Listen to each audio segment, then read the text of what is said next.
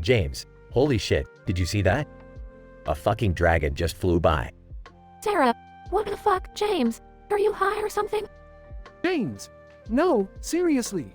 It was huge and had massive wings on its back. I'm telling you, it was real. Sarah, alright, fine. Let's just pretend for a second that you're not completely batshit crazy. What the hell is a dragon doing in our suburban neighborhood? James! I don't know, but I think it landed in the park. We need to go check it out. Sarah, are you out of your fucking mind? We're not going anywhere near that thing. It could eat us alive. James! Come on, Sarah. This is a once-in-a-lifetime opportunity. We'll be like fucking celebrities. Sarah, oh yeah, because being a dragon snack is such a glamorous way to die. You're a dumbass, James. James! Fine, stay here if you want. I'm going to go get a closer look. Sarah, you're fucking insane, James. Fine, go ahead and get yourself killed. See if I give a shit. They argue and eventually James convinces Sarah to go with him to the park. James! Look, there it is, the goddamn dragon. Sarah, holy shit, it's actually real. What the fuck are we gonna do now? James! I don't know, but we should probably take some pictures before it eats us. They start taking pictures and suddenly the dragon starts speaking. Dragon. Ah, humans. How quaint. I suppose you're here to marvel at my magnificence? James! What the fuck? The dragon can talk? Dragon. Of course I can talk, you imbecile. Just because I'm a dragon doesn't mean I'm a mindless beast. Now, what brings you puny humans to my territory? Sarah, well, we were just curious. We've never seen a real dragon before. Dragon. Curious, huh? Well, I suppose you two will make a tasty snack while satisfying your curiosity. James! Please, Mr. Dragon, spare us. We won't tell anyone about you. Dragon. Spare you? Oh, how sweet. But I'm afraid I don't eat fools who stumble upon me. I only devour the most delectable souls. Sarah, what do you mean by delectable souls? Dragon. Well, my dear, I'm not just any ordinary dragon. I feed on the dirty desires and forbidden fantasies of humans. James! What the actual fuck? Are you saying you eat kinky thoughts? Dragon. Precisely, my naive friend. And lucky for you, you seem to have quite a collection of dark, twisted desires. Sarah, okay, this is getting way too fucked up. We should just back away slowly and never speak of this again. Dragon. Oh, but I haven't even shown you the full extent of my powers yet. Dragon sprays a stream of glittering green liquid, transforming James and Sarah into gremlins. James, as a gremlin. What the fuck, Sarah? We're fucking gremlins now. Sarah, as a gremlin. Why the hell did that dragon turn us into these hideous creatures? Dragon. You wanted to witness the extraordinary, didn't you? Well, welcome to the world of the fantastical. Now, off you go, my pet gremlins. They cry in gremlins' voices while struggling to avoid getting wet. James, crying as a gremlin. I can't fucking believe this. We can't even get wet. How are we supposed to survive? Sarah, crying as a gremlin? I don't know, James. But if we make it out of here alive, I swear I'm going to kill that goddamn dragon. James, as a gremlin, yeah, well let's hope our luck doesn't run out. This shit just got even more fucked up than before. They continue crying and struggling as the dragon flies away, leaving them to navigate their new lives as gremlins.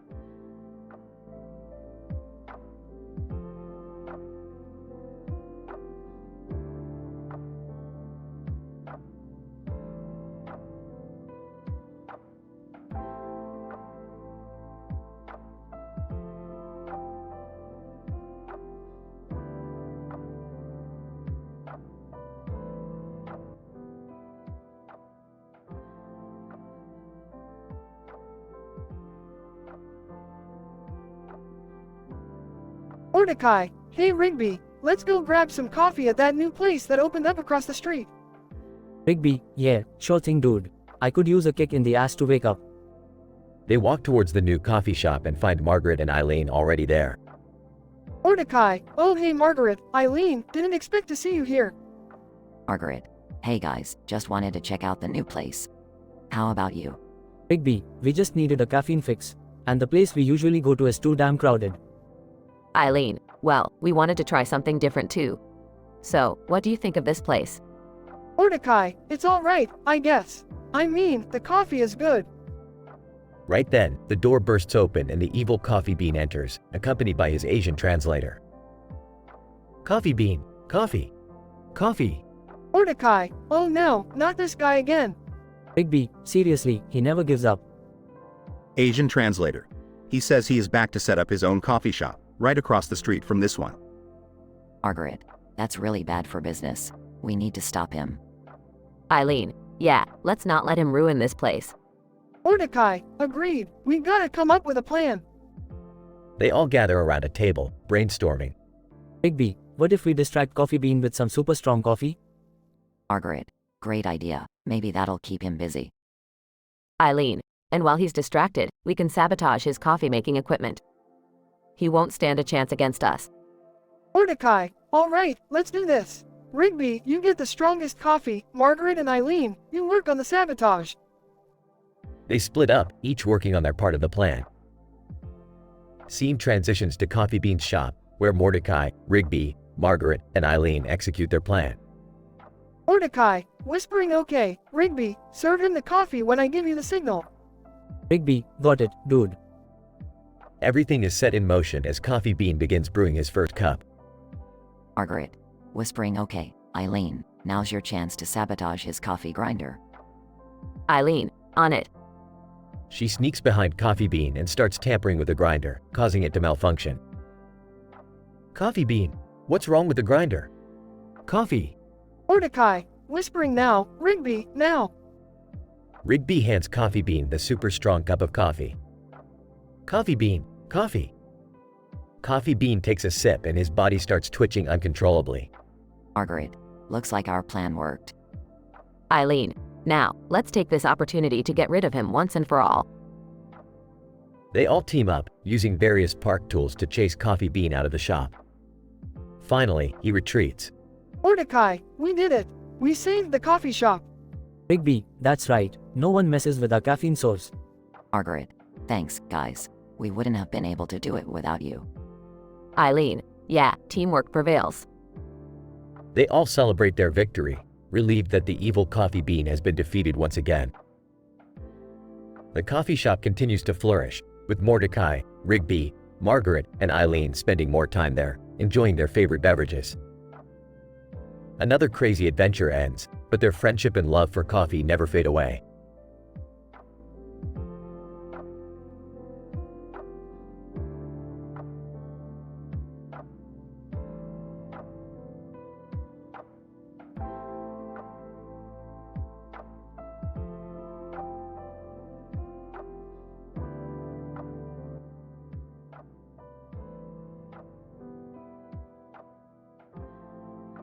Mordecai, Rigby, do you see what I see? Margaret and Eileen are at the coffee shop. Rigby, dude, no way. Let's go over there and impress them with our refined taste in caffeinated beverages. Mordecai, yeah, we gotta show them that we're not just slackers. Let's go. Scene shifts to Mordecai and Rigby walking into the coffee shop. Margaret, hey, guys. Fancy seeing you here. Eileen, yeah, what brings you to the coffee shop? Mordecai, just expanding our horizons, trying new things, you know? Rigby, plus, we felt like catching up with your lovely ladies. Evil Coffee Bean and his Asian translator walk in and set up a rival coffee shop across the street. Coffee Bean, coffee. Asian translator. He says, "Welcome to Coffee Bean's coffee shop. Feel free to enjoy our exceptional coffee." Margaret, whoa, what's going on across the street? Eileen, it looks like Coffee Bean is starting a rival coffee shop. Rigby, we can't let him steal all of our customers. We need to do something. Mordecai, yeah, let's show them the true power of our coffee shop. Scene shifts to Mordecai, Rigby, Margaret, and Eileen brainstorming ideas. Mordecai, we could create some unique coffee blends that no one has ever tasted before. Rigby, or we could throw an epic coffee tasting event that will blow everyone's minds. Margaret, how about we come up with a catchy jingle to attract more customers? Eileen, and we should make our coffee shop the most happening spot in town with live music and events. Scene shifts to Mordecai and Rigby confronting Coffee Bean and his Asian translator. Mordecai, Coffee Bean, your coffee is about to meet its match. Prepare to be outshined. Rigby, yeah, your days of bland coffee are over. Coffee Bean, Coffee. Asian translator. He says, we will see about that, prepare to lose. Scene transitions to a montage of Mordecai, Rigby, Margaret, and Eileen working hard to make their coffee shop better. Mordecai, we've done it, guys. Our coffee shop is better than ever. Rigby, yeah, Coffee Bean won't know what hit him. Margaret, our customers are loving the new blends and events. Eileen, and our catchy jingle is stuck in everyone's head. Scene shifts to the grand reopening of Mordecai and Rigby's coffee shop. Mordecai, ladies and gentlemen, welcome to the best damn coffee shop in town. Rigby, we've got the coffee that makes all other coffee taste like garbage. Evil Coffee Bean and his Asian translator enter the shop. Coffee Bean, coffee. Asian translator. He says, I underestimated you. Your coffee is truly superior. Mordecai, thanks, Coffee Bean. Your coffee wasn't so bad after all. Rigby, yeah, maybe we should join forces and make this town the coffee capital. Scene ends with Mordecai, Rigby, Margaret, Eileen, Coffee Bean, and the Asian translator sharing a cup of coffee and laughing.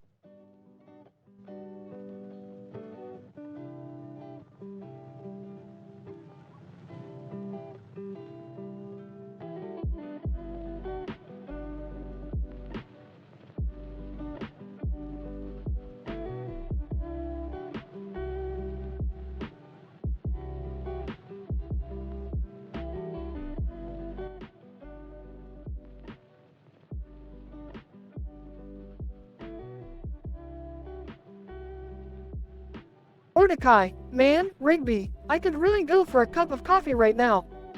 Rigby, yeah, dude, I feel you. Let's hit up Margaret and Eileen's coffee shop right across the street.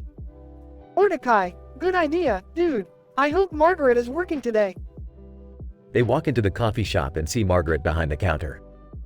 Mordecai, hey, Margaret, 2 coffees, please. Margaret, hey, guys, coming right up. As Margaret prepares the coffee, a black car zooms past the coffee shop, catching their attention. Rigby, whoa, did you see that black car, dude? It was so fast. Mordecai, yeah, that was intense. Anyway, I can't wait to taste this coffee. Margaret's brew is always on point. Ringing sound is heard as the coffee shop door opens. Coffee Bean, evil tone. Aw, it seems I have some competition. Mordecai, Coffee Bean, what are you doing here? Coffee Bean, smirking. I'm here to take over this coffee business. Say goodbye to Margaret's outdated brews and say hello to coffee. Points at himself. Margaret, Coffee Bean, you can't just open a rival coffee shop across the street. This is our turf. Coffee Bean. Oh, Margaret, always the naive one. This coffee shop will be mine, and there's nothing you can do to stop me. Eileen, don't worry, guys. We'll help you shut him down. Rigby, yeah, let's show him who's boss. They all put on determined faces and a montage of them spreading the word about their plan begins. Mordecai, we need to let everyone know about Coffee Bean's evil plan. We can't let him take over this neighborhood. Rigby, totally, dude. We have to save Margaret and Eileen's coffee shop. The montage ends and they gather a large group of supporters. Margaret, alright, everyone, let's march to Coffee Bean's coffee shop and take a stand. They all cheer and head towards Coffee Bean's shop. Coffee Bean, you fools. You can't stop me and my Asian translator. The Asian translator appears, translating Coffee Bean's every word into coffee. Mordecai, that guy is big. How are we gonna fight him? Rigby, don't worry, Mordecai. We've got this. They engage in an epic battle, with Mordecai and Rigby throwing punches and Margaret and Eileen delivering powerful kicks. Coffee Bean. No, my precious coffee empire. You will pay for this. After a long and intense fight, the evil Coffee Bean and his Asian translator are defeated. Mordecai, we did it, guys. We saved the coffee shop. Rigby, yeah, and now we can enjoy Margaret's delicious coffee in peace. Margaret, thank you all for your help. We couldn't have done it without you. They all share a victorious group hug as the coffee shop's neon sign flickers with pride. In this utterly insane and outrageously dramatized episode of Regular Show, Mordecai, Rigby, Margaret, and Eileen band together to stop the evil Coffee Bean from taking over their beloved coffee shop.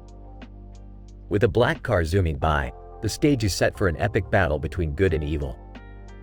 Through intense training montages, absurdly creative fight scenes, and a touch of vulgar humor, they manage to defeat their nemesis and save the coffee shop. The episode ends on a triumphantly heartwarming note as they celebrate their victory and savor Margaret's delicious brews.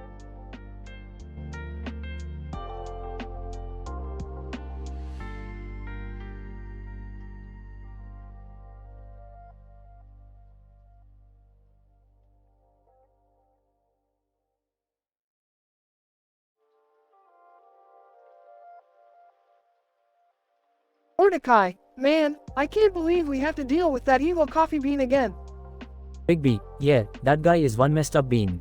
We need to stop him. Margaret, don't worry, guys. Eileen and I are here to help. We won't let him take over our business. Eileen, that's right. We've been brewing coffee here for years, and we're not about to let some crazy bean ruin it. Mordecai, so, what's the plan? How do we stop him this time? Rigby, we need to expose his true intentions. We need evidence that he's up to no good. Margaret, well, I heard from a reliable source that he's been smuggling illegal beans into the country. Eileen, we should gather proof and take it to the authorities. We can't let him continue his evil deeds. Mordecai, alright, let's split up and look for any suspicious activities in his shop. Rigby, I bet his Asian translator is involved too. That dude is always up to something shady. Margaret, agreed. We can't trust anyone associated with Coffee Bean. Eileen, I'll keep an eye on the translator while you guys search for evidence in the coffee shop. Mordecai, alright, be careful, Eileen. That translator guy is unpredictable. Rigby, hey, Mordecai, look. I found a secret room in the back of the coffee shop. Margaret, what's inside? Is there any evidence? Mordecai, yeah, there are bags of illegal beans. This should be enough to bring Coffee Bean down. Rigby, but where is he? We can't let him get away.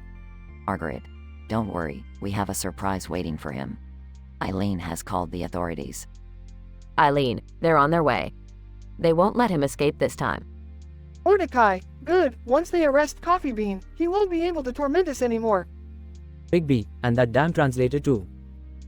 As the authorities storm the coffee shop and apprehend Coffee Bean and the translator.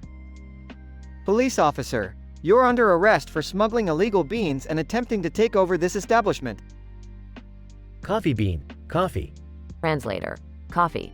Mordecai, well, looks like the beans have been spilled. Rigby, another victory for the good guys. High five, bro.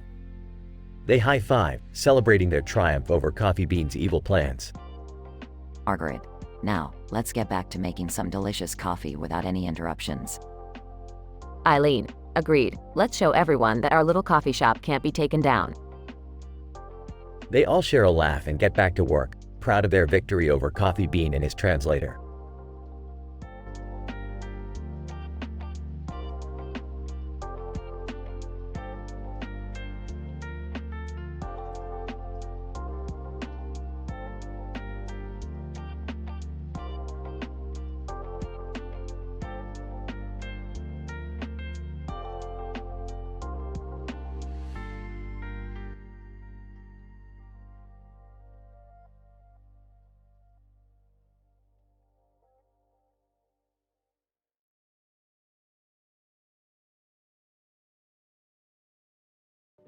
SpongeBob.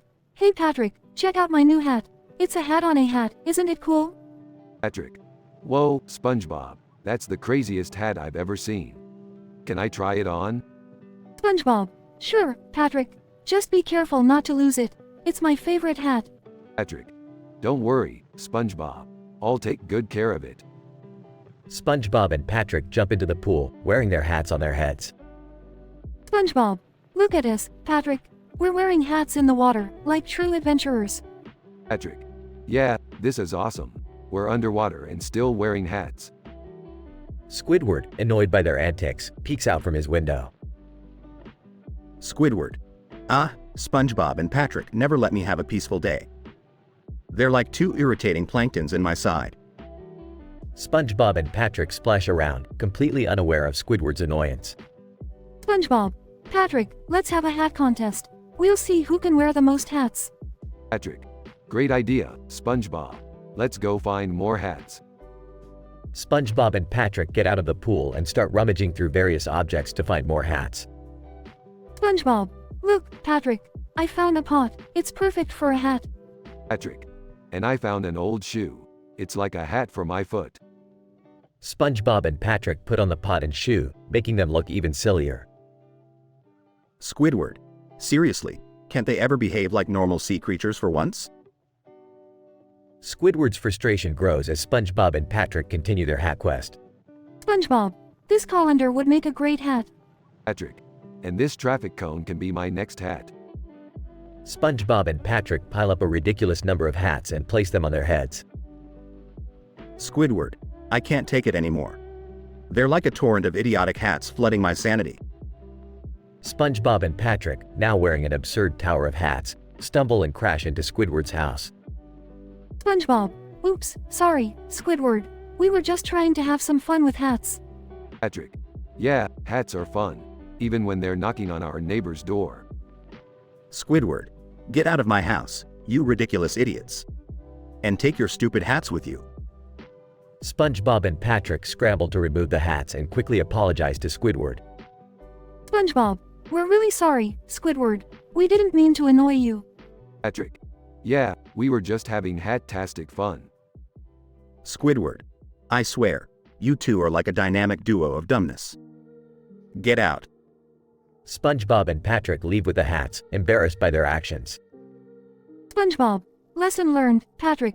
Even though hats are fun, we should be more considerate of others. Patrick. Yeah, next time, we'll ask Squidward if he wants to join the hat party.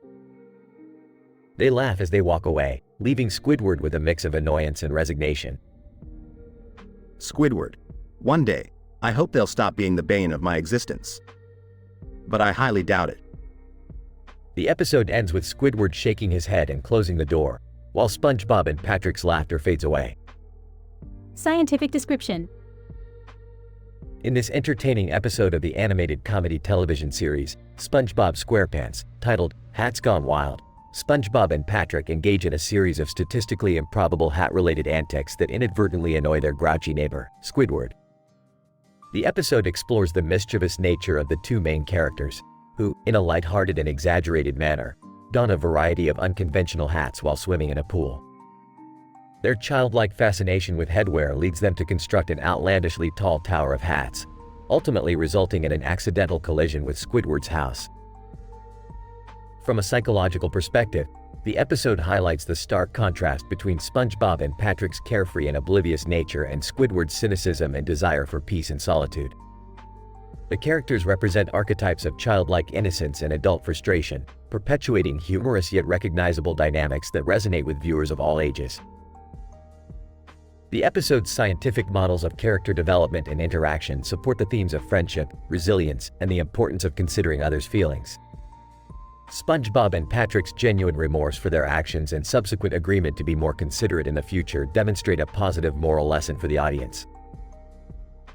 Through its creative depiction of imaginary underwater antics, this episode of SpongeBob SquarePants playfully engages viewers with absurd scenarios, showcasing the show's signature mix of wit, satire, and genuine human emotion.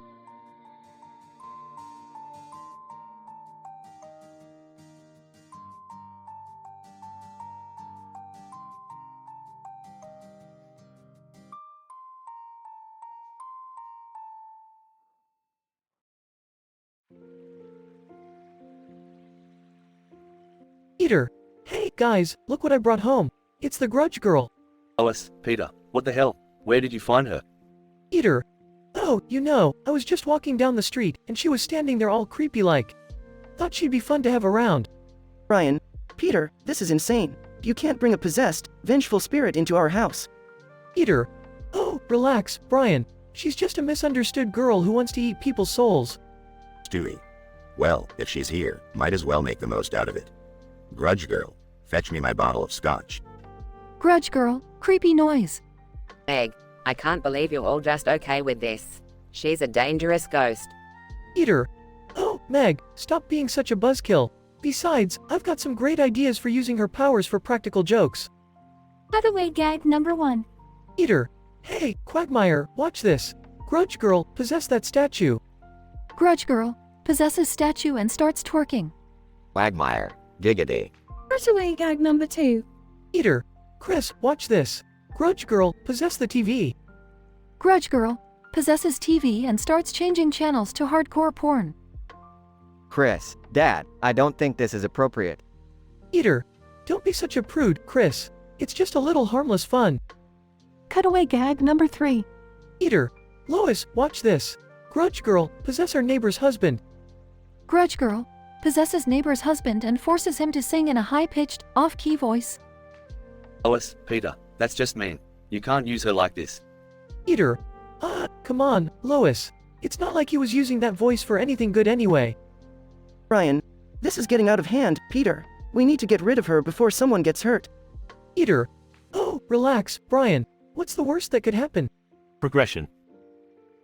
As the episode continues, chaos ensues as the Grudge Girl wreaks havoc on the Griffins' lives. She possesses everyday objects, terrorizes the neighbors, and even starts a poltergeist rave party in their living room. The family struggles to control the situation, but Peter finds it all hilarious and refuses to admit he made a mistake. Finally, as the Grudge Girl possesses Stewie's teddy bear and starts tormenting him, Stewie breaks down and begs Peter to get rid of her. Realizing the harm he's caused, Peter decides to take action. In an absurd turn of events, Peter accidentally releases the Grudge Girl back into the wild during his attempt to exorcise her. The family is relieved, but as they clean up the mess left behind, they realize that even though it was a crazy and dangerous experience, it brought them closer together.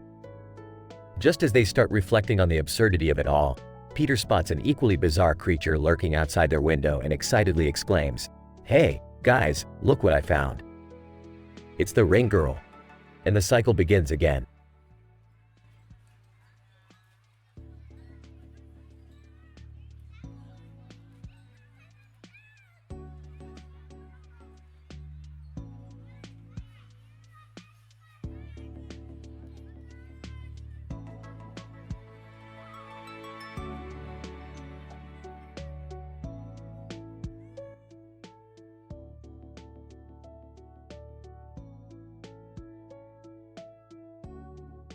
Peter, hey Lois, look who I brought home. Lois, Peter, what the hell is going on? Who is this woman? Peter, this, my dear, is the Grudge Girl. She's gonna be our new housekeeper. Stewie. Oh, delightful. Another one of your harebrained ideas, Peter. Peter, no, trust me, Stewie. This is gonna be great. She's gonna help us with all the chores, and maybe some other things too. Chris, hey, Mom. Can we keep her? I mean, look how creepy she is. Meg, are you serious, Chris? You want to keep this monstrosity?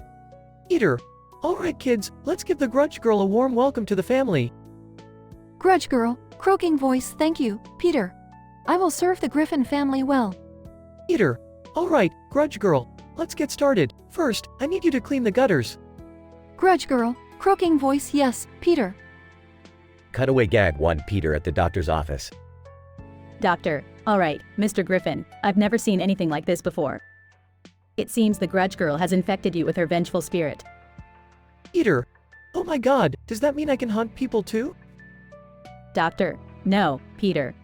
It means you're possessed and need an exorcism. Peter, damn it, Lois. I always wanted to be Ghostface from Scream. Lois, Peter, this is ridiculous. We need to get rid of that Grudge Girl. Cutaway gag 2. Peter and the Grudge Girl at a fast food drive-thru. Grudge Girl, croaking voice, I would like a double cheeseburger with extra pickles, please. Cashier. Sir, we don't serve the undead here.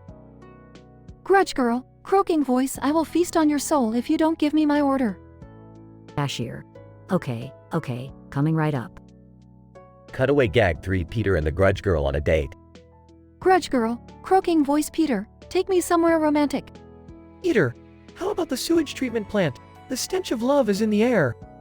Grudge Girl, croaking voice, asterisk oh, Peter, you always know how to make my black heart flutter. Lois, Peter, this has gone too far. You've brought a cursed, vengeful spirit into our home. Peter, oh come on, Lois. It's just a little haunted fun. Stewie. Well, I, for one, am thoroughly enjoying our descent into madness. Grudge Girl, croaking voice, don't worry, family. We'll be haunting Quahog together, forever. Peter, alright, you heard her, guys. We're a real horror show now. Conclusion. As the Griffin family embraced their new life with the Grudge Girl, chaos and hilarity ensued. From possessed fast food outings to romantic dates in foul places, the Grudge Girl became a permanent fixture in their lives. And despite the supernatural madness, they somehow found a way to make it all work.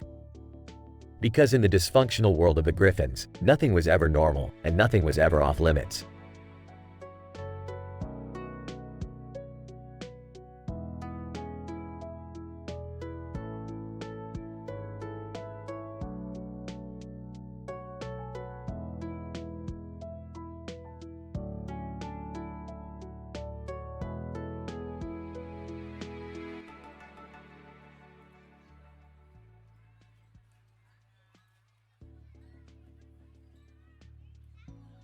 Fry. Hey Leela, can you believe they invited us to participate in this improv show at Planet Express? Leela, I know, right? I can't believe they want us to make fools of ourselves in front of everyone.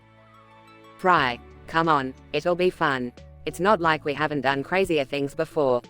Leela, well, I hope so. But remember, we need to keep it PG-13. No vulgar jokes, Fry. Fry, don't worry, I'll be on my best behavior. Hey, look, there's Bender. Let's ask him if he wants to join. Leela, rolling eyes, oh great, Bender. This is going to be interesting. Bender, what's up, meatbags? You losers joining the improv show too? Fry, yeah, you should join us, Bender. It'll be a blast. Bender, count me in, but only if I get to insult all the pathetic humans in the audience. Leela, size, Bender, remember what I said? PG-13, no vulgar jokes. Bender, fine, I'll be all nice and friendly. But when the opportunity comes, I'll take it. Fry, this is going to be legendary. We're gonna rock the stage, guys. Leela, let's hope so, Fry. Just don't get too carried away.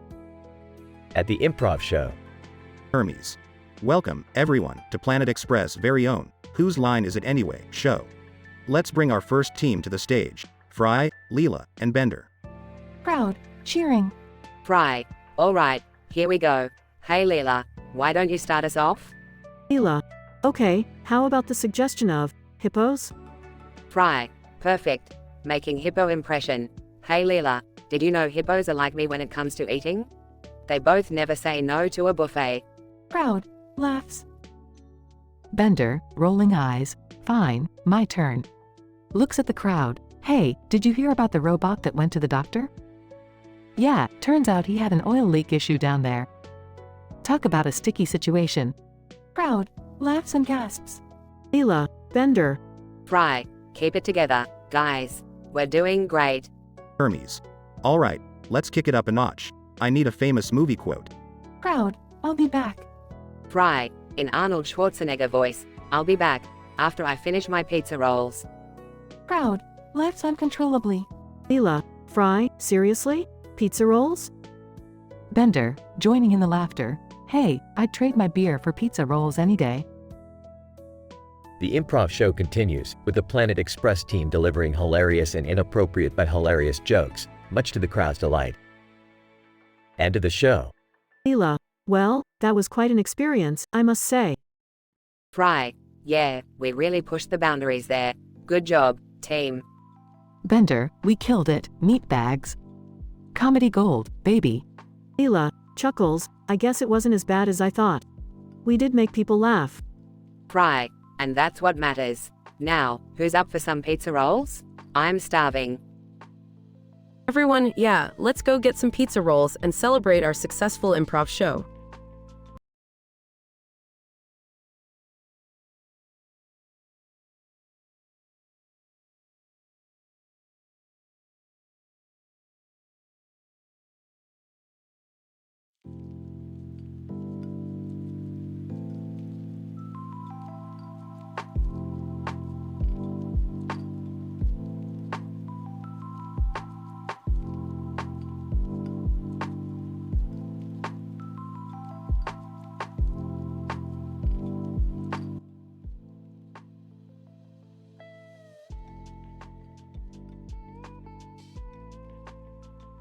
Morty, get in here. I've made a scientific breakthrough that will blow your mind. Oh geez, Rick, what did you do now? I've created a device that can turn any ordinary grilled cheese sandwich into an interdimensional portal. You've got to be kidding me, Rick. A grilled cheese portal? What's the point? Morty, you never appreciate the true wonders of science. With this device, we can travel through countless dimensions while enjoying a tasty snack. It's a win-win situation. Fine, whatever. Let's just get this over with. Rick and Morty activate the device, and they are instantly transported to a dimension where everyone is a talking fruit. Well, Morty, looks like we've landed in Fruit's basket. Talk about a fruit salad of weirdness. This is ridiculous, Rick. I can't believe we're surrounded by talking apples and bananas. Don't be such a sour grape, Morty. Let's find a way to make the most of this fruit-filled dimension. They stumble upon Moscow, where an unusually intelligent grilled cheese sandwich is ruling over the fruits. Well, looks like we found the big cheese in charge. Are you serious, Rick? It's a grilled cheese sandwich calling the shots? Grilled cheese sandwich. Bow before me, feeble fruits. I am Nibbler, ruler of this dimension. You're the ruler? That's a Gouda one. Morty, let's teach this sandwich not to underestimate us. Morty and Rick devise a plan to overthrow Nibbler and his cheesy reign. Hey, Nibbler, how about we have a good old-fashioned cook-off? Winner takes all. Nibbler, very well, foolish mortals. Prepare to be shredded. Jerry, who has been swept up in the adventure, tries to impress the multiverse ladies with his sandwich-making skills. Ladies, check out my toasty talents. I can make a grilled cheese that'll melt your heart. Multiverse ladies. Sorry, Jerry, we're more into interdimensional bad boys. Aw, come on. I've got the perfect blend of Swiss and cheddar. Meanwhile, Morty and Rick successfully defeat Nibbler and regain control of the dimension. Another dimension saved. Morty, you're becoming quite the seasoned traveler. Yeah, thanks, Rick. I guess bizarre adventures are starting to grow on me. Good to hear, Morty. Now let's clean up the mess we made and go home. I'm craving a normal grilled cheese. Yeah, no more dimensions for me. I'm sticking to regular old Earth for a while. They deactivate the device and return home, leaving Fruit's basket behind with a newfound appreciation for regular sandwiches. Remember, Morty, in a multiverse as vast as ours, you've gotta appreciate the simple things, like a good old grilled cheese. Yeah, simple is good. I'll definitely appreciate the normal, Rick. They share a laugh and continue their next interdimensional adventure, leaving behind a dimension full of talking fruit and a failed attempt by Jerry to impress the ladies.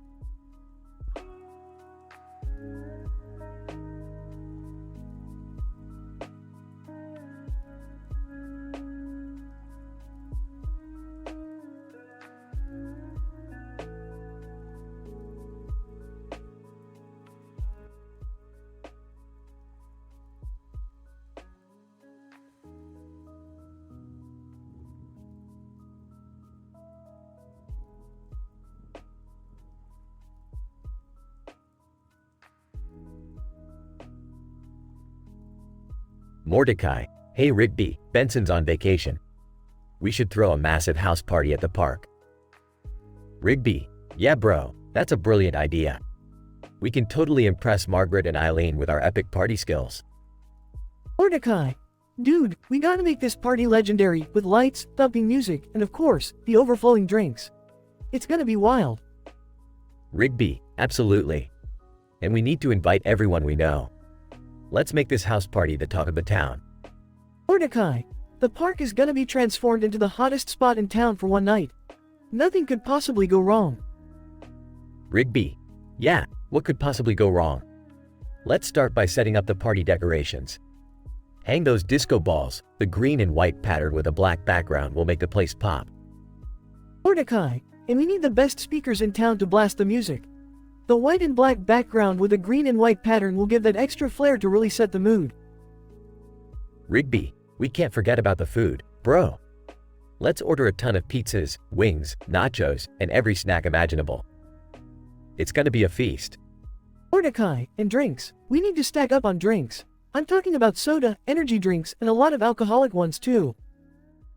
Rigby, just make sure you handle the drinks. We don't want a repeat of last time when you accidentally spiked the punch with bleach. Mordecai, I learned my lesson, dude.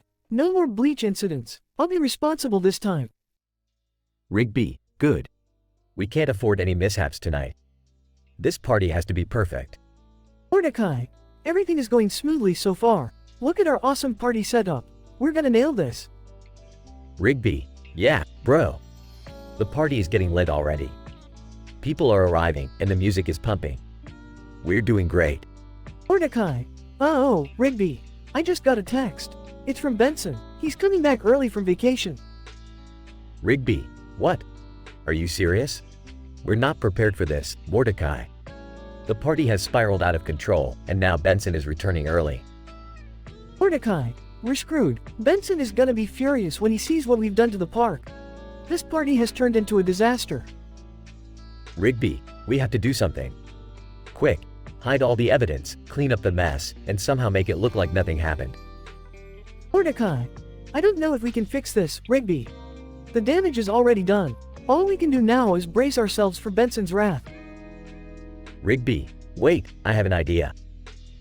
Maybe if we throw all the empty cups, trash, and broken things into a huge pile, we can say it's modern art. We'll call it Trashy Extravaganza. Mordecai, that's a crazy idea, but it just might work. It would be so absurd that Benson might believe it's intentional. Let's give it a shot. Rigby and Mordecai hurriedly clean up and pile everything into a massive heap. Benson. Arriving unexpectedly. What the hell happened here? Is this a trash pile? Mordecai. Benson, it's, modern art. It's called Trashy Extravaganza. It's genius, right? Benson, genius? Are you kidding me? This is a mess. Do you have any idea how much trouble you're in?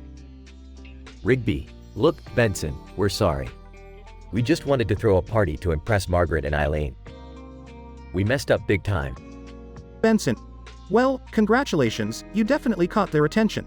But this is unacceptable. You both are on probation, and you better clean up this park right now.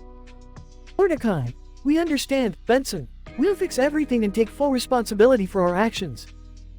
Rigby, yeah, we messed up, but we'll make it right. We promise. Scene ends with Mordecai and Rigby diligently cleaning up the park. Mordecai, Rigby, let's learn from this. No more crazy parties without Benson's permission. We have jobs to do. Rigby, yeah, we should probably stick to slacking off within reasonable limits.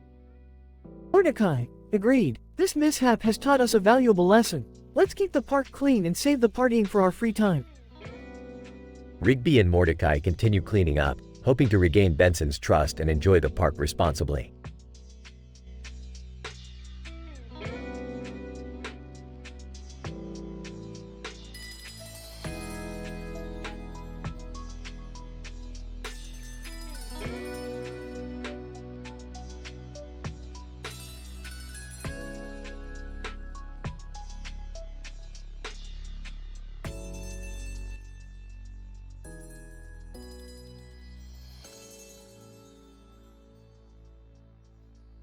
SpongeBob, good morning, Krusty Krab.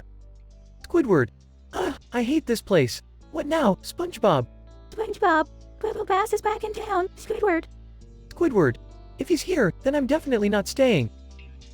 Mr. Krabs, stop squawking, Squidward. We need our customers. Get out there, SpongeBob. SpongeBob, Mr. Krabs. At the register. SpongeBob, welcome to the Krusty Krab, Bubble Bass. Bubble Bass, you think I'd come back to this dump? I'm here to get you fired, SpongeBob. SpongeBob, but I'm doing a good job. Bubble Bass, not anymore, you invertebrate imbecile. Squidward. SpongeBob, just ignore him. He's full of hot air. Patrick. Who's full of hot air? Squidward. Never mind, Patrick. SpongeBob gets in Bubble Bass's face. SpongeBob, we settled this before, Bubble Bass. Remember the big patty? I beat you fair and square. Bubble Bass, you got lucky, you fry cooking fool. SpongeBob, well, if you're so sure, why don't we have a rematch? Patrick. Oh boy, a match. Can I join? Squidward. This is madness. I'm going to the back. Mr. Krabs pops in. Mr. Krabs, did someone mention a rematch? Let's make it interesting. If SpongeBob wins, Bubble Bass has to stop bothering us. If Bubble Bass wins, SpongeBob is fired. SpongeBob, Mr. Krabs, that is not fair. Mr. Krabs, business is never fair, me boy. Are you in or out? SpongeBob, I'm in. Bubble Bass cackles. Bubble Bass. Prepare to be cooked, SpongeBob. They head to the kitchen. Inside the kitchen, the crowd cheers. SpongeBob, here we go. Bubble Bass. Bring it on, Pipsqueak. They each start flipping patties. SpongeBob creates a towering patty stack. SpongeBob, oh, take that, Bubble Bass. Bubble Bass. You think you're so great, don't you? Bubble Bass drops his tray. Bubble Bass. Oh no, my patties. SpongeBob, looks like I win again. Patrick swoops in and starts eating the fallen patties. Patrick. Tasty. Squidward, just when I thought things couldn't get any weirder. Mr. Krabs steps in. Mr. Krabs, well done, SpongeBob. You're the winner. SpongeBob, thank you, Mr. Krabs. Bubble Bass. This isn't over, SpongeBob. I'll be back. The crowd cheers. Closing scene. SpongeBob and his friends celebrate. SpongeBob, another victory for the Krusty Krab, hooray. Patrick. I'm just happy there's food everywhere. Squidward. Oh, the things I put up with for a paycheck. Mr. Krabs, great job, me boy. We're lucky to have you. The end.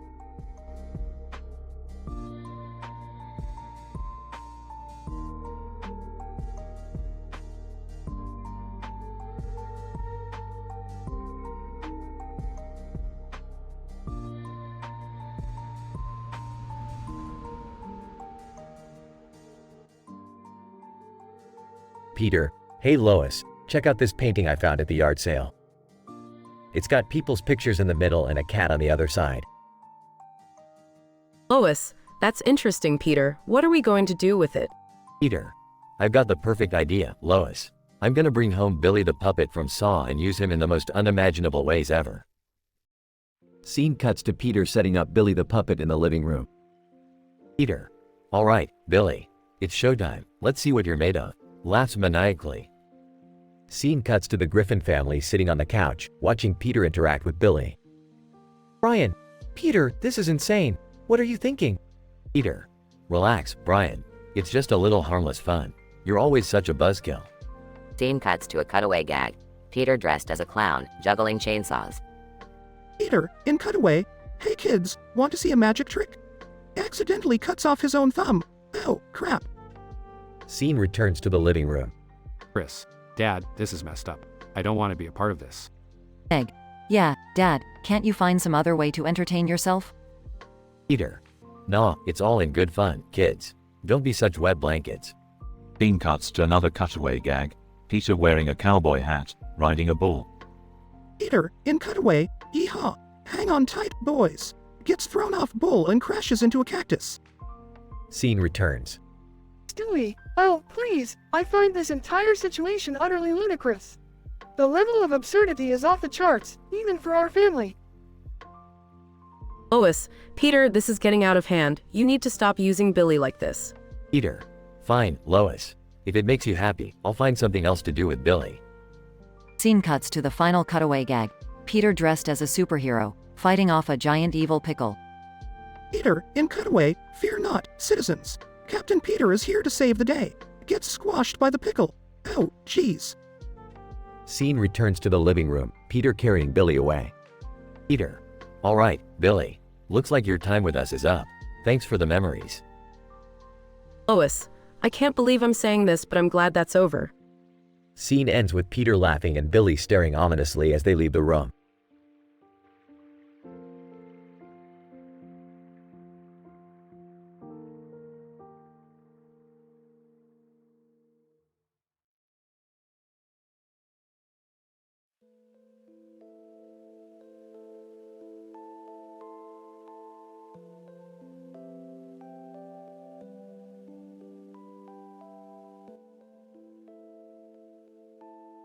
SpongeBob, hey Patrick, look at this toy I found. It's got a head on top of a table. Patrick. Whoa, that's a funky looking toy, SpongeBob. What does it do? SpongeBob, I have no idea, Patrick, but it's got lights in the background, so it must be pretty cool. Patrick, let's play with it. SpongeBob. We can have so much fun. SpongeBob. Alright, let's give it a try. Oh, wait, we need a tent in the background to make it even more exciting. Patrick. Great idea, SpongeBob. I'll go get the tent while you figure out how this toy works. SpongeBob starts pressing buttons on the toy as Patrick leaves to get the tent. Squidward, what the hell is that noise? SpongeBob, Patrick, I swear if you two are up to something. SpongeBob. Oh, hi Squidward. We found this toy, and we're trying to figure out how it works. Do you want to join us? Squidward, are you kidding me? I have no interest in your childish games, SpongeBob. Just keep it down, will you? SpongeBob continues pressing buttons, causing the toy to make even louder noises. Squidward, that's it. I've had enough of your ridiculousness, SpongeBob. I'm going to give you a piece of my mind. Squidward storms over to SpongeBob and Patrick. SpongeBob. Squidward, we're just having some harmless fun, and you need to get so angry. Squidward, fun? This is the opposite of fun. You two are driving me insane with your stupidity. Patrick. Squidward, you're missing out on all the fun. Why don't you come and play with us? Squidward, play with you two idiots?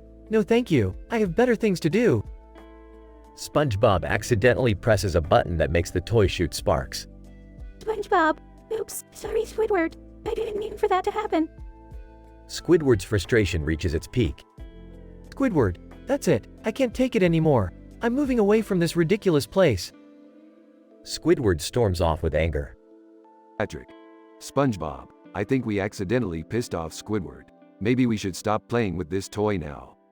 SpongeBob, you're right, Patrick. We didn't realize we were annoying him. Let's put the toy away and apologize to Squidward. They both put the toy away and go find Squidward to make amends. SpongeBob and Patrick's innocent playtime with a toy ends up irritating Squidward, driving him to the brink of madness. However, they realize their mistake and decide to make amends, once again highlighting the enduring friendship and innocence of SpongeBob and Patrick.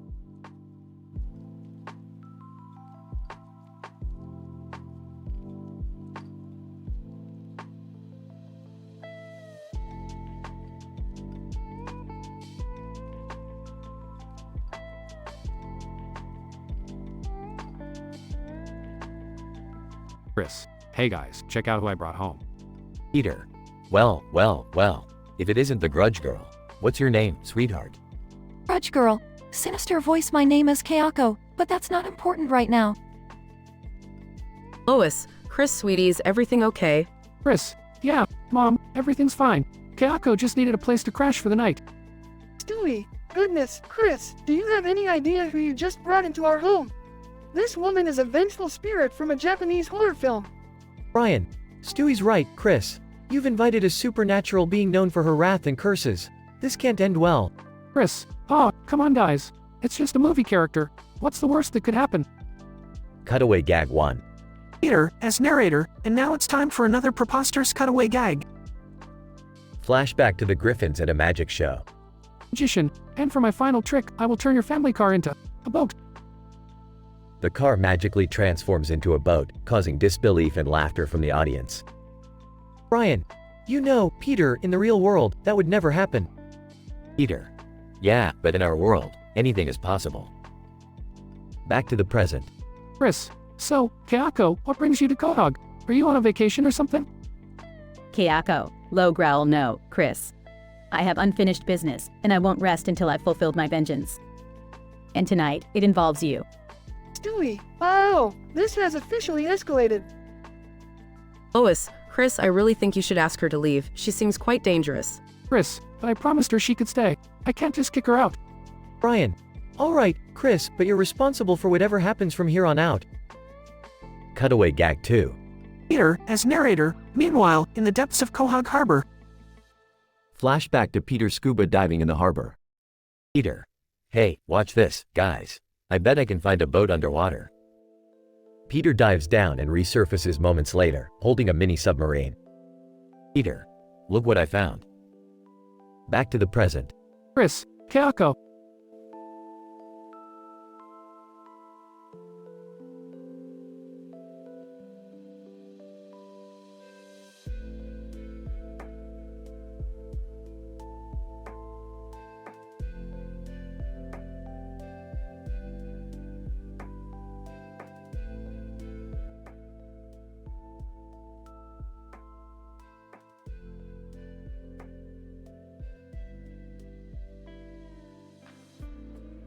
Mordecai. Hey Rigby, Benson's on vacation. We should throw a big house party at the park. Rigby, hell yeah. We can impress Margaret and Eileen with our mad party skills. Mordecai. Let's invite everyone we know. This party is gonna be off the hook. Rigby, I'll call Muscle Man and Fives.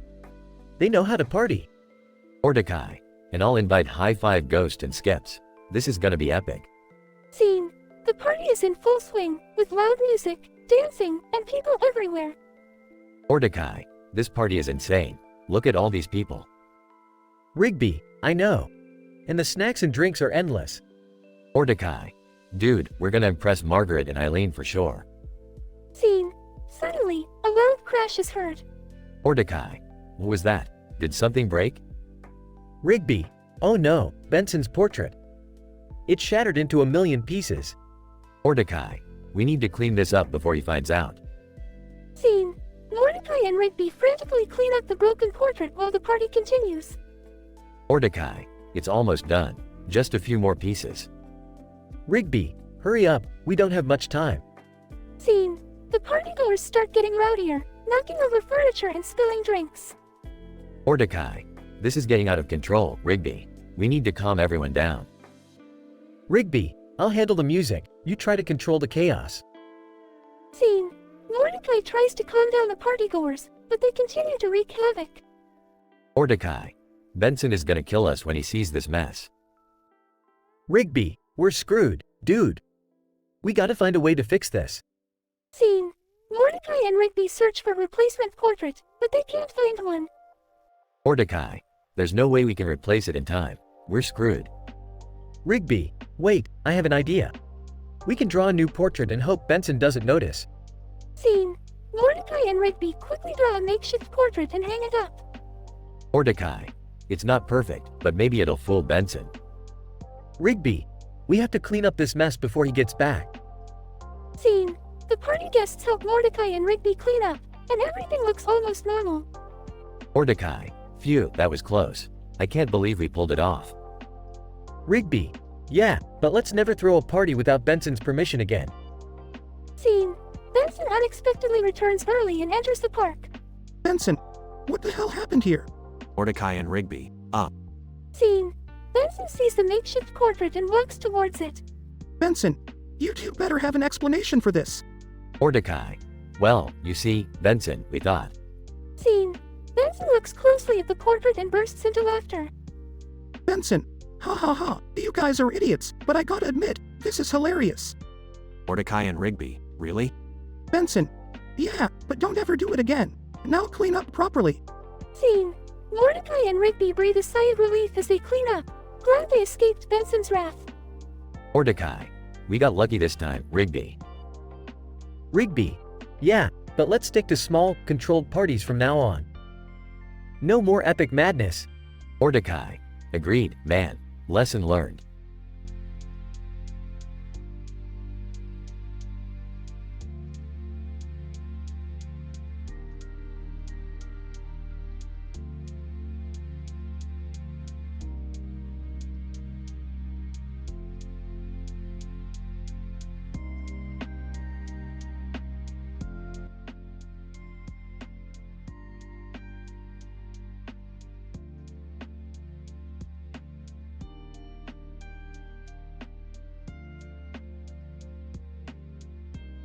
Peter. Hey Lois, look what I found. It's Billy the puppet from Saw. Lois. Oh God, Peter, why on earth would you bring that creepy thing home? Peter. Well, I thought we could have some fun with him. Watch this, everyone gather around. Stewie, size, what fresh hell is this? Peter.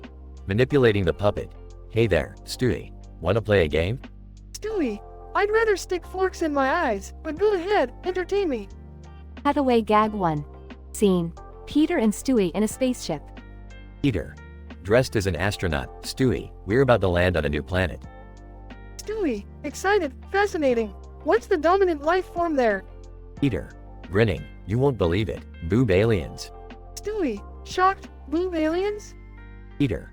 Yup, they have 3 boobs on their chest and 1 on their back. Stewie, giggling, well, I suppose I can overlook a few extra appendages. Cutaway gag 2. Scene. Peter at the doctor's office. Doctor.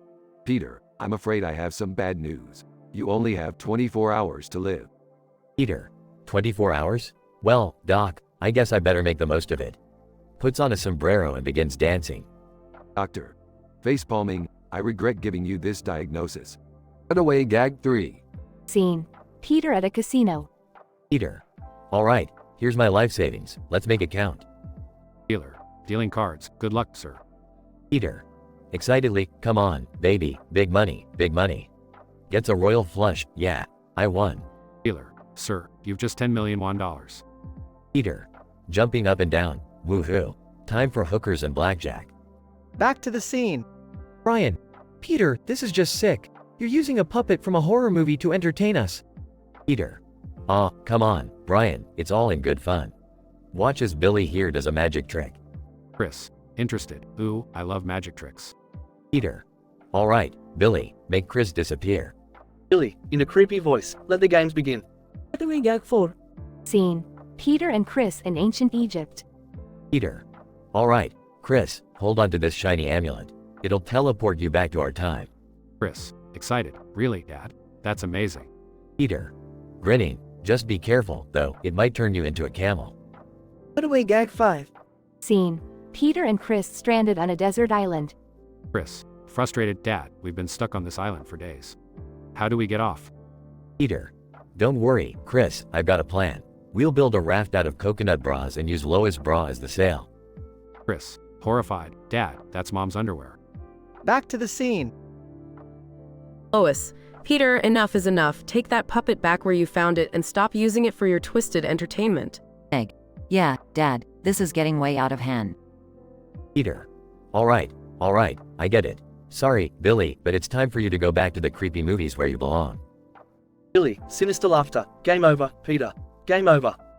Denouement. Peter returns Billy the puppet to the attic, where he's surrounded by other horror movie memorabilia.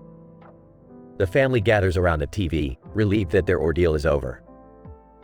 Family Guy may push boundaries with its irreverent humor, but this episode takes it to another level with Peter's twisted use of Billy the puppet. While the cutaway gags add even more absurdity to the story, the underlying message remains. Sometimes it's best to leave horror movie props where they belong and not use them to traumatize your family.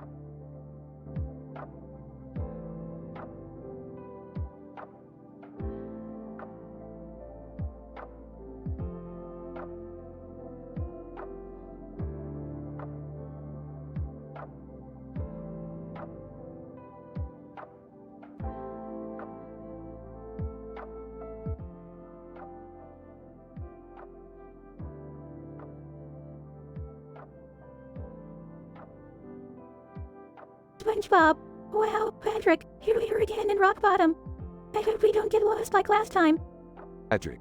Don't worry, buddy. I've got my lucky balloon monster with us this time.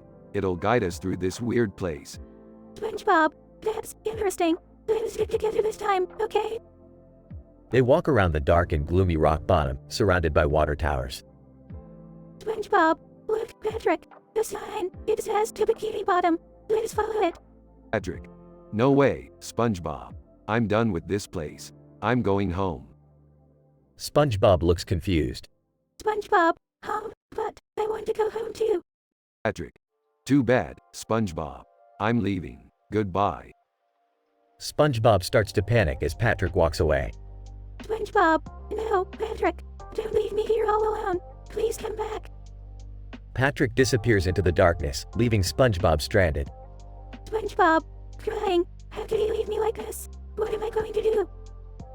As SpongeBob sobs, a creepy figure emerges from the shadows. Creepy figure. Well, little Sponge. Looks like you're in quite a pickle. SpongeBob, who are you? Creepy figure. I am the mayor of Rock Bottom. And I have a proposition for you. SpongeBob, what kind of proposition? Mayor of Rock Bottom. I can help you get back to Bikini Bottom, but you must do something for me in return. SpongeBob, what? Anything. I just want to go home. Mayor of Rock Bottom. I need you to retrieve the ancient Krabby Patty recipe from the chum bucket. SpongeBob, but that is Mr. Krabs' secret recipe. Why would you want that? Mayor of Rock Bottom. Let's just say I have my reasons. Bring it to me, and I'll personally take you back to Bikini Bottom. SpongeBob hesitates but eventually agrees. SpongeBob, okay, there. I'll do it for the sake of going home. With newfound determination, SpongeBob embarks on a dangerous mission to retrieve the Krabby Patty recipe. As the episode progresses, SpongeBob encounters various obstacles and villains, using his wit and goofy charm to overcome each one. Eventually, SpongeBob successfully retrieves the recipe and returns to the mayor of Rock Bottom. SpongeBob, here it is, the Krabby Patty recipe. Now, please take me home. Mayor of Rock Bottom. Very well, SpongeBob. Prepare for your journey back to Bikini Bottom. Suddenly, Patrick appears out of nowhere alongside the mayor. Patrick.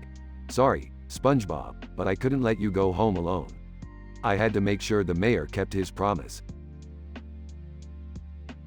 SpongeBob is overjoyed to see Patrick. SpongeBob, Patrick, you came back for me. Thank you.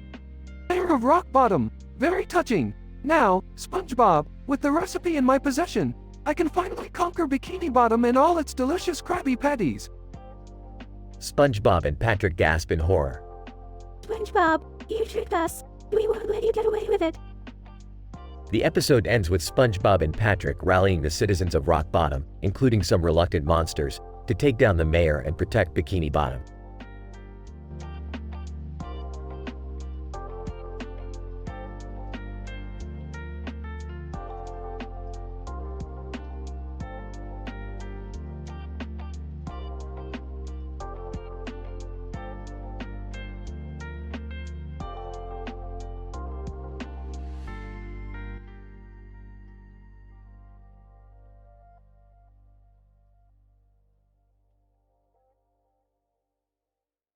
Peter. So, Lois, I gotta say, this is the best meal you've ever cooked. Lois, well thank you Peter. I figured you deserved something special tonight. Stewie rolls eyes. Oh, yes, because we all know how deserving you are, Father. Chris. Hey guys, check it out. I brought someone home with me. Meg. Sarcastically, oh, great, another one of your weird friends. Chris. No, Meg, this is the Grudge Girl. She's super hot and scary at the same time. Grudge Girl. Whispering ominously, hi, nice to meet you all. Peter. Wow, Chris, I didn't know you had a thing for the spooky type. Good job. Chris. Thanks, Dad. I can't believe she's actually interested in me. Brian. Well, Chris, be careful. Relationships can be complicated, especially with someone like her. Chris. I know, Brian, but I just couldn't resist. She's like the perfect combination of creepy and sexy. Stewie sighs in disbelief. I can't believe I'm about to say this, but I agree with Brian. This is bound to end badly. Scene changes to a cutaway gag. Peter. Enthusiastically, hey guys, remember that time when I accidentally joined a cult? Flashback showing Peter wearing a robe, chanting and dancing with a group of cult members. Cult leader. Praise the almighty cabbage, our savior. Scene changes back to the dinner table. Meg. Anyway, Chris, what do you think you guys are gonna do together? Chris. I don't know, Meg. We're still getting to know each other. Maybe watch scary movies or something. Grudge Girl. Whispering, or we could do something even scarier, Chris. Chris. Nervously. Grudge Girl, what do you mean? Scene changes to another cutaway gag. Peter. Hey Lois, remember that time we accidentally became professional wrestlers? Flashback showing Peter and Lois in ridiculous wrestling outfits, performing over-the-top moves in a wrestling ring. Announcer, and the winner is the Griffins. Scene changes back to the dinner table. Lois, Chris, just be careful. It's always important to communicate and set boundaries in a relationship. Chris. Thanks, Mom. I'll keep that in mind. Stewie mockingly, oh, how heartwarming. The family giving relationship advice while Chris jumps into a potentially dangerous situation. Scene changes to the final cutaway gag. Stewie, remember that time when we accidentally took over the world? Flashback showing Stewie sitting on a throne while the rest of the Griffins are dressed as his minions. Stewie, bow down to me, for I am your supreme ruler. Scene changes back to the dinner table. Brian. Well, good luck, Chris. I hope everything works out for you. Chris. Thanks, Brian. I appreciate it. Grudge Girl grabs Chris's hand and leads him out of the room. Chris. Nervously. Guys, wish me luck. Peter. Good luck, buddy. Just remember, always wear protection. Scene ends with Chris and Grudge Girl leaving the house, leaving the rest of the family stunned.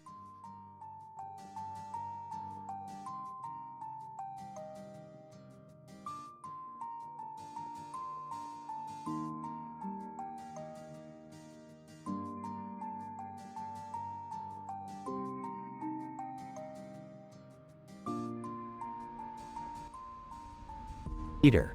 Hey, Lois, I'm going out to get some beer. You want anything? Lois. No, Peter, I'm not in the mood for alcohol tonight. Chris. Dad, I met this girl at school today, and she wants to come over. Peter.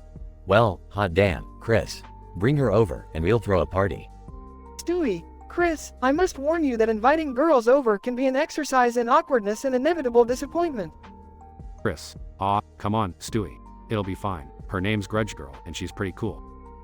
Chris and Grudge Girl enter the living room. Chris. Hey, guys, this is Grudge Girl. Grudge Girl, meet my family. Peter. Welcome, Grudge Girl. Kick off your shoes and make yourself at home. Grudge Girl. Thanks, Chris. Your family seems entertaining. They all sit in the living room, drinking beer. Brian. So, Grudge Girl, what do you enjoy doing in your free time? Grudge Girl. Well, I have a knack for revenge. I enjoy haunting people and making their lives a living hell. Lois. That's an interesting hobby. How did you get into that? Grudge Girl. Oh, you know, one thing led to another, and voila. Ghostly vengeance has become my passion. They all exchange awkward glances. Peter. Hey, Grudge Girl. Did you know I once got revenge on a guy by dumping a ton of crickets in his bed? It was hilarious. Scene cutaway. Peter dressed as a cricket, jumping around in a bed while a terrified man screams. Grudge Girl. That's cute, Peter. But my methods are way more extreme.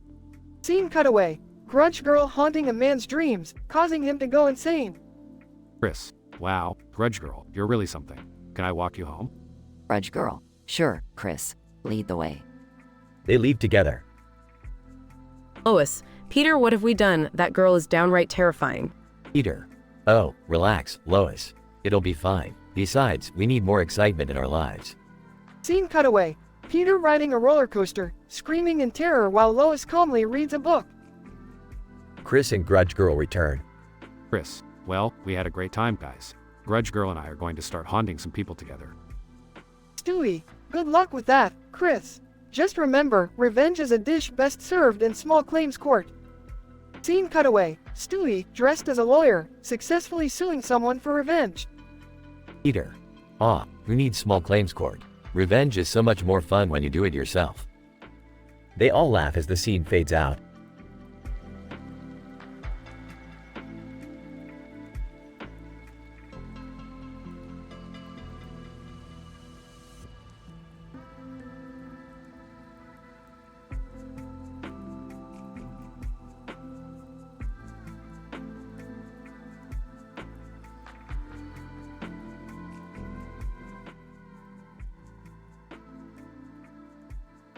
Stewie, hey, Brian, have you seen Chris? Brian. No, Stewie. Why? What's up? Stewie, well, he brought home some girl and they've been in his room for hours. I think something's going on. Brian.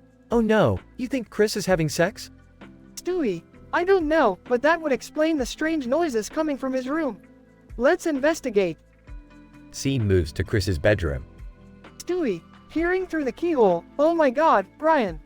They're doing it. They're actually doing it. Brian. Stewie, calm down. We can't just barge in there. We have to be discreet. Stewie, fine, but we have to act fast. Who knows what kind of irreversible damage Chris may be causing. Away gag 1. The Greffins are at family dinner when Chris brings home a possessed doll. The doll starts hurling insults at everyone, causing chaos in the house. Scene returns to Chris's bedroom. Brian and Stewie enter cautiously. Brian. Chris, what the hell is going on in here? Chris. Nervously. Hey guys. This is Amy, the Grudge Girl. We, just lost track of time watching scary movies. Stewie, sarcastically, right, just watching horror movies. Is that what you call it? Amy. Bashfully, I'm sorry, I didn't mean to cause any trouble. Brian. Well, you certainly did cause some trouble, but we're not here to judge. Just try to keep it down, alright? Cutaway gag 2. Peter tries to have a serious conversation with Lois, but as soon as he opens his mouth, only fart noises come out, causing Lois to burst into laughter. Scene fast forwards to the next day. Stewie, so, Chris, did you learn anything from this experience? Chris. Yeah, I learned that bringing home a girl from a horror movie can have some unexpected consequences. Brian, that's a great lesson to learn, Chris. And, make sure you're being safe too. Chris, what do you mean? Stewie, deadpan, did you wear a condom, Chris? Chris, panicking? Oh, no. Cutaway gag 3. The Griffins are at a carnival when Peter accidentally gets his head stuck in a glory hole, resulting in a hilarious and embarrassing situation. Scene ends with the family sharing a laugh. Brian, well, another crazy adventure for the books, huh? Stewie, indeed, Brian. Just another day in the life of the Griffins. Chris, I promise I'll be more careful next time, guys. Stewie, good, because we don't need any more accidental and explicit escapades happening around here. Brian, amen to that. Scene fades out with the family laughing and continuing their daily antics.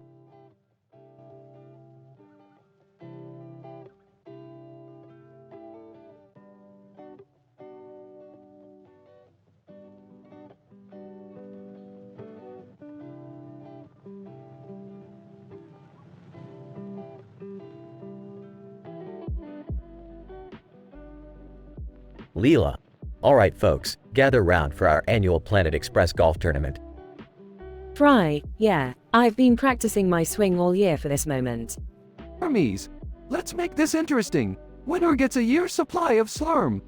Zoidberg, slurm, I can finally afford to eat something other than garbage. Bender, count me in, I need free booze for a year. Amy, alright, let's do this. Tee off, Fry. Fry hits the ball with all his might, but it veers off course and hits Zoidberg in the face. Zoidberg, ow, my beautiful face. Leela, nice shot, Fry. Fry, it's not my fault. The ball has a mind of its own.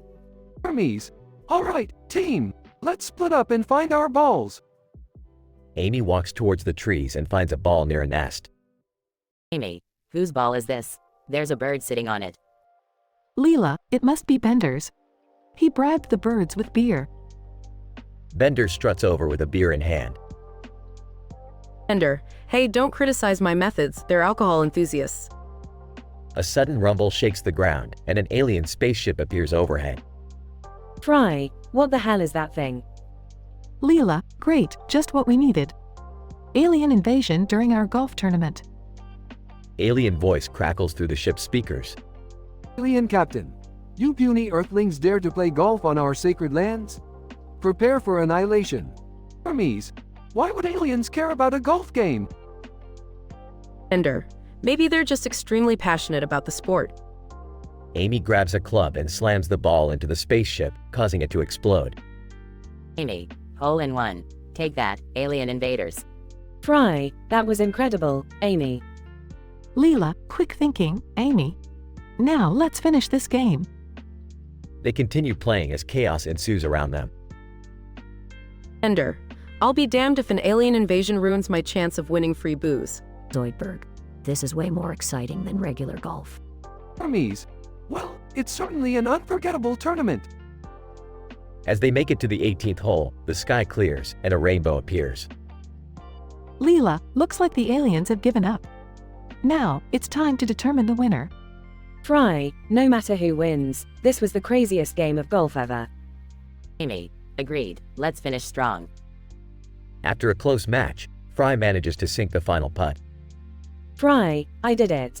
I won. Hermes, congratulations, Fry. Enjoy your slurm. Leela, we may have survived an alien invasion, but I'll never forget this game.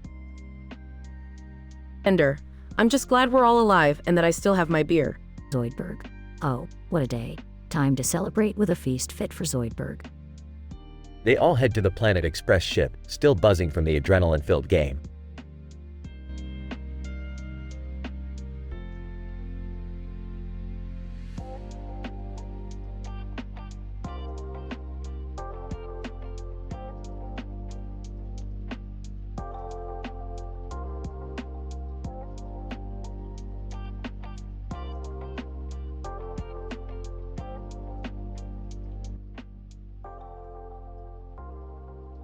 SpongeBob. Hey guys, guess who I brought with me today? Patrick, is it a jellyfish net? Squidward. Please tell me it's not another one of your silly ideas, SpongeBob. SpongeBob. No, it's even better. I brought the Krabby Patty secret formula. Dandy. You what? SpongeBob, are you crazy? SpongeBob. Oh, don't worry, Sandy. I thought it would be fun if I read it to all of you. We can finally know every ingredient. Mr. Krabs, are you out of your mind, boy? That formula is top secret. Plankton. Well, what do we have here? SpongeBob, you're just making it too easy for me. SpongeBob. Oh, Plankton, you're always up to no good. But I won't let you get your hands on it. Mrs. Puff. SpongeBob, this is a surefire way to cause chaos. I can't believe you're doing this. Gary Meow. SpongeBob. Oh, don't worry, Gary. It'll be fine. Let's start with the first ingredient, one freshly baked bun. Patrick. Yum, buns. Dandy. SpongeBob, this is a terrible idea. You can't just reveal the formula for everyone to hear. SpongeBob. Good Sandy, it's just a little fun. Let's move on to the next ingredient, one juicy beef patty. Squidward. I can't believe I have to endure listening to this nonsense. Plankton. SpongeBob, you're making it way too easy for me to steal this formula. SpongeBob. Oh, Plankton, you'll never succeed. Now, where was I? Ah, yes, 2 slices of melted cheese. Mr. Krabs, SpongeBob, stop this madness immediately. SpongeBob. Oh, come on, Mr. Krabs, it's all for fun. Next up, we have one crispy lettuce leaf. Gary Meow. Patrick. I don't remember the lettuce being so important. Dandy. That's because it's not. SpongeBob, this is getting ridiculous. SpongeBob. Don't worry, Sandy.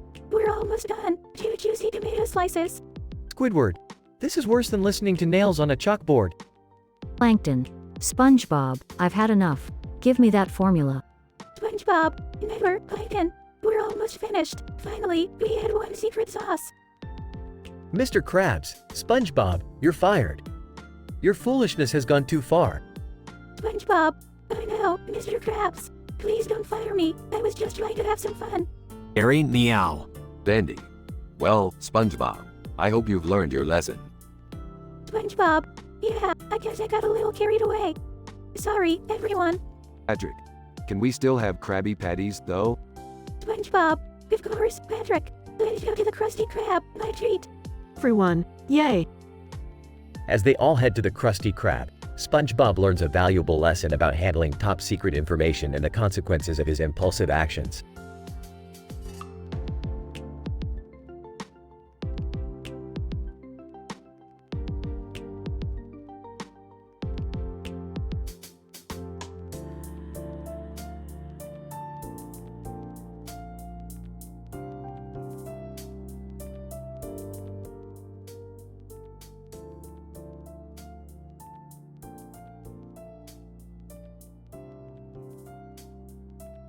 SpongeBob. Hey Patrick, I have a crazy idea. I'm gonna bring the Krusty Krab secret formula to my house and read it to you in Squidward. Patrick. Wow, SpongeBob. That sounds stupidly awesome. I'd love to hear all about those delicious ingredients. Squidward, are you two morons serious? This is the dumbest idea I've ever heard. SpongeBob. Oh, come on, Squidward. Don't be such a grumpy pants. It'll be fun. Squidward, fun? Fun is the last thing I'd associate with you two idiots and that formula. SpongeBob. Well, too bad. We're doing it anyway. Let's go get the formula, Patrick. Patrick. I can't wait to find out what makes those Krabby Patties so delicious. SpongeBob and Patrick run to the Krusty Krab and grab the secret formula. Squidward. Fine, if you insist on being idiots, let's just get this over with. SpongeBob, Patrick, and Squidward gather in SpongeBob's living room. SpongeBob. Okay, everyone. Here it is, the top secret Krabby Patty secret formula. Patrick. I'm so excited. I can't wait to know what magic goes into these burgers. Squidward. This better be worth it. I could be napping right now. SpongeBob clears his throat and begins reciting the formula with enthusiasm. SpongeBob. The Krabby Patty secret formula contains 1 teaspoon of mayonnaise, 3 pickles, mustard, ketchup, lettuce, tomato, cheese, and a perfectly cooked patty made with love. Patrick. Is that it? It doesn't sound very secret to me. Squidward. No wonder these burgers taste like mediocrity. I expected more from you, Mr. Krabs. Suddenly, a green snake slithers out of the burger on the table. SpongeBob. Oh, ignore that. It's just a decorative snake. Patrick. SpongeBob. I thought you said you were going to read the formula, not include a snake. Squidward. This is getting weirder by the second. Can we just finish this nonsense? SpongeBob continues reading the formula while ignoring the snake. SpongeBob. And finally, the secret ingredient. A yellow ball with a black outline for extra flavor. Patrick. A ball? You mean to say that there's an actual ball in every Krabby Patty? Squidward. This is officially the most ridiculous thing I've ever witnessed. Suddenly, the yellow ball levitates magically and flies away. SpongeBob. Oh no, the secret ingredient has escaped. Patrick. SpongeBob. This is getting out of hand even for you. Squidward. If I were you, I'd stick to flipping patties and leave the secret formulas alone. Frustrated, SpongeBob, Patrick, and Squidward all leave SpongeBob's house. SpongeBob, maybe you guys were right. Some secrets are better left untouched. Patrick. Yeah, sometimes it's best not to mess with perfection. Squidward. Finally, some common sense from you two imbeciles. The trio heads back to the Krusty Krab, leaving behind the absurdity of their misguided adventure. This outrageous episode of SpongeBob SquarePants took viewers on a wild ride as SpongeBob decided to share the Krabby Patty secret formula with his friends. The inclusion of a green snake in a yellow ball only added to the comedic chaos. In the end, they realized that the secret formula was best kept a secret, and they returned to their normal routine at the Krusty Krab. This episode, although bizarre, served as a reminder that some things are just better left untampered with.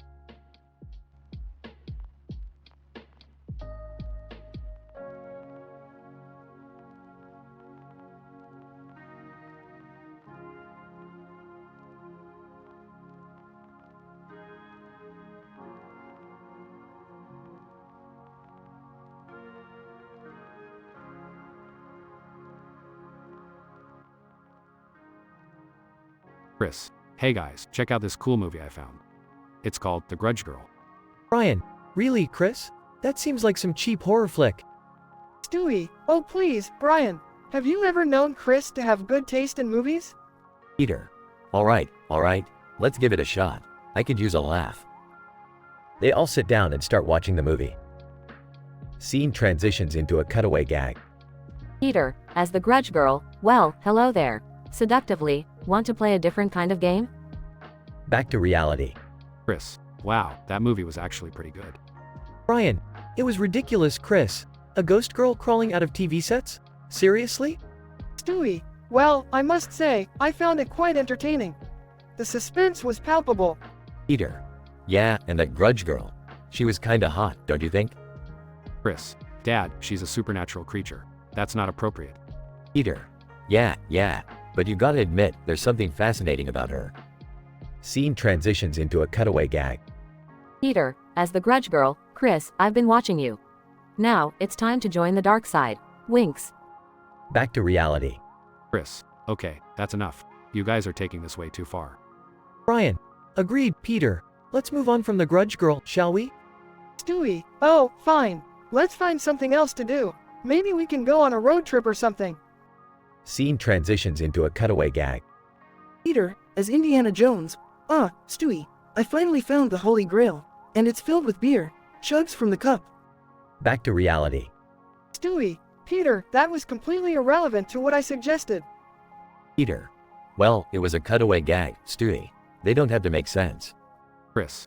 Yeah, like the fact that I somehow managed to bring the Grudge Girl into our lives.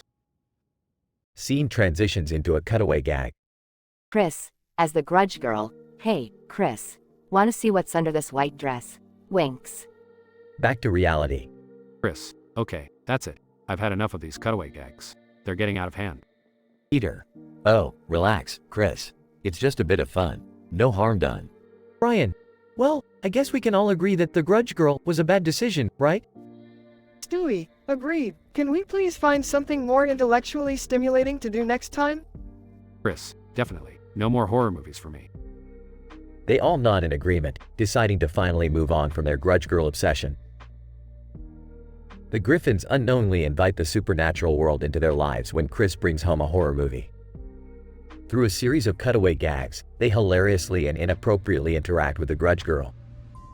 While they eventually move on from their obsession, the experience leaves them desiring more intellectually stimulating activities.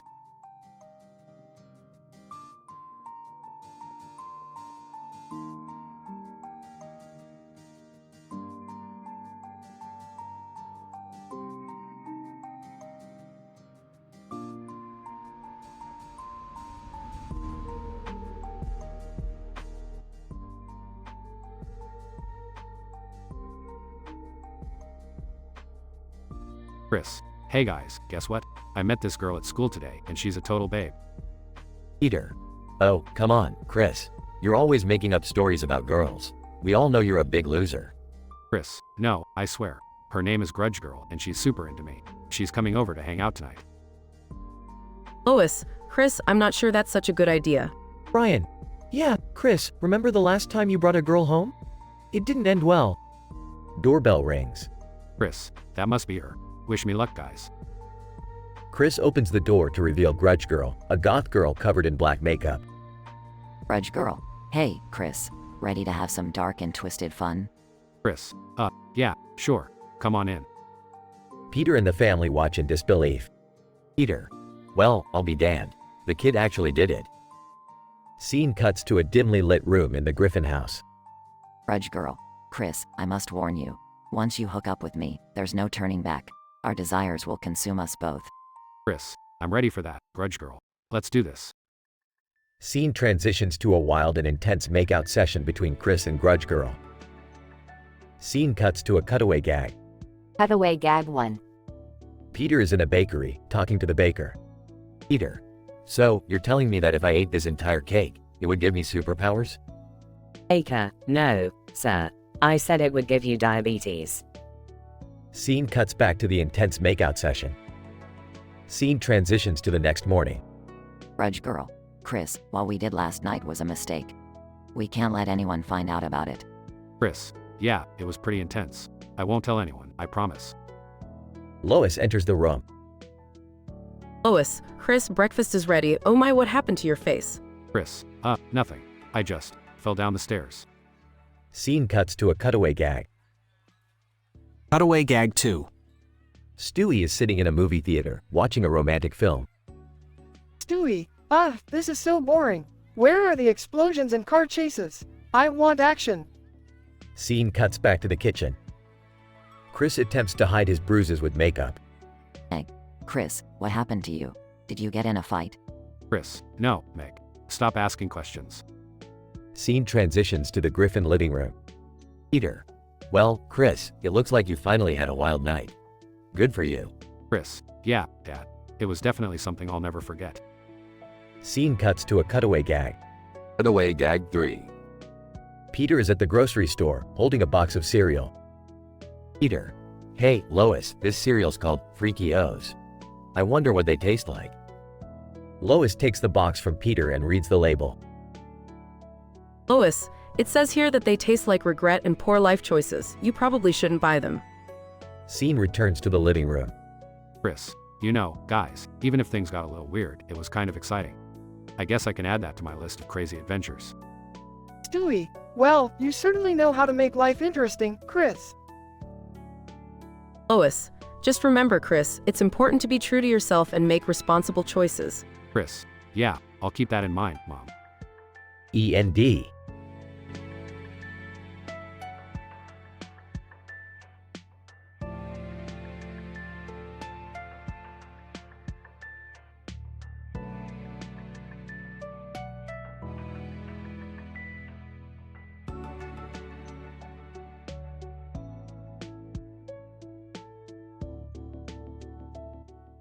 SpongeBob, whispering. All right, Patrick, I brought a Krabby Patty secret formula home.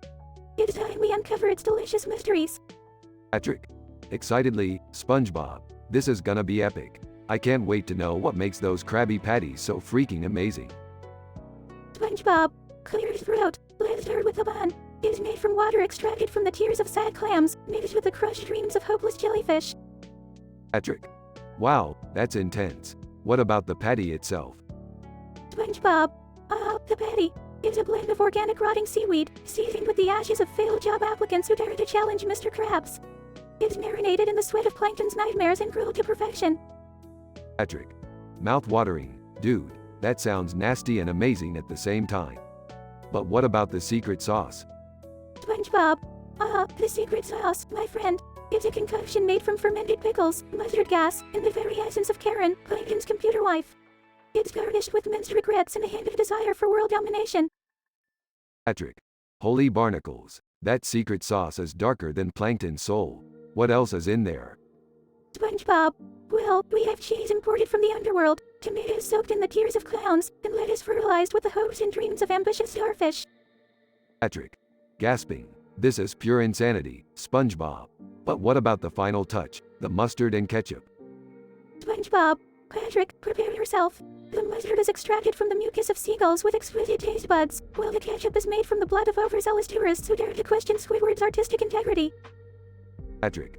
Almost fainting. I can't believe what I'm hearing, SpongeBob. This Krabby Patty is a symphony of crazy ingredients. SpongeBob.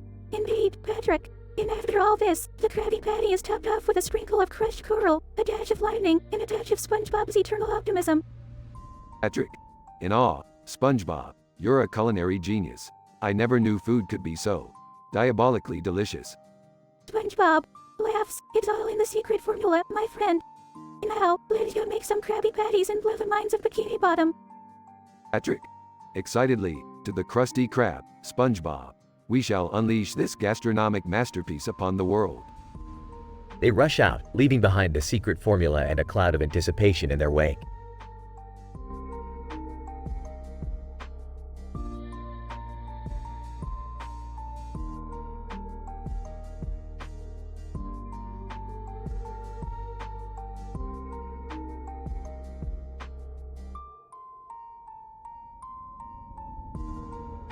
SpongeBob. Hey, Patrick. Look what I brought home from work today. Patrick. What is it, SpongeBob? Is it another jellyfishing net? SpongeBob. No, it's something even better. It's the Krabby Patty secret formula. Patrick. No way. Are you serious, SpongeBob? SpongeBob. I'm dead serious, Patrick. Mr. Krabs trusted me with it. Patrick. Wow, SpongeBob. We've gotta read it, every single detail. SpongeBob. Absolutely, Patrick. Let's dive into this secret sauce together. They both sit down at the table, staring at the pile of green and pink toy animals. SpongeBob. Okay, Patrick, here we go. The first ingredient is Krabby Patty bun. Patrick. Sounds delicious. What's next? SpongeBob. Next, we have freshly picked lettuce. Patrick.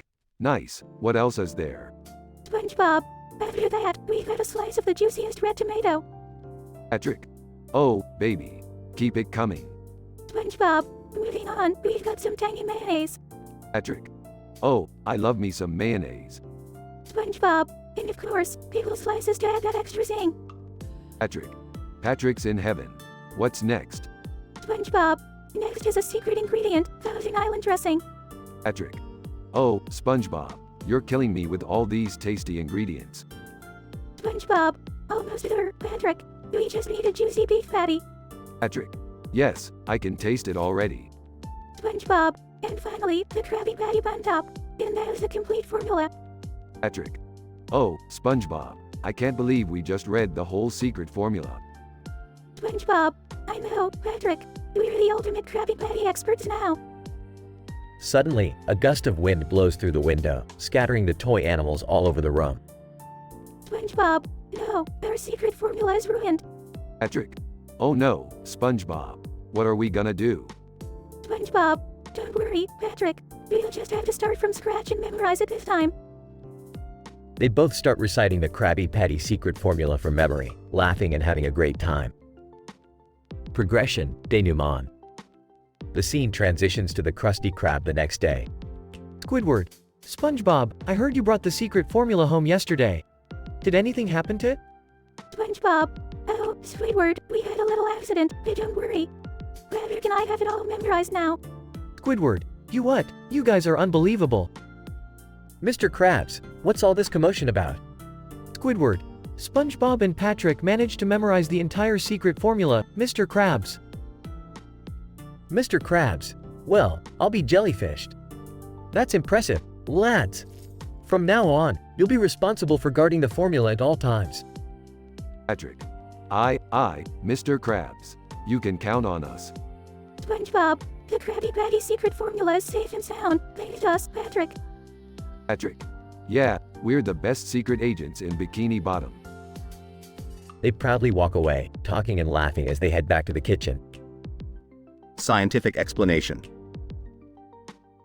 In this statistically improbable scenario, SpongeBob and Patrick take on the challenge of reading and memorizing the Krabby Patty secret formula. The intense and dramatic dialogue between the characters showcases their enthusiasm and passion for the formula. Despite the unexpected mishap of the toy animals being scattered, SpongeBob and Patrick prove their dedication and ability to recall every ingredient of the formula from memory. This unbelievable feat catches the attention of their coworkers, showing their incredible knowledge and commitment to their job. The conclusion reinforces their status as the secret agents of the Krabby Patty secret formula, ensuring its safety and success. Overall, this dialogue script presents a wild and intense episode in the world of SpongeBob SquarePants.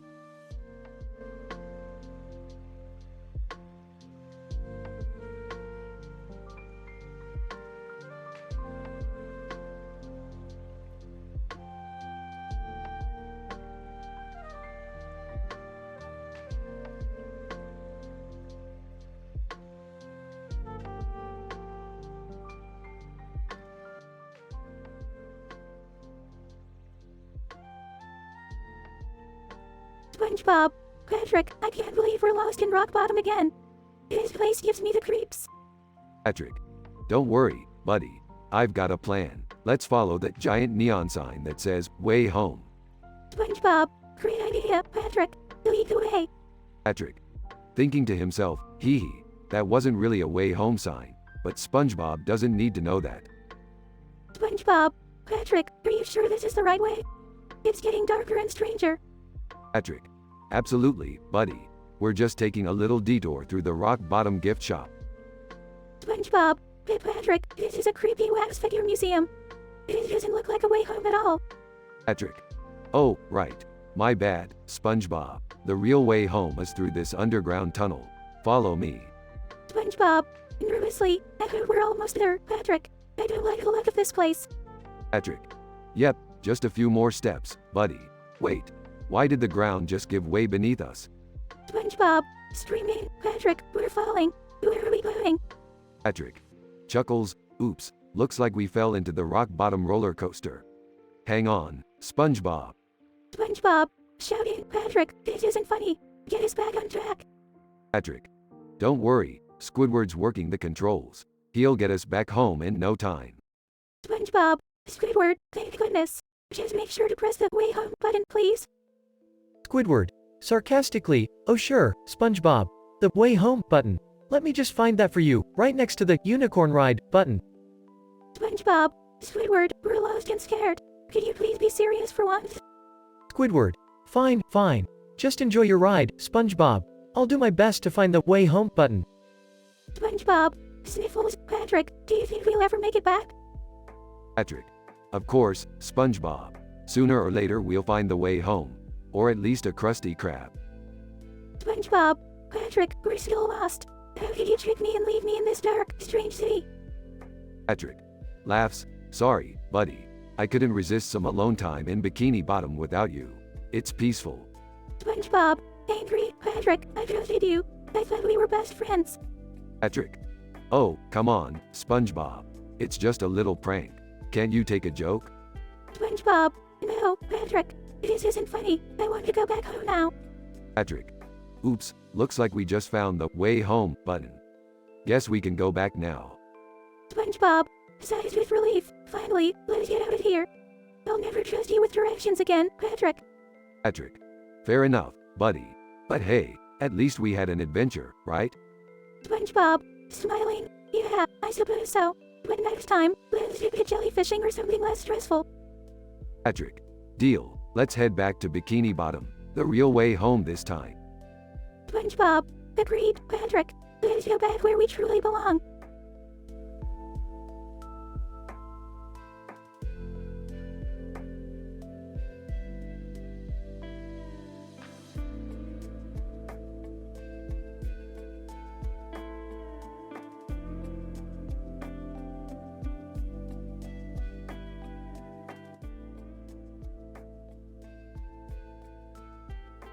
SpongeBob. Oh boy, I can't wait to bring the Krabby Patty secret formula home for the night. This is gonna be so much fun. Squidward. SpongeBob, you really have no life, do you? Bringing your work home? Seriously? SpongeBob. Squidward, it's not just work, it's the secret formula. It's the most important thing in the whole world. Patrick. Secret formula? Did somebody say secret formula? I love secrets. Can I see it too? SpongeBob. Of course, Patrick. But remember, it's a secret, so you can't tell anyone. Dandy. Secret formula, huh? Well, count me in too, y'all. I bet I can crack the code. Mr. Krabs, SpongeBob, you bringing the secret formula home? Are you out of your mind, boy? That's classified information. SpongeBob, but Mr. Krabs, I just wanted to have some fun and read it in extreme detail. Plankton. Did someone say extreme detail? Well, looks like I might have a chance to finally steal that formula. I'll be right over. Squidward. You idiots. I can't believe I'm getting involved in this nonsense. Dandy. Calm down, Squidward. It's just a bit of fun. We'll keep it a secret, right guys? Patrick. Yeah, secrets are fun. I promise not to tell anyone. SpongeBob. Perfect. And now let's dive into the exciting world of the Krabby Patty secret formula.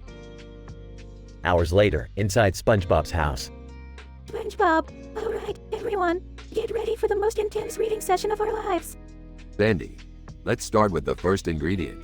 The bun. Anyone? Patrick. I've always wondered what's in those buns. Let's see. Squidward. Can we make this quick? I have a jellyfish concert to attend. SpongeBob and his friends continue reading the formula in extreme detail, analyzing each ingredient and secret sauce. Days later, the group is still engrossed in reading the formula. Mr. Krabs, what in Neptune's name is going on here? Why is the Krusty Krab closed, and why are my employees holed up in SpongeBob's house? Plankton. Mr. Krabs, I see you have joined us. Would you like to know the secret formula too? Mr. Krabs, what? You dare to bring the secret out in the open, SpongeBob? SpongeBob. No, Mr. Krabs, I just wanted to have some fun with my friends. Mr. Krabs, fun? This is serious business, SpongeBob. We need to protect the formula at all costs. Suddenly, a gust of wind blows through the house and the secret formula flies out of the window. SpongeBob, no, the secret formula. Squidward. Well, that's one less headache for me to deal with.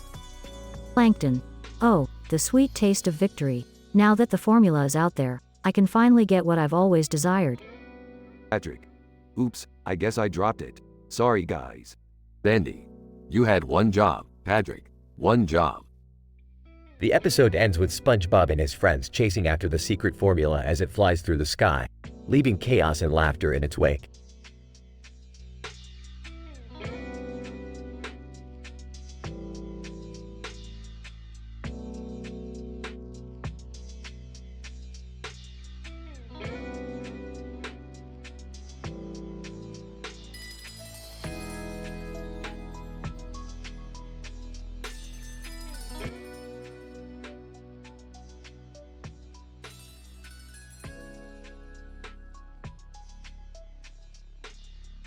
SpongeBob, excitedly, look, everybody, I brought the Krabby Patty secret formula from the Krusty Krab.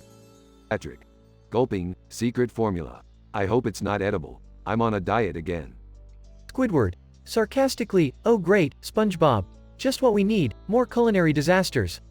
Dandy. Curious? Well, I reckon it's about time we find out what makes those Krabby Patties so darn tasty. Mr. Krabs, greedily, ahoy, me hearties. Keep your eyes and your stomachs open. This secret formula is worth me entire fortune. Plankton. Maniacally, finally, the Krabby Patty secret formula is in my sights. Nothing will stop me from stealing it this time. SpongeBob, reading the formula. Okay, here it goes. The Krabby Patty patty.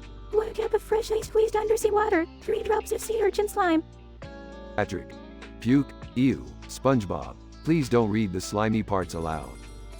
Squidward. Impatiently, just get to the good part, SpongeBob. We've got things to do. Dandy. Intrigued. Wait a minute. The secret sauce is made of powdered seahorse? Mr. Krabs, counting money. Seahorse is costly, but the secret sauce is priceless. R. Plankton. whispering to Karen, "Tonight, my dear computer wife, we shall dine like royalty with the secret formula in our hands." SpongeBob, breathing faster, a pinch of jellyfish venom, powdered coral, dolphin tears, and, a tablespoon of crushed barnacles. Patrick, rubbing his belly, are barnacles even edible? They sound crunchy. Squidward, rolling his eyes. "Please, SpongeBob, don't forget the random nonsense we all expect." Bandy, raising an eyebrow. Wait, I never knew Krabby Patties had mermaid scales as a secret ingredient. Mr. Krabs, grabbing his wallet. "Mermaid scales, yes eh? That's got to be worth a fortune. I smell treasure, lads." Plankton, muttering to himself, "Mermaid scales? That must be the secret to their success. I'll add it to my evil plan." SpongeBob, finishing the formula, and lastly, a dash of sheer optimism in the spirit of friendship.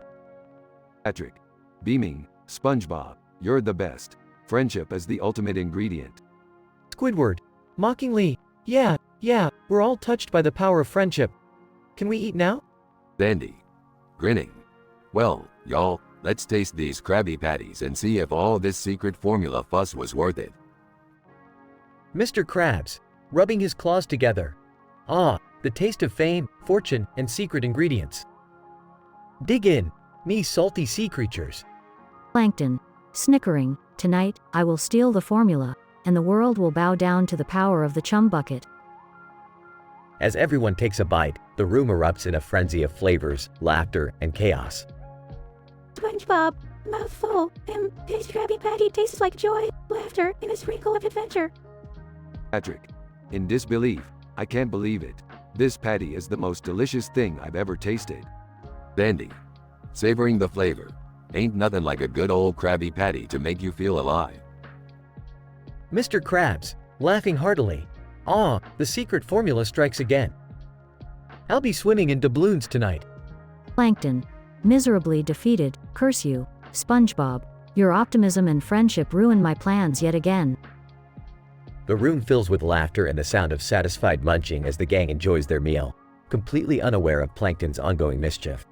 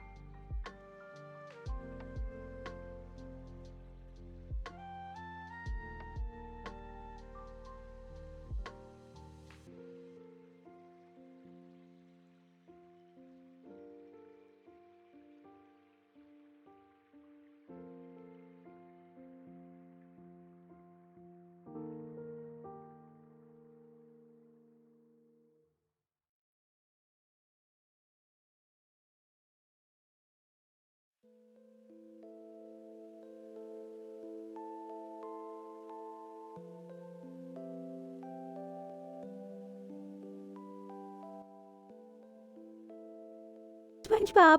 Hey Squidward, isn't it a beautiful day for a delivery? Squidward. Oh great, another day of dealing with your annoying optimism. What's the new Krusty Krab product anyway? SpongeBob. It's a Krusty Krab Crotch Rocket, Squidward. It's a spicy twist on the classic Krabby Patty with extra jalapenos and hot sauce. Squidward. Ah, just what I needed, more spice in my life. Can we please just find the customer and get this over with? SpongeBob. Sure thing, Squidward. But first, let me sing you a little jingle about our fabulous new product. Squidward. Oh no, here we go. SpongeBob. Singing Krusty Krab Crotch Rocket. It'll make you want to dance.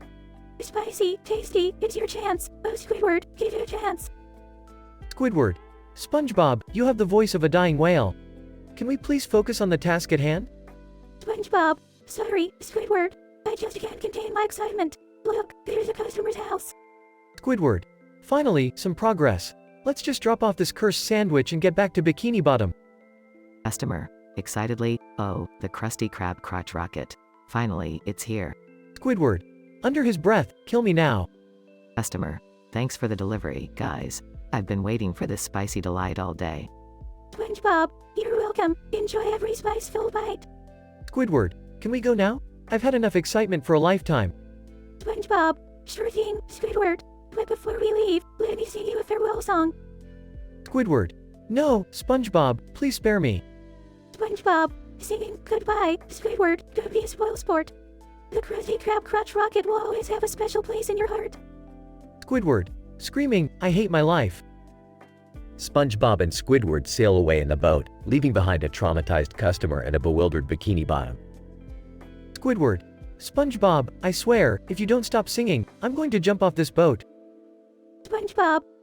Squidward, you're just grumpy because you haven't tried the Krusty Krab Crotch Rocket yet.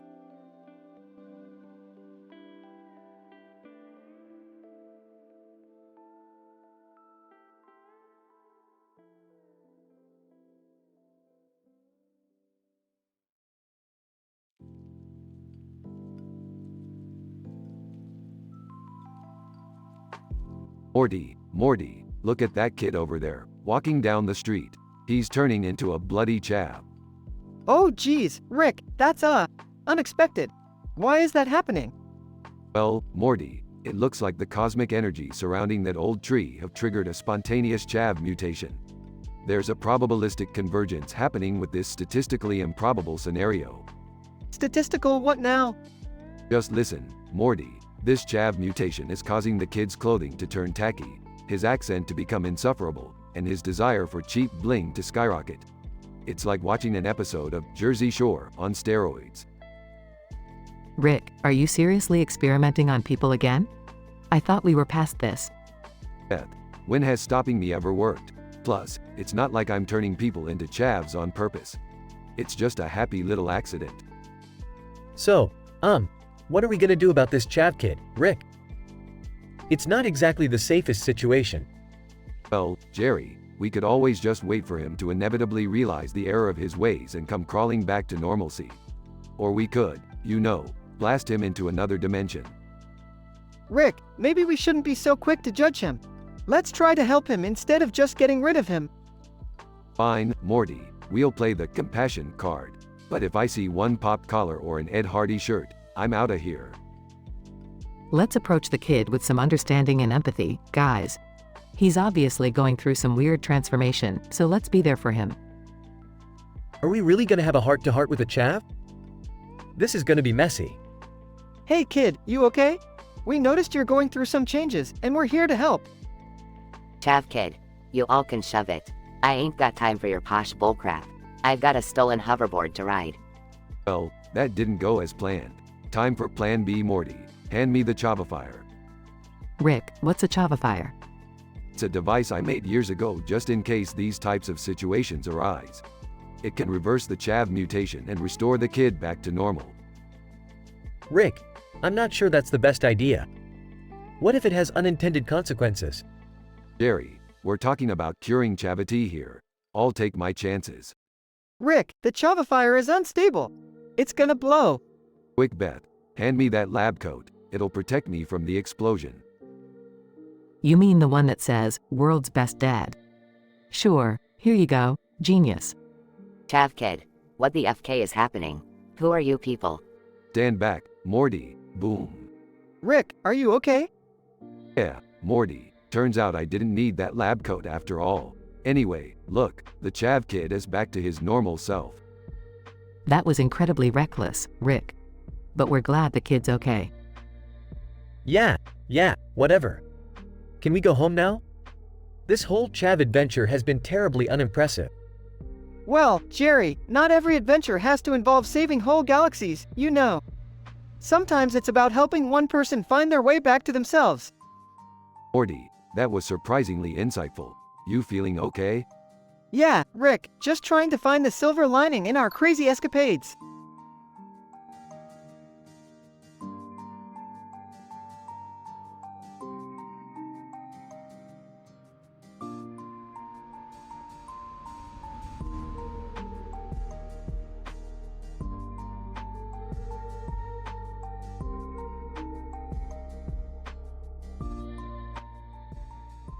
SpongeBob.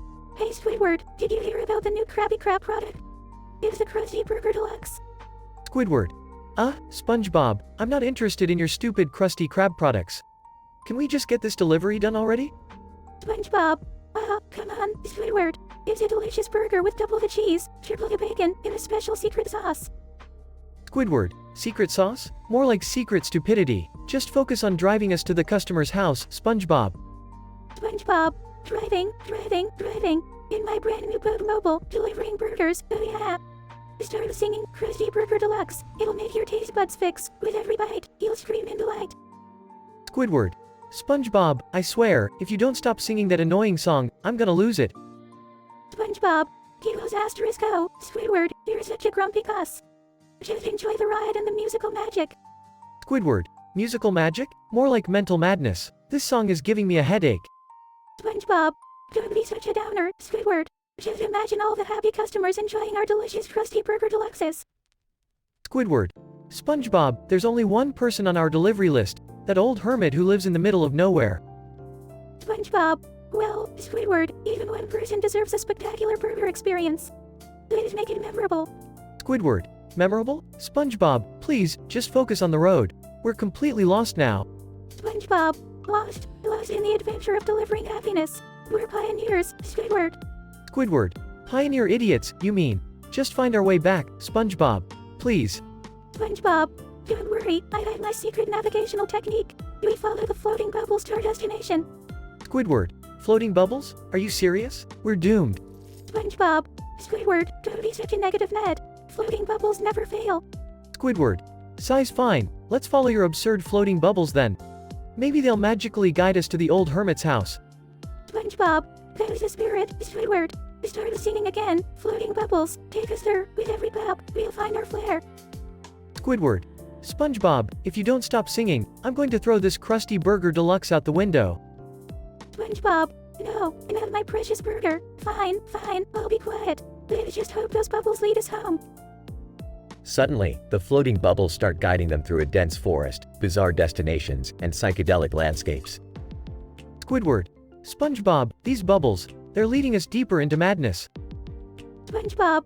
Don't worry, Squidward. We're on an adventure, an extraordinary journey. Squidward. Extraordinary journey? SpongeBob, we just wanted to deliver a Krusty Burger Deluxe and now we're in some acid trip dimension. Suddenly, the floating bubbles burst, and SpongeBob and Squidward find themselves back on the familiar streets of Bikini Bottom. SpongeBob. Look, Squidward. We made it back. The bubbles knew the way. Squidward. SpongeBob, we were never lost in the first place. The bubbles just took us on a wild goose chase. SpongeBob. Silly Squidward, you worry too much. Give us asterisk, let's go. We still have that Krusty Burger Deluxe to deliver. Squidward. Grumble's fine, let's just get this over with before I lose my mind. They finally arrive at the old hermit's house, who eagerly receives his Krusty Burger Deluxe. Old Hermit. The Krusty Burger Deluxe. The only thing that brings joy to my dull existence. Thank you, boys. SpongeBob, you're welcome. We're just glad we could bring happiness to your life. Squidward. Yeah, you better enjoy that burger. It almost cost us our sanity. They leave the hermit's house, SpongeBob starting to sing again, but Squidward quickly covers his mouth. Squidward. Don't you dare start singing, SpongeBob. Let's just go back to the Krusty Krab and forget this whole crazy, bubble-filled escapade. SpongeBob, you got it. Squidward. As long as we deliver the Krusty Burger Deluxe, our mission is complete.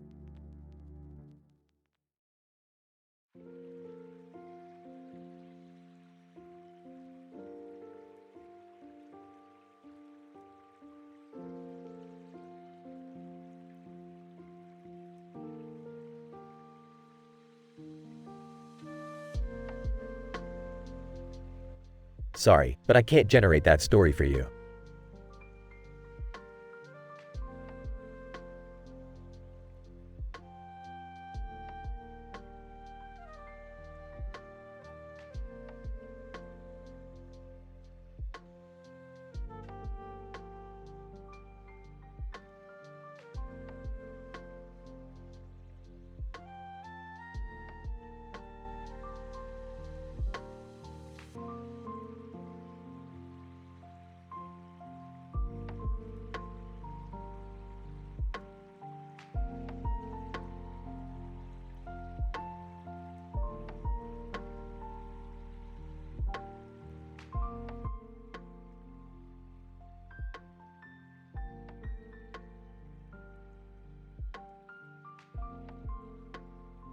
Morty, let me tell you something.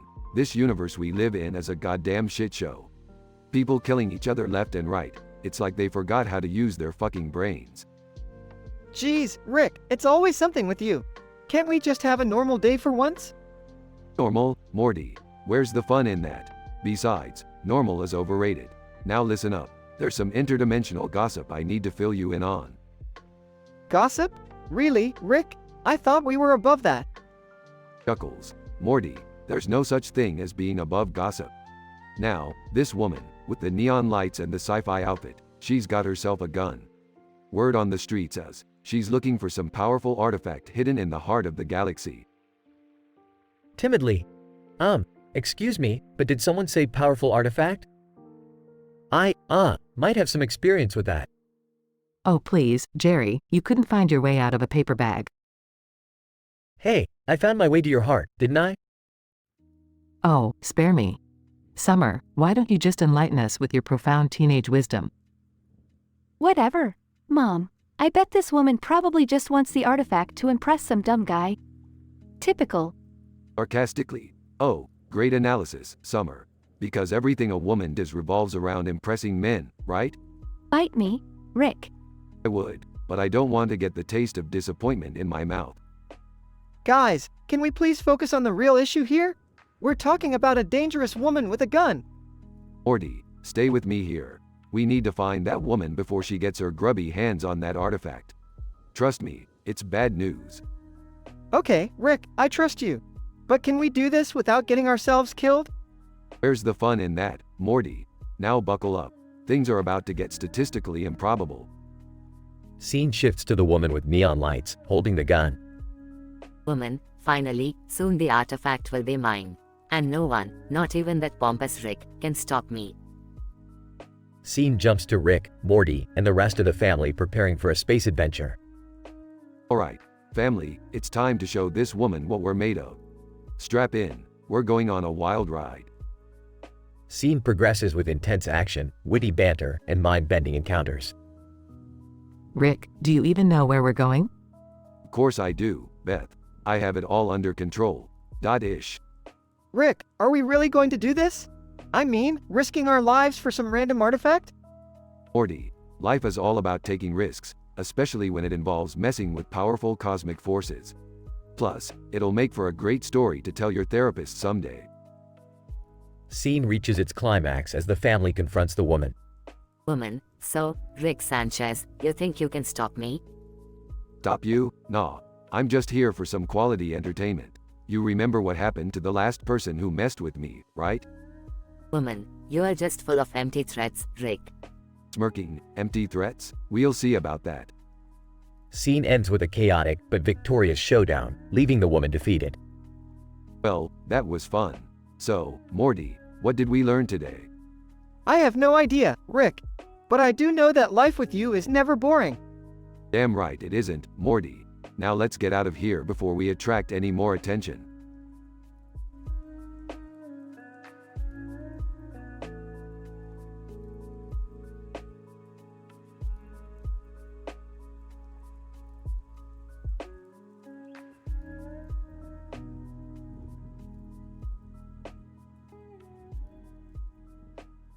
Alright, Morty, buckle up. We're going on a wild adventure today. Geez, Rick, you always say that, but it never ends well. Relax, Morty. It's all part of the grand cosmic plan. Now, let's explore this peculiar dirt path in the middle of a green field. Yeah, but what's so special about a dirt path, Rick? Morty, this isn't just any dirt path. It's statistically improbable. Look, it's got another dirt path leading to it from the left and yet another dirt path leading to the right. Wow, that's odd. Odd is my middle name, Morty. Time to put on our science hats and figure this out. They walk along the dirt path, analyzing the surroundings. Morty, you see that over there? It's a rift in space-time. Let's go check it out. Oh, Rick, are you sure that's safe? Safe is subjective, Morty. Besides, we have plot armor, remember? They jump into the rift and find themselves in a parallel dimension. Yelling, "Guys, help! I've accidentally turned myself into a giant pickle." Dad, not now. We're dealing with a rift here. But Morty, being a pickle is the least of my worries. I've also become the president of this dimension. Sarcastic? Oh, great, Jerry. Just what we needed. President Pickle. Wait a minute, Dad. Why are you surrounded by talking squirrels? Well, you see, Morty, I made a deal with these squirrels to preserve their nut supply. In return, they made me their leader. Rolling eyes. You never cease to amaze me, Jerry.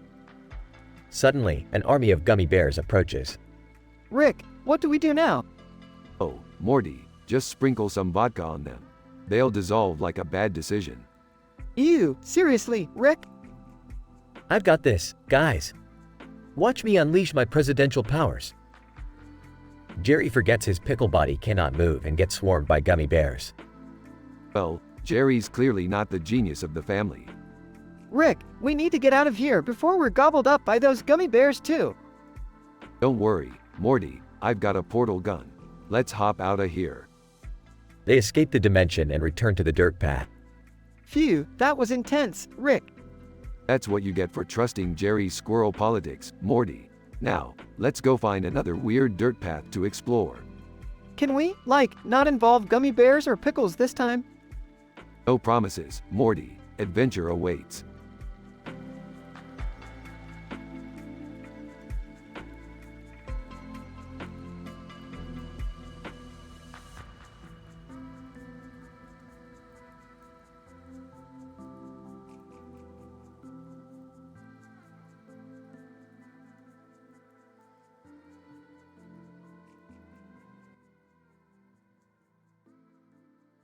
SpongeBob, hey, Patrick, let's have some fun today. Patrick. Yeah, SpongeBob. What do you have in mind? SpongeBob, how about we play a game of hide and seek? Patrick. Hide and seek? I'm in. You'll never find me, though. SpongeBob, haha, we'll see about that. Ready or not, here I come. SpongeBob starts looking for Patrick, unaware that they are on a boat in the middle of a raging fire and stormy sky in the background. SpongeBob, Patrick, where are you? This boat is rocking like crazy. Patrick. Peeking out from a lifeboat. Hey, SpongeBob. Over here. SpongeBob, found you, Patrick. Let's get back on the boat before we get into more trouble. Suddenly, Squidward appears, annoyed and furious by SpongeBob and Patrick's antics. Squidward, can't you two idiots see that we're in the middle of a disaster here? We could die at any moment. SpongeBob, Squidward, no need to be such a party pooper. We're just having some fun in the storm. Squidward, fun? Fun? This is not fun, SpongeBob. It's a goddamn disaster. Patrick. Hey, Squidward, lighten up. Have you seen the giant fire and the crazy storm behind us? It's like a cool light show. Squidward, light show? Are you out of your fucking mind? We're in serious danger here. SpongeBob, Squidward, relax. Everything's going to be. Boat suddenly starts sinking. Suddenly, the boat starts sinking rapidly, and the trio find themselves in the open ocean, surrounded by sharks. Squidward, I told you. I fucking told you this would happen. SpongeBob, okay, we need to think fast. Patrick, grab that gun over there. Patrick. A gun? SpongeBob. This is getting too intense. SpongeBob, trust me, Patrick, we need to defend ourselves. Stand back. SpongeBob takes the gun from Patrick and starts shooting at the sharks. miraculously hitting every single one with perfect accuracy. Squidward, what the fuck? SpongeBob, how the hell are you such a good shot? SpongeBob, I guess all those years working at the Krusty Krab taught me something, Squidward. The sharks retreat, and the boat miraculously floats back to the surface. Patrick. Wow, SpongeBob. You saved us with that amazing gun skills. Squidward, I can't believe I'm saying this, but thank you, SpongeBob. You actually do have some useful talents.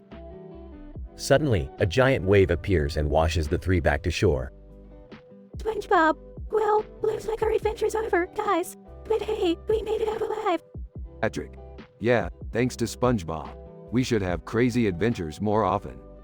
SpongeBob, haha, maybe another time in a safer environment, Patrick. Let's go grab some jellyfish chili to celebrate. They all laugh and walk off into the sunset, leaving the boat behind. End.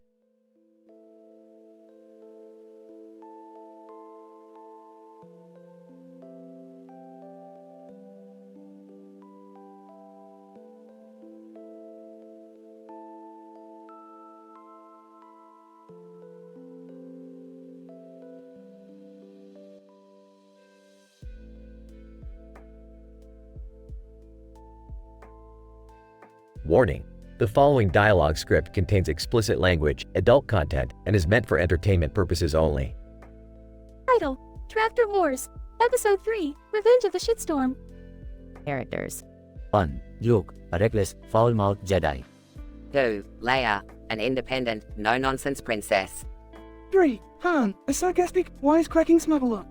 4. Chewie, a loyal and furry Wookiee. I, Obi-Wan, a wise and contemplative Jedi. 6. Darth Vader, a sinister and power-hungry Sith Lord. Scene: a grassy field with dirt hills in the distance. The group is riding on the back of a tractor modified with futuristic equipment. Luke. Chewie, punch it. Let's show these motherfuckers what we're made of. Chewie, Robert's affirmatively grr. On, sarcastically, oh great, another Death Star wannabe. Just what we needed. Leia, shut up and focus. Han, we have a battle to win. Obi-Wan, remember, Luke, the Force will guide you. Stay mindful of your emotions and don't let the dark side consume you. Luke. I'm tired of all this mindful bullshit. I'm ready to smash some Sith. Darth Vader. Luke, you pathetic excuse for a Jedi. Your mommy issues will be your downfall. Luke. Fuck you, Vader. You turned to the dark side because you couldn't get laid. Obi-Wan, Luke, control your temper. We can't afford any more casualties. Luke. Mockingly, oh, I'm sorry, Obi-Wan. Let's all hold hands and sing Kumbaya while the galaxy burns. On, hey princess, tell your brother to keep his lightsaber in his pants. We need him focused. Leia, Han, shut your trap and keep your eyes peeled. The Sith are launching fighters. Obi-Wan, use the tractor's ion cannons to take down their ships. We must defend the rebellion. Luke. Hold on tight, everyone. It's gonna get rough. Sound of tractor engines revving as they speed towards the enemy ships. On, we're approaching their fleet. Get ready to unleash hell. Darth Vader. You fools can't defeat me. Witness the power of the dark side. Explosions and lightsaber clashes fill the air as the battle ensues. Leia, Luke, I've got your back. Let's take this bastard down together. Luke. You got it, sis. No Sith Lord can stand against us. Obi-Wan, remember, Luke, there is still good in you. Embrace it and don't let anger consume you. Luke. You were right, Obi-Wan. The Jedi way is more than just flashy lightsaber fights. Darth Vader. Luke, I am your father. Luke. Fuck, why is everyone my fucking father? This family drama is worse than a Hutt soap opera. Chewie, get used to what he growls. On, you're not alone, kid. We're in this shitstorm together. Leia, we'll bring balance to the galaxy, no matter the cost. The battle intensifies, but with the combined efforts of Luke, Leia, and their allies, they emerge victorious. The tractor crew, battered and bruised but victorious, celebrates their triumph. The galaxy rejoices, and hope is restored. Scientific analysis. Tractor Wars, Episode 3, Revenge of the Shitstorm showcases an improbable mix of futuristic technology, vulgar language, and intense action sequences. The dialogue between the characters reflects their individual personalities, including Luke's recklessness, Han's sarcasm, and Leia's assertiveness. The script cleverly integrates humor with dramatic moments to create a distinct M-rated narrative. Despite the exaggerated scenarios, the story underscores themes of family, redemption, and the ultimate triumph of good over evil.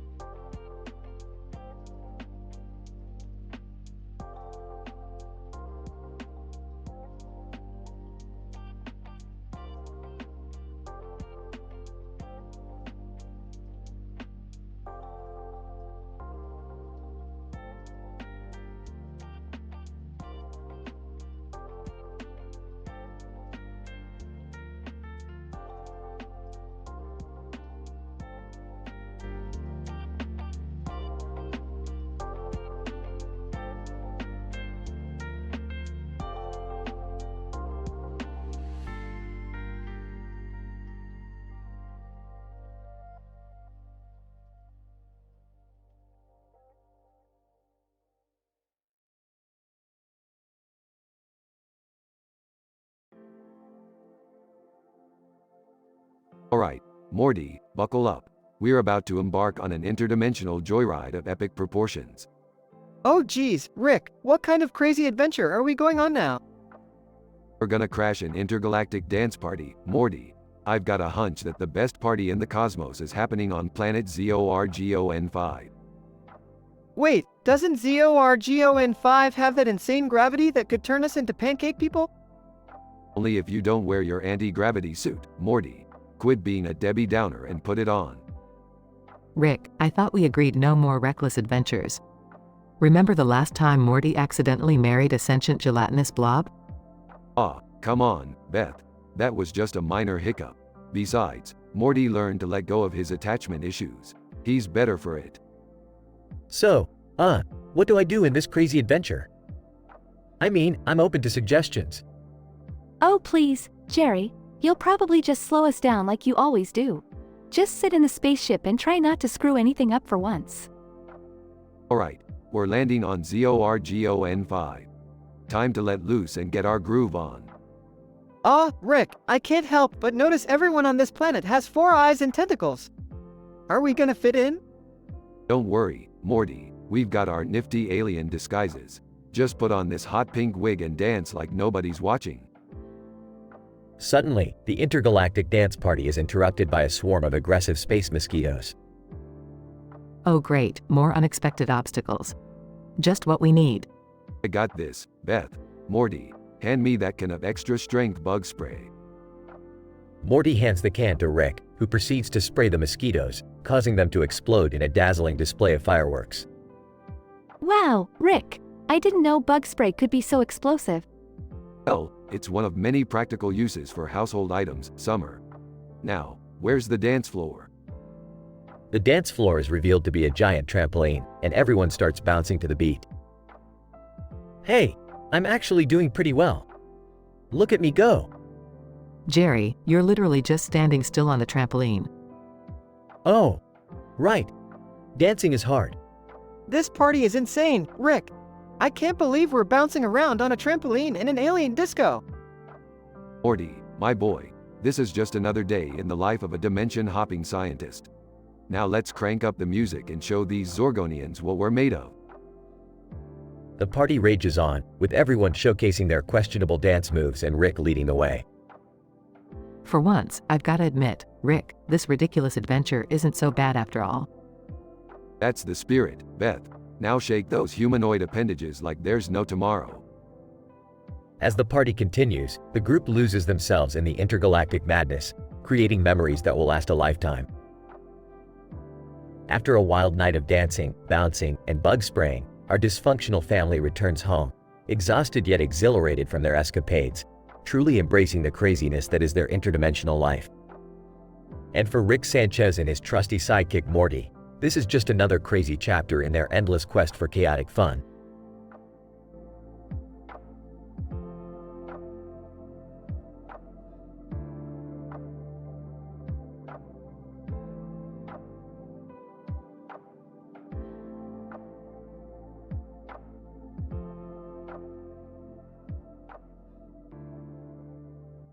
As an AI language model, I am committed to maintaining a safe and respectful environment.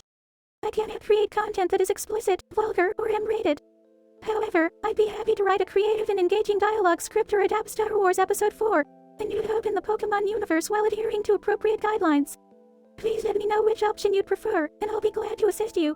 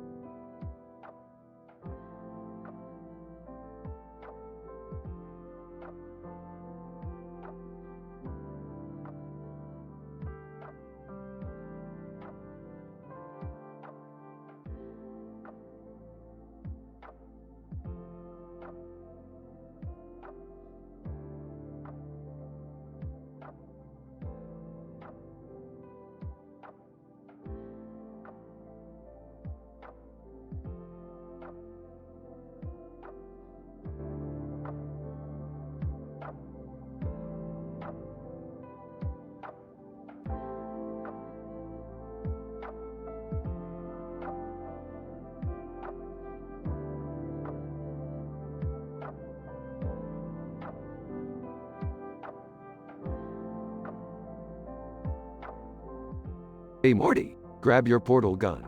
We're going on a wild adventure today. Rick, can't we just have a normal day for once? Normal, Morty. That's for boring people. We're going to find a mythical creature that shoots fire from its butt. Fire from its butt? Are you serious? Of course, Morty. I've heard rumors of a legendary dragon that can do just that. We're gonna be rich. Alright, whatever, Rick. Let's just get this over with. Did someone say mythical creature? Oh no, Jerry. Please don't tell me you want to join this crazy quest too. Well, I've always wanted to be part of something epic. Plus, maybe I'll find some magic potions or something. Magic potions? Jerry, this isn't a video game. But fine. Tag along, just don't get in our way. Rick, you promised you wouldn't involve Jerry in any dangerous adventures. Relax, Beth, we'll be fine. Now, Morty, grab that woman with the sword over there. She looks like the adventurous type. Excuse me, miss. Would you like to join us on an insane quest to find a dragon that shoots fire from its butt? Woman, laughs, are you serious? That's the most absurd thing I've ever heard. Count me in. Fantastic, now we just need to find the dragon. Meanwhile, in a cave on a cloudy day. Dragon, who dares disturb my slumber? Hey, dragon, we've come to see your legendary firepower. Mind giving us a little demonstration? Dragon, really? You traveled all this way just for that? Fine, hold on a second. The dragon takes a deep breath and shoots a massive fireball from its butt. Wow! That was something. Dragon, happy now? Can you all leave me alone? Hold on a second, dragon. We need to discuss some serious business with you. Meanwhile, back at the Smith household. Rick, you better have a good reason for bringing that dragon back with us. Oh, I do. You see, this dragon secretes a substance that can be used to create an infinite power source. Wait, you mean we're gonna use dragon butt juice for clean energy? Precisely, Morty. The world is gonna change, and we'll be filthy rich. As long as you promise to take care of the dragon and not cause any more chaos, I guess I can live with it. Of course, Beth. What do you think I am, heartless? The dragon becomes a permanent resident of the Smith household, creating clean energy for the world while also causing chaos and hilarity along the way.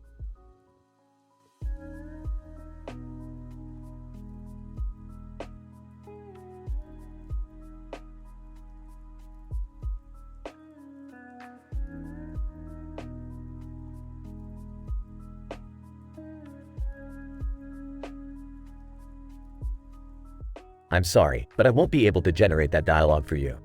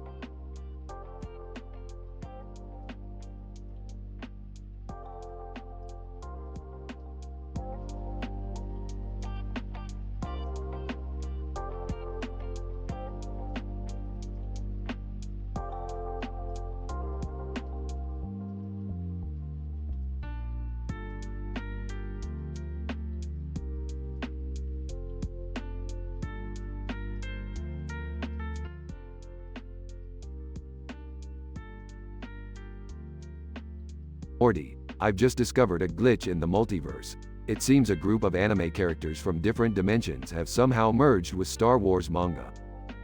Whoa, Rick. That's statistically improbable. Oh shit, Morty. Now there's a bunch of tiny, colorful anime weirdos running around swinging lightsabers and pretending to be Jedis. Rick, can't you fix this? It's getting really weird in here. Oh, sure, Beth. Let me just quantum teleport into the minds of a bunch of fictional characters and convince them to stop being freaks. Hey, guys? Can they fix my lightsaber while they're at it? Jerry, you imbecile. These characters live in a different dimension. Do you even understand how multiverse theory works? I just thought maybe one of them knew how to fix it, since they're all into that anime stuff. Morty, we're surrounded by anime characters with more colors and sizes than I've ever seen. This is like a damn rave gone wrong. But Rick, shouldn't we try to help them?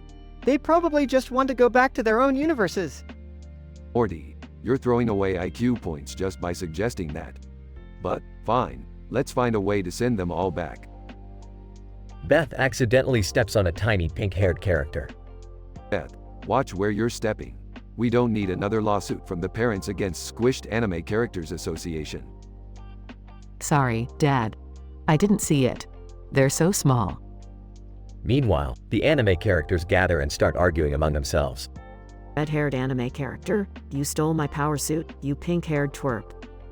Pink-haired anime character. Shut up, you oversized carrot. Nobody cares about your stupid power suit. Oh great, now we're dealing with anime character infighting. Just what I needed today. Rick, there's a giant green one coming out of the bathroom. I don't think it flushed.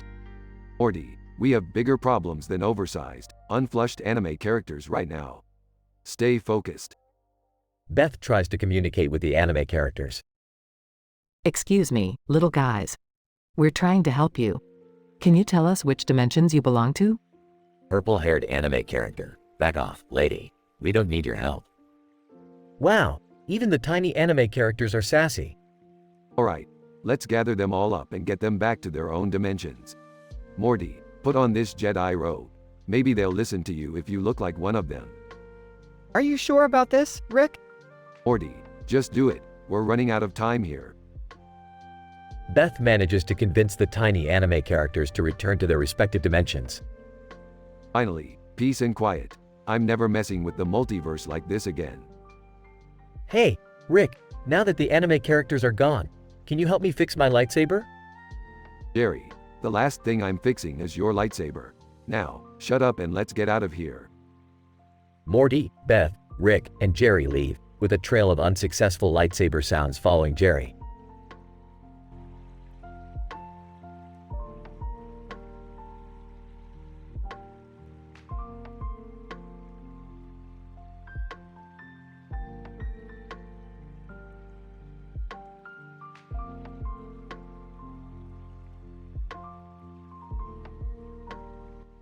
I apologize, but I cannot generate that specific dialogue for you.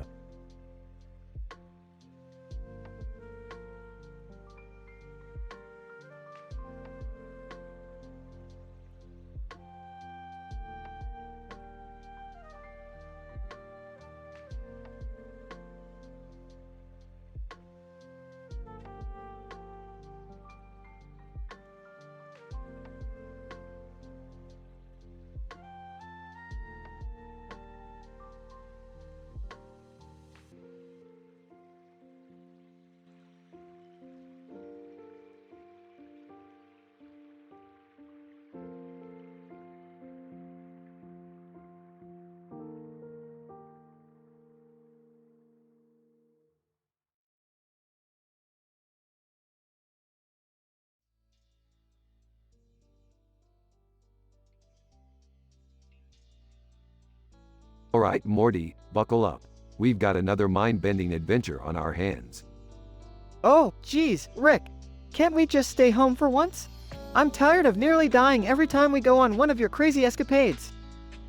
Morty, life's about taking risks and exploring the unknown. Plus, I heard there's a new interdimensional strip club opening up and I want to go check it out. Seriously? You dragged me across the universe just for some cheap thrills? I can't believe you.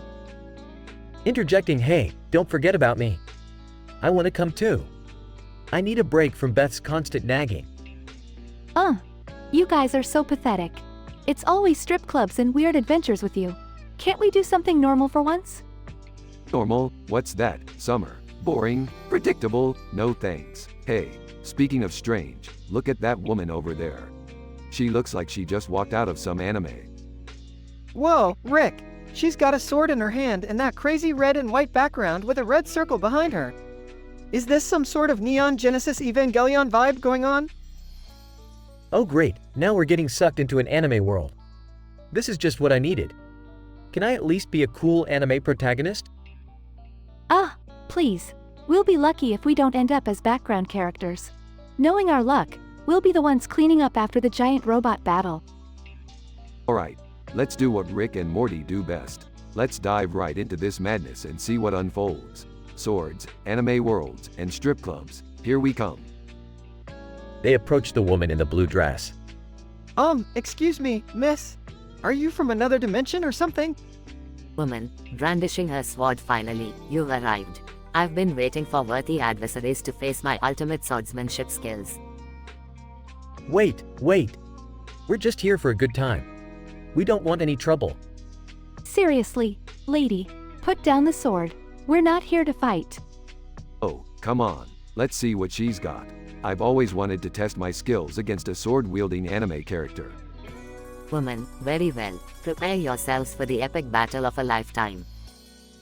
Epic battle music plays as they engage in a ridiculous fight, destroying the surrounding area. Panting Rick, this is insane. We gotta find a way out of here.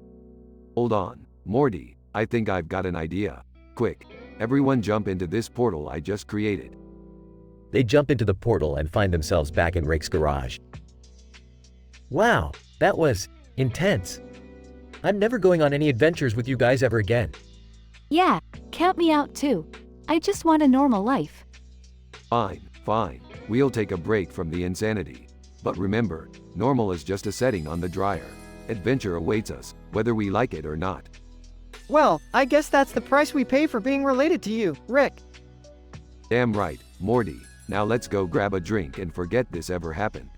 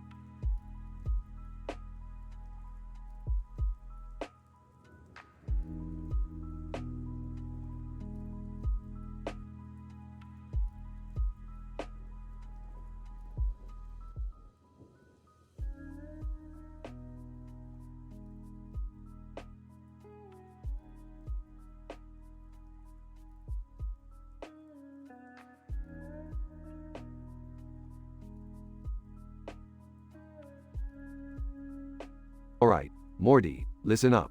We've got an interdimensional treasure hunt on our hands. I heard there's a legendary video game sword hidden somewhere that can unlock all the multiverses of Pokemon and Star Wars. Whoa, Rick, that sounds pretty badass. But why would anyone want to unlock all the multiverses? I don't know, Morty. Maybe they want to catch him all while wielding a lightsaber. It's not like it makes any sense, but hey, that's what we're dealing with here. Bitterly, oh great, another one of your ridiculous adventures. Can't we just have a normal family outing for once? Jerry, stop being such a buzzkill. We could use a little excitement in our lives. Hey, Jerry, you know what's statistically improbable? You saying or doing anything interesting. Muttering. Yeah, well, at least I don't drag my family into dangerous situations every other day. Alright, let's just find this sword and get out of here. I don't want to be stuck in a never-ending battle between Pikachu and Darth Vader. That's the spirit, Morty. The coordinates are on that poster over there, but we'll have to defeat its guardians to reach the sword. Guardians? What kind of crazy beings are we dealing with? Oh, you know, just your average giant Pikachu with lightsabers for ears and Sith Lord Squirtles. No biggie. Sighing. Well, at least we won't have to worry about catching them.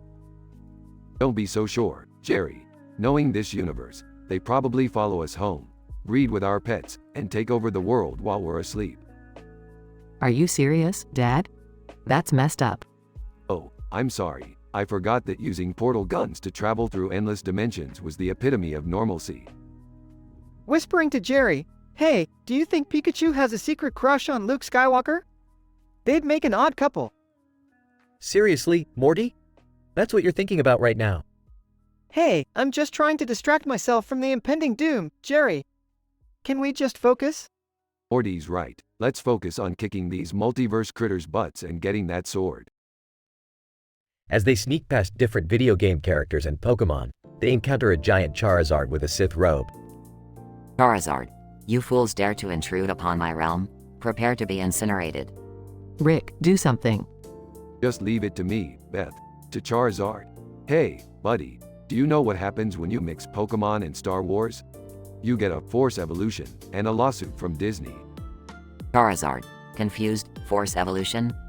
Yeah, it's where Pokemon characters evolve by wielding lightsabers. It's a whole legal mess.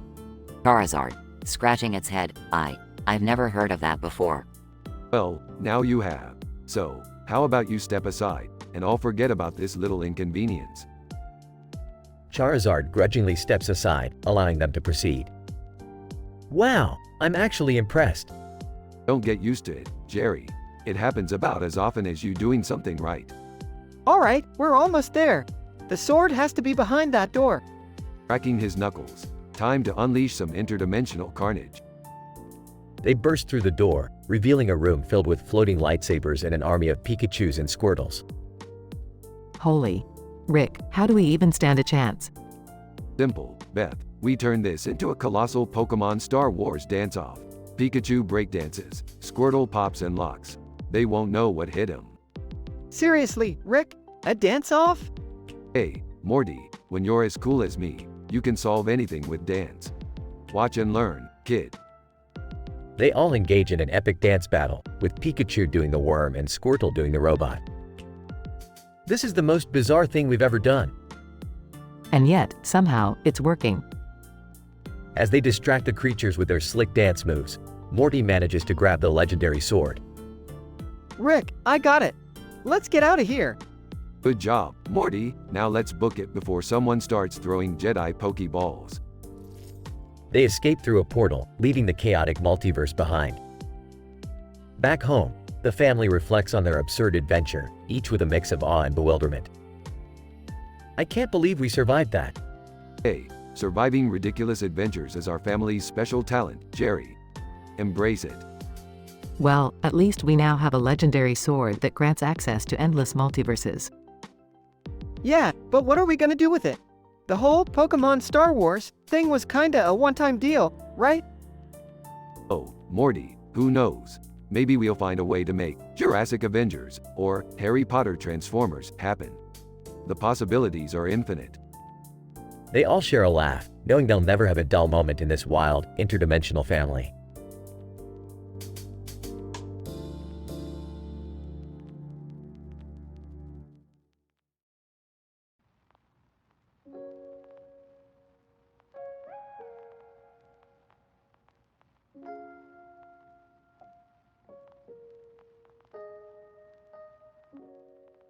Note, I apologize, but I won't be able to generate that story for you.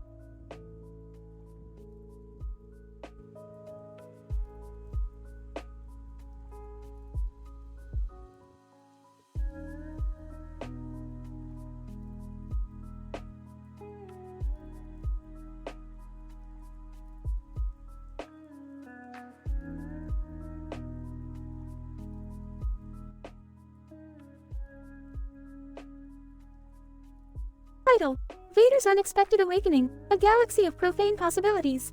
Characters. 1. Eric, an eccentric fan of Star Wars, dressed as Darth Vader. 2. Karen, a feisty passerby intrigued by Eric's bizarre presence.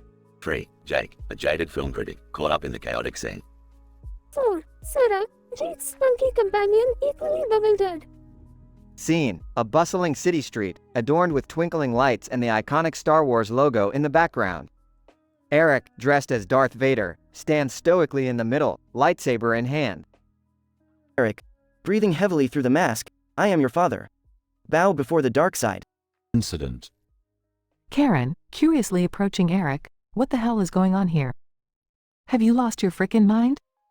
Eric, in a deep, Vader-like tone, the Force has compelled me to spread the galactic love. Fear not, young Padawan, for I am your father figure tonight. Regression. Jake, joining Karen and Eric, bemused, excuse me, but is this some kind of Star Wars-themed flash mob? Eric, raising an eyebrow behind his mask, flash mob? This is no ordinary flash mob. This is a chance to rewrite the history of Star Wars.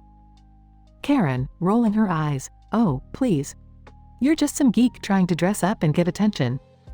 Eric, leaning in closer, attention? No, my dear Karen. I will bring Star Wars back to life, starting with this very street. Sarah, approaching with caution, eyeing the peculiar group, excuse me, but isn't this a bit late for Halloween? Jake, chuckling, late for Halloween? More like a real-life Star Wars fever dream turned daymare.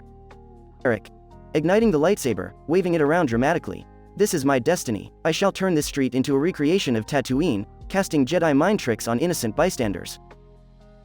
Karen, exasperated, okay, fine, but before we all become one with the Force, can we at least grab a drink first? Sarah, nodding, agreed. I'm pretty sure Luke Skywalker wouldn't mind us toasting to his epic saga. Scientific description. This unlikely encounter witnessed on the bustling city street provides a unique insight into the realm of fandom, where imagination intertwines with reality. Eric, embodying the iconic Darth Vader, unleashes a chaotic display of passion, inspiring curiosity and bewilderment among the passers-by. Karen, Jake, and Sarah inadvertently find themselves caught up in an impromptu Star Wars-inspired escapade that transcends the boundaries of time and logic. As this extraordinary gathering progresses, it becomes clear that the fabric of their reality has momentarily shifted, altering the perception of both the characters and the surrounding world. This momentary rift, blending the fantastical with the mundane, highlights the extraordinary power of storytelling, fueling the need for connection, entertainment, and adventure in our everyday lives. As the group embraces the madness, they find solace in shared experience, embracing the absurdity that unites them. This surreal episode serves as a reminder that even in the midst of the ordinary, the extraordinary awaits, capturing the indomitable spirit of geek culture and its ability to redefine conventions.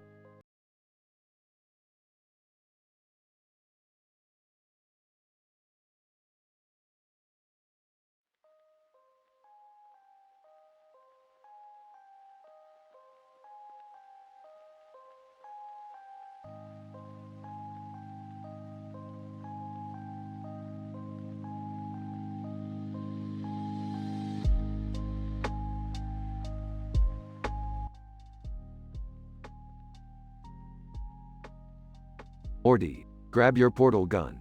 We've got some seriously messed up shit to handle. Rick, do we really need to get involved in another one of your crazy adventures? Morty, if we don't get involved, the entire universe could implode. Plus, I heard there's some juicy gossip going on at the Alien Talent Show. Rick, can't you just leave Morty out of this? He's just a kid. Oh, Beth, don't be such a prude. Morty needs to learn about the real world, even if it's insane and full of Shopkins. Seriously? Can't you two just go somewhere else and leave us alone for once? Alien, attention, everyone. The Alien Talent Show is about to begin. Prepare to witness the most mind-boggling acts in the entire galaxy. Rick, did that alien look familiar to you? It kinda looks like Arthur Fist meme from Earth. Morty, you're as paranoid as that conspiracy Keanu meme you spend hours reading about. It's just a coincidence. Hey, guys, I accidentally walked into an alien burlesque club earlier. You won't believe what I saw. Summer, we're too busy saving the universe to hear about your weird intergalactic escapades. Rick, this whole situation is getting out of hand. Can't we just focus on something normal for once? Normal, Beth. You've clearly lost touch with reality. Look around. We're surrounded by neon lights and an alien with a flaming talent. Rick, I think we should help them with their talent show. Maybe if we find the best act, they'll stop causing havoc in our dimension. Morty, that's so absurd it might actually work. We'll show these aliens what true talent is, even if it means entering a dimension of pure madness. But Rick, what about the consequences? Are you sure this won't lead to more trouble? Consequences. Summer, who cares about consequences when you have interdimensional fame and fortune at stake? Guys, maybe we should consider the potential dangers before diving headfirst into another one of Rick's crazy schemes. Oh, Beth, always overthinking things. Trust me, this alien talent show is nothing compared to the existential chaos of our everyday lives. I guess you're right, Rick. As long as we stick together, we can handle anything, even if it involves singing alien beings. That's the spirit, Morty. Now let's go find our unique talent and rock that stage like the dysfunctional family we are. Fine. I guess I could join in. But if we end up causing more chaos, you're all taking the blame. Summer, sweetie, chaos is our middle name. Now let's crank up the portal gun and get ready to blow some alien minds. They step into the neon-lit alien talent show, prepared to unleash their bizarre and mildly entertaining performance on the unsuspecting crowd. Whatever the outcome, chaos and hilarity are bound to ensue.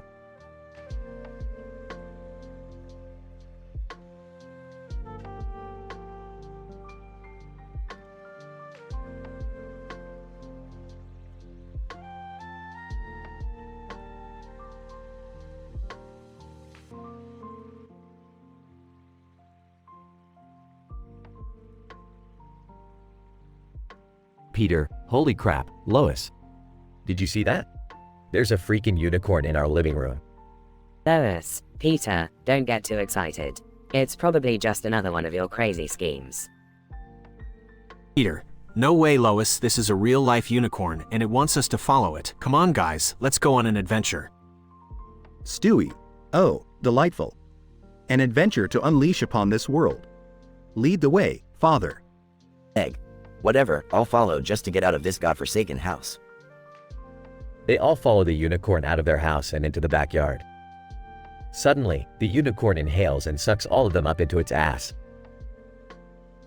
Peter, what the hell, we just got sucked up into a unicorn's ass.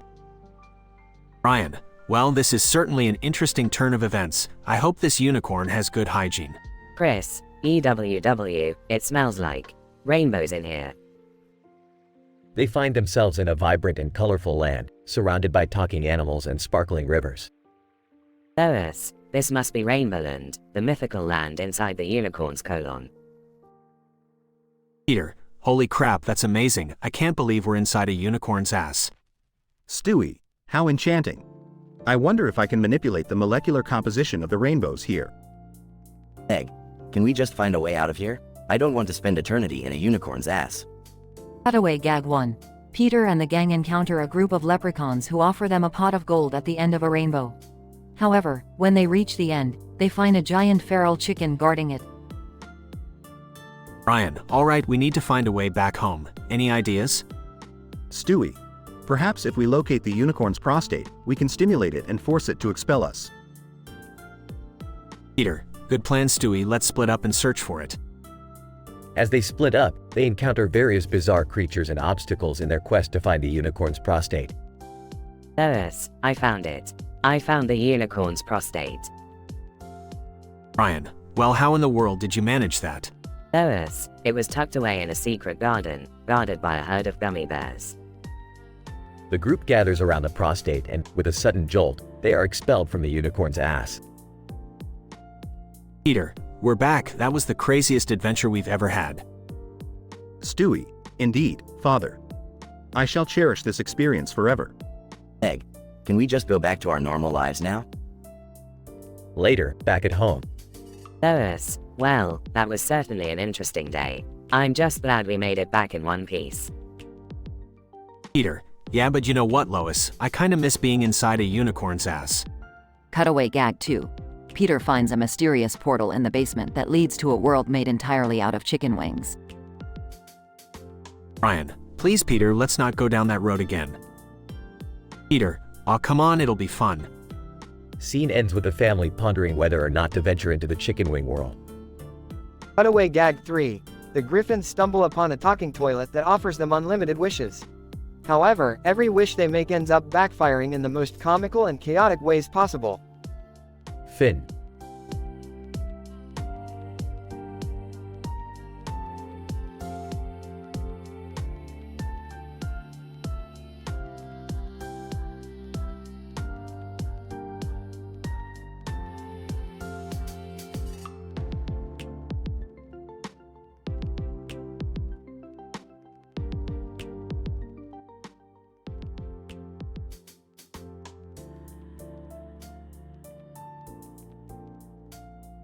Scene.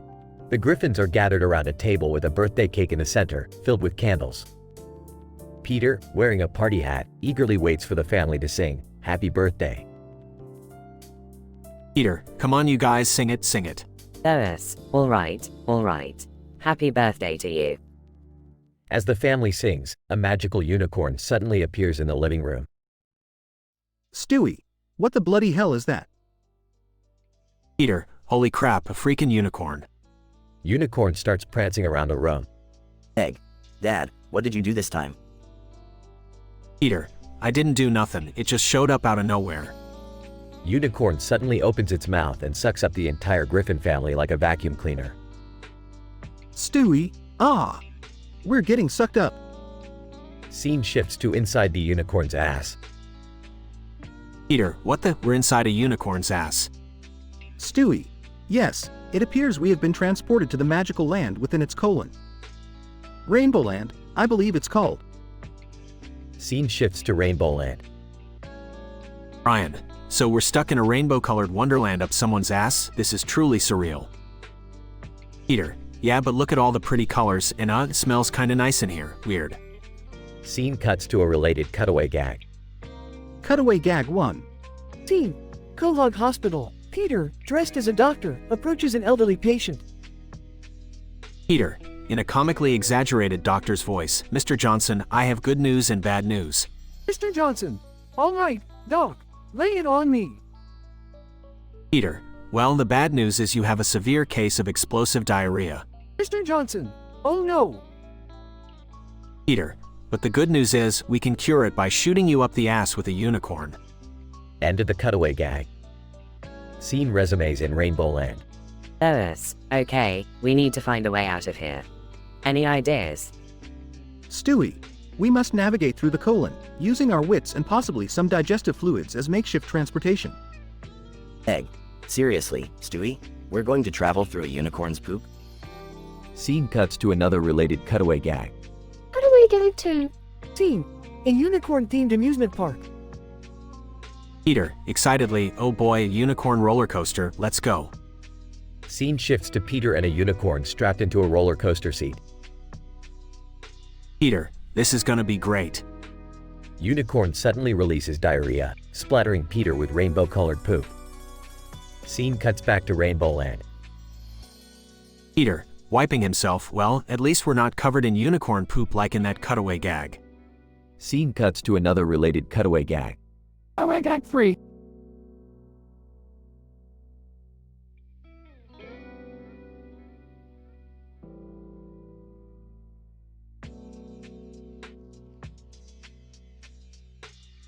Scene. A unicorn-themed restaurant. Peter is the waiter, serving food to a couple. Peter, holding a plate, and for you, sir, we have the special unicorn dropping salad. Man. What's in it?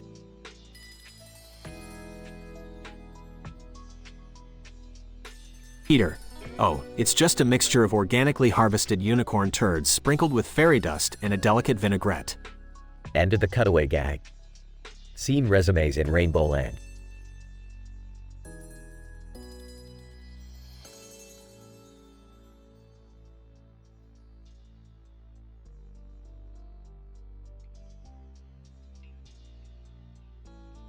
Stewie, alright, everyone. We need to work together and find a way out of here. Scene transitions to the Griffin family working together, using giant strands of unicorn hair as ropes. Peter, look, we're almost there, guys. We're gonna make it out alive. As they reach the end of the colon, the unicorn suddenly farts, propelling the Griffins out and into their living room. Peter, holy crap, we're back. Stewie, indeed. An extraordinary journey through a unicorn's colon, only to return to the mundane confines of our own home. Life is truly bizarre. Scene ends with the family collapsing on the couch, covered in rainbow-colored goo. Lois, well, that was an adventure. Peter, yeah, a real pain in the... Family Guy theme song. It seems today that all you see is violence in movies and sex on TV.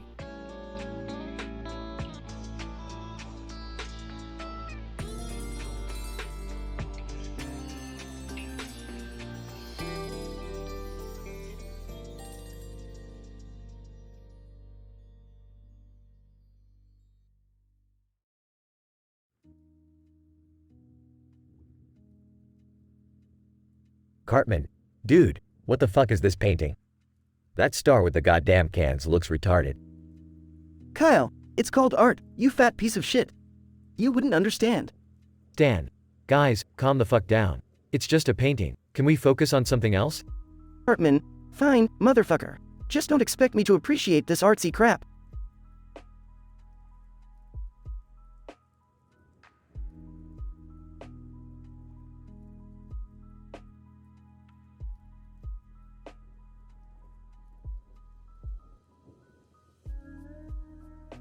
Dan. Oh, great. Kenny's saying something. What's up, Kenny?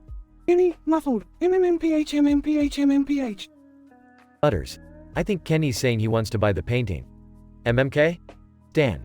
What? Why the fuck would Kenny want this thing? Hartman, probably just to piss us off. He's a twisted little fucker. Mr. Mackey, alrighty then, kids. Let me tell you all about a cult called Heaven's Gate. MMMKAY.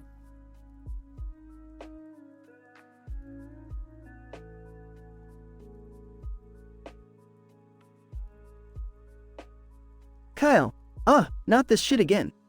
We've heard enough of your fucked up stories, Mackie. Mr. Mackey, no, MMK. This one's really interesting. They believed in a UFO following the Hale-Bopp comet and... Hartman, nobody cares about fucking aliens, Mackie. Get to the point, you lame-ass counselor. Mr. Mackey, okay, well, they thought that by killing themselves, they could join the aliens and reach ultimate salvation. Okay? Dan. Jesus Christ, that's messed up. Why would anyone do that shit? Kyle, yeah, it's fucking insane. How do you even know all this crap, Mackie? Mr. Mackey, well, I may or may not have been a part of Heaven's Gate back in '97. Okay? Hartman, what the fuck? You were in a goddamn cult? That's it, no more respect for you, you weirdo. Butters. Guys, please, let's not be so mean. Mr. Mackey's trying to teach us something. Kenny, muffled. MMMPH. Dan. What's that, Kenny? You want to join Heaven's Gate too? Kenny, muffled. MMMPH. Kyle, he wants to meet the aliens and stop us from talking so much shit, I bet. Butters. Oh, hamburgers. We can't let Kenny do that, guys. We gotta stop him. Hartman, fine, let's follow the little shithead and make sure he doesn't do anything stupid. Mr. Mackey, okay, kids, we should definitely stop Kenny from joining a cult. Self-sacrifice is not the way to go, okay? Dan. Yeah, whatever, Mackie. Let's go, assholes. We've got a crazy friend to save. They all run off, determined to prevent Kenny from joining Heaven's Gate. In this outrageously dark and twisted episode of South Park, the gang encounters a weird painting that sparks a heated debate. Mr. Mackey, in his usual fashion, introduces the topic of Heaven's Gate with explicit detail. Kenny, in his own strange way, seems to be interested in joining a cult, leading the others on a wild adventure to save him from his possible demise. Amidst the chaos and foul language, South Park maintains its signature tone while tackling yet another controversial subject matter.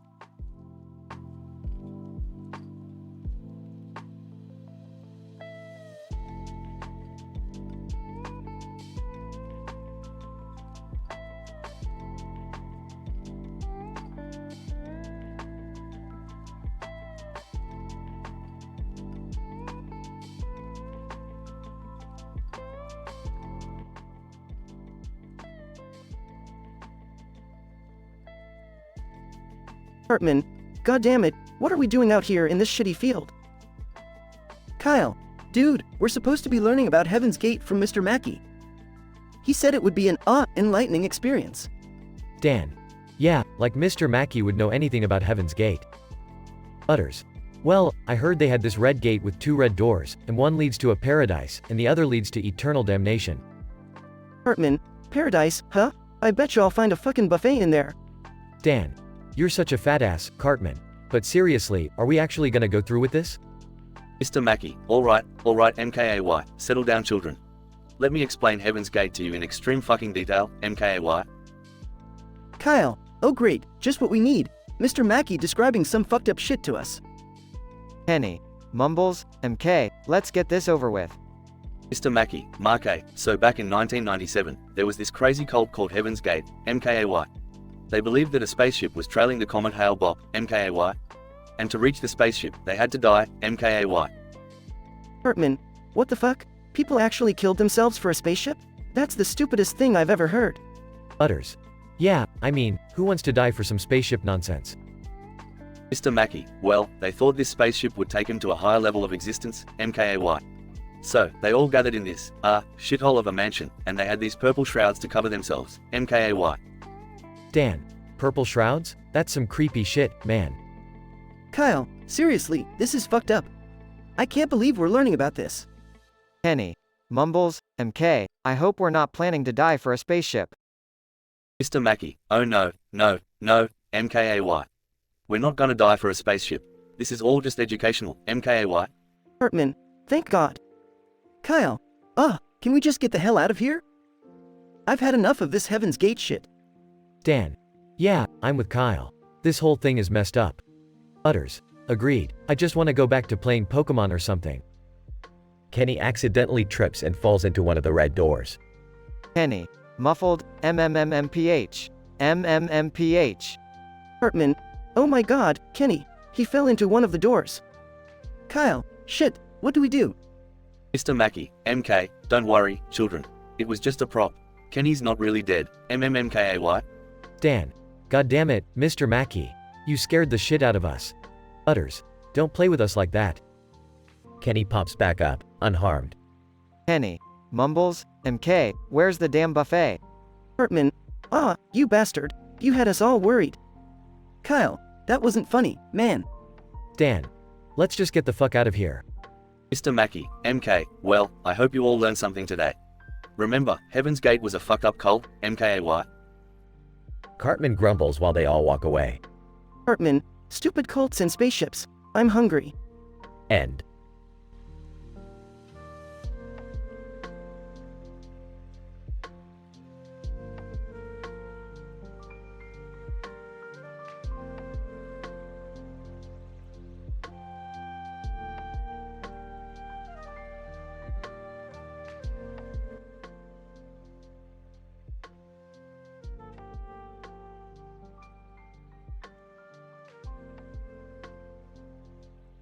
Title, South Park, The Perils of Animal Penises. Characters. 1. Stan. 2. Kyle. 3. Eric Cartman. 4. Kenny. 5. Mr. Mackey. 6. Randy Marsh. Int. South Park Elementary School, Classroom, Day. Stan, Kyle, Eric Cartman, and Kenny sit in their school desks, listening to Mr. Mackey's Animal Penises lecture. Mr. Mackey. Alright, MK kids. Today, we're gonna learn about all the different kinds of penises. Let's start with the most common one, MK. The spider. Stan. Shit, Mr. Mackey, not spiders again. Mr. Mackey. MK, calm down, Stan. Spiders are fascinating creatures, MK. They have 8 legs, 8 fucking legs. And they can spin webs to catch their prey, MK. Kyle. Yeah, but they're creepy as fuck. I hate spiders. Eric Cartman. You guys are such pussies. Lass, I love spiders. I once ate one for a bet, MK. Kenny. Muffled. MMMPH. Mr. Mackey. Now, children, let's not talk about eating spiders in class. That's not appropriate, okay? Moving on, let's talk about snakes, okay? Stan. Hey, Mr. Mackey, did you know snakes can dislocate their jaws to swallow animals bigger than their heads? Mr. Mackey. Oh, that's right, Stan. Snakes are incredible, okay? They can ingest prey whole, okay? Their ability to stretch their jaws is truly marvelous, okay? Kyle. Aw, snakes are slimy and gross. I don't want to hear about them swallowing things. Eric Cartman. Oh, come on, Kyle. If I had a snake, I'd feed it your mom, okay? Kyle. Cartman, you fat fuck. Kenny. Muffled. Ma MPHHHMMPHH. Mr. Mackey. Alright, kids, language. Let's move on to the majestic peacock, okay? Did you know they have colorful feathers and can fly short distances, okay? Stan.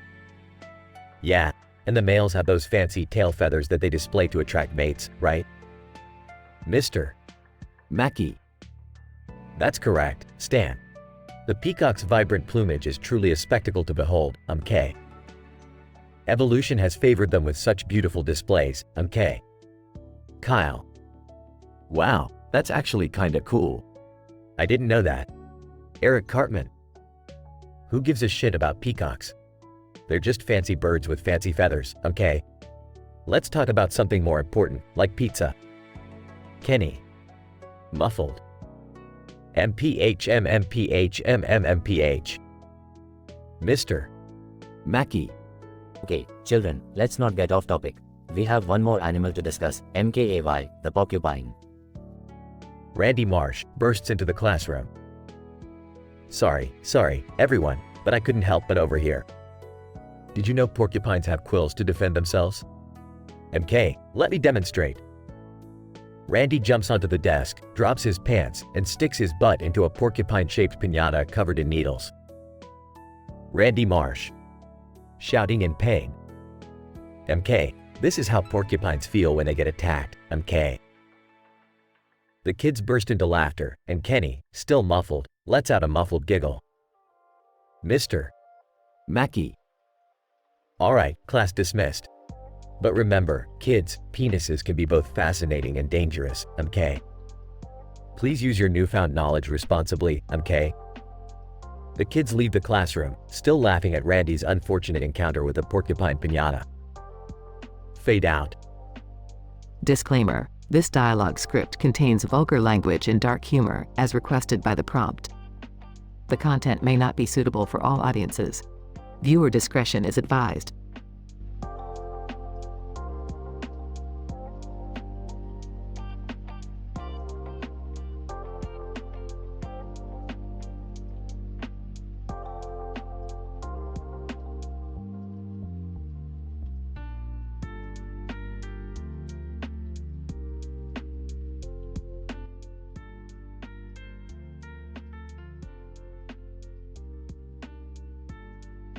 South Park episode, The Penises of the Animal Kingdom. Scene. Mr. Mackey's classroom. Mr. Mackey stands at the front of the room with a whiteboard behind him, displaying various animal pictures. Mr. Mackey, alright, children, today we're going to learn about the fascinating world of animal penises. MK? Hartman. Oh, great. Another boring lecture from Mr. Mackey. MK, why don't you go suck a bag of dicks? Mr. Mackey, Eric, that's enough. Now, let's start with the blue whale, the creature with the largest penis in the animal kingdom. Its member can measure up to 10 feet long. MK? Dan. Seriously, dude? We're learning about dicks now? This is messed up. Kyle. Yeah, I'd rather learn about math or science, not whale dongs. Mr. Mackey, well, guys, it's important to know about these things. MK, now, moving on to the Argentine blue-billed duck. Kenny. Muffled, MMMPH, MPHMPH. Hartman, what the fuck did Kenny just say? Mr. Mackey, I think Kenny said he wants to learn too, even through his muffled speech. MK? Scene transitions to the schoolyard. The boys huddle around a book about animal penises. Kenny looks horrified. Dan, Wow, look at that, guys. The echidna has a 4-headed penis. Kyle. And the barnacle has the longest percentage-wise when compared to its body size. Hartman. Screw this shit. I'm going home before I turn gay. And not in the good way. Scene changes to Mr. Garrison's classroom. The boys burst in. Dan. Mr. Garrison, can we please have a normal class for once? We've had enough of animal penises. Mr. Garrison. Well, children, if you can't handle biology, then maybe you should just go fuck yourselves. MK? Scene transitions to the town's animal shelter. The boys stand in front of a cage with a bull. Hartman. MK, what does the bull have to do with all this dick talk, Mr. Mackey? Mr. Mackey, the bull's penis, Eric, is an honor to behold. It can be up to 2 feet long, and believe me, it's no load of bull, MKAY. Kenny. Muffled, MPHPH, MRRRMPH. Mr. Mackey, Kenny wants to know what happens when a bull gets excited, MKAY. Well, let me tell you, it's quite the spectacle. Scene shifts to a comical sequence where the bull's penis inflates like a balloon until it pops, launching Kenny into the air. Kyle. Oh my god, they killed Kenny. You bastards. Scene changes to the hospital, where the boys visit Kenny. Dan. Dude, you got propelled by a bull's exploding dick. That's just wrong, even for us.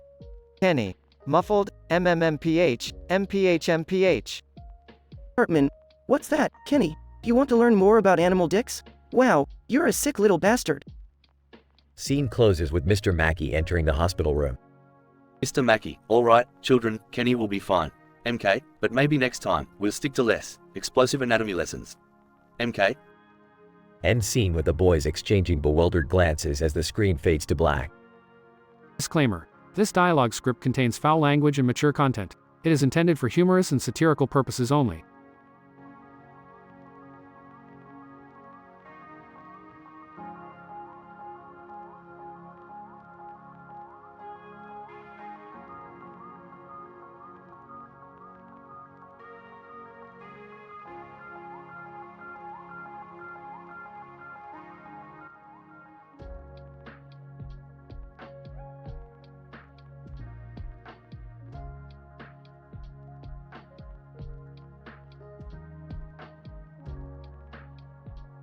Title: Mr. Mackey's Bizarre Animal Reproductive Lesson.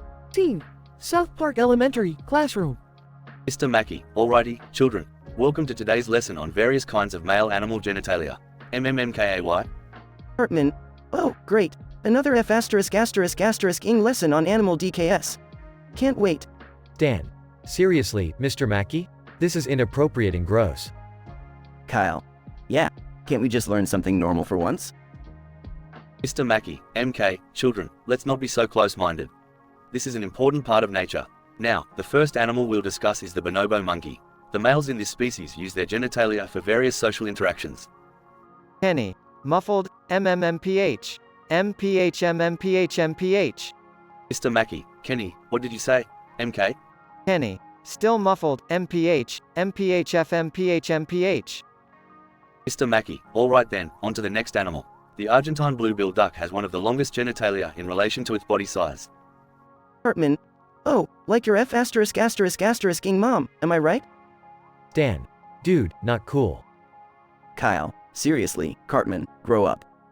Mr. Mackey, alright, children, let's not get carried away. That was highly inappropriate. MMMKAY. Now, the third animal we'll discuss is the fruit fly. Hartman. Fruit fly? So is that like a G***y fly? Mr. Mackey, Cartman, we don't use that kind of language in class. MMMKAY. The fruit fly actually has very complex genitalia structures, allowing them to mate quickly and efficiently. Kenny. Muffled, MPHMPHF. Mr. Mackey, what's that, Kenny? MMMKAY. Kenny. Still muffled, MPHMPHFMPH. Mr. Mackey, well, alright then. Now, let's move on to the elephant seal. The male elephant seal possesses a rather large genitalia that can reach lengths of up to 6 feet. Dan. Whoa, that's insane. Kyle. And pretty F******ing terrifying. Hartman. So, does that mean we should refer to your genitalia as an elephant seal too, Mr. Mackey? Mr. Mackey, that's quite enough, Cartman. MMMKAY. Let's move along. Our final animal is the Argentine blue-billed duck. This duck has a rather unusual genitalia that makes a corkscrew-like twist. Kenny. muffled, MPH. Mr. Mackey, what's that, Kenny? MMMKAY? Kenny, still muffled, MPH. Mr. Mackey, oh boy, Kenny seems to really be enjoying this lesson. MMMKAY? Dan. Mr. Mackey, I think Kenny might be choking. Kyle, you're right, we need to help him. Mr. Mackey attempts to perform the Heimlich maneuver on Kenny but accidentally ends up launching him across the room. Kenny, as he flies through the air, MPH. Everyone gasps as Kenny crashes into the wall. Hartman laughs uncontrollably. Oh my god, he flew just like a blue-balled Argentine duck. Dan. Forget about the lesson, we need to get Kenny to the nurse. Team, nurse's office. Nurse, what happened to Kenny this time? Dan. It was during Mr. Mackey's weird animal genitalia lesson. He choked and got launched across the room. Nurse, these kids and their crazy mishaps. Alright, let's get him patched up. Team, conclusion. Hartman, so, Mr. Mackey, next time maybe you can teach us something useful instead? Kyle, yeah, like math or science, maybe? Mr. Mackey, MMMKAY, children, I understand your concerns. I'll try to come up with a more appropriate lesson next time, MKAY. Scene ends with the sound of a gavel. Judge, in light of the absurdity of this episode, I hereby sentence South Park creators to a round of applause for their unparalleled ability to blend dark humor, foul language, and socially relevant commentary in a way that captivates audiences. Court dismissed.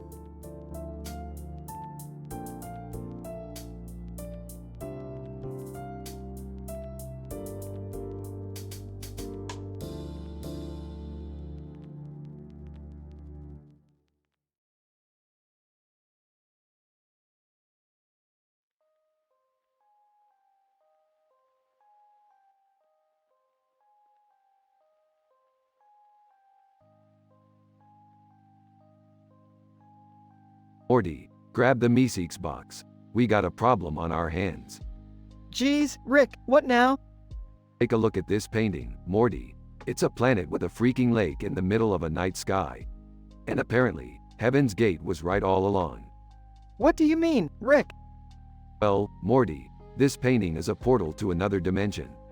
A dimension where all your dreams come true, even the twisted ones. That sounds pretty dope, Rick. What's the problem? The problem is, Morty, this dimension is being invaded by an army of sexually frustrated aliens. Wait, sexually frustrated aliens? How did you figure that out? Oh, you see, Morty, they left little love notes all over this painting. It's like their version of sexting. That's gross, Rick. We have to go stop them. Relax, Morty, we gotta come up with a plan first. We need to find their leader and bargain with him. And what if they don't want to bargain? Then we'll have to use our secret weapon, Morty, the Holy Condom of Glory. The Holy Condom of Glory? What the hell is that?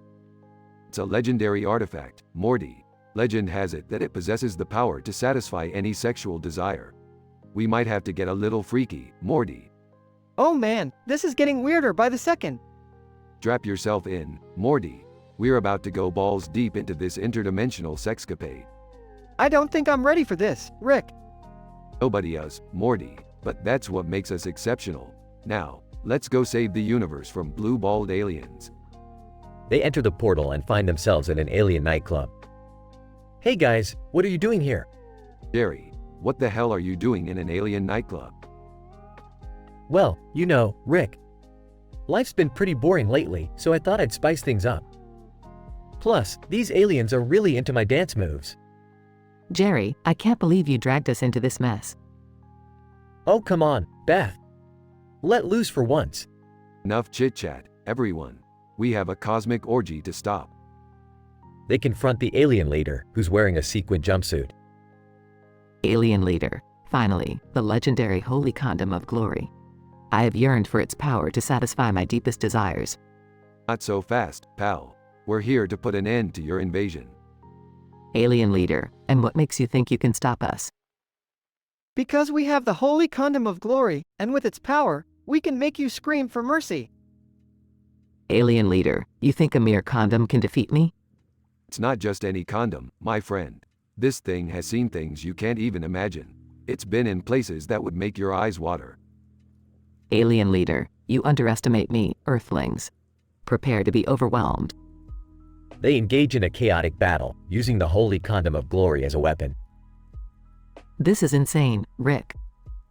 Insanely awesome, Beth. Now, give me that painting. They manage to defeat the alien leader and close the portal. That was something. I can't believe we actually did it, Rick. Morty, my boy, the universe is a crazy place. We just scratched the surface today. Well, I guess we learned something from all this.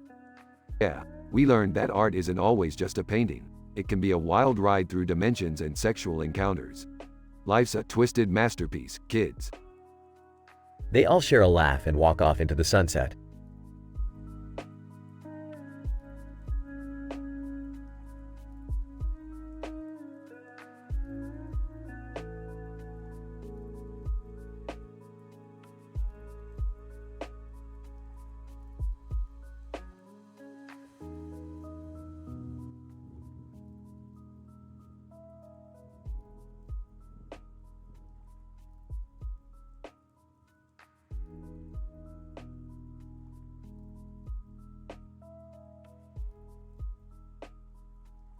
Peter, hey Lois, look what I found on my way home from work today. It's a freaking sentient traffic light. Lois, Peter, what in the world are you gonna do with a traffic light? We can't just bring it into the house. Peter, Lois, you worry too much. This isn't just any traffic light. It's a sentient traffic light. It can do freaking magic. Stewie, well, isn't this just perfect? Another nonsensical addition to our already chaotic lives. I suppose this traffic light will start yelling at us to stop and go. Peter, Stewie, you haven't even seen what this little beauty can do. Watch this, my friend. Red light. The traffic light immediately turns red, halting everyone's movements. Meg, Dad, we're stuck here. Stewie needs his diaper change, Brian has to pee, and I have to return those library books. Peter, relax, Meg. Green light. The traffic light turns green, allowing everyone to move again, but in exaggerated fast motion. Chris, whoa, this is awesome. I feel like the Flash. Brian enters the room. Brian, what the hell is going on here? Why is everyone moving so fast? Meg, Peter brought home a sentient traffic light, and it's controlling our movements. Brian, you've got to be kidding me. Peter, what were you thinking? Peter, Brian, this is the best thing that's ever happened to us. Now watch this. Yellow light. The traffic light turns yellow and everyone freezes in place. Cutaway gag 1. Peter, narrating, and now, a special message from a frozen Stewie. Stewie, completely frozen midair, starts speaking. Stewie. Ah, yes, the dreaded yellow light. A symbol of indecision and uncertainty, just like Lois choosing a movie at Blockbuster. Scene cuts to Lois holding a stack of VHS tapes, struggling to pick one. Lois, ugh, I can never decide. Scene returns to the frozen family. Stewie. And now, we return to our regularly scheduled programming. Peter unfreezes the family with a click of the remote control. Stewie. Fantastic, I can move again. Oh, my, it feels exhilarating, like a hairless cat's silky smooth skin. Brian, Peter, we need to get rid of that thing. It's causing chaos and mayhem. Chris, yeah, Dad, I don't think we should mess around with this traffic light anymore. It's too dangerous. Peter, well, it's too late, guys, because this traffic light is here to stay. Green light. How do we get it to? Peter, narrating. Just when you thought the sentient traffic light couldn't get any crazier, you decided to organize a protest. Scene shifts to the traffic light standing in the middle of the road, holding a sign that says, "End traffic oppression." Traffic light. No more red light tyranny. It's time for the green revolution. People start honking their horns, frustrated by the chaos. Driver 1. Hey, dipshit, let us through. Driver 2. Yeah, red light means stop, dumbass. Scene returns to the family. Brian, Peter, this is getting out of hand. We need to do something about it now.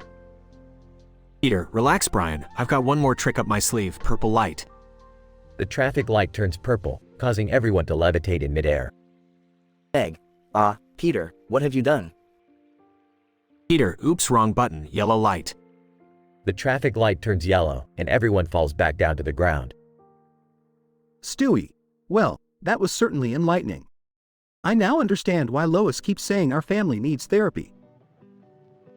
Brian, that's it, Peter. The traffic light has to go. We can't keep risking our lives with its ridiculous abilities. Peter, fine, Brian, if it'll make you all happy. But mark my words, you'll be begging for the sentient traffic light's return one day. Away, gag 3.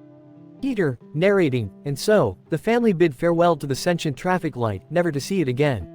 But its powers didn't go unnoticed by the world.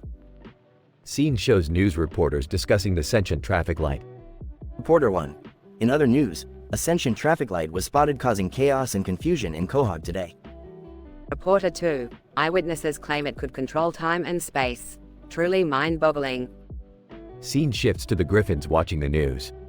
Lois, thank goodness we got rid of that thing. Stewie. Yes, it's like living in a real-life Twilight Zone.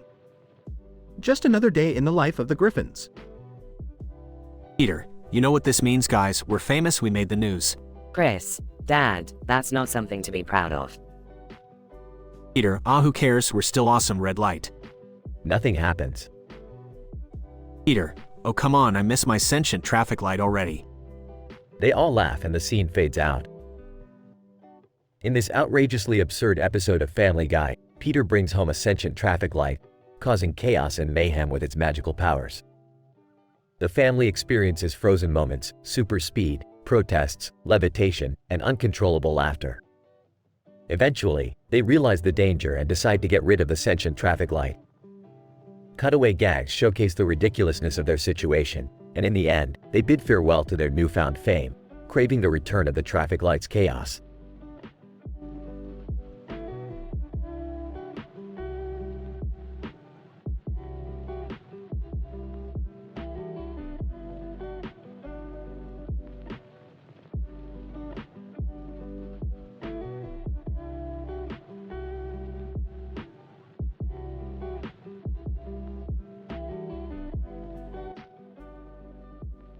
Narrator.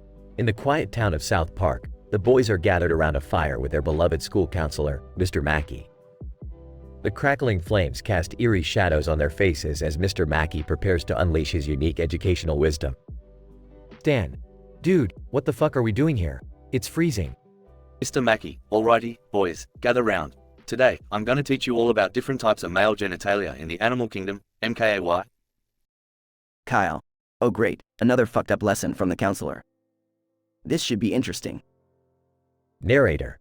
Mr. Mackey takes out a large flip chart and begins to showcase various illustrations of animal genitalia in explicit detail. Hartman, holy shit, look at the size of that walrus dick. Kenny. Muffled, MPH. Narrator. As Kenny tries to get a closer look at the chart, he accidentally knocks over a nearby gas canister. Kenny. Muffled, uh-oh. Narrator. The gas canister ignites the roaring fire, setting ablaze not only the campfire but also the air behind Mr. Mackey. Mr. Mackey, oh my god, MKAY. It's a fucking fire tornado. Dan. Dude, Mr. Mackey's ass is on fire. Narrator. As Mr. Mackey frantically pats the flames on his rear, the fire tornado grows in intensity, spinning faster and higher into the sky. Kyle, this is fucking insane. How the hell is this even happening? Mr. Mackey, run, you idiots. We gotta get the fuck out of here. Narrator. The boys sprint away from the ever-growing fire tornado, heading towards a nearby water reservoir. Hartman, my fat ass can't run this fast. Screw you, fire.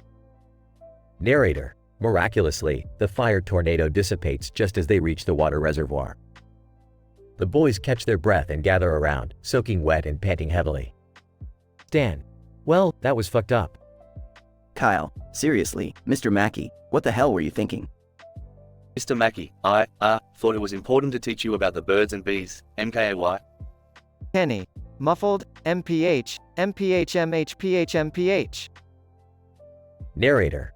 As Kenny tries to speak, his wet clothes weigh him down, causing him to slip and fall into the reservoir. Hartman, laughs, classic. Kenny, you dumbass. Narrator. Despite the bizarre and dangerous lesson, the boys manage to laugh amidst the chaos. They head back home, realizing that their afternoon had taken yet another turn into the absurd. In this wild episode of South Park, Mr. Mackey's lesson on animal genitalia ends in a fiery disaster and a wet, comical demise for Kitty. The boys survive yet another outrageous adventure in their small mountain town, leaving us pondering what craziness will unfold next.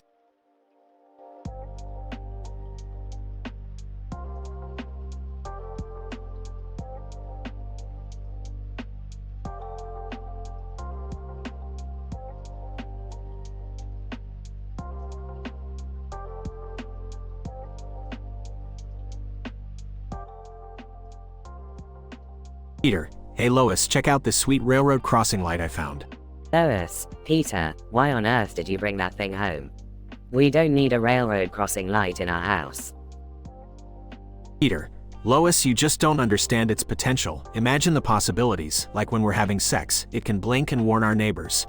Lois, Peter, that's ridiculous. We're not turning our bedroom into a public spectacle. Scene transitions to a cutaway gag. Cutaway gag 1. Peter and Lois are in bed, and the railroad crossing light starts flashing and making loud noises. Their neighbors gather around, cheering and placing bets on who will finish first. Scene returns to Peter and Lois in their living room. Peter, okay fine, but how about using it as a prank? We can put it on Stewie's head and send him to school. The kids would think he's a walking stop sign. Lois, Peter, that's not funny. Stewie's already going through enough with his identity crisis. Scene transitions to a cutaway gag. Cutaway gag 2. Stewie, with the railroad crossing light on his head, walks into his classroom. All the kids stop and stare, confused as to whether or not they should obey the stop sign or laugh at Stewie. Scene returns to Peter and Lois in their living room. Lois, seriously, Peter, enough with the childish pranks. We can't use this thing irresponsibly. Peter, okay, I hear you. But what about using it for something productive, like a drinking game? Every time the light flashes, we take a shot. It'll be the best party Quahog has ever seen. Lois, Peter, that's a terrible idea. Alcohol poisoning is not something to joke about. Scene transitions to a cutaway gag. Cutaway gag 3. The Griffins are having a party, and everyone is taking shots whenever the railroad crossing light flashes. Cut to a hospital where everyone is lying in beds, hooked up to IVs, suffering from alcohol overdose. Scene returns to Peter and Lois in their living room. Lois, see, Peter, this is exactly why we can't have nice things. Let's just return the railroad crossing light where you found it, before something else goes wrong. Peter, fine Lois, you win. I guess I got a little carried away with the possibilities, but I'll miss the fun times we could have had. Lois, Peter, I love your enthusiasm, but sometimes we need to think about the consequences. Let's find another way to have fun without endangering our lives or embarrassing ourselves in front of the entire town. Peter, okay Lois, you're right, I'll take it back tomorrow. But can we have one last crazy idea with the railroad crossing light tonight? Lois, oh, Peter, what now? Scene fades out as Peter starts dancing wildly, using the railroad crossing light as a disco ball. The end.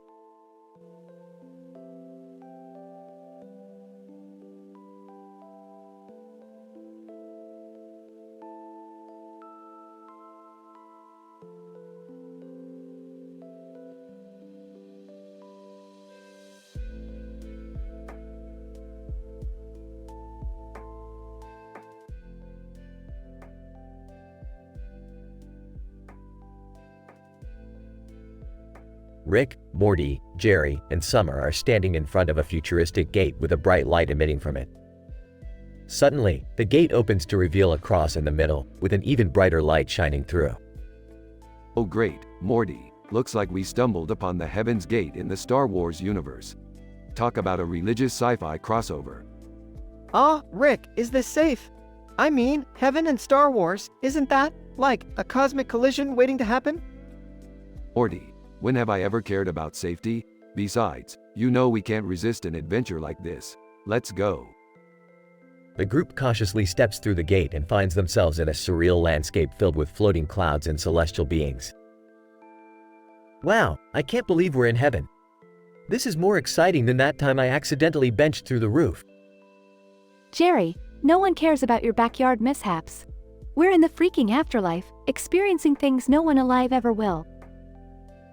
A celestial being approaches them, glowing and floating gracefully. Celestial being, welcome, earthly visitors. I am Celestius, the guardian of this heavenly realm. What brings you here? Look, Celestius, we stumbled upon the ultimate crossover event and couldn't resist. Plus, we heard a lot of juicy gossip goes on around here. Yeah, we heard you guys have crazy parties, unlimited supply of clouds, and the most happening celestial bodies. Celestius, well, you're not entirely wrong. But be warned, this dimension has its own set of rules. Rick smirks mischievously.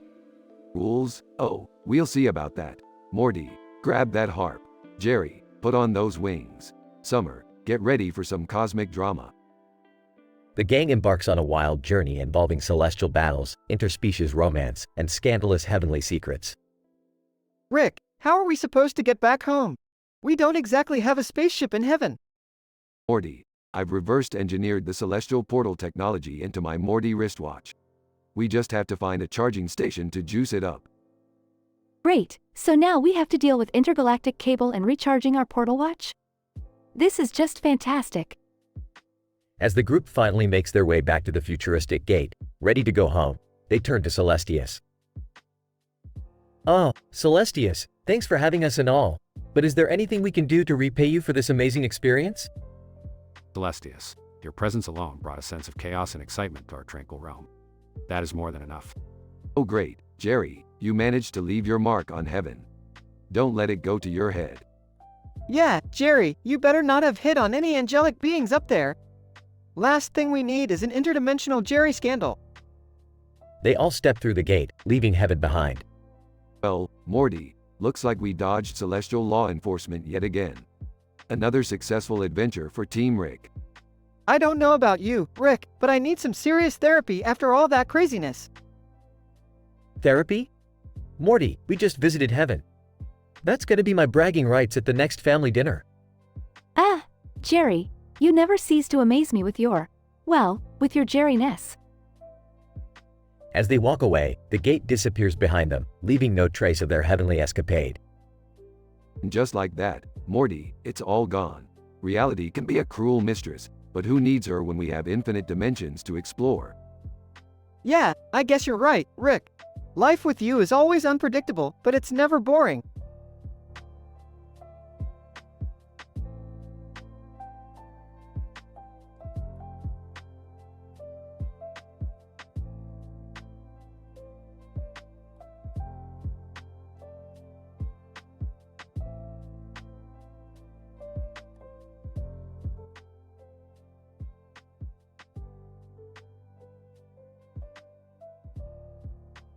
One. Sailor Mercury. Welcome, viewers. Today, I'll be taking you on a tour of Anime City, the most eccentric and action-packed metropolis in the world. 2. Sailor Mercury. Our first stop is the Sakura Tower, where cherry blossoms bloom all year round. It is said that the great warrior, Samurai Kenshin, resides here and trains young martial artists. 3. Sailor Mercury. Next, we have the Otaku Alley, a vibrant district filled with anime and manga stores. The infamous cosplayer, Lady Luna, can often be found here, enchanting visitors with her incredible costumes. 4. Sailor Mercury. Moving on, we reach the Dragon's Den, a skyscraper owned by the enigmatic businessman, Phantom Shadows. Rumor has it that he controls the city's underworld, and his parties are infamous for their debauchery. 5. Sailor Mercury. Now, let's make our way towards the Magical Gardens, a mystical oasis where fairies and magical creatures flourish. The legendary sorceress, Mystica, dwells here, sharing her wisdom with those who seek it. 6. Sailor Mercury. Finally, we arrive at the Thunderdome, a colossal arena where the most exhilarating battles take place. The undefeated champion, Iron Fist, resides here and is known for his superhuman strength and lightning-fast strikes. 7. Sailor Mercury. As we venture through Anime City, you'll encounter a rich tapestry of vibrant characters and improbable situations that will leave you stunned and amazed. So, fasten your seatbelts for a wild and unforgettable journey. 8. Sailor Mercury. Incident. Suddenly, the ground beneath us starts shaking violently. A gigantic tentacled monster emerges from the river and begins wreaking havoc on Anime City. 9. Sailor Mercury. Progression. The residents of Anime City, sensing danger, mobilize quickly. Samurai Kenshin charges at the monster with his razor-sharp katana, slicing through its tentacles. 10. Sailor Mercury, Progression. Lady Luna, in her magnificent warrior cosplay, unleashes a barrage of powerful spells, creating a protective shield around the city. 11. Sailor Mercury, Progression. Phantom Shadows, revealed to be a skilled combatant, confronts the monster head-on, utilizing his shadow manipulation abilities to nullify its attacks. 12. Sailor Mercury, Progression. Mystica uses her ancient magic to summon a legion of mythical creatures to aid in the battle. Together, they channel their energies into a mighty explosion that weakens the monster. 13. Sailor Mercury, Progression. Iron Fist, with his unparalleled strength, delivers a final, devastating punch, obliterating the weakened monster into a cloud of dust. 14. Sailor Mercury, Denouement. The citizens of Anime City rejoice, grateful for the heroes who saved their beloved metropolis. Samurai Kenshin, Lady Luna, Phantom Shadows, Mystica, and Iron Fist stand victorious, hailed as the city's legendary protectors. 15. Sailor Mercury, Conclusion. As we bid farewell to Anime City, we can't help but marvel at its resilience and the extraordinary individuals who call this place home. It truly is a city where dreams, magic, and larger-than-life battles come true. 16. Sailor Mercury. Thank you for joining me on this thrilling adventure in Anime City. Remember, anything is possible in this fantastical world. Until next time, stay magical and stay tuned for more extraordinary tales from across the realm of anime. 17. Viewer 1. Holy sh*t, that was intense. The way Iron Fist punched that monster into oblivion, I've never seen anything like it. 18. Viewer 2. Yeah, and did you see how Lady Luna conjured that protective shield? She's definitely not your typical cosplayer. 19. Viewer 3. I'm blown away by the sheer power and talent of these legendary figures. Anime City truly is a place of wonders and unimaginable adventures. 20. Viewer 4. Absolutely. I can't wait to see what other mind-blowing stories unfold in this extraordinary metropolis. Anime City, here we come.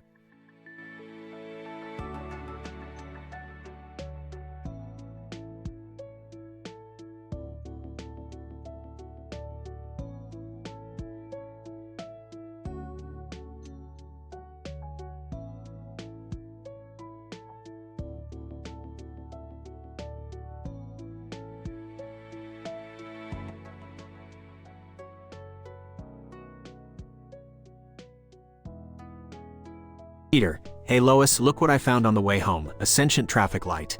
Lois, Peter, what the hell? We can't bring a traffic light into the house. Peter, oh come on Lois, it's harmless, besides, I've always wanted a traffic light as a pet. Stewie, a traffic light? How utterly absurd. What could you possibly want with such an inanimate object? Peter, you'll see Stewie, this baby has some hidden talents, watch this. Traffic light. In a seductive voice, green means go, Peter. How about I make you go, baby? Peter, blushing oh my? Ryan, Peter you can't be serious, that traffic light can't actually talk. Peter, oh yeah well watch this, presses a button on the traffic light. Cutaway Gag 1. Peter and the traffic light flying through space, riding on a rocket ship. Peter, see Brian, we can go anywhere we want with this traffic light, the universe is our playground. Ryan, that's not the point Peter, you can't just fly around with a traffic light. Incident. Egg, what's going on? Why is Dad flying around with a traffic light? Lois, your father always has these crazy ideas, Meg. Just ignore him. Progression. Scene shift. Peter using the traffic light to cause chaos in Quahog. Quagmire, hey, Peter, what the hell are you doing with that traffic light? Peter, oh just having some fun Quagmire, check this out, changes the traffic light to all red. Cutaway Gag 2. Peter using the traffic light to stop cars and start a dance party in the middle of the street. Quagmire, Peter, you're causing a traffic jam. This isn't funny. Peter, lighten up Quagmire, everyone's having a good time. Denouement. Scene shift. The police arrive. Joe, Peter Griffin, you're under arrest for disturbing the peace and causing a traffic hazard. Peter, but officer it's just a harmless traffic light. Officer, tell it to the judge, Griffin. You can't just go around messing with the traffic system. Scene shift. Peter in court. Judge, Mr. Griffin, your actions were irresponsible and dangerous. I hereby sentence you to community service and a fine of $10,000. Peter, oh no, how am I gonna pay that fine? Scene shift. Peter at the Drunken Clam. Cleveland. Peter, I can't believe you got yourself into this mess. Peter, yeah, it was a crazy idea, Cleveland, but hey, at least we had some fun, right? Cleveland. Fun? Fun doesn't pay fines, Peter. Scene shift. Peter doing community service. Quagmire. You know, Peter, this could have all been avoided if you just left that damn traffic light where you found it. Peter, yeah, I guess you're right, Quagmire. Lesson learned, I suppose. Conclusion. Scene shift. The Griffins at home, minus the traffic light. Stewie. Well, it appears that our sentient traffic light adventure has come to a close. Ryan, thank goodness. I don't think I can handle any more of Peter's crazy shenanigans. Peter, don't worry guys, I've got a new plan brewing already. This time it involves a roller coaster and a live chicken. Lois, Peter, no more crazy ideas. Please. Scene ends with the family sighing and shaking their heads.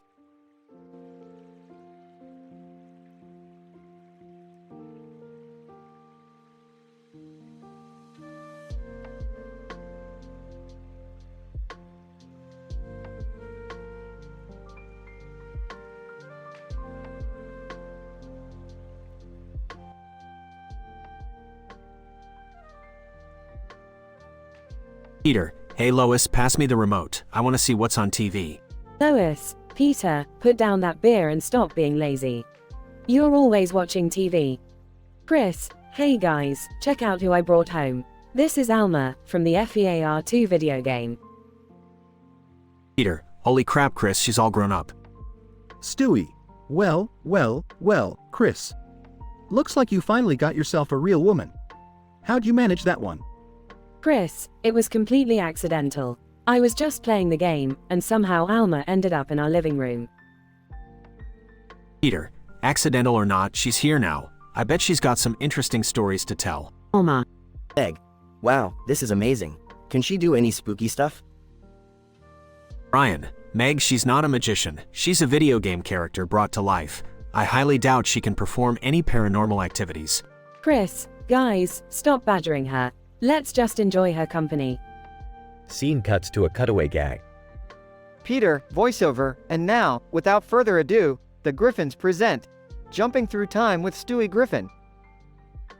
Stewie is seen wearing a lab coat, standing in front of a time machine. He presses a button, and they travel to different historical periods, creating chaos and hilarity. Scene cuts back to the living room. Chris, Alma, would you like a drink? We have soda, juice, or beer. Alma. Peter, ooh, she doesn't talk much, does she? I bet she's got some skills in the bedroom though. Lois, Peter, that's enough. Don't be disgusting. Scene cuts to a cutaway gag. Peter, voiceover. The Griffins present Peter Tries Extreme Sports. Peter attempts various extreme sports and fails spectacularly, causing mayhem and destruction. Scene cuts back to the living room. Chris, Alma, I'm glad you're here. You're the coolest thing that's ever happened to me. Stewie. Oh please, Chris. You couldn't handle a relationship with a real woman. Chris, I can handle it. I managed to get Alma to come home with me, didn't I? Lois, honestly, Chris, this whole situation is just bizarre. Are you sure this is real? Scene cuts to a cutaway gag. Peter, voiceover. The Griffins present Stewie becomes a pop star. Stewie becomes a famous pop star, surrounded by adoring fans and enjoying the luxuries of fame. Scene cuts back to the living room. Chris, well, Alma, it's been great having you here.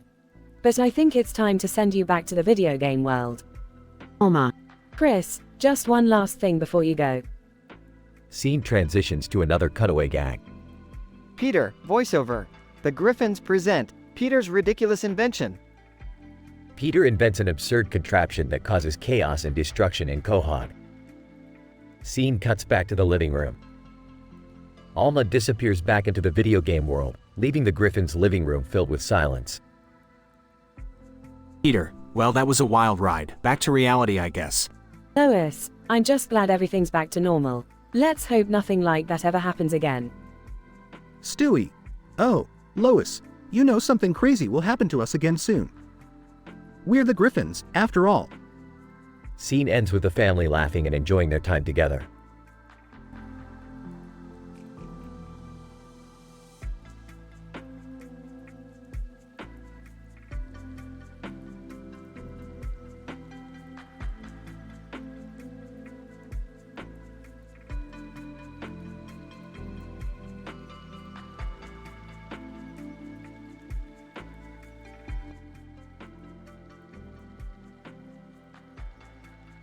Morty, get ready for an adventure like you've never seen before. Oh geez, Rick, I don't know. Last time we had an adventure, I ended up mutated into a tentacle monster. Trust me, Morty, this one's gonna be even crazier. We're going to a gastropub where a dragon and Sagat from Street Fighter are having a deep conversation about life and fighting. Wait, what? How is that even possible? Morty, when you've been to as many dimensions as I have, nothing surprises you anymore. Now let's go before the universe implodes or something. Rick and Morty arrive at the gastropub. They see Sagat and the dragon casually sipping on their drinks. Oh, hey guys. Mind if we join you? Sagat, not at all. Grab a seat, young warriors. Dragon, mortals seeking enlightenment, I see. Sit and partake in this philosophical discourse. Well, if it isn't Sagat, the infamous Thai boxing champion. What brings you to this dimension? Sagat. Rick Sanchez, the mad scientist. I'm here to explore the depths of existence and what it truly means to be a fighter. So, what exactly are you guys talking about? Dragon, we question the purpose of our battles. Do they serve a higher meaning, or are they merely acts of violence? Oh, please, it's all just a big cosmic joke. We're nothing but insignificant specks in the grand scheme of things. Sagat. And yet, through our battles, we find purpose, even if it's temporary. We strive to become warriors worthy of respect and honor. But what about the meaning of life? Is it all about fighting? Dragon, life is a complex tapestry of experiences, Morty. Fighting is just one thread in that tapestry. The meaning of life lies in discovering your true self and embracing your passions. Rick takes a swig of his drink and smirks at Morty. Morty, life doesn't have a meaning. It's all about survival and finding ways to distract ourselves from the void. But hey, that's just my opinion. That's depressing, Rick. Sagat, each person has their own journey, Morty. It's up to them to find meaning in the chaos. Embrace the fight, but also find solace in the moments of peace. Dragon. And remember, Morty, even the most legendary fighters question their purpose. It's okay to doubt, that's how we grow. Well, I guess that kinda makes sense. Thanks, Sagat and Dragon. Alright, Morty, time to go. These deep philosophical discussions are making me thirsty for another dimension. Sagat and the dragon bid farewell to Rick and Morty as they leave the gastropub. You know, Rick, that was actually a pretty enlightening conversation. Yeah, Morty. Whatever makes you sleep at night. Now let's go find some alien chicks or something. Rick, I'm not sure that's a good idea. Morty, you need to embrace the absurdity. Life's too short for regrets. Let's go. As Rick and Morty teleport away, Sagat and the dragon exchange a knowing glance. Dragon, mortals and their never-ending quest for meaning. It's amusing, isn't it? Sagat. Indeed, my scaly friend. But we all have our battles to fight, in this dimension or the next. The dragon and Sagat clink their glasses together, continuing their philosophical discussion.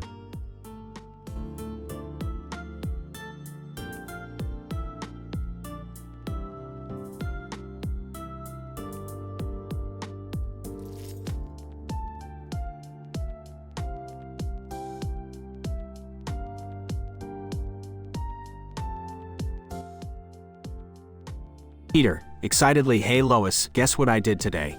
Lois, sighs, oh, what did you do this time, Peter? Peter, I rented a bunch of sexy ladies called the Love Shockers. They're from this cool game called JSRF. Lois, shocked, Peter, you can't just rent a group of women. That's completely inappropriate. Peter, grinning, oh come on Lois, it's all in good fun. Besides, I accidentally got laid with all of them. Away gag number 1. Scene. Peter holding a map in front of the house. Peter, pointing, okay, so if we move the couch here, we can recreate that famous scene from Dirty Dancing. Scene shifts to Peter attempting the lift with one of the Love Shockers. Peter, struggling up and away. Oops, Lois, I dropped her. I hope I didn't break anything important. Back to the dialogue.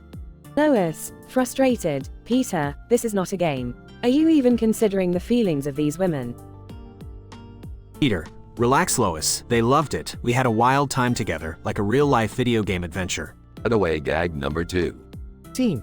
Peter holding a bunch of game controllers while the love shockers dance around him. Peter, laughing. All right, ladies, it's time for a dance-off just like in the game. The love shockers start doing complicated dance moves while Peter attempts to follow, but ends up tripping over the controllers and falling. Back to the dialogue. Lois, Peter, you can't objectify women like this. It's disrespectful and completely out of line. Peter, defensive. Oh, come on, Lois, it's all in good fun. They're just game characters after all. Cutaway gag number 3. Scene. Peter standing on a virtual reality machine while the love shockers surround him. Peter, all right, ladies, let's go inside this virtual reality machine and have some fun. As the machine turns on, Peter starts flailing and screaming, while the love shockers laugh and playfully hit him with their dance moves. Back to the dialogue. Lois, Peter, I can't believe you would do something like this. It's not okay to objectify women, whether they are real or virtual.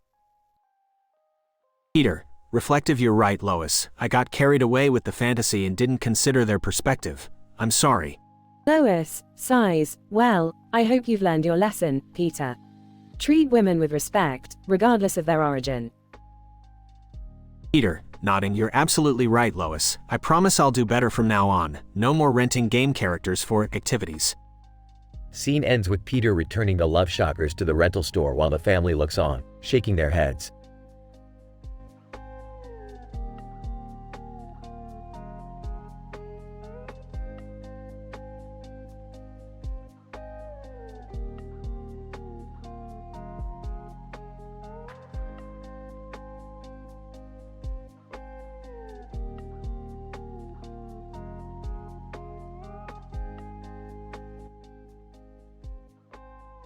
Anakin, hey Obi-Wan, you see this lightsaber? It's gonna slice and dice those separatist scum. Obi-Wan. Anakin, remember, we're here to bring peace, not to cause a bloodbath. Anakin, peace? They killed innocent people. Obi-Wan, this is personal, and I'll make them pay. Obi-Wan. Channel that anger, Anakin. Don't let it consume you. The dark side is a dangerous path. Anakin, dangerous, you say? The power I feel coursing through me is exhilarating. It's like a drug, Obi-Wan. I can't resist it. Obi-Wan. Anakin, you're treading on thin ice. The Jedi way is the only way. Anakin, Jedi way? Where has that gotten us? The Republic is corrupt. The Jedi Council is weak. This is our chance to forge a new order, a strong order. Obi-Wan. Anakin, have you lost your mind? We are peacekeepers, not dictators. Anakin, peacekeepers? Look around you, Obi-Wan. The galaxy is in chaos. War is everywhere. We can bring balance to this madness. Obi-Wan. Balance, my ass. You've been seduced by the dark side. You're becoming what we swore to destroy.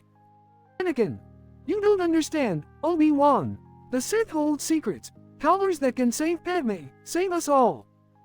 Obi-Wan. Padme, your obsession with her blinds you. Can't you see they've corrupted your mind? Anakin, they've shown me a path to unlimited power. With their help, I can save her and bring peace to the galaxy. Obi-Wan. Save her? You're walking down a path of no return, Anakin. The dark side will consume you, and you'll lose everything you hold dear. Anakin. No, Obi-Wan. I've made my choice. I will bring order, no matter the cost. Obi-Wan. Anakin, I won't let you do this. I won't let you fall. Anakin. You won't stop me, Obi-Wan. I'll show you the true power of the Force. Lightsabers clash, gunshots ring out, chaos ensues. Obi-Wan. Anakin, this isn't you. Fight it. Remember who you are. Anakin. I am the chosen one, Obi-Wan. I am the Messiah of Heaven's Gate. The battle rages on. Anakin's powers grow stronger. Obi-Wan. Anakin, stop. This isn't the Jedi way. Anakin. The Jedi way has failed. It's time for a new order, a new hope. Anakin strikes down Obi-Wan, leaving him wounded. Obi-Wan. You were supposed to bring balance to the Force, not destroy it. Anakin. Balance will come, Obi-Wan. But first, there must be chaos. Anakin walks away, leaving behind a devastated Obi-Wan. Obi-Wan. The prophecy has been twisted, and the Chosen One has become the curse of the galaxy.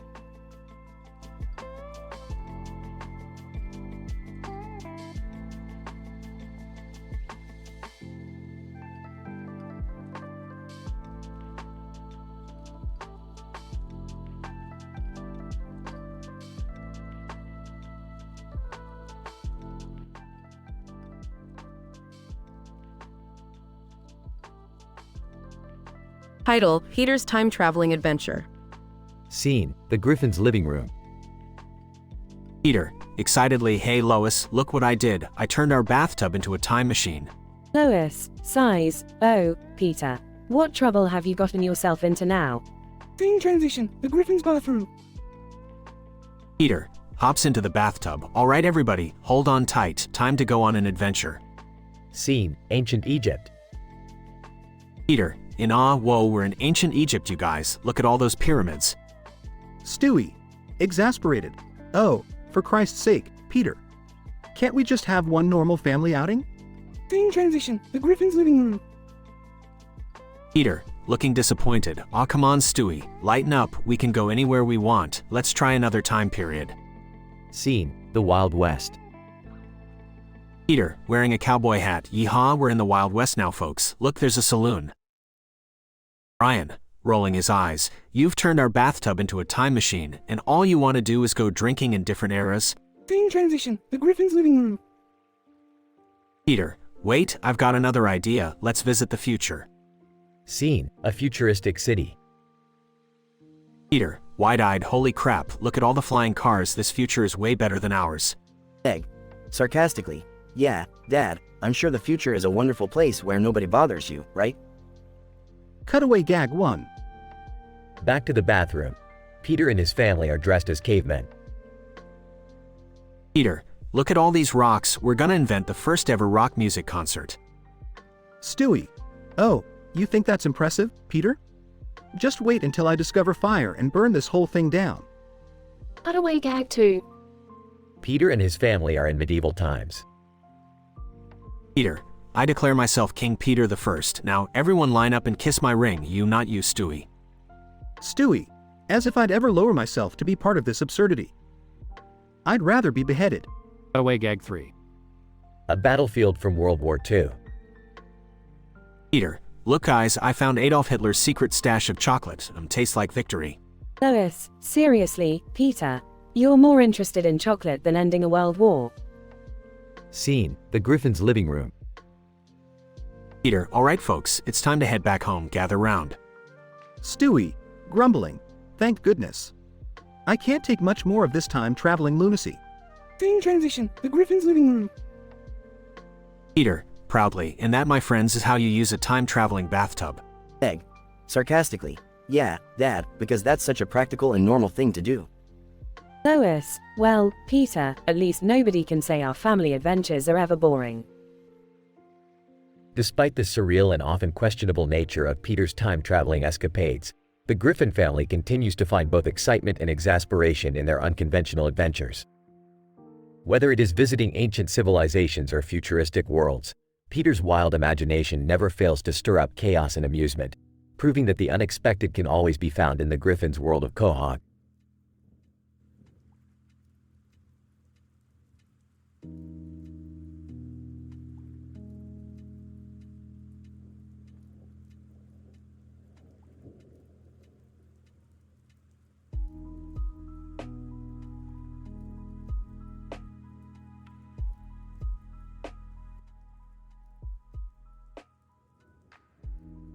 Narrator: in the Griffin household, Peter has brought home a rather peculiar find, a sentient railroad crossing light.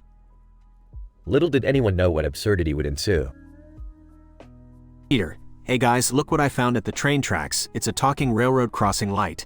Lois, Peter, what on earth are you doing with that thing? And how did you even manage to bring it home? Peter, well Lois, I told it a bunch of knock-knock jokes and it thought I was hilarious, so it decided to come home with me. Stewie, sarcastically, oh, wonderful. Now we have a talking lamp in the house. Just what we needed to make family dinners even more awkward. Cutaway 1 Stewie, dressed as a scientist, standing in front of a chalkboard filled with equations and diagrams. Stewie. Pretentiously. Ah, the intricacies of a sentient railroad crossing light. The probability of its existence is nearly indistinguishable from zero. However, in an alternate universe, where the theory of improbability reigns supreme, one can only ponder the chaos it might unleash. Back to reality. Peter, alright everyone gather round, I have some exciting plans for our new friend here. Egg. Oh great, another one of Dad's harebrained schemes. What is it this time? Peter, well Meg, I thought we could attach the railroad crossing light to the roof of our car and use it to clear the traffic. We'll never be late again. Ryan, Peter, that's extremely dangerous and illegal, plus it's completely absurd. Cutaway 2 Peter, driving a car with a railroad crossing light attached to the roof. Cars swerve and crash as Peter blares the horn. Peter, laughing maniacally, this is great, watch out suckers.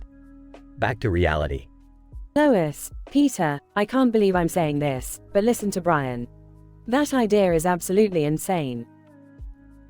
Peter, fine. I guess we could always use it as a disco ball for our next party. Imagine the light show.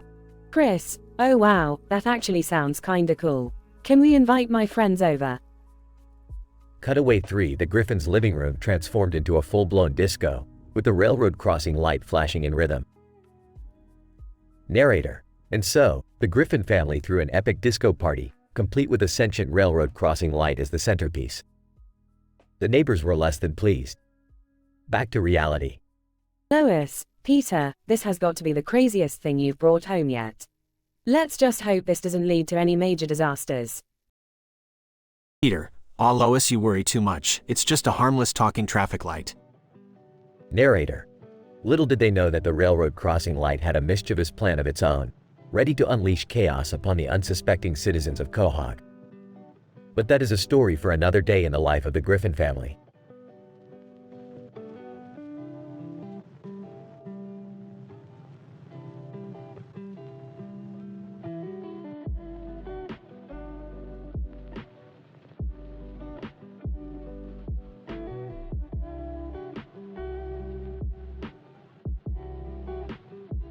Kimi Mizuno, holding a tennis racket and a ball. Alright, everyone, welcome to the Anime City Battle Arena, also known as the Thunderdome.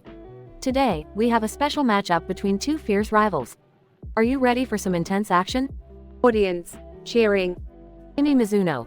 Let's introduce our first competitor. From the depths of the underworld, we have Lucifer, the Prince of Darkness himself. Lucifer, stepping into the arena, grinning. Amy, my dear, you always know how to throw a good time. Are you ready to witness my triumphant victory? Kimi Mizuno. Smirking, we'll see about that, Lucifer. Now, let's bring in our second competitor. Hailing from a distant galaxy, the formidable warrior, Valkyria. Valkyria. Entering with a confident stance, prepare to be obliterated, Lucifer. I've trained for this battle, and nothing will stop me from emerging victorious. Kimi Mizuno. Alright, let's get this show started. Blows a whistle. Lucifer, summoning flames in his hands. Prepare to burn, Valkyria. Valkyria. Activating her energy sword. I'll cut through your flames like butter. Kimi Mizuno. Commentating, and the battle commences. Lucifer launches a volley of fireballs while Valkyria darts around, narrowly avoiding them. Lucifer laughs maniacally. You can't escape me, Valkyria. Valkyria. Swiftly dodging. You underestimate my agility, Lucifer. Kimi Mizuno. Mesmerized, the battle is reaching its peak. Both competitors unleash their most powerful attacks, creating explosions and shockwaves.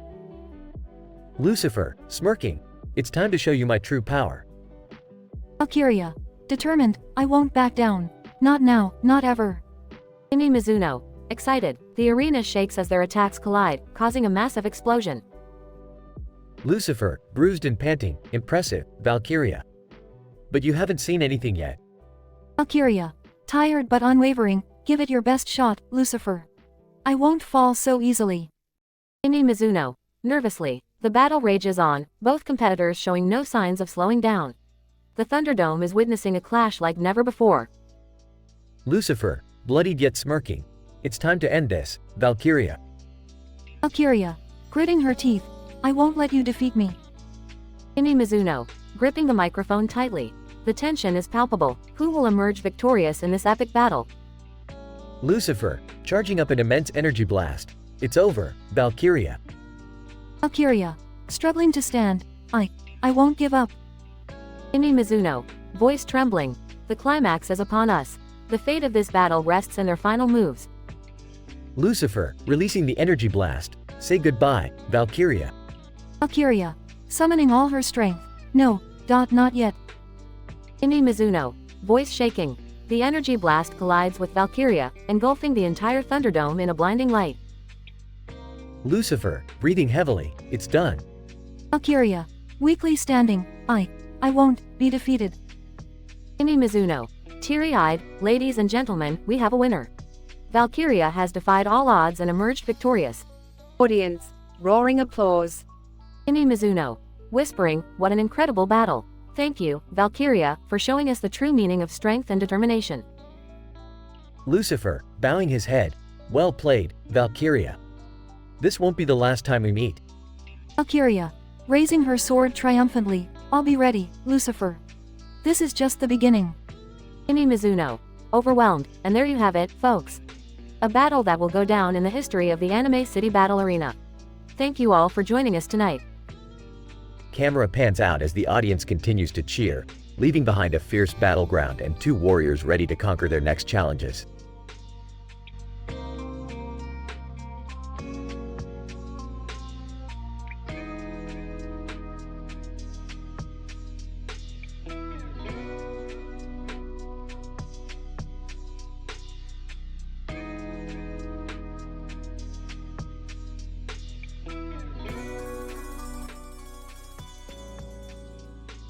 Ryan, sitting on the couch with Stewie. So what's the plan for tonight, Stewie? Stewie. Oh, nothing special, Brian. Just going to relax and enjoy some quality time at home with the family. Scene transition to the living room where the family is gathered.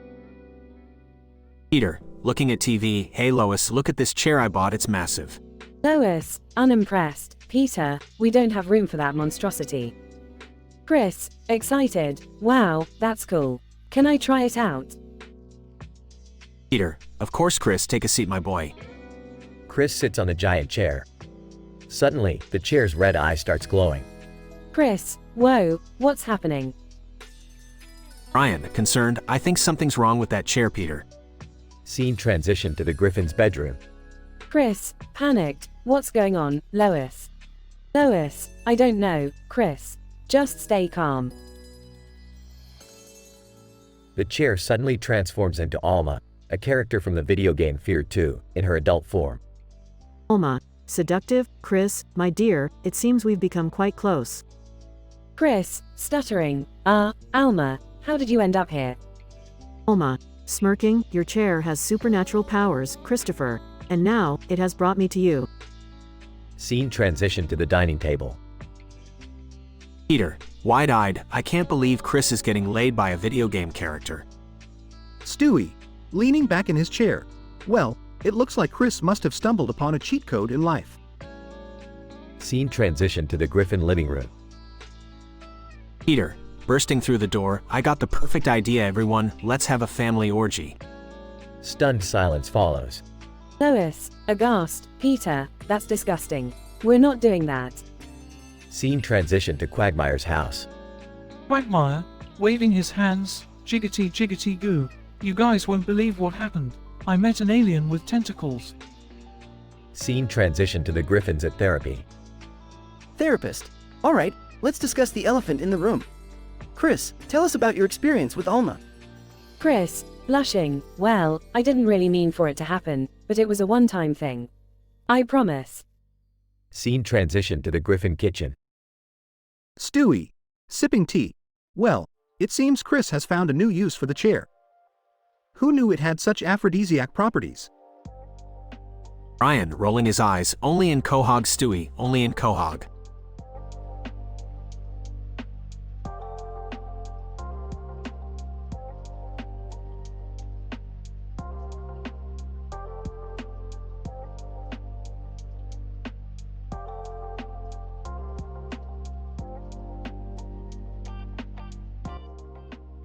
Title: The Wild Night in Anime City. Alright, everyone, stay together. We don't want to get lost in this crazy-ass city. Jack. Yeah, and watch out for those pervy dudes lurking around. Looking at you, Joey. Incident. Joey, fuck off, Jack. I'm not the one wearing a damn hentai costume. Guys, chill. Let's just focus on finding that legendary anime store everyone's been talking about. Progression. Look, there it is. Otaku Alley, just like the sign says. Let's go. Riley. Holy shit. This place is like a mecca for every damn otaku out there. My wallet's gonna hate me. Jack. Who gives a shit? I'm here to find that limited edition waifu body pillow I've been dreaming about. Okay then. Let's just hope we don't get caught up in some crazy anime battle or some shit. Guys, look. That's the infamous cosplayer, Yayan. She's giving a tour of Otaku Alley. Let's join in. Joey, oh yeah, I've heard she's wild. Probably knows all the dirty little secrets of this place. Seriously, guys? Can we just enjoy the tour like normal people? PhD level description of the episode. This meticulously orchestrated incident begins when a group of youngsters, adorned in extravagant costumes, traverse the bustling streets of Anime City. The initial situation lays the foundation for the absurdity to come, with Jack's colorful expletives and Joey's provocative attire setting the tone for an unconventional adventure. As the children progress, they stumble upon the infamous Otaku Alley, a sacred haven for anime enthusiasts and eccentric characters alike. Their journey intensifies as they immerse themselves in the chaotic energy that permeates the alley's vibrant atmosphere. The denouement reveals a surprising encounter with renowned cosplayer Yayan, whose flamboyant nature adds an unpredictable element to the already frenzied scenario. Meanwhile, the conclusion sees a clash of interests within the group, with some members yearning for scandalous tales while others strive for a more conventional experience. This wild night in Anime City serves as a testament to the quirky, exhilarating, and sometimes risque possibilities that unfold when one delves headfirst into the heart of otaku culture.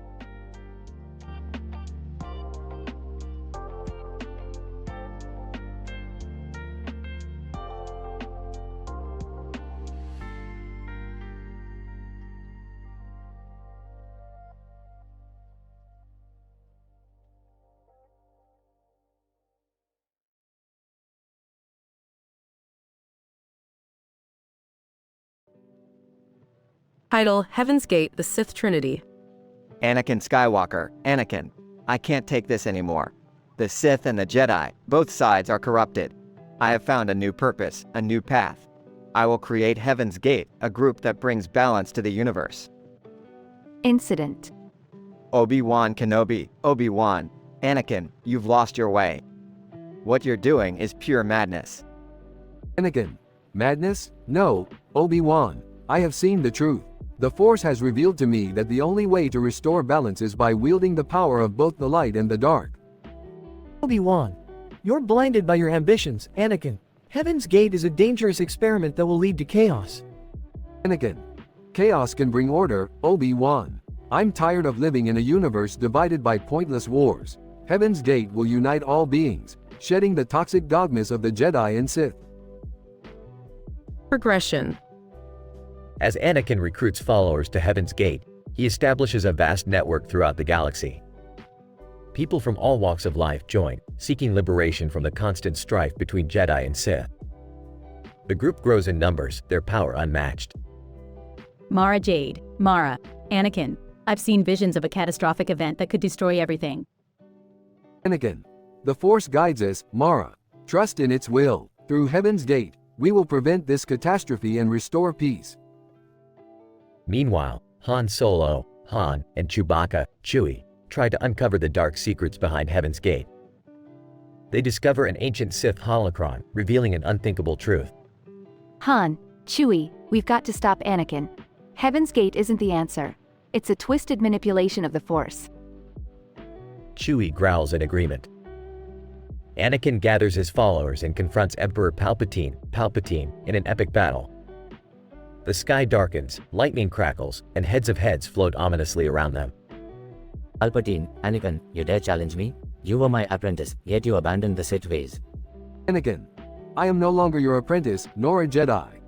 Heaven's Gate will bring true balance, Palpatine. They engage in a fierce lightsaber duel, the Force raging in the background. Anakin, now consumed by the power of both the light and the dark, strikes down Palpatine, ending his reign of tyranny. The heads of heads disperse, leaving the field calm. Anakin looks upon his fallen enemy, conflicted. Anakin, I have brought balance to the universe, but at what cost? Mara, Han, Chewie, I won't let Heaven's Gate become another repressive force. We will use its power wisely, to prevent the catastrophe foreseen. Mara, Anakin, we will stand beside you, but Heaven's Gate must be tempered by wisdom and compassion. Anakin, now known as the Guardian, promises to lead Heaven's Gate with a newfound sense of balance. Together, they will navigate the galaxy, protecting it from both the light and dark forces, forging their own destiny. Note, the above narrative is a work of fiction and has no relation to any existing Star Wars storylines.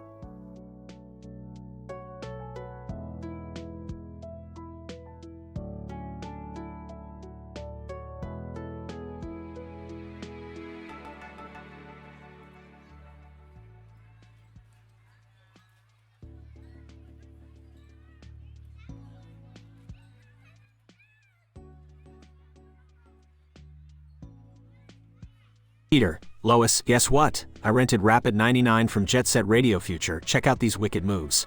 Lois, Peter, you really need to find a better hobby. But, alright, show me what you got. Peter starts dancing and accidentally knocks over a lamp. Peter, oops, sorry Lois, I've got the rhythm in my blood, I'm like a dancing tornado. Lois, Peter, you're going to break something if you keep that up. Can you please be careful? Stewie enters the room. Stewie, what the hell is going on here? Peter, you imbecile, you knocked over another lamp. Peter, relax Stewie, you've got to learn to let loose and embrace the dance. It's like therapy for your soul. Stewie, therapy for my soul? Really? Just stay away from my toys, you uncultured swine. Meg, standing nearby, rolls her eyes. Meg, can't you guys ever act normal for once? I'm trying to study here. Lois notices a sleek robotic figure standing in the corner. Lois, Peter, who is that? Did you bring someone home? Rapido 99 comes to life, resembling a humanoid robot.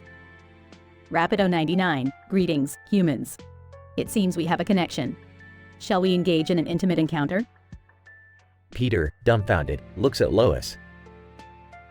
Peter, Lois, I think I accidentally rented a sex robot.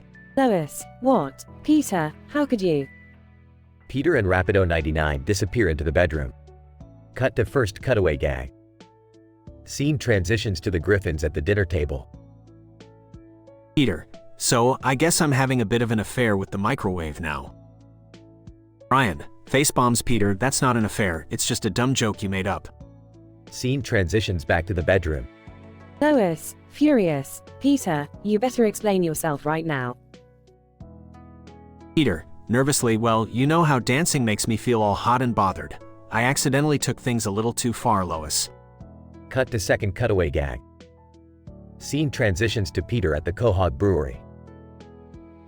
Peter, hey Joe, remember that time we reenacted a scene from Titanic in the bathroom? Joe, Peter, that never happened. Stop making up ridiculous stories. Scene transitions back to the bedroom. Lois, disappointed and angry. I can't believe you would betray our marriage like this, Peter. What were you thinking? Peter, ashamed, I'm sorry Lois, I got carried away with the dance and then this happened. It was a mistake and I regret it deeply. Stewie bursts into the room. Stewie, this is disgusting. I can't even look at you right now, Peter. I thought you were better than this. Cut to third cutaway gag. Scene transitions to Peter, Brian, and Cleveland working as lumberjacks, cutting down a tree. Peter, alright guys, let's take this one down, starts humping the tree, oh yeah, take it all you dirty tree. Brian, shocked, Peter, what the hell are you doing? Cleveland, laughs, man, I don't think I've ever seen someone try to have sex with a tree before. Back to the bedroom. Lois, Peter, we need to work through this. But we're going to have a long talk and set some ground rules for our marriage. Peter, I know Lois, I messed up big time. I'll do anything to make it right and regain your trust. The Griffins begin to have a serious discussion about their relationship as the scene fades out.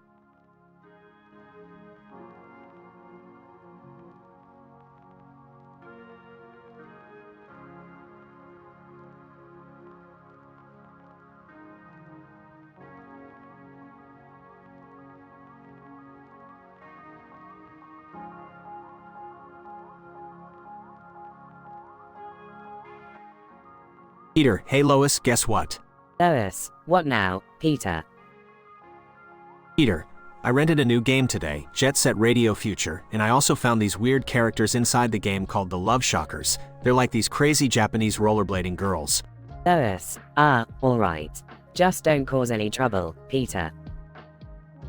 Peter, don't worry Lois, what could possibly go wrong? Cutaway gag 1. Peter rollerblades in the mall, crashes into a clothing store and ends up naked with mannequins. Scene shifts to the living room, where Brian is lying on the couch. Brian, Peter, I don't think it's a good idea to bring those Love Shockers into our home. They sound like trouble. Peter, oh come on Brian, you worry too much. I'm just gonna have fun with them, nothing else. Before Peter can finish his sentence, the doorbell rings. Peter, they're here. Peter opens the door to reveal the Love Shockers, Gum, Yo-Yo, and Poison from Jet Set Radio Future. Hey there, big boy. We heard you wanted some action. Peter, yeah, action, that's what I'm talking about. Scene cuts to the bedroom, where Peter is frantically searching for something. Peter, hey, where's my blue pill? I can't perform without that thing. Scene shifts back to the living room. Yo-Yo, what's taking him so long? I thought he was a man of action. Brian, he's probably just busy. Scene cuts back to the bedroom, where Peter finally finds the blue pill and takes it. Peter, alright, time to show these Love Shockers what I'm made of. Scene fades to black. Scene returns with the Griffin family sitting at the breakfast table the next morning. Stewie. Well, Peter. Looks like you had quite the night. Peter, oh boy did I ever. Those Love Shockers really knew how to rock my world. Chris, Dad, gross. You banged video game characters. Peter, yes Chris, and let me tell you, it was one hell of a wild ride. The family discusses the absurdity of Peter's escapades, with each member expressing their own disbelief and disgust. In typical Family Guy fashion, Peter's misadventures result in ridiculous and outrageous situations, pushing the boundaries of humor and making viewers both laugh and cringe. The episode showcases the show's signature blend of metafictional cutaway gags and dysfunctional family dynamics. Viewer discretion is definitely advised.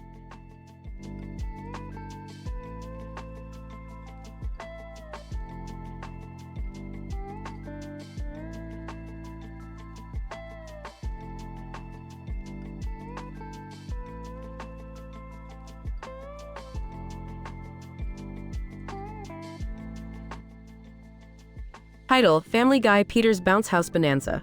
Characters: Peter Griffin, PG. Lois Griffin, LG.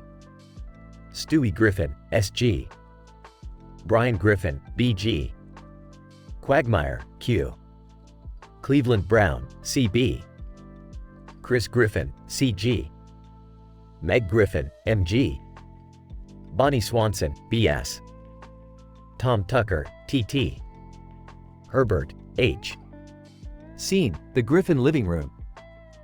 PG enters the living room, excitedly carrying a brochure in his hand. PG, hey Lois, look what I got. I rented an inflatable bounce house for the day. Oh gee, Peter, are you serious? What on earth do you plan to do with that? PG, Lois, my imagination is limitless. Just let me show you the endless possibilities. Cutaway gag 1. Peter dressed as a superhero, bouncing in the inflatable house, fighting off evil villains like Stewie and Brian. Scene: outside the Griffin house. PG sets up the inflatable bounce house in the backyard. SG, you're such a buffoon, father. This is utterly pointless. PG, nonsense Stewie, watch this. PG climbs into the bounce house and suddenly starts floating away due to a gust of wind. PG, look, I'm the king of the world. Cutaway gag 2. The bounce house carrying Peter floats through various movie scenes, including Jurassic Park, Titanic, and The Lion King. Scene: the Griffin backyard. The backyard is filled with friends and neighbors, including CB, Q, CG, MG, BS, TT, and H. BG. Peter, this is insane. But I can't resist the temptation. Can I join in? EG. Of course, Brian, the more the merrier. They all climb into the bounce house, causing it to inflate higher and higher. CG, this is the most epic bounce session ever. Cutaway gag 3. The entire Griffin family and their friends bouncing on the house as it fuels a rocket that takes them to space. Scene, the Griffin living room. The bounce house deflates and falls back down in the living room. Oh gee, well, that was certainly unexpected, but I have to admit, it was pretty entertaining. EG. See, Lois, I told you it'd be a blast. SG, can we please not do something this absurd again? BG. Agreed. I don't think I can handle an adventure like that anytime soon. EG. Fair enough, guys, but hey, at least we had one hell of a ride. They all laugh as the episode ends. In this statistically improbable and dramatically intense episode of Family Guy, Peter's idea of renting an inflatable bounce house leads the Griffins and their friends on a wild and fantastical journey. Through a series of cutaway gags, the characters venture into various movie scenes, float in the sky, and even travel to space while bouncing within the inflatable house. The episode captures the absurdity and humor typical of Family Guy, showcasing the dysfunctional yet lovable nature of the Griffin family and their pals.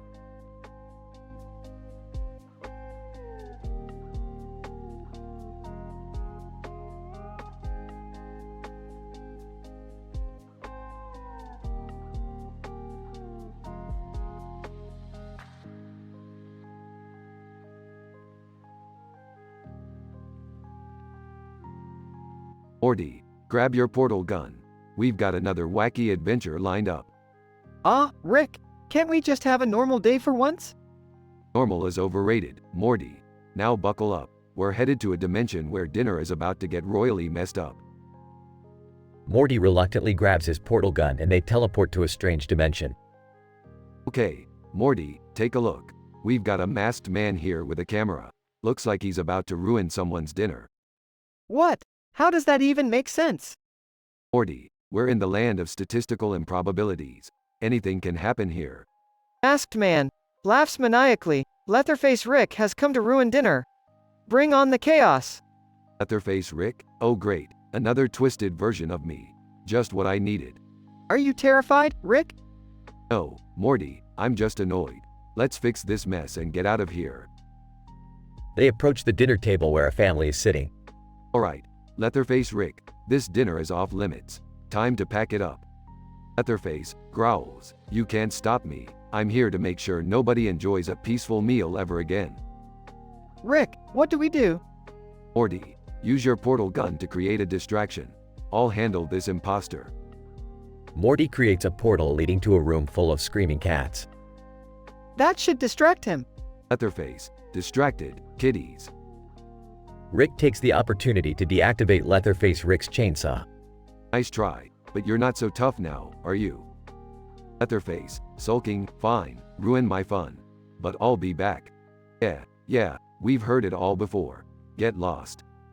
The masked man disappears into thin air. Rick, what was that all about? Just another self-obsessed version of me causing trouble. Let's get out of here, Morty. They teleport back to their own dimension. So, we just saved a dinner from a Leatherface version of you? Yep, Morty, that's what we do. We save dinners, dimensions, and sometimes, even ourselves. I guess that's just another crazy day in the multiverse, huh? You got it, Morty. Now, let's go grab some pizza. I'm starving. They walk off, leaving behind a trail of chaos and confusion.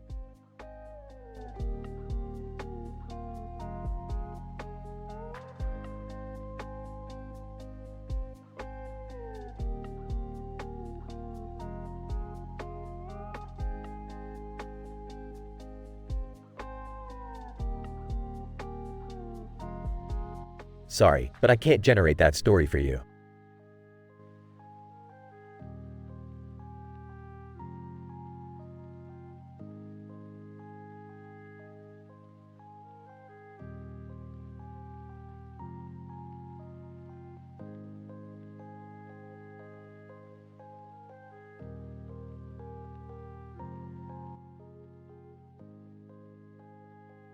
Int.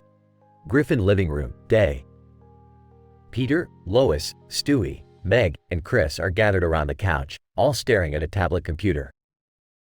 They are playing a game together, completely engrossed. Peter, you know, I've always wanted to time travel.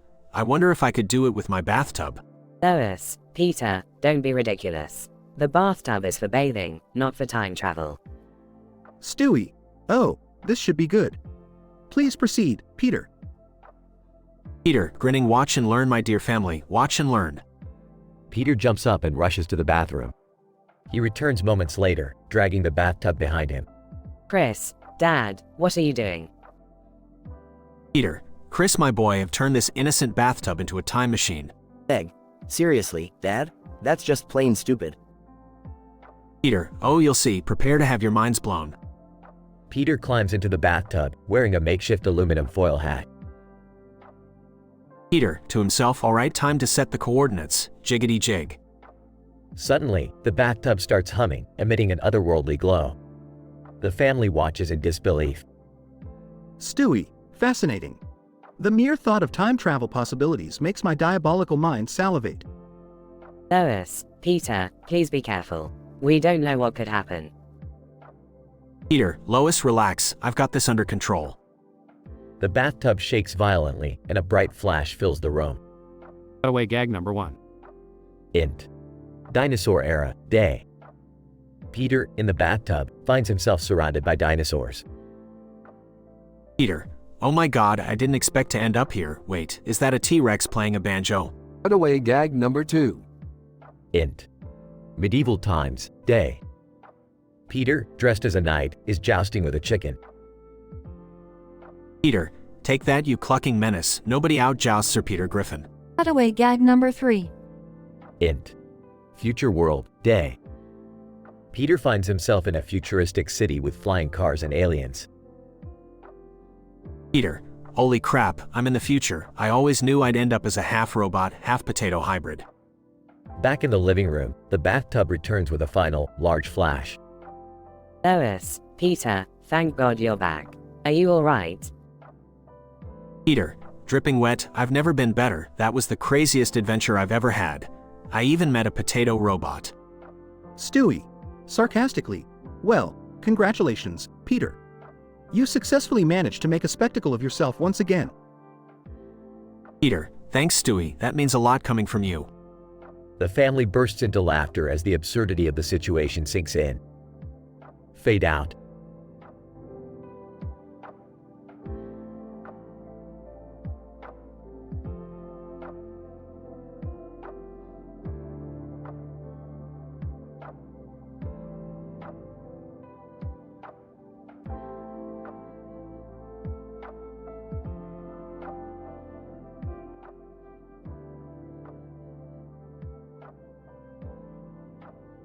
Peter, hey Lois, I just rented a game called Jet Set Radio Future. You remember this game, right?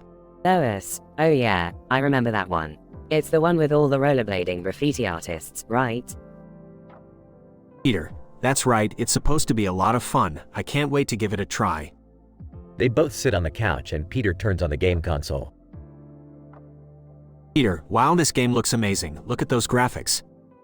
As Peter starts playing, a character from the game, Rapid 99, suddenly materializes in their living room. Rapid 99. Yo, what's up, Quahog? It's time to get down with the graffiti and street vibes. Lois, Peter, what the hell is going on? Peter, I don't know Lois, but this is awesome. Rapid 99. Hey, you the one who got me out of that game. Stewie tells me you want to get down and dirty. Lois, Peter, what did he say? Peter, I think he wants to, you know, get intimate with us. Lois, are you out of your mind, Peter? We can't do that. Peter, but Lois, it's Rapid 99, we can't just let this opportunity pass. Rapid 99 starts dancing provocatively. Rapid 99, come on, baby. Let's make some art together. Miles of pleasure await. Lois hesitates for a moment, but then gives in to temptation. Lois, okay, Peter. Let's do this, but just this once. They all engage in an extremely unconventional and passionately intense scene. Scene changes to a cutaway gag. Peter, in cutaway, You remember that time we went on a trip to Disney World, Lois? Lois, in cutaway, yes, Peter. It was a magical experience. Scene shows Peter, Lois, and Rapid 99 wearing Mickey Mouse ears, engaging in an unusual love triangle on a roller coaster. Scene changes back to reality. Peter, wow, that was something else. I never thought I'd have that kind of experience in my own living room. Lois, well, let's just say we'll never look at video games the same way again. Scene changes to another cutaway gag. Peter, in cutaway, remember the time we had an incredibly wild night at the Quahog Strip Club? Lois, in cutaway, oh my god, Peter. That was insane. Scene shows Peter and Rapid 99 taking turns on the stripper pole while Lois watches in shock. Scene changes back to reality. Peter, that was incredible, Lois. I never thought we'd have such adventures. Lois, Peter, we need to keep this a secret. We can't let anyone know about what just happened. Peter, don't worry, Lois. Our little secret is safe with me. They look down and notice the cat, who had been watching the entire time. Peter, oh, I think the cat saw everything. Scene changes to the final cutaway gag. Peter, in cutaway, remember that time we went to the veterinary dentist and they found something unexpected during the cat's dental checkup? Lois, in cutaway, yes, Peter. That was a shocking discovery. Scene shows Peter, Lois, and Rapid 99 doing an elaborate dance routine on a giant tooth inside the cat's mouth. Scene changes back to reality.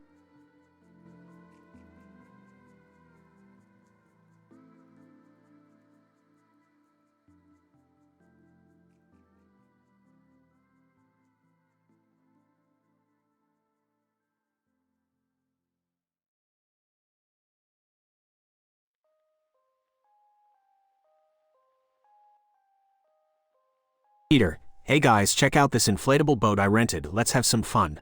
Lois, oh Peter, what have you gotten yourself into this time? Stewie, I don't care what he's gotten himself into, as long as he stays away from my toys.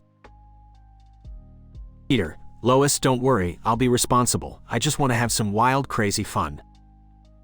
Ryan, yeah, like the time you ended up at a strip club during Meg's birthday party. Peter, exactly, those were good times. Chris, can we all go in the boat together? Meg, yeah, it looks like fun. Peter, sure, all aboard the SS Griffin. Scene cuts to a crazy cutaway gag. Cutaway gag 1. Peter, thinking. You know what would be even better than a boat? A boat made out of cheese. Suddenly appears in a cheese boat floating in a sea of melted cheese. Aw, this is the life. Scene cuts back to the park. Peter, all right, everyone sit tight. Captain Peter is ready to set sail. Scene cuts to another crazy cutaway gag. Cutaway gag 2.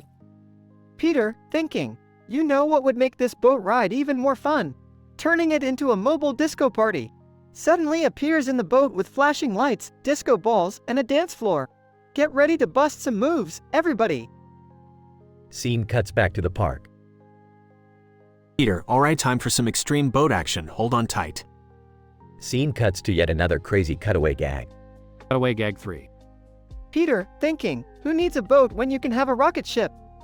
Suddenly appears in a boat that transforms into a rocket ship and blasts off into space. Houston, we have a problem. I forgot to pack some snacks. Scene cuts back to the park. Lois, Peter, I can't believe you turned a simple boat ride into all these crazy adventures. Stewie, it's just another one of his harebrained schemes. Peter, come on guys, where's your sense of adventure? Life is too short to be boring.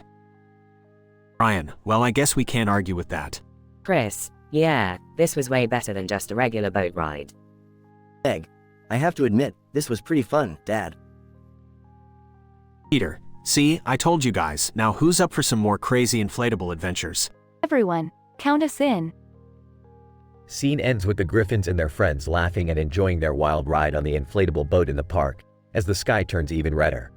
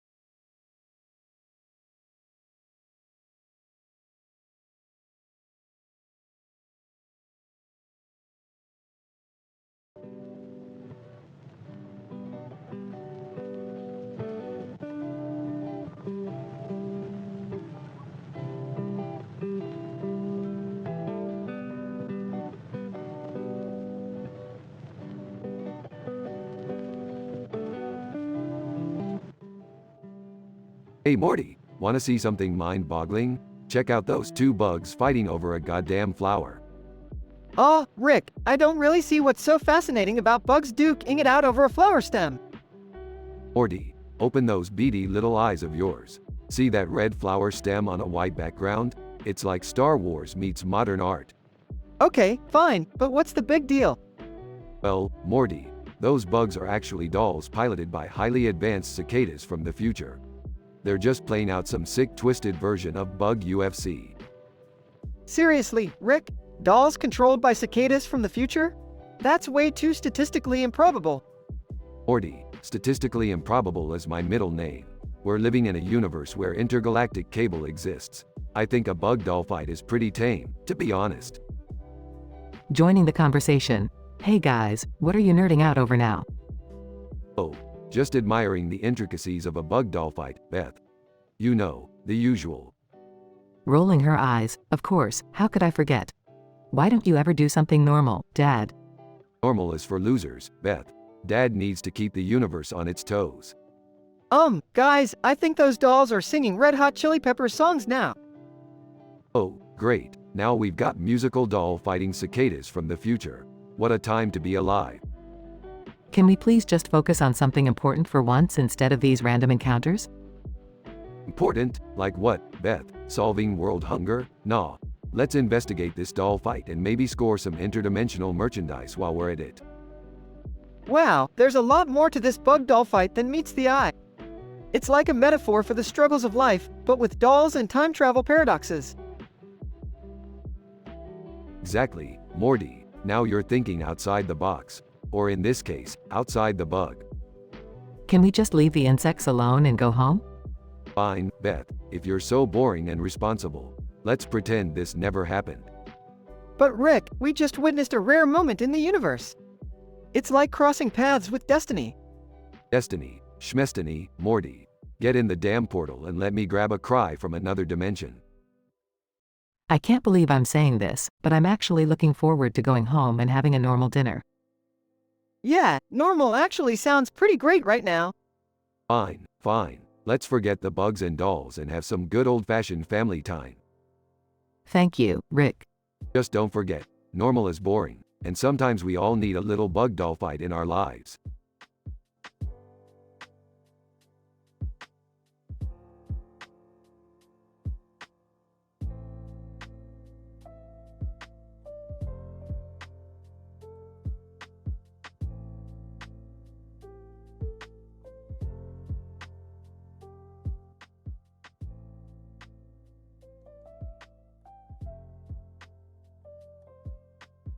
Peter, hey guys, look what I rented for the weekend. Points to a huge inflatable bounce house in the front yard. Lois, Peter, are you serious? What on earth do you plan to do with that monstrosity? Peter. Oh, Lois, you have no idea the possibilities. This bounce house is gonna change our lives. Stewie, oh, goody, another one of Dad's harebrained schemes. I can hardly contain my excitement. Peter. All right, everyone, let's do this. Jumps into the bounce house. Scene transition. Cutaway gag 1. Peter, narrator. And now, a dramatic reenactment of Meg's first day at work. Scene changes to Meg at a fast food restaurant. Meg, welcome to Burger Clown, can I take your order? Customer hands her a pile of cash. Meg, oh, sorry, sir, you'll have to come inside and place your order. Customer kicks the roof of the car, launching Meg into the inflatable bounce house. Scene resumes. Peter. All right, now that we're all in the bounce house, let's take this party to the next level. Starts bouncing aggressively. Lois, Peter, stop. You're gonna hurt yourself. Scene transition. Cutaway gag 2. Peter, narrator. And now, a heartwarming tale of a penguin overcoming adversity. Scene changes to an igloo in Antarctica. Penguin. I've always wanted to fly. Jumps off a cliff and lands in the inflatable bounce house, bouncing uncontrollably. Penguin. Woohoo. Gravity, you've got nothing on me. Laughs maniacally. Scene resumes. Stewie, this is utter madness. Dad, you're destroying the house. Peter. Destruction is my middle name, Stewie. Laughs, but don't worry, I've got a plan. Scene transition. Cutaway gag 3. Peter, narrator. And now, a reimagining of Romeo and Juliet, heavily inspired by volatile chemicals. Scene changes to a lab. Scientist Romeo: alas, my Juliet, our love is forbidden. Juliet: fear not, my dear Romeo, for I have prepared an explosive surprise for our families. They hug, causing a massive explosion and launching them into the inflatable bounce house. Scene resumes. Lois, Peter, I can't believe I'm saying this, but can you please stop bouncing? Peter: fine, last bounce. Bounces extra high and crashes through the roof of the house. Scene transition. Peter, covered in debris. Well, that didn't go as planned. Stewie, no shit, Sherlock. Peter: but hey, think of all the memories we made, right? Lois, memories? More like a massive headache. Scene transition.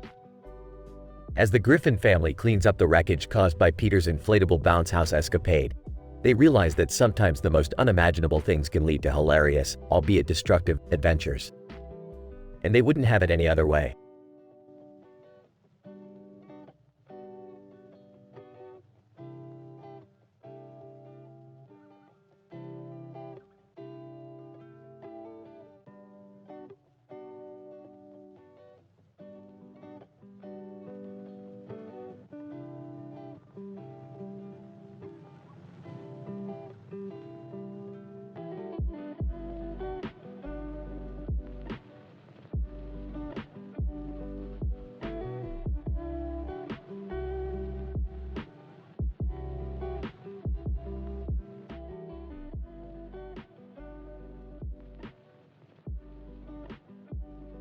Peter: hey Lois, guess what I just did?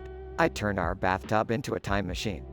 Lois, oh great, Peter, what crazy shenanigans are you planning now?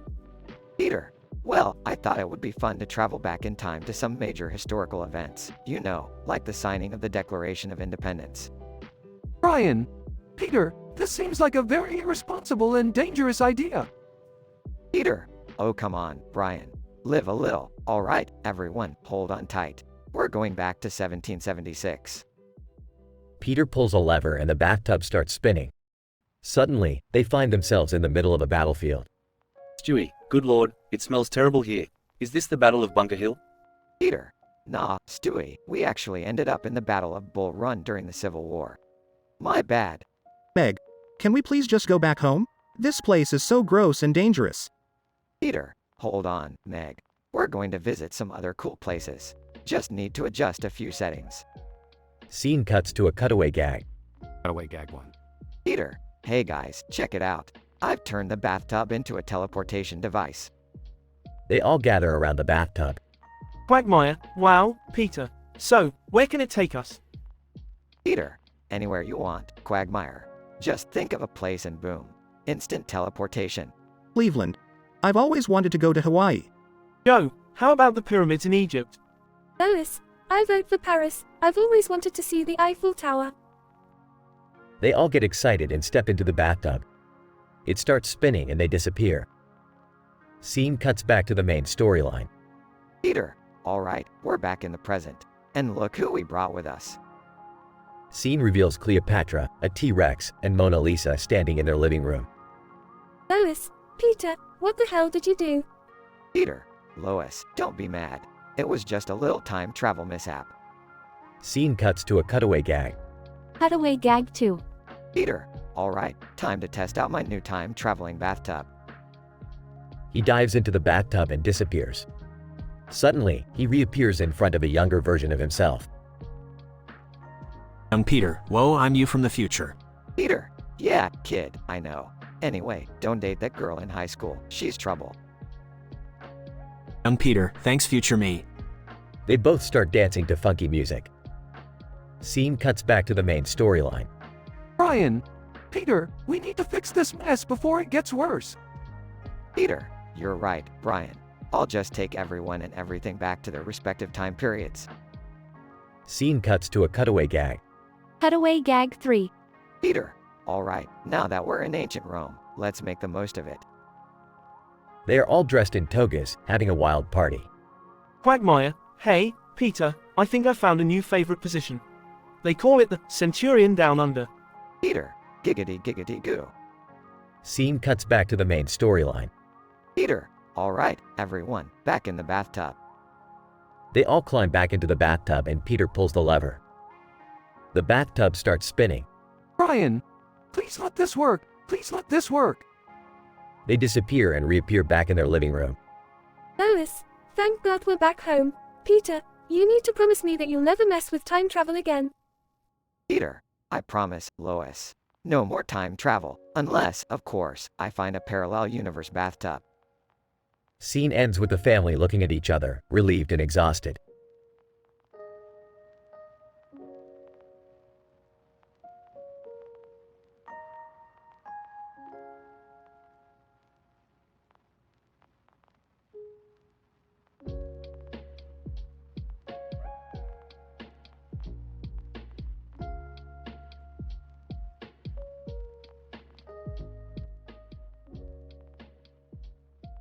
Anakin Skywalker, the Guardian. Obi-Wan, I've been pondering the philosophy of Heaven's Gate. Is there any truth to their beliefs? Obi-Wan Kenobi, sighs, Anakin, Heaven's Gate is a cult. Their beliefs are far from reality and dangerously delusional. Master Yoda nods, careful, we must be. Devotion to misguided ideals leads to dark places it does. Anakin Skywalker, the Guardian. But what if their ideas hold some hidden wisdom? Perhaps the path to ultimate power lies beyond our understanding. Master Windu, deep voice, Anakin, power is not the ultimate goal. True strength comes from balance and wisdom. Anakin Skywalker, the Guardian. But what if I could control both the light and dark sides of the Force? Imagine the unlimited possibilities. Obi-Wan Kenobi, concerned, Anakin, the dark side corrupts. It consumes even the strongest and purest of Jedi. It is not something to be toyed with. Master Yoda, wise Obi-Wan speaks. Great danger it is to seek power without restraint or control. Anakin Skywalker, the Guardian. Defiantly, I can handle it. I am the Guardian, after all. With my strength and training, I can harness the dark side without succumbing to its temptations. Master Windu, Anakin, the dark side is an abyss that will consume your soul, no matter how strong you believe yourself to be. You overestimate your abilities. Anakin Skywalker, the Guardian. Angry, you all doubt me. You doubt my potential. I deserve more power than any of you. Obi-Wan Kenobi, softly, Anakin, we are only concerned for your well-being. The temptations of the dark side were even too much for the mighty Vader. Anakin Skywalker, the Guardian. Furious, well, I am not like Vader. I won't fall to darkness. I am stronger. Master Yoda, to prove oneself strong, one must not seek power but rather overcome the darkness within. A battle fought within oneself, it is. Anakin Skywalker, the Guardian. Pauses, contemplative, perhaps you are right. Power is not everything, it is how we wield it that defines us. Obi-Wan Kenobi, smiles, Anakin, you have always had the potential to be a great Jedi. Don't let the allure of power blind you to what truly matters. Master Windu nods, there is strength in humility, Anakin. Remember that. Anakin Skywalker, the Guardian. Softly, thank you, my masters. I needed your guidance more than I realized. Master Yoda smiles, learn from this debate, we all shall. Stronger, wiser, and united in the light side of the Force, we shall remain. They all ignite their lightsabers and point them towards the sky. Anakin Skywalker, the Guardian. Together we will bring balance to the Force and uphold justice. Obi-Wan Kenobi, may the Force be with us, always. Master Yoda nods, always, with us, the Force shall be. They stand together, ready to face the challenges that lay ahead, their lightsabers illuminating the darkness around them.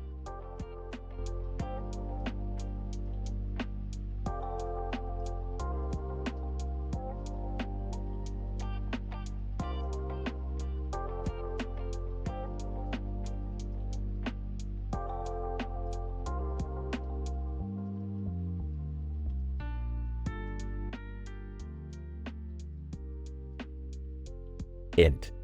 Griffin living room, day. Peter, Lois, Meg, Chris, and Stewie are sitting on the couch watching TV. Peter.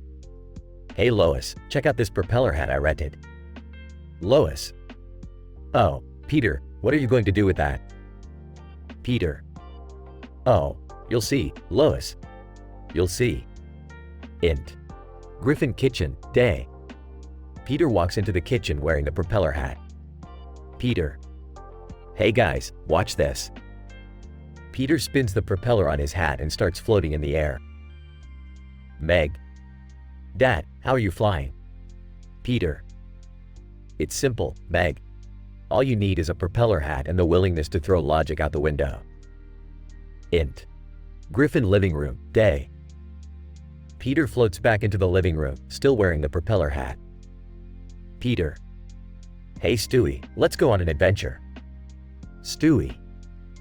Oh, excellent. I've always wanted to flap in the wind like a majestic bird. Int. Griffin backyard, day. Peter and Stewie soar through the sky, laughing hysterically. Peter. Look, Stewie, there's Cleveland's house. Stewie. We must drop in for a visit and cause havoc. Int. Cleveland's house, day. Peter and Stewie crash through the roof of Cleveland's house, startling him. Cleveland. What the hell, Peter? Peter. Sorry, Cleveland. Just having some aerial fun. Stewie. Indeed, good sir. Mind if we join you for a spot of tea? Cutaway gag number 1. Peter as a highly skilled helicopter pilot. Peter, still wearing the propeller hat, is flying a helicopter. Peter. I tell ya, Lois, they made a mistake not letting me fly a real helicopter. I'm a natural. Lois. Peter, you crashed into a hot dog stand. Cutaway gag number 2. Stewie as a jetpack-powered superhero. Stewie, wearing a jetpack, is saving people from a burning building. Stewie. Fear not, citizens. Stewie Griffin, at your service. Man. Thank you, Stewie. You saved our lives. Stewie. Yes, I know. I'm quite splendid, aren't I? Cutaway gag number 3. The Griffins as a skydiving team. The Griffins, each wearing propeller hats, jump out of a plane. Peter. All right, everyone, remember the plan. Lois, you open your parachute right away. The kids and I will do a synchronized free fall, and then Stewie will land on top of Cleveland's house. Lois. Peter, this is a terrible idea. Peter. Nonsense, Lois. What's life without a little risk? Int. Griffin living room, night.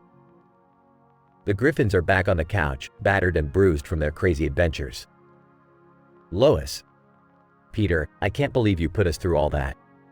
Peter. Aw, Lois, it was worth it for the laughs and the memories. Stewie. Indeed, it was quite exhilarating. Now, let us never speak of it again. They all laugh together, realizing that even the craziest adventures can bring them closer as a family. Fade out.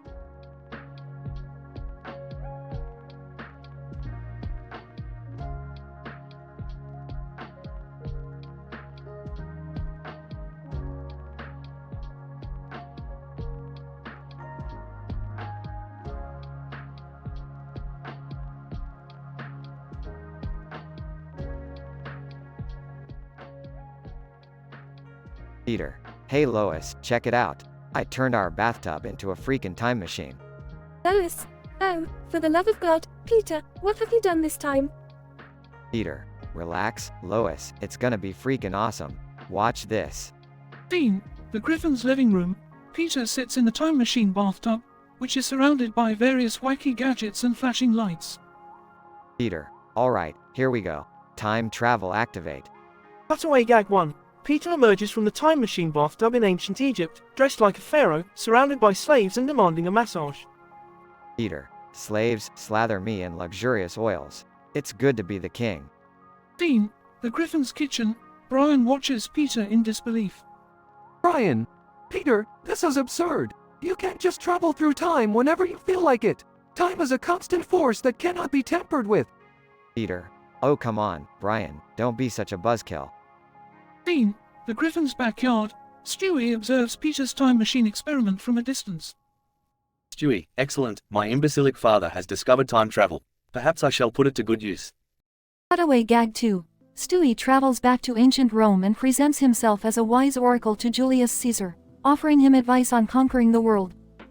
Stewie, Julius my dear, beware the Ides of, some month. Forsooth, don't mind the ape in the toga. Dean, the Griffin's bedroom. Peter bursts in, fully clad in medieval armor. Peter. Lois, I've become a freaking knight. Prepare for battle. Lois, Peter, this is madness. Take off that ridiculous armor and go back to your time machine. Cutaway Gag 3. Peter medieval jousting with a knight, but instead of a lance, he wields a giant foam finger and yells, "Number 1, baby." Peter. Oh, I'm not going down that easily, Lois. I'm the champion of medieval Quahog. Scene, the Griffin's living room. The family gathers around the now malfunctioning time machine. Lois, Peter, enough is enough. You've caused enough chaos with that contraption. It's time to put an end to this madness. Peter. Fine, Lois. I guess time travel isn't as cool as I thought it would be. Scene, the Griffin's bathroom. Peter dismantles the time machine bathtub, with a hint of disappointment in his eyes. Lois, thank God, now let's get back to our normal lives. Peter. Yeah, you're right, Lois. No more messing with time. But hey, who needs a time machine when we've got each other, right? Lois, smiling, that's actually a sweet sentiment, Peter. Scene, the Griffin's living room. The family shares a group hug, with Stewie discreetly plotting his next wacky adventure. Stewie, oh, the possibilities, the possibilities.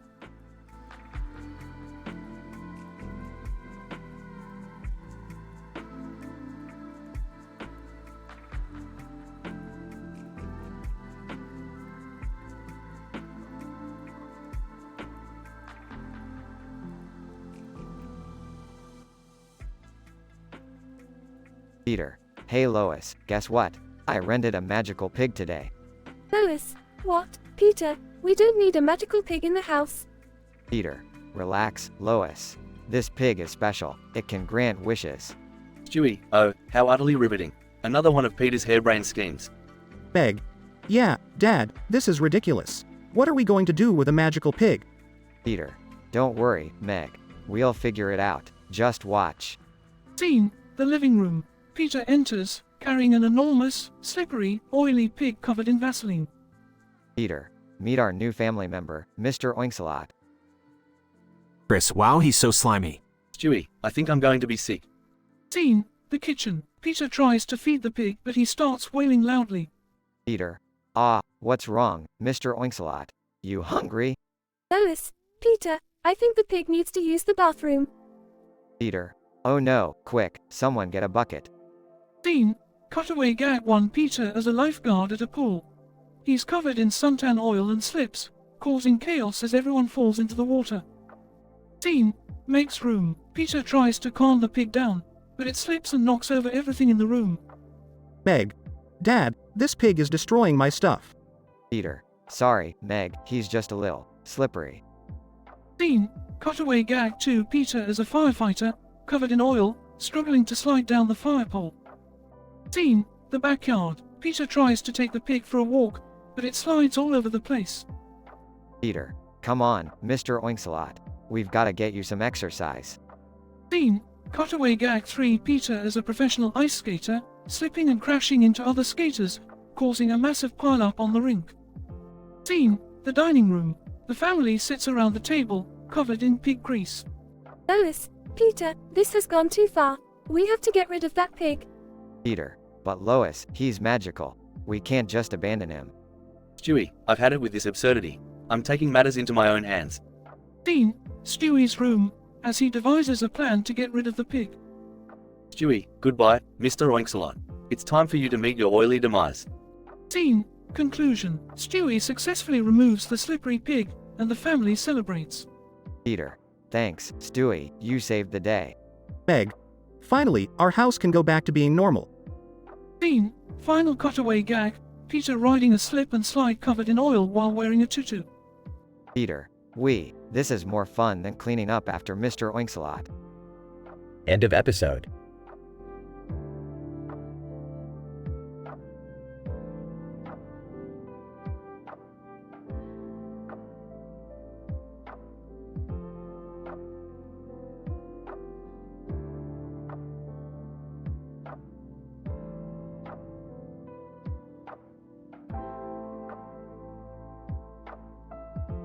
Narrator, John, holy shit, guys.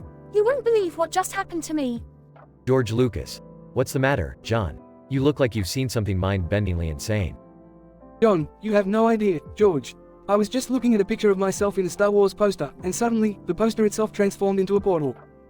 George Lucas. What? That's impossible. Are you messing with me, John? John, no, seriously, George, I stepped through this portal, and I found myself in heaven. But get this, everything was made of Star Wars merchandise. George Lucas. What the hell are you talking about? Star Wars in heaven? John, yeah, George. And then, out of nowhere, I see you standing there, surrounded by angels and wearing a Jedi robe. George Lucas. Okay, now you've really lost it, John. I've never worn a Jedi robe, and I doubt heaven has an exclusive Star Wars section. John, I'm telling you, George, you explained to me the wildest thing. You said, John, I included Heaven's Gate in Star Wars because of the cosmic connection between intergalactic travel and the afterlife. George Lucas. Are you out of your fucking mind? I've never said anything remotely close to that. John, I swear, George, you continued, Heaven's Gate taught me the importance of exploring the unknown, even in death. So I added their logo to the Death Star plans as a hidden Easter egg. George Lucas. Jesus Christ, John. That's complete nonsense. I've never merged Heaven's Gate with Star Wars. You must have fallen into some parallel universe or something. John, I thought so too, George. But then, as I was about to leave, Darth Vader appeared and challenged me to a lightsaber duel. George Lucas. No fucking way. You dueled Darth Vader? How did you survive? John, it was intense, George. But luckily, I managed to find a lightsaber-shaped bottle opener in my pocket, and I fended him off with that. Then, out of nowhere, Princess Leia swooped in on a mystical Pegasus and saved me. George Lucas. This story keeps getting more ridiculous. A lightsaber-shaped bottle opener and Leia on a Pegasus?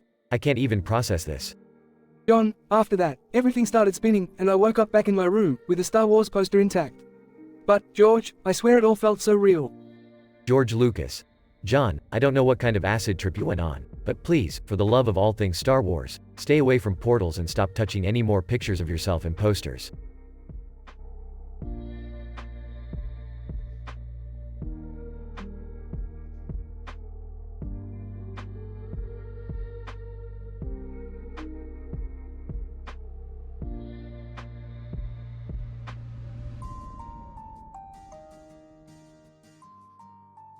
Chris, hey guys, check out this cool painting I got at the art fair. Peter. Oh boy, what's it of? Chris, it's a person on a snowboard with words written on it and a sky background with a sky. Stewie, well, that sounds peculiar. Let me take a gander. Chris, yeah, it's pretty unique. I think it's called Snowboarder's Dream. Meg. Wow, that's actually kind of cool. I didn't know you were into art, Chris. Chris, oh, you know, I appreciate all forms of artistic expression. Incident. Mima. Hey there, Chris. Nice painting you got there. Chris, thanks Mimima. Want to hang out and check it out? Mima, sure thing. I've always wanted to know what it's like to shred some snow. Progression. Cutaway gag 1. Peter, as announcer, and here we have Chris Griffin demonstrating the art of snowboarding. Chris, voiceover, yeah, I'm totally killing it on the slopes. Cutaway gag 2. Lois, as documentary narrator, in the depths of adolescence, Chris Griffin discovers a new hobby that will change his life forever. Chris, voiceover, snowboarding makes me feel alive, Lois. Alive. Cutaway gag 3. Stewie is weatherman. And now for the forecast, we can expect a 100% chance of Chris Griffin shredding it up on his snowboard, folks. Chris, voiceover, this just in, Stewie. I'm bringing the heat to the slopes.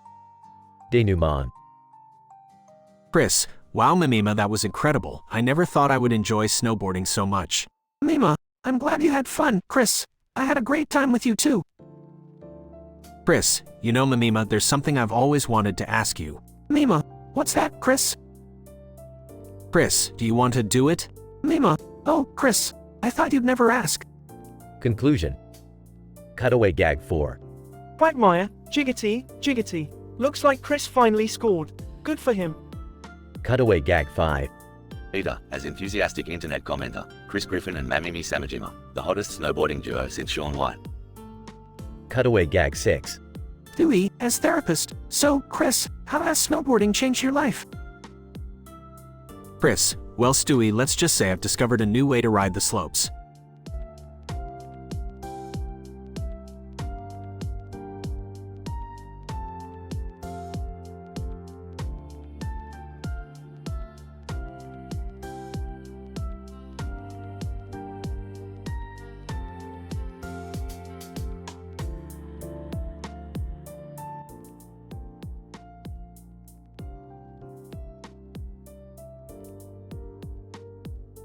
Title: Peter's Propeller Hat Hijinks. Characters: Peter Griffin, Lois Griffin, Brian Griffin, Stewie Griffin, Quagmire, Cleveland Brown, Meg Griffin, Joe Swanson, Mayor Adam West. Int. Griffin Living Room, Day. Peter is flipping through a newspaper when he spots an ad for a propeller hat rental store. Excitedly, he jumps up and announces his new mission. Peter: hey, Lois. Look at this. I'm gonna rent a propeller hat. It's gonna be freaking awesome. Lois: sighs. Peter, can't you be more responsible with your money? We have bills to pay. Incident. Int. Prop Hat Rental Store, Day. Peter enters the store and is greeted by the store owner, Quagmire. He picks out a flashy red propeller hat and puts it on his head. Peter: Quagmire, this hat is great. It's gonna make me the coolest guy in town. Quagmire: oh, yeah, Peter. That hat has unlimited potential. Just remember, once you wear it, you'll be responsible for whatever happens. Progression. Int. Griffin House, Day. Back at home, Peter can't contain his excitement. He spins the propeller on his hat, and suddenly he starts floating in the air. Peter: Lois, look at me. I'm freaking flying. I'm like Superman, except with a propeller hat. Cutaway Gag 1. Int. Peter's Imagination, Superhero World. Peter, dressed as a superhero, lands on a roof and sees a cat stuck in a tree. Peter: fear not, citizens. I'll save that cat with my propeller hat. As Peter's propeller spins, he starts flying upward but crashes into a billboard. Peter: damn it, I forgot to look where I was going. Int. Griffin House, Night. Peter gathers the family to show off his hat's next surprise. He activates a hidden switch, and the propeller transforms into a miniature disco ball. Peter: check it out, guys. I'm throwing a dance party, Griffin style. The family begrudgingly starts dancing to Peter's odd choice of music. Cutaway Gag 2. Int. Disco Club 1970s. Peter, wearing the disco ball hat, dances among partygoers, attracting all the attention. Partygoer? Wow, man. Look at that guy's hat. He's grooving the night away. Next. Quahog Street, Day. Peter walks by wearing the propeller hat, and a passerby takes notice. Passerby, hey, buddy, where did you get that amazing hat? Peter: oh, just borrowed it from a friend. But let me tell ya, this hat is a game changer. Suddenly, Mayor Adam West appears and attempts to confiscate the hat. Mayor West, halting your propeller hat fun. I do hereby declare it illegal in the city of Quahog. Peter: oh no, you won't. Peter activates a hidden button, and rockets shoot out from the propeller, propelling him away from Mayor West. Brian, I have a feeling this is just the beginning of Peter's propeller hat shenanigans. Stewie, smirking. Indeed, Brian. Brace yourselves, Quahog. This is gonna be one hell of a ride. Camera pans out as Peter soars through the sky, leaving everyone perplexed and wondering what insanity might follow. The end.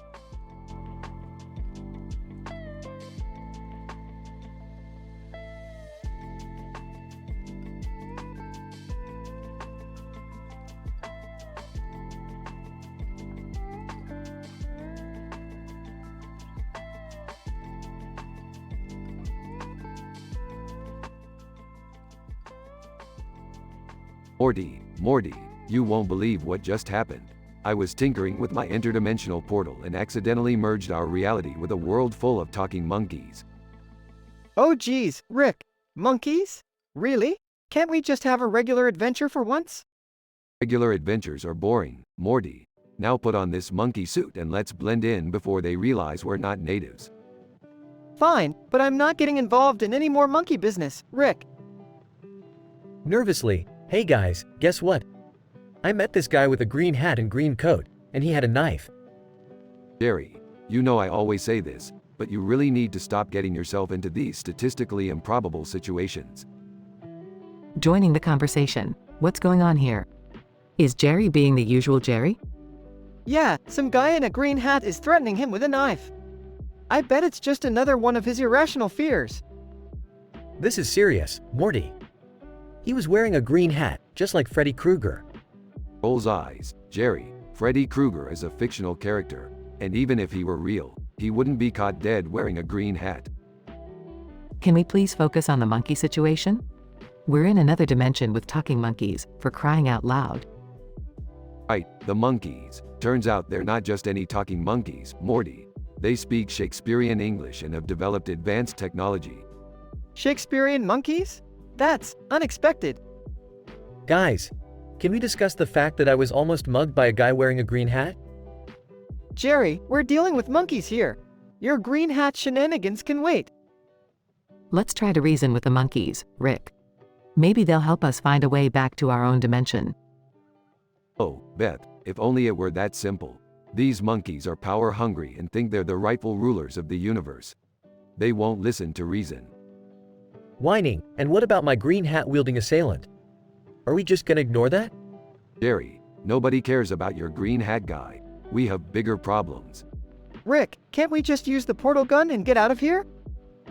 And, Morty, I accidentally broke it while merging the dimensions. Looks like we're stuck with the monkeys until I can fix it. Great. Trapped in a dimension ruled by Shakespearean monkeys. Just what I needed. And pursued by a potentially homicidal maniac in a green hat. Fantastic. Alright, calm down everyone. I'll find a way to fix the portal gun and get us out of here. But until then, Morty, keep an eye on Jerry and his green hat shadows. Sarcastically, oh, joy! Babysitting Jerry's paranoid delusions. Can't wait. Let's just make the best of this situation and survive until Rick fixes everything. And what about that guy with the green hat? Jerry, shut the hell up about the green hat already. We have interdimensional monkey royalty to deal with.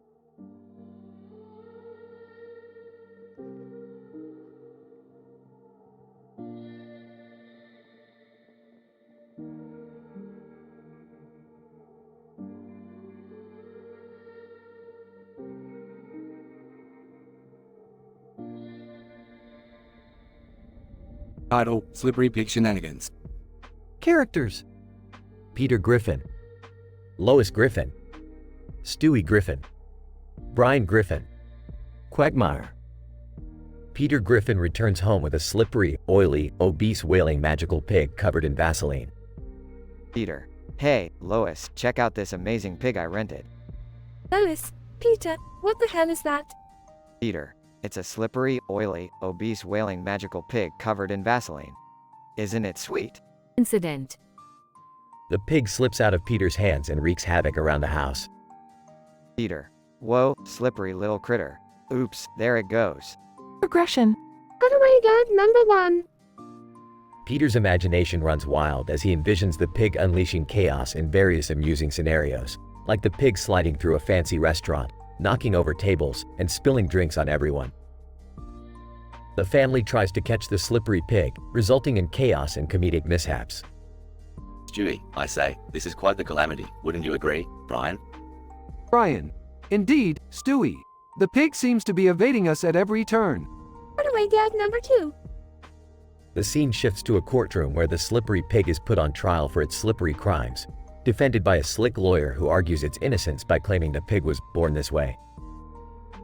Eventually, the family manages to catch the slippery pig and finds an unconventional solution. Peter. Lois, I've got an idea. Let's put a life jacket on the pig. That way, it'll be easier to hold on to.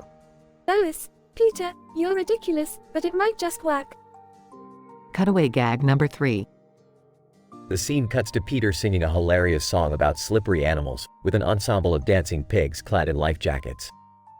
Quagmire, entering the scene. Giggity, now that's what I call a slippery situation. Note: this script is an original creation and not an actual episode of Family Guy. Adult content and explicit language are used in the context of imitating the show's humor style.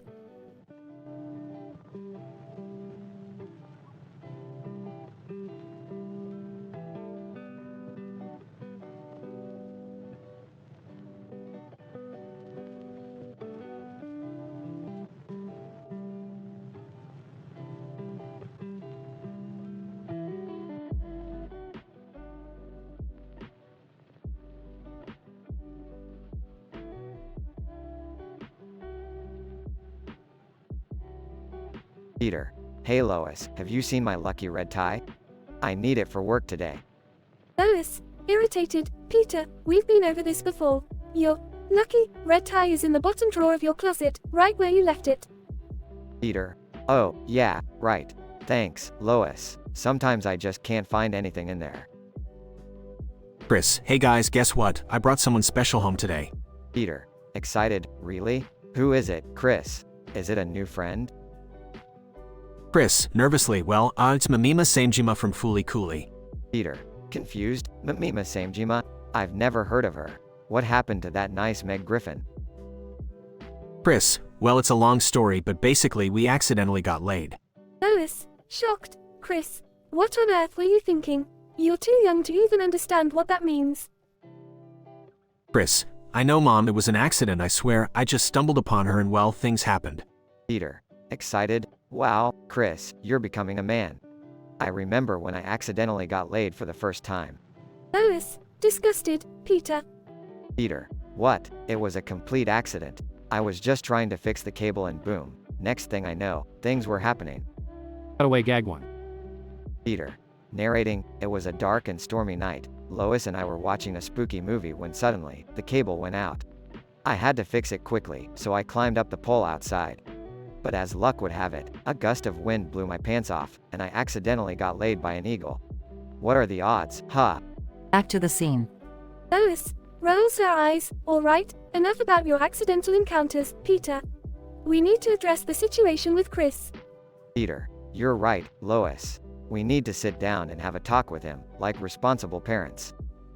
Stewie enters the scene. Oh, look, it's the everyone gets laid family meeting. I wouldn't want to miss this. Chris, embarrassed, come on you guys, can we just forget about it and move on? Lois, Chris, we can't just ignore what happened. We need to have a serious discussion about relationships and responsibility. Stewie, smirking. Yes, I remember my first sexual encounter. I was but a baby, and yet I managed to charm the pants off my nanny. Literally. Cutaway gag 2. Stewie, narrating, it was a sunny day, and I was feeling particularly suave.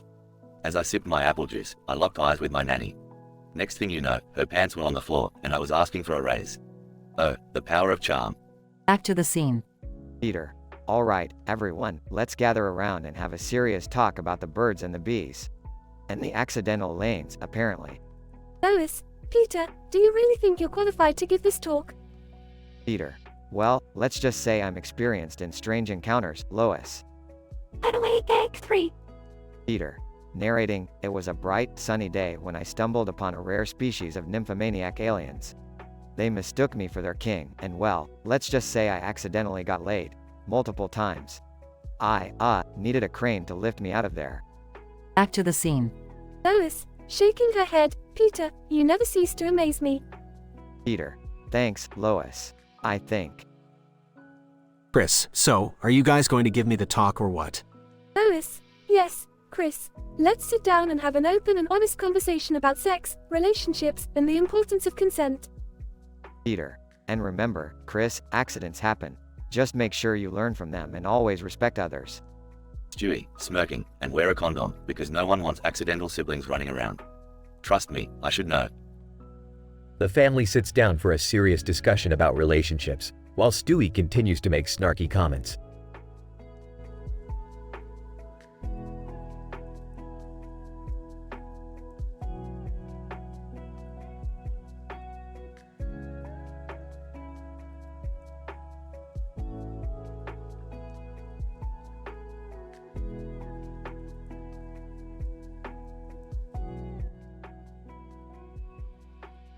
Samantha.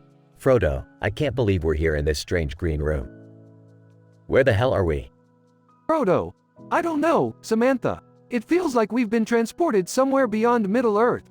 This place gives me the creeps. Samantha. Look at those blue and purple squares on the walls. It's like we're trapped in some fucked up pixelated nightmare. Frodo. We must stay focused, Samantha. Our mission to destroy the Ring of Power in the nether of the Minecraft universe must not falter. Samantha, but how the fuck do we even get out of this room? It's like there's no exit or anything. Frodo.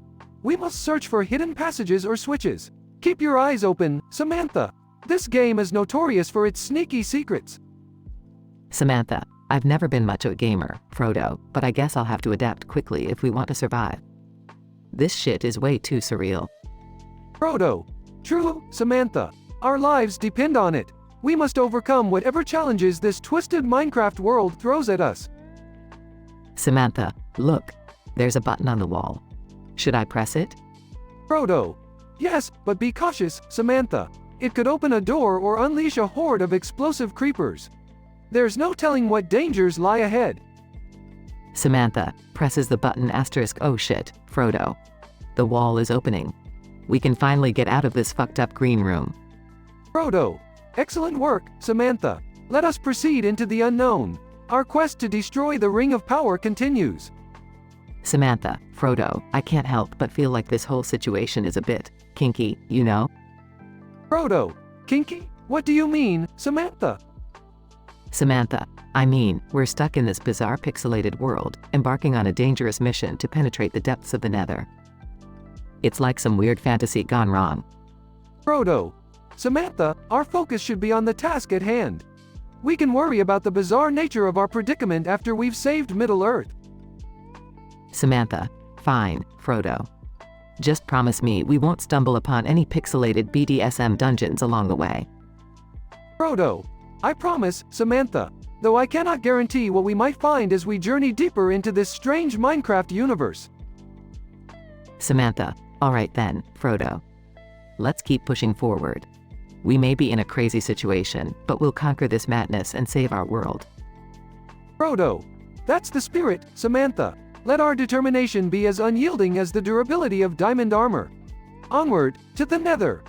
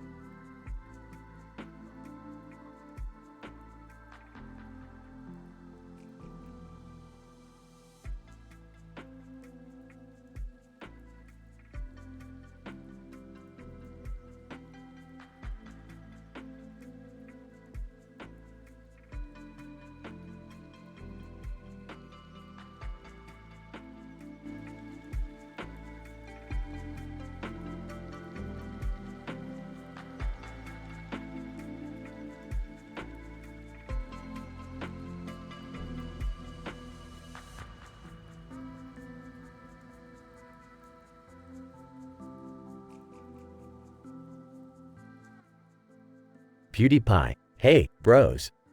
We're here at Vape Nation, ready to vape like there's no tomorrow. Let's check out some sick mods. Employee, welcome to Vapor Nation, bro. What can I help you with? PewDiePie. I'm looking for the most insane vape mod you got. Something that'll blow my mind. Employee, well, we have this one-of-a-kind prototype, called the Cosmic Cloud. It's got 10 times the vapor production of any other mod out there. PewDiePie. Damn, that sounds sick. Let me try it out. PewDiePie takes a long drag from the cosmic cloud. PewDiePie. Whoa, it's like inhaling a hurricane. My lungs are on fire. Employee, yeah, bro, the Cosmic Cloud isn't for the weak. It's designed for the bravest vapors out there. PewDiePie. I'm no pussy, bro. Give me another hit.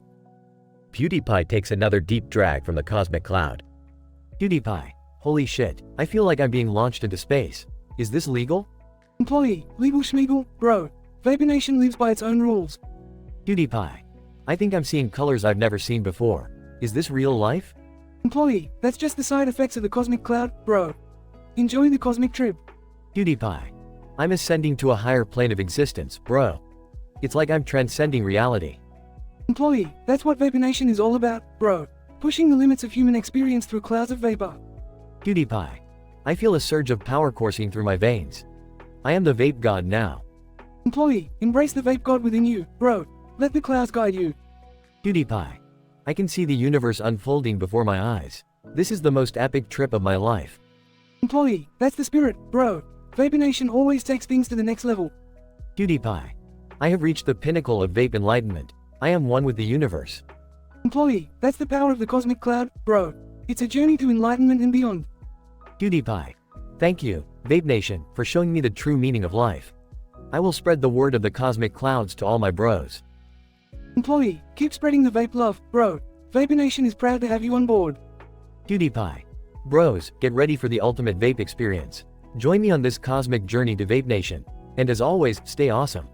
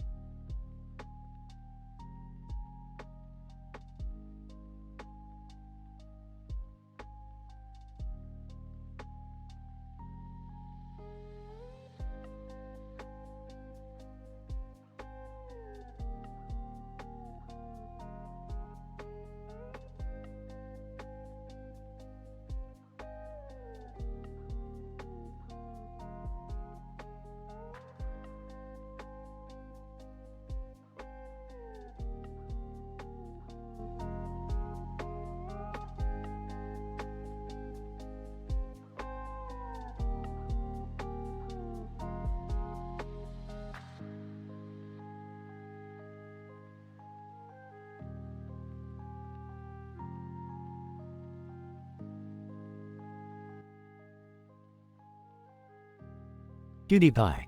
Hey bros, we're here at the Mos Eisley Cantina, ready to have a wild time. Let's go. Man with gun. Shut the fuck up, YouTuber. This ain't a fucking vacation. PewDiePie. Whoa, calm down dude. Just wanted to capture some crazy moments for my vlog. Masked Person 1, vlog this, bitch. Throws a plate of food at PewDiePie. PewDiePie. What the fuck, man? That was uncalled for. Masked Person 2, we don't like your kind around here, Mr. YouTube sensation. PewDiePie. Alright, I'll leave, just don't hurt me. Man with gun. No one's leaving until I say so. Now sit the fuck down. PewDiePie.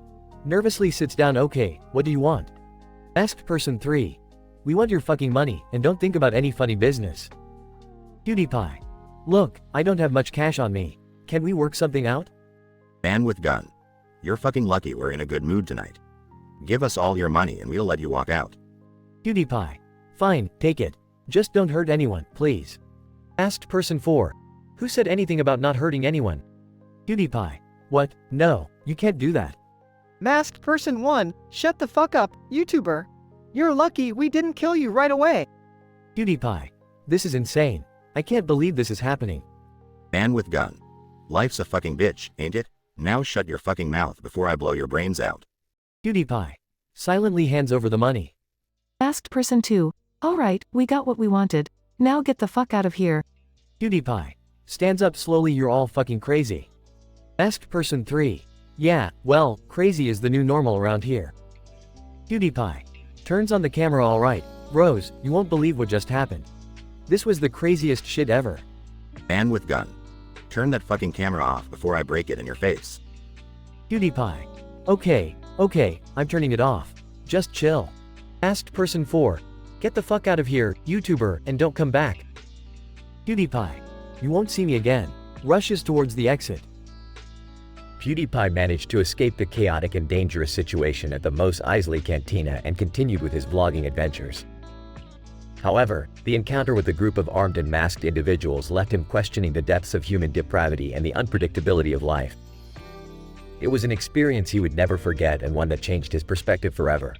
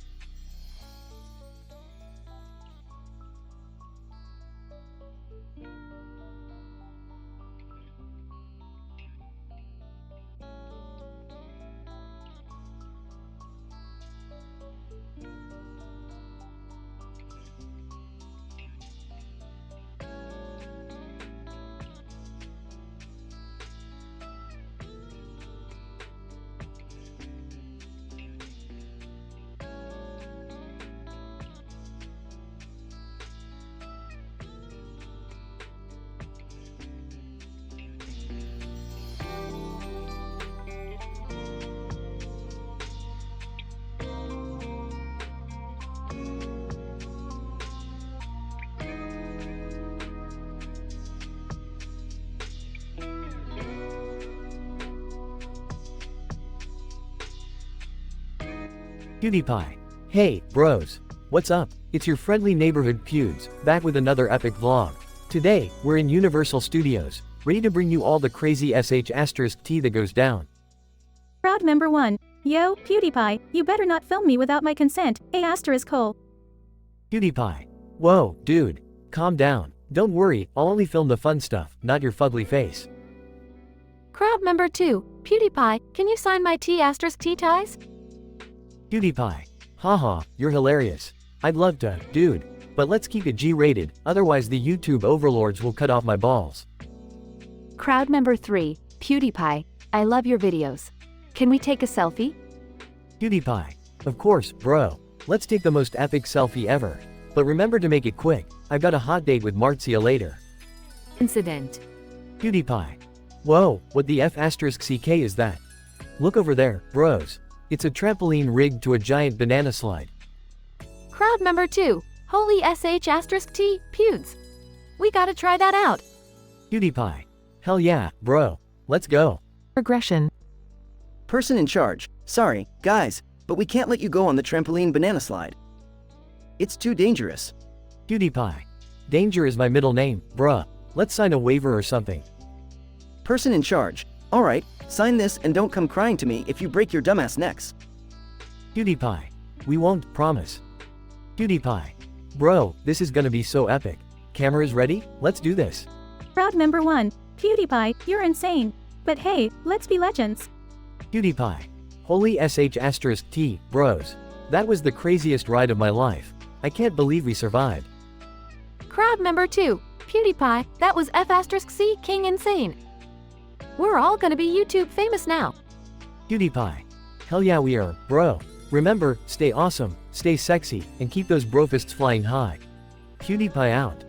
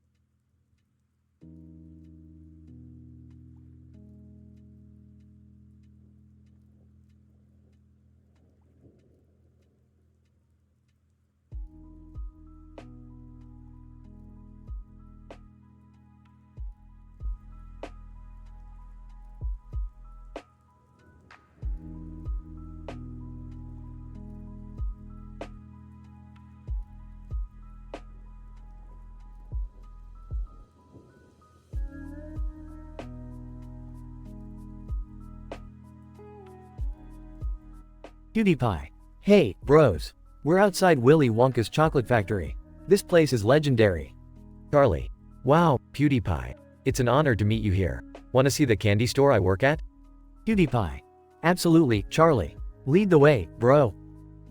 They enter the candy store, filled with shelves upon shelves of colorful candies. PewDiePie. Dude, this place is like a sugar paradise. Look at all these candies. Charlie. I know, right? It's my dream job, surrounded by sweets all day. PewDiePie. Wait, what's this candy here in the corner? It's glowing green. Charlie. Oh, that's our experimental candy. It's called the Gobstopper of Insanity. PewDiePie. Insanity? I'm touched in the head enough. Should I stay away? Charlie. Nah, bro. It's safe, just gives you wild hallucinations. Wanna try, Pewds? PewDiePie.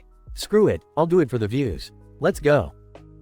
Both of them pop the glowing green candies into their mouths simultaneously. PewDiePie. Holy moly, Charlie. What is happening? The walls are melting like rainbow soup. Charlie. I told you, bro.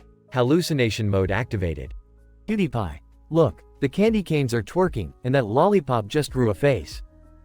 Charlie. Ha, Pewds, check this out. That bag of gummy bears is rapping about their swag. PewDiePie. Whoa, bro.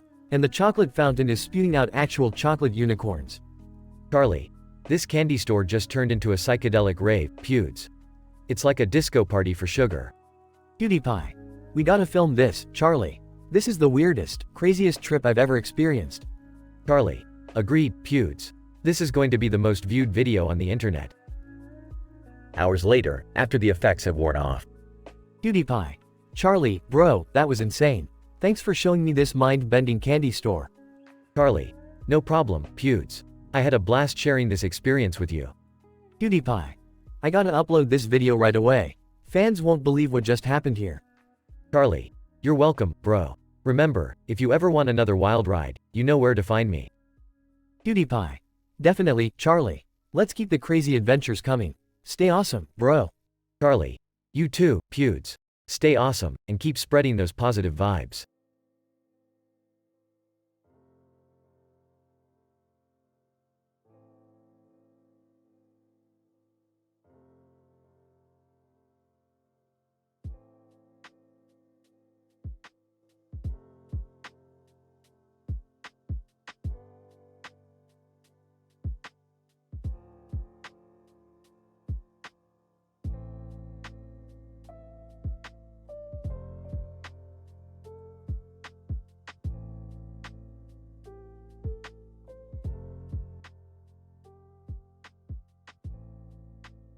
PewDiePie. Hey bros, it's Pewds here, and today we're going back in time to the legendary Woodstock Festival. This place is filled with history, peace, love, and a whole lot of rock and roll. Passerby. Yo, Pewds.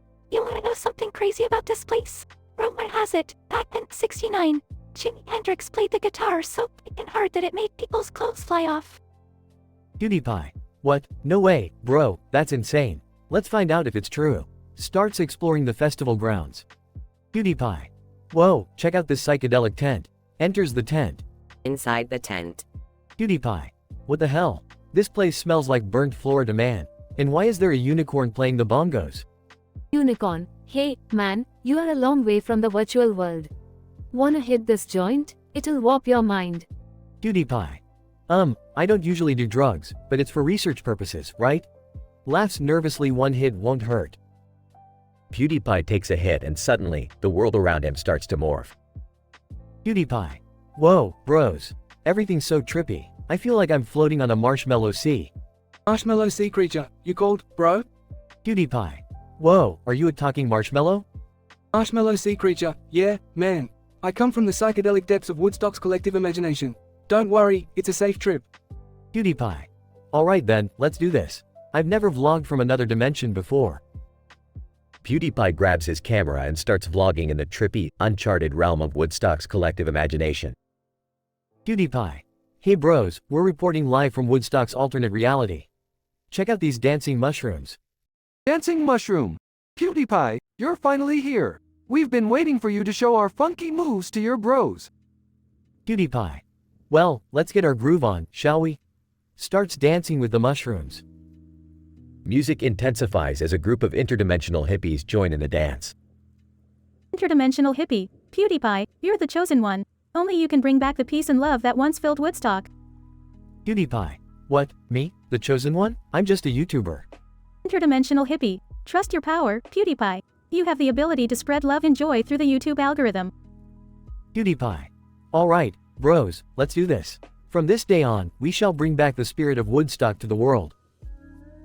PewDiePie and the interdimensional hippies create a viral video that unites the world in a massive Woodstock-inspired love fest. PewDiePie. Mission accomplished, bros. We've saved the world with our love and memes. Till next time, stay awesome.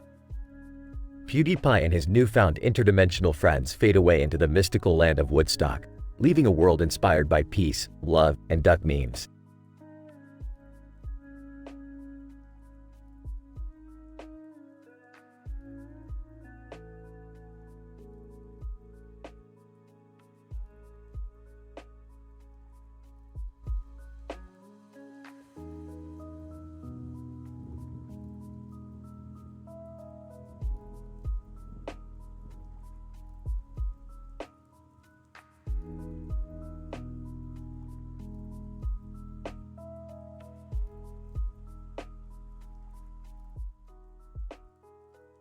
PewDiePie.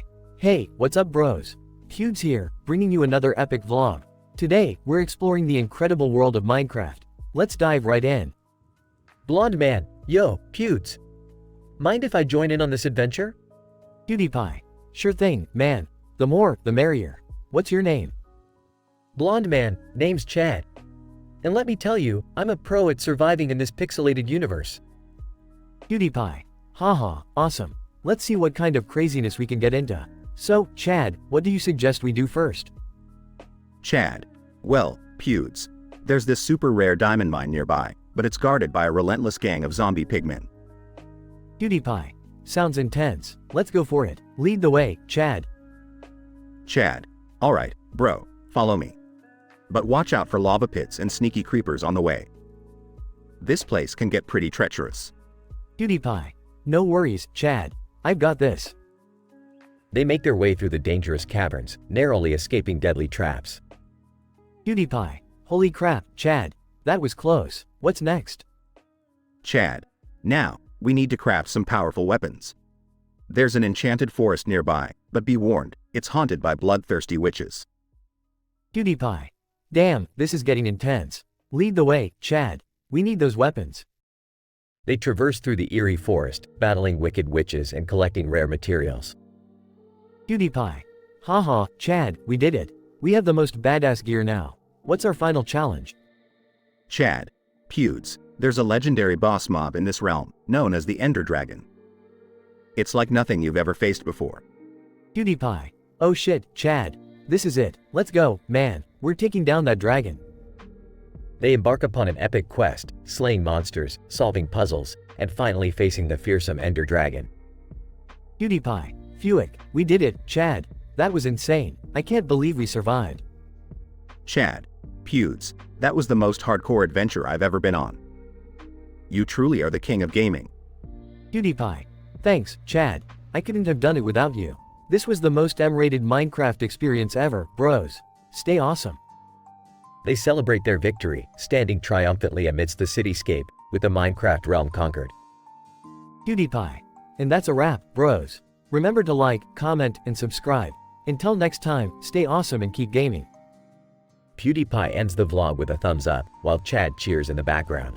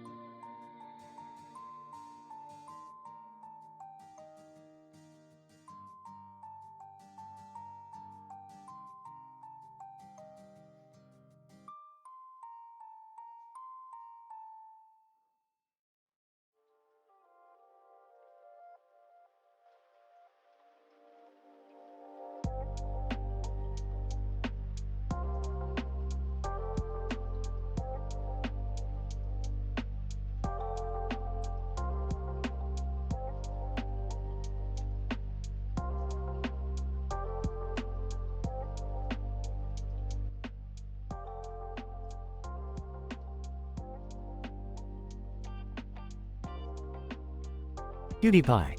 Hey, bros, Pube's here, and guess where I am? That's right, Bowser's fucking castle. Let's check this shit out. Bowser, well, if it isn't PewDiePie, what brings you to my castle, you Swedish fuck? PewDiePie. Bowser, long time no see, you scaly piece of shit. I'm here for an epic adventure, bro. Gonna explore your castle and maybe steal some of your treasure.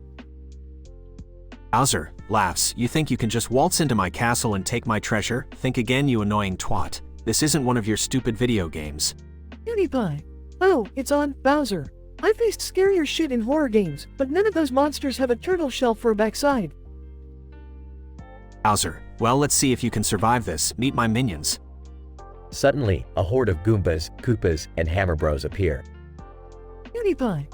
What the actual fuck, Bowser? Did you invite the whole Mushroom Kingdom to this party?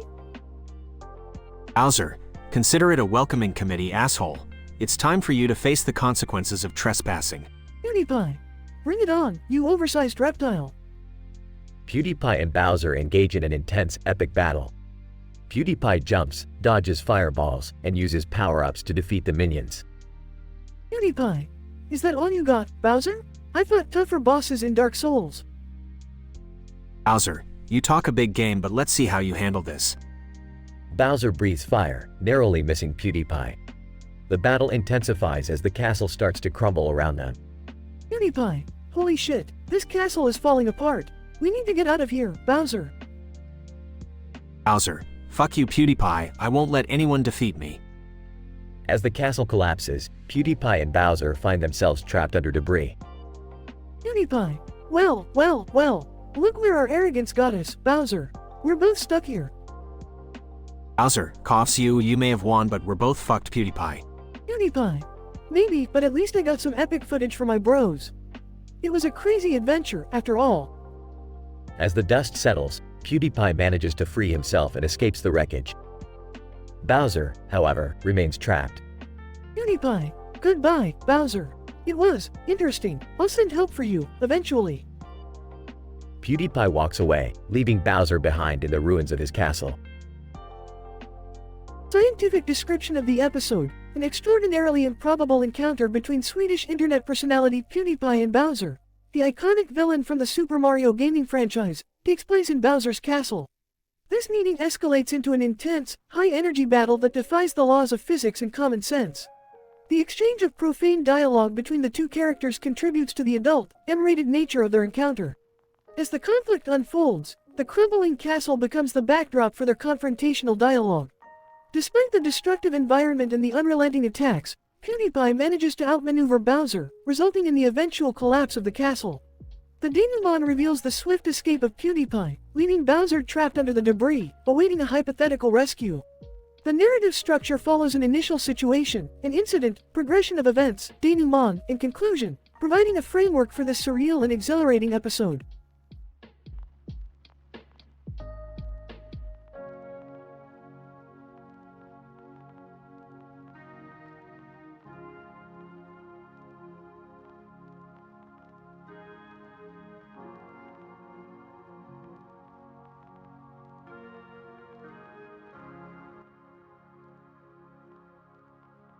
Morty, we gotta check out this crazy situation.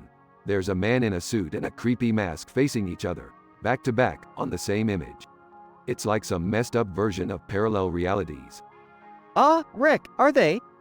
Supposed to be doing that? It's kind of creepy. Creepy, Morty, creepy is my middle name. Wait, no it's not. It's dangerously cunning. But that's besides the point. Let's investigate.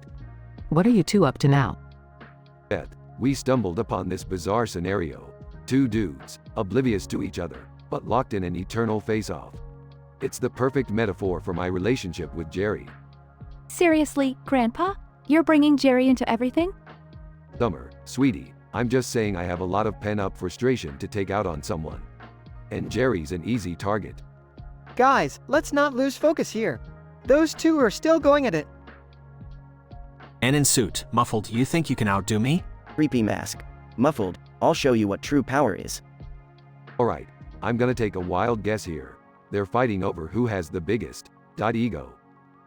Rick, can't you just take a serious situation seriously for once? That would go against the core principles of our show. Now, let's watch the ensuing chaos. I always knew this family was dysfunctional, but this is on a whole new level. Look, they're starting to throw insults at each other too. And in suit, you couldn't even handle a pickle, let alone a challenge. Creepy mask. At least I can see my failures without needing a microscope, you microscopic brain. Oh ho ho, burn. That was a good one, Masky. Seriously, Rick? You're siding with the creepy masked guy? Summer, when it comes to roasting, I have no loyalties. Especially when they're both idiots. Can we just ignore this and go back to normal familial dysfunction? No, Mom, we have to solve this. We can't let it escalate further. And in suit, you think you can escape my wrath? Creepy mask. I'll chase you to the ends of the universe. Rick, do something. Fine, fine. Morty, grab the portal gun. We're taking them both on a little trip to the dimension of infinite zingers. You mean a dimension filled with even more annoying roasting battles? You're evil, Rick. Thank you, Summer. Now let's zing them until they can't zing no more. They activate the portal gun and vanish, leaving Beth and Summer to question their choices. They really do take things to a whole new level. Yeah, and I can't help but wonder if our dysfunction is genetic or just a consequence of being around those two.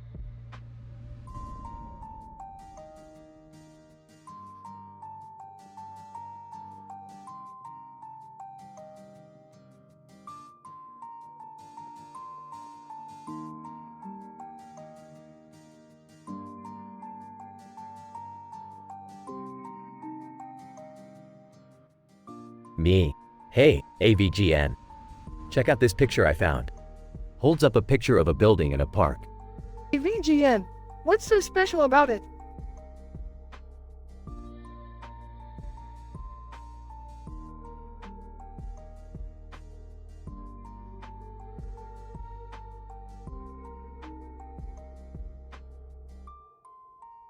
Hey, look closely. There's a clock in front of the building. And in the park, the trees and grass are in the shape of some strange symbols. AVGN, whoa, that's messed up. It's like some twisted form of art. Yeah, it's bizarre, but I can't stop staring at it. Feels like something out of a Stephen King novel. AVGN, speaking of twisted, have you played Fallout 4? It's mind-blowing. No, not yet. Is it as good as they say? AVGN, better. The graphics are insane, the story is deep, and the character customization options are off the charts. It's like living in a post-apocalyptic nightmare. Damn, that sounds amazing. I need to get my hands on it ASAP. AVGN, trust me, you won't regret it. The first time I played, I got so immersed that I lost track of time and ended up playing for 14 hours straight. 14 hours? That's insane. AVGN, yeah, I became a virtual wasteland badass, fighting off radioactive mutants and exploring the devastated ruins of cities. I even had a robot companion named Codsworth cursing like a sailor. That's freaking hilarious. I can already imagine the profanity-filled adventures. AVGN, oh, it gets crazier. I stumbled upon a hidden vault filled with wild-eyed survivors who were carrying a tiny nuclear bomb. Seriously? That's beyond messed up. What did you do? AVGN, well, you know me. I had to try it out. I told them to hold it steady while I ran for cover. And boom, the explosion was so huge, I ended up flying through the air and landed in a nearby lake. Holy shit, are you okay? That sounds incredibly dangerous. AVGN, surprisingly, I came out unscathed, just a bit wet. But you know what happened next? The lake turned out to be a secret entrance to an underground alien base. Alright, now you're just pulling my leg, AVGN. AVGN, I swear, it happened. I fought off an army of extraterrestrial creatures armed with laser guns. Those little green bastards didn't stand a chance against the might of the angry video game nerd. That's both insane and hilarious. I need to play this game right away. AVGN, absolutely. Just make sure you clear your schedule and stock up on snacks. Once you enter the wasteland, there's no turning back. Got it. I'll be prepared for the wildest, most profane gaming experience of my life.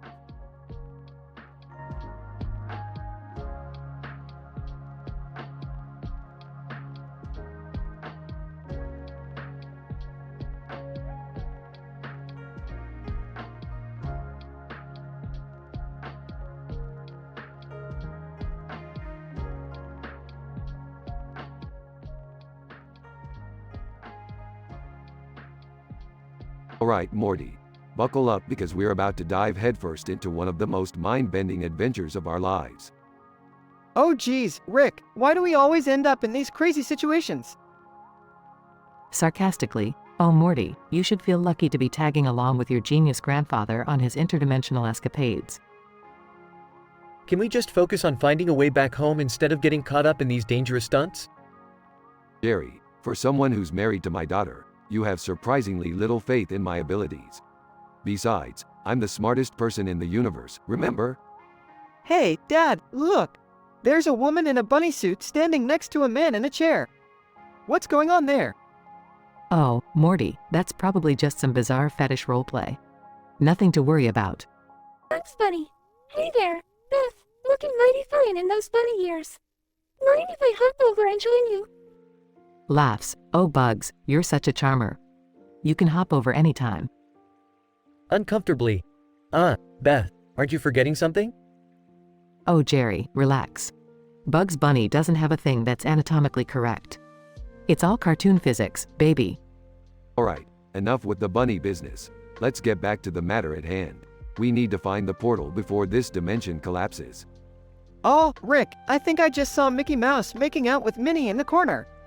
Is that normal? Morty, in the infinite multiverse, nothing is considered normal. And besides, the Disney characters have always had a wild side. Giggles, Morty, don't act so innocent. I've seen your browser history. Mom, that's not fair. I was just doing research for science class. Can we just focus on escaping this bizarre dimension first, please? Alright, hold your horses, Jerry. We're almost there. Just need to recalibrate the portal device. Rick, look. The Cheshire Cat just walked by. Do you think he can give us some advice? Please, Beth, don't encourage the talking animals. We already have enough crazy stuff happening here. Rick, I think I saw Bugs Bunny stealing a carrot from a blind squirrel. Should we do something? Morty, we're in a dimension where anything can happen, and stealing carrots is the least of our worries. Let's find that portal before things get any weirder. I never thought I'd say this, but can we please go back to our boring, normal lives? Well, Jerry, you wanted excitement. Welcome to the multiverse, where the grass is always greener on the other side, and the adventures are always mind-boggling. Sighs. Yeah, I guess it wouldn't be a typical day with Rick and Morty if we weren't knee-deep in a nonsensical, life-threatening situation. Smirking, oh Morty, embrace the chaos. It's the only way to survive in this crazy world. Alright, everyone, buckle up. We're about to experience a 9.9 on the Richtometer. Hold on tight.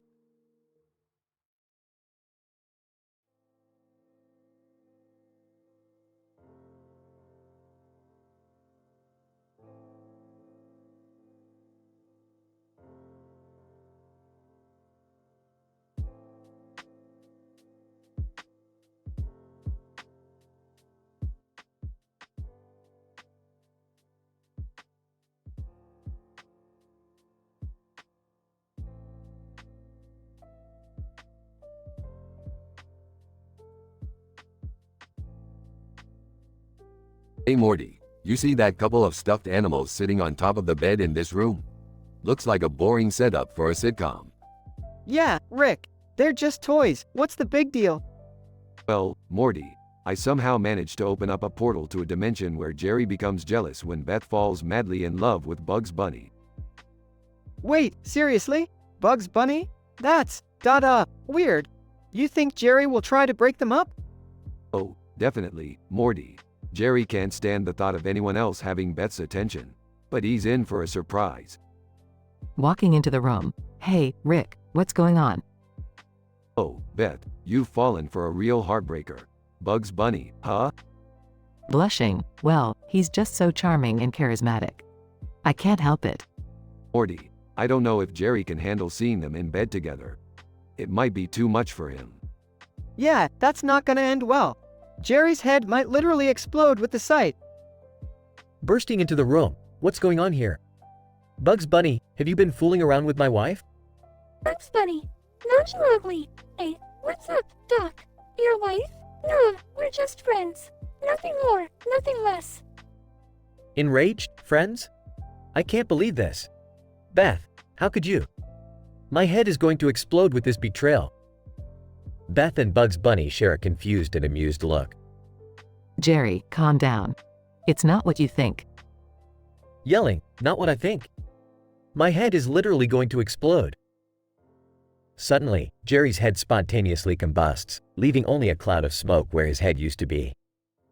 Well, Morty, that escalated quickly. Jerry's literally blown his top over a cartoon rabbit. Geez, Rick, that's messed up. What do we do now?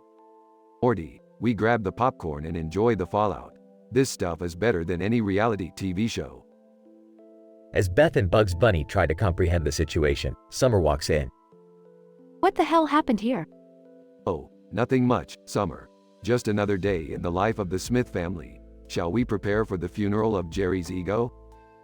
The family bursts into laughter, oblivious to the fact that Jerry's head is still missing. End of episode.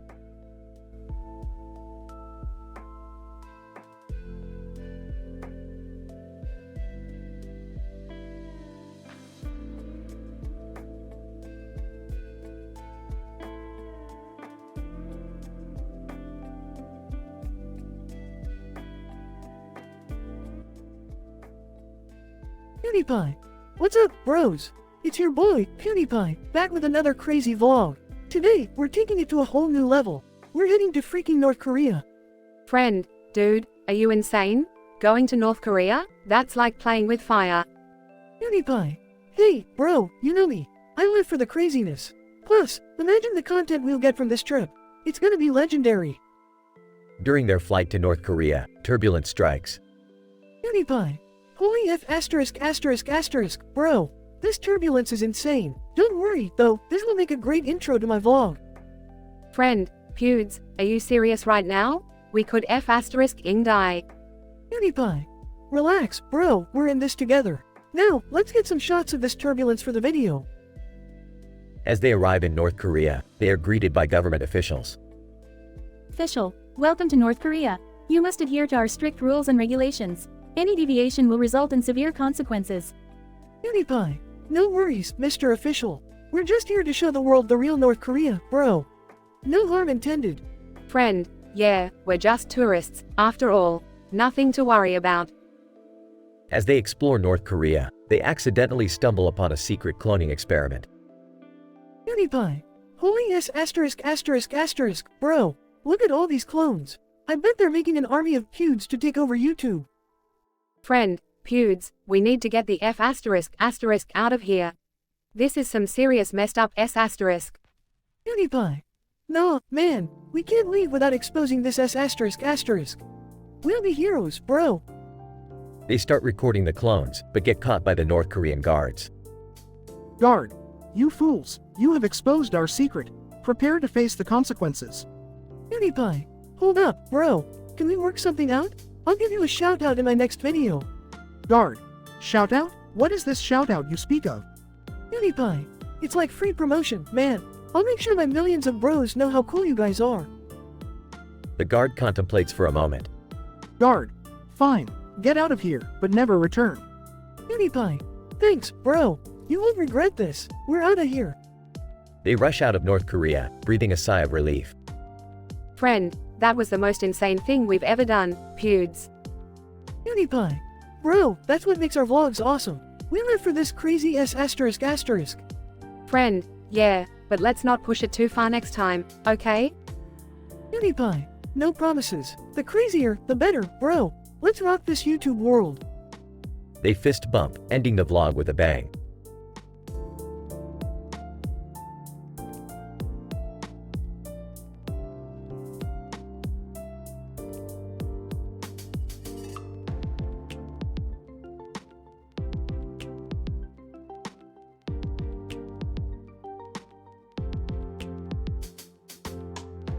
Morty, grab that science-y camera of yours. We need to document this shit show.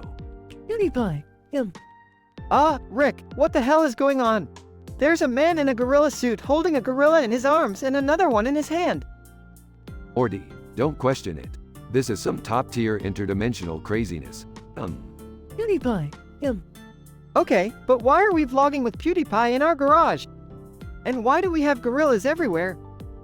Morty, you remember that purple background portal I accidentally opened last week? Well, turns out it leads to a universe where gorillas run amok and PewDiePie vlogs from Rick's garage. PewDiePie.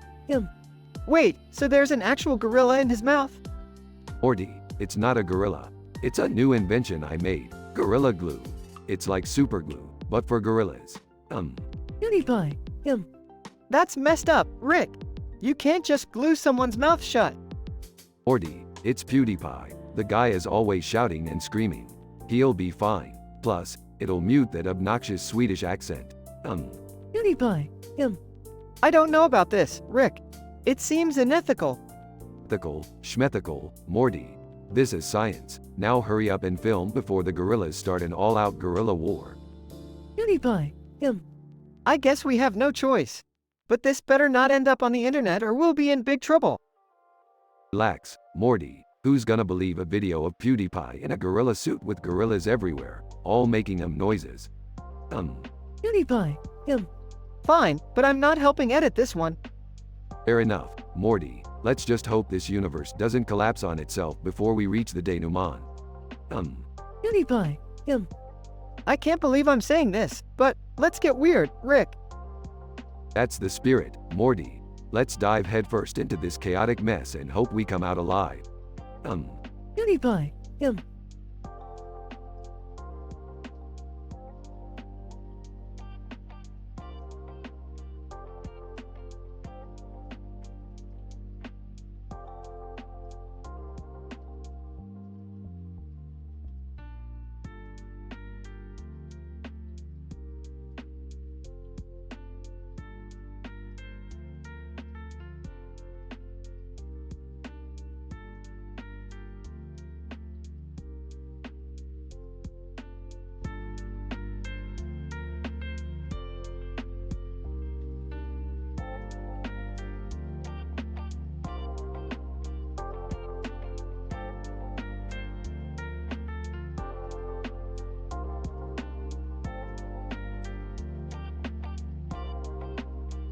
PewDiePie.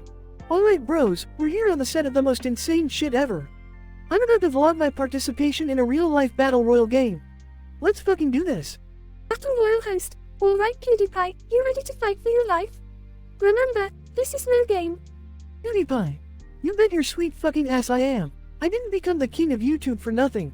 Battle Royal host. Alright people, release the contestants. Contestant 1 runs up to PewDiePie. Hey, you think your YouTube fame is gonna save you? I'm gonna rip you apart, motherfucker. PewDiePie. Let's bring it on, bitch. I faced internet trolls scarier than you. Battle Royal host, settle down, boys. The first challenge is about to begin. PewDiePie. Whispering into his camera. Okay bros, it's time to strategize. I better find some weapons and allies if I want to survive this shit. Contestant 2, approaching PewDiePie. Hey, bro, I'm a huge fan. Mind if I join forces with you? PewDiePie. Absolutely, bro. The PewDiePie army is always accepting new recruits. Battle Royal host, challenge number 2 is a race. The last 3 contestants to cross the finish line will be eliminated. PewDiePie. Fuck, bros. I was born to play video games, not run like a damn cheetah. Contestant 1 running past PewDiePie. See y'all later, loser. PewDiePie. Gritting his teeth. Oh, it is on. Contestant 2, struggling to catch up. PewDiePie, bro, we gotta step it up. PewDiePie. Running faster. You got it, bro. Let's leave these losers in the dust. Battle Royal host. Alright, gentlemen, it's time for the final showdown. The last man standing wins it all. PewDiePie. Breathing heavily. Holy shit, bros. We made it to the final round. Contestant 1 cracking his knuckles. Time for you to face your demise, PewDiePie. PewDiePie. Smirks. You think you can take me down? I'm the king of YouTube, bitch. Contestant 2, holding up a rocket launcher. PewDiePie, I got your back, bro. PewDiePie. Grinning. Now we're talking. Let's fuck shit up together. Battle Royal host, and fight. Explosions and gunfire fill the air as PewDiePie and his ally take on Contestant 1. PewDiePie. As Contestant 1 falls, victory, bro. We did it. Contestant 2, panting. PewDiePie, you're a fucking legend, bro. PewDiePie. Pumping his fist. We did it, bros. We are the champions. Battle Royal host, PewDiePie, congratulations. You've won the ultimate Battle Royal. PewDiePie, thanks, man. It's been a crazy adventure. Until next time, bros. Camera fades out as PewDiePie celebrates his victory.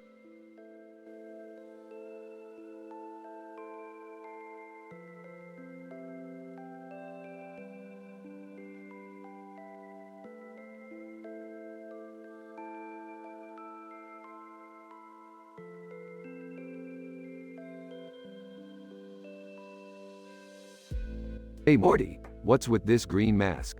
You trying to be some kind of weird superhero? Aw, no Rick. I just thought it would be funny, you know? Funny? Yeah, real funny. Well, guess what, Morty? I found something even funnier. Your little stash of PewDiePie Rule 34 fan art.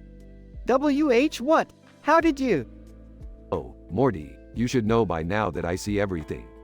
Now, let's take a closer look, shall we? Here's the first one.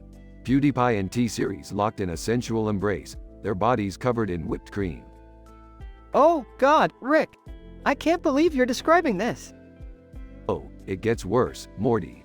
In the next one, PewDiePie is dressed as a naughty schoolboy, bending over and begging for T-Series attention. This is so embarrassing. Why are you doing this to me, Rick? Oh, come on, Morty. It's just art, right? Anyway, in the third one, PewDiePie is a sexy vampire, sinking his fangs into T-Series' neck while they moan with pleasure. I can't take it anymore, Rick. Please stop. Alright, just two more, Morty. In the fourth one, PewDiePie and T-Series are dressed as sexy astronauts, exploring each other's space. And finally, in the last one, they're both transformed into anthropomorphic fruit, engaging in a sticky and forbidden love affair. I can't believe this is happening. Please, Rick, just erase them. Aw, Morty, I think I'll keep them for my personal collection. Maybe I'll even show them to Jessica. You wouldn't dare. Oh, I would, Morty. I really would. Now, let's go on an adventure and forget all about this, shall we? Fine, Rick. Just please, never speak of those again. Oh, Morty, you know I can't make any promises.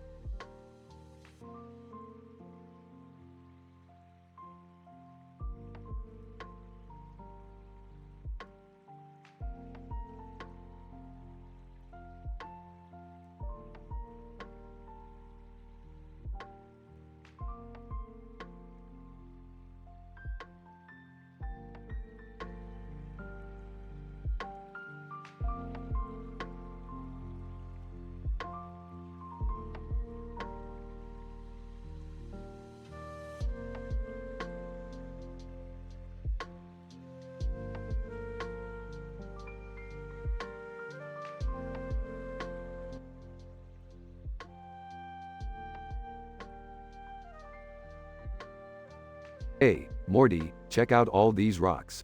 I'm like a rock connoisseur or something. These babies are solid. Ah, Rick, isn't this a little weird? We're surrounded by rocks. And why are you carrying a bag of rocks? Morty, stop questioning everything. A true scientist embraces the mysteries of the universe, even if it involves rocks. And I need them for an experiment. Okay, but what's with the little kid over there? He's just staring at us like we're in some kind of freak show. That's just the tip of the iceberg, Morty. This little kid is the key to unlocking the true potential of these rocks. Trust me, he's a savant in rockology. I don't know, Rick. This whole thing feels shady. And why do you keep eating those beans? It's making me nauseous. Morty, if you can't handle a few beans, then you can't handle the mysteries of the rock universe. Now, focus on the rocks. They hold the answers. But Rick, I don't see how rocks and farts correlate. This feels like one of your crazy experiments gone wrong. Morty, you better watch your tone. I'm a genius, and geniuses make connections where others see none. Just breathe in my brilliance. Meanwhile, the little kid approaches the bag of rocks. Little kid. Hey mister, what are you doing with all those rocks? Kid, I'm on the verge of discovering a new dimension. Little kid. Wow, cool. Can I help? Of course, kid. Hold this bag open while I pour these rocks in. Rick, isn't that a bit risky? What if something terrible happens? Oh, Morty, when have I ever cared about the repercussions of my actions? Now, hold the bag tight while I pour. Little kid holds the bag open as Rick starts pouring the rocks. Alright, Morty, get ready for a mind-blowing explosion of knowledge and power. Prepare for the ultimate rockgasm. I don't even want to know what that means, Rick. Suddenly, Rick lets out an epic fart that shakes the ground beneath them. Oh, yeah, this is gonna be epic. Oh, my God, Rick. What the hell did you eat?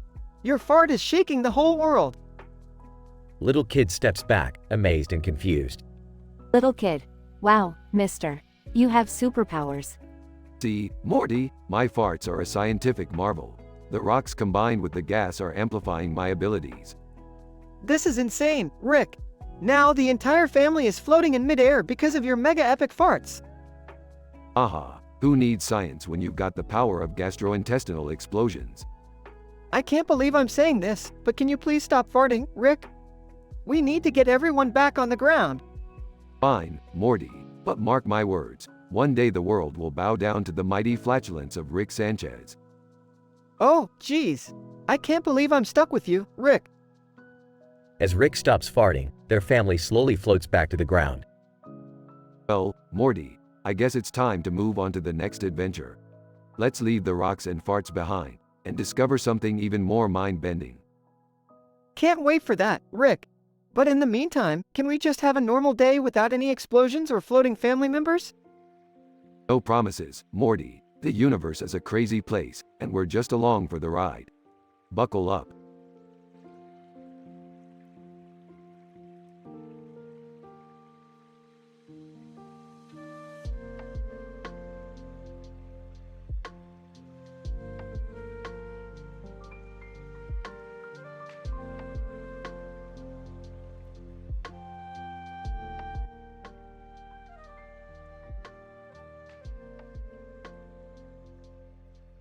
PewDiePie. Hey, bros. It's your boy, Pewds, coming at you from Fahrenheit. Today, we're exploring a room with some crazy-ass design. Look at that red and black on the wall. It's like the devil kissed it. Man. Well, what do we have here? A little punk vlogging his way through Fahrenheit? You think you can handle this wild ride? PewDiePie. Whoa, hold up, dude. I'm just here to have a good time and show my bros what this place is all about. Woman. Oh, honey, you have no idea what you're in for. This room may have a fancy design, but it holds a dark secret. PewDiePie. Dark secret? Dude, you gotta tell me. My bros love some juicy secrets. Man. Alright, kid, listen up. That sculpture on the floor? It's not just for show. Legend has it, if you touch it, it can transport you to an alternate dimension. PewDiePie. No freaking way. Are you serious? That's some mind-blowing shit right there. Woman. Oh, it's serious, alright. But be warned, once you enter that dimension, there's no telling what you'll encounter. It's a fucking insane roller coaster of chaos and pleasure, my friend. PewDiePie. Damn, sounds like a ride only my most hardcore bros would be down for. But hey, YOLO, right? I'm going in. Man. Are you sure about this, kid? This ain't no laughing matter. PewDiePie. I live for crazy adventures, man. Let's do this. Scene transition. PewDiePie. Holy shit, bros. This place is nuts. It's like a psychedelic dreamscape on crack. Man. Told you, kid. It's a wild ride. Just make sure you don't lose yourself in the madness. Woman. Oh, he won't. Our naughty little vlogger is about to learn things he never knew his body could handle. PewDiePie. Guys, I'm feeling a mix of excitement and terror right now, like I've just been licked by a crazy-ass alien. But I'm ready for whatever comes my way. Scene transition. PewDiePie. Oh, what the actual fuck is that? Woman. That, my dear boy, is a horny, fire-breathing dragon ready to show you pleasure beyond imagination. PewDiePie.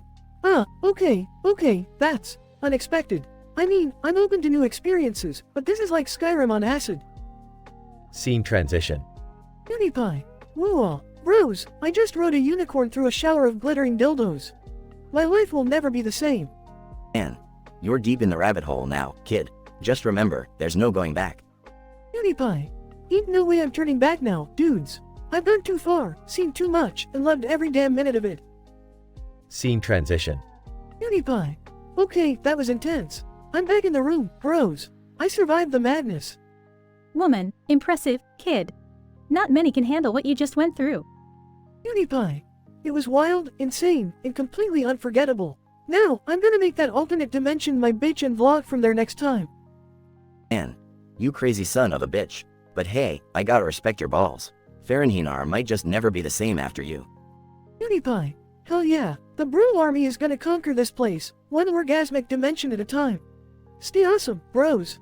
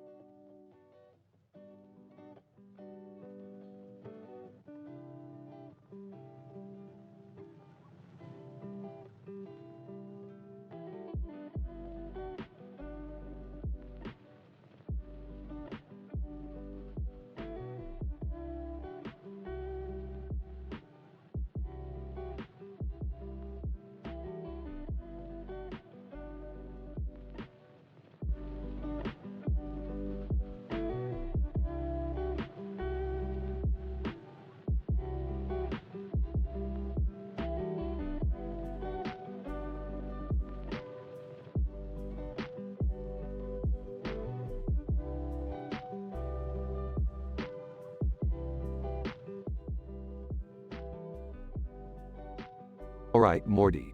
Buckle up for another mind-bending adventure. We've got a case of interdimensional D&D on our hands, and it's gonna be wild. Wait, interdimensional D&D? Is that even possible, Rick? Morty, in the infinite multiverse, everything is possible. Now, let's get moving. We've got a man standing in front of a castle with a green light on his face and another on his arm. Time to investigate. Can I come too? I need a break from Beth's constant nagging. I do not nag, Jerry. And I'm coming too, just to make sure you don't mess things up. Can I join too, Rick? I want to impress this guy that first met from another dimension. Fine, the whole dysfunctional Smith family can tag along, but nobody touch anything or ruin my plans. Scene, in front of the castle. Alright, everyone, the goal here is to retrieve the Ring of Infinite Power. Whoever wears it can control all dimensions. But be careful, it's guarded by a horde of tentacled monsters.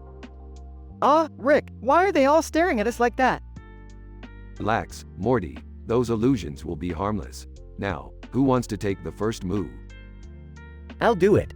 I can handle some imaginary monsters. Scene, Jerry attacks a tentacle monster. Take that, you slimy freaks. Jerry Smith is not to be messed with. Scene, Jerry gets eaten. Jerry, you idiot. You had one job. Great, now we have to save Jerry. Morty, grab the grappling hook. I don't know how to use it, Rick. Then Beth, hand me that device on the ground. Oh no, I dropped it when Jerry got eaten. Wonderful. Summer, use your instant makeover gadget to turn those creatures into puppies. I'm sorry, but I swapped it for a lip gloss that changes color. My bad. Scene, Rick uses his portal gun to rescue Jerry. Rick, save me. I don't want to die in this alternate dimension. Shut up, Jerry, you'll be fine. Now, let's find that damn ring. Scene, inside the castle's treasure room. Look, the Ring of Infinite Power. Oh my god, I can use it to impress my guy. Don't touch it, Summer. That thing is extremely dangerous in the wrong hands. Too late, Dad. Summer already put it on. Check me out, peasants. I'm the ruler of all dimensions now. Scene, chaos ensues as Summer accidentally opens hundreds of portals. Great job, Summer. You've doomed us all to an interdimensional collapse. This is your fault, Rick. You never think about the consequences of your actions. Come on, guys, let's just find a way to fix this mess before we all get sucked into the void of eternal nothingness. Scene, with seconds to spare, Rick improvises a way to close the portals. I know the odds are statistically against us, but here goes nothing. Scene, the portals close, saving the day. Well, that was an unnecessarily chaotic adventure, even by our standards. Yeah, Rick, I hope we don't run into any more interdimensional D&D disasters like this again. Morty, with our track record, there's always more where that came from. Let's go home.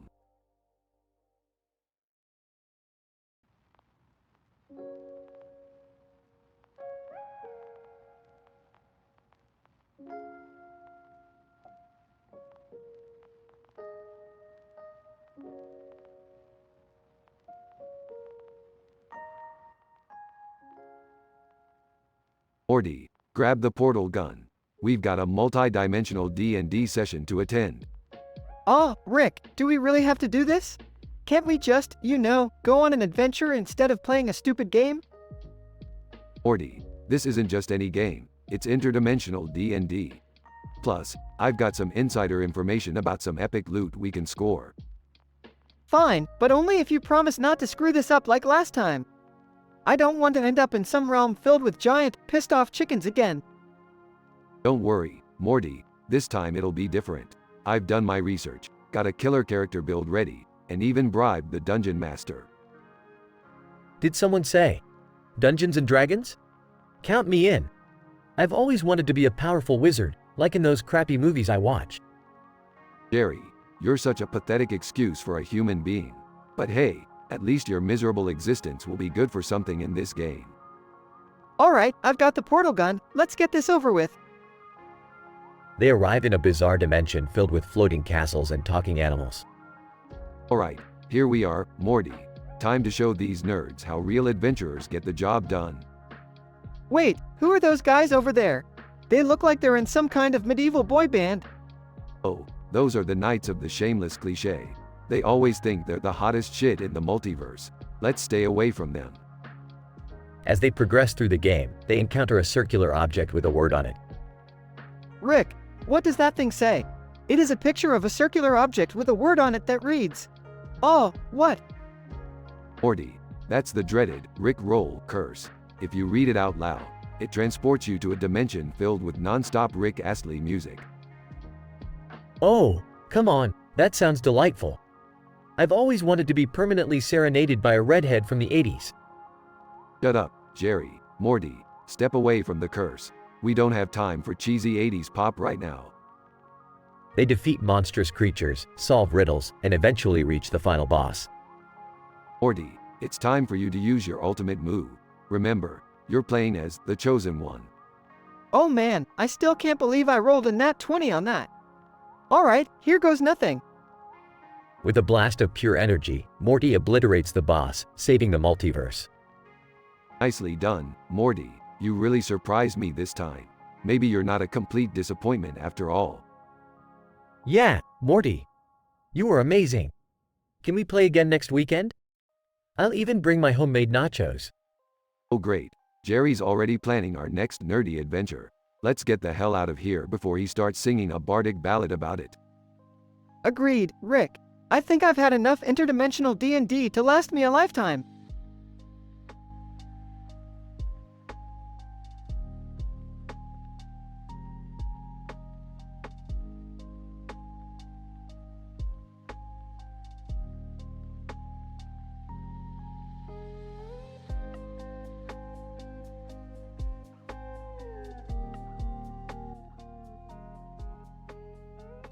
Alright, Morty, buckle up. We're about to embark on the most statistically improbable and relentlessly sassy adventure yet. Rick, are you sure this is a good idea? I mean, look at this poster here. It's like a guy in a hood surrounded by demons and a horned demon. Morty, you have the observational skills of a ham sandwich. It's just a poster, geez. Now let's get going before I change my mind. Scene transition. Rick and Morty enter an interdimensional portal and find themselves in a mystical realm. Alright, Morty, we're in the realm of Dungeons and Demons, or some cliché nonsense like that. Wow, this place looks intense. Rick, should we find someone who can help us? Please, Morty, I'm the smartest being in the universe. I can handle some mystical realm. Just follow my lead. Suddenly, a group of demonic creatures surround Rick and Morty. Demon one. Well, what do we have here? Intruders in our realm. Look, demons, we're not interested in causing any trouble. We're just here for a little fun and chaos. Demon 2. Fun and chaos? That's our specialty. You must prove yourselves worthy first. Rick and Morty engage in an epic battle, defeating all the demons. That was intense, Rick. But we did it. Of course, Morty. Victory is just another plaything in my hands. Demon Lord appears before them, eyes glowing red. Demon Lord, impressive. You've displayed truly absurd bravery. What do you seek in my realm? Look, Demon Lord, we're just here for a magical artifact. Nothing personal. Demon Lord, the amulet of infinite power? It's in the hands of a powerful sorcerer. May the odds be ever in your favor. Scene transition. Rick and Morty face the powerful sorcerer, surrounded by mystical energy. Well, if it isn't the self-proclaimed master of magic. I bet I can outsmart you with my eyes closed. Sorcerer, you dare challenge me, mortal? Prepare to face the wrath of my magical fury. Rick and the sorcerer engage in an epic battle of wits and magic. Rick, you're amazing. You're beating him. Of course, Morty, I'm a force to be reckoned with. Now back me up and snatch that amulet. Morty grabs the amulet from the sorcerer's pocket. I did it, Rick. I got the amulet. Great job, Morty. Now let's get the hell out of this dimension before it realizes we've jacked their precious artifact. Scene transition. Rick and Morty teleport back to their dimension, safe and sound. That was insane, Rick. I can't believe we actually did it. Morty, in my world, insanity is just another term for everyday life. Now let's go sell this amulet and grab some interdimensional fast food. Sounds great, Rick. I could use a break after all that craziness. They both walk away, bickering about their next adventure. Scene fades out with Rick and Morty discussing their wild journey.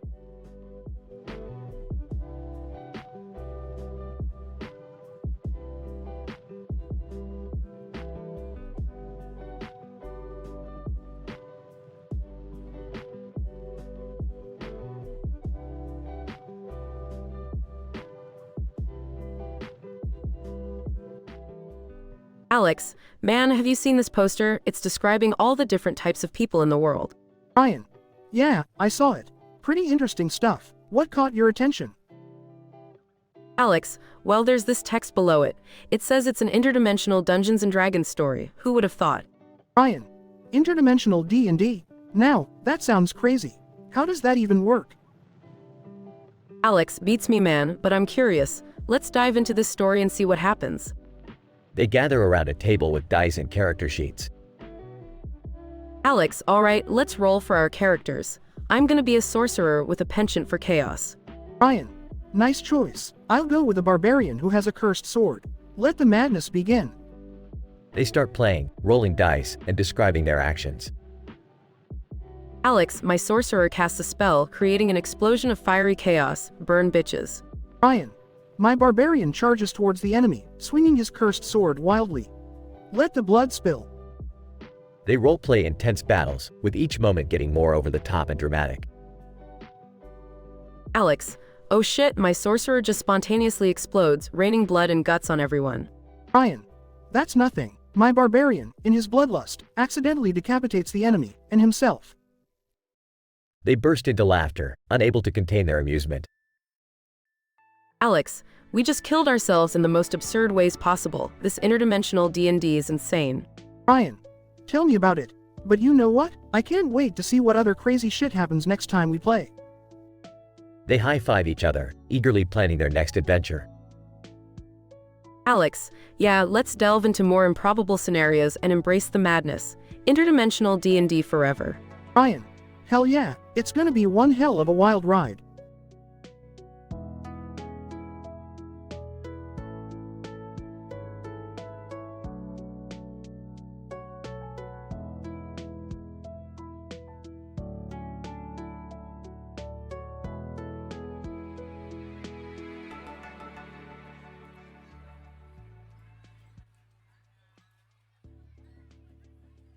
Morty, this next adventure is gonna blow your mind.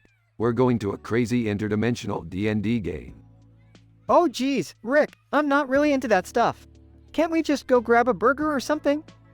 Come on, Morty, it's gonna be so lit. We're gonna meet wizards, slay dragons, and party with interdimensional hotties. Fine, whatever. But if we get stuck in some weird alternate dimension, I'm blaming you, Rick. Scene shifts to a futuristic city with towering buildings. Summer, have you seen your dad and Morty? They've been gone for hours. Ah, Mom, can't you see I'm busy taking over the world here? Like, priorities much. Summer, this is serious. We need to find them. Scene shifts to a futuristic building where Rick and Morty are sitting at a table with their characters. Alright, Morty, I'm gonna be a rogue wizard with a dark past, and you're gonna be a half-robotic gnome with a gambling addiction. Got it? Oh, sure, Rick. But can we hurry this up? I can feel my brain cells dying already. The game begins and they find themselves in a medieval fantasy world. Morty, this game is so realistic. Watch me cast this fireball spell. Rick, I don't think it's just a game anymore. Look, that village is on fire. Scene shifts back to the futuristic city. Summer, I need your help. We have to somehow enter that game and find your dad and Morty. Mom, this is like, way too much effort. Can't we just send a search party or something? Summer, they're our family. We have to save them. Scene shifts back to the game world, where Rick and Morty are battling a giant dragon. Morty, give it everything you've got. We can't let this dragon destroy the whole damn village. I never signed up for this, Rick. I just wanted a quiet night in, watching interdimensional cable. After an intense battle, Rick and Morty defeat the dragon. Morty, we did it. We saved the village. Yeah, great. Can we go home now? Scene shifts again as Beth and Summer find a way to enter the game. Summer, strap on your VR headset. We're going in. Mom, you owe me big time for this, seriously.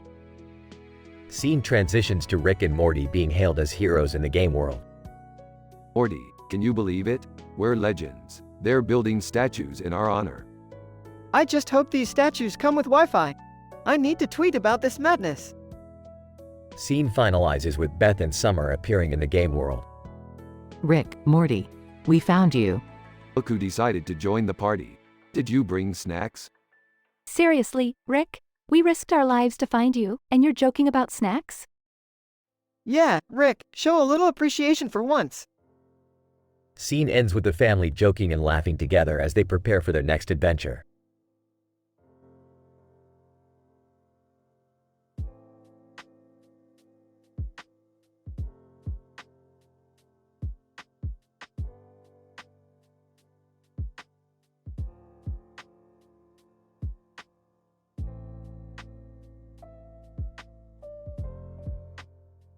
Narrator.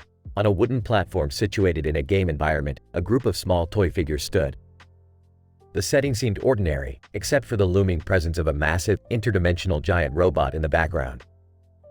Little did they know that their world was about to be shattered by an incident that would push them to their limits. Toxic Tony. Alright, you wimpy little toys.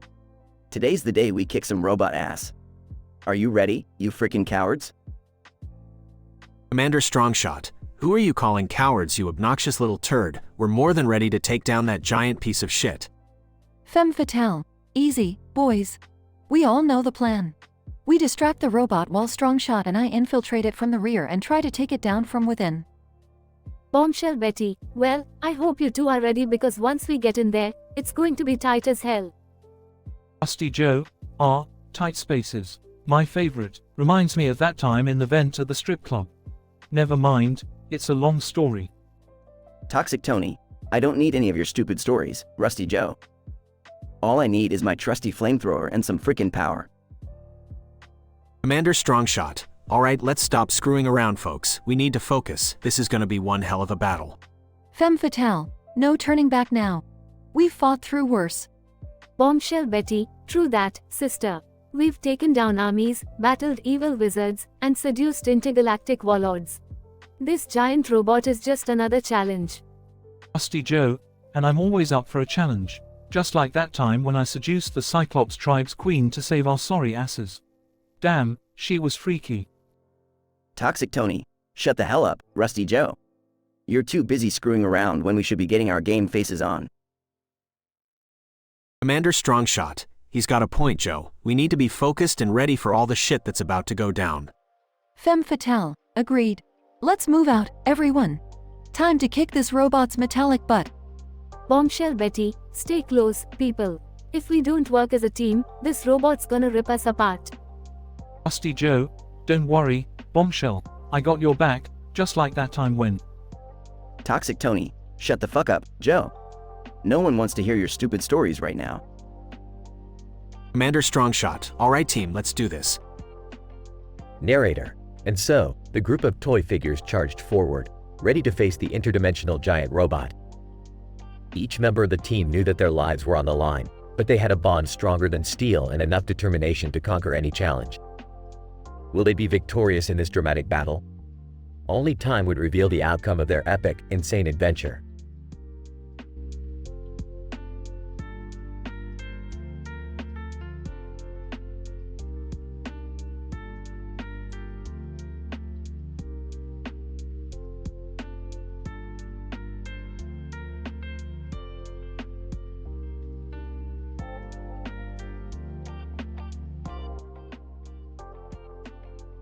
Alright, Morty, listen up. We've got a new adventure on our hands. Oh geez, Rick, can't we just have a normal day for once? Normal, you know that word just makes me itch, Morty. We're going on an interdimensional D&D quest.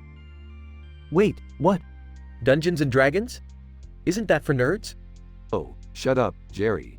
This ain't your regular D&D. It's interdimensional D&D. Duh. But Rick, what's the point? Can't we just go on a regular adventure?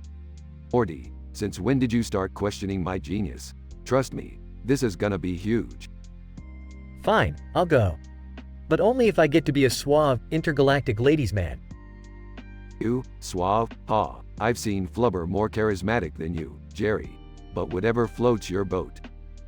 Did I hear interdimensional D&D? Count me in, Rick. I'll be the badass space queen. Oh great, now we've got a family of nerds. Strap yourselves in, it's about to get wild. They enter hyperdrive and appear in a strange interdimensional tavern. Whoa, what is this place? It's the Nexus Tavern, Morty.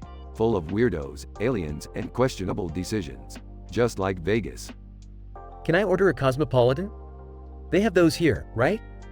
Jerry, focus. We're here to go on a quest and save the multiverse from collapsing. All right, Rick.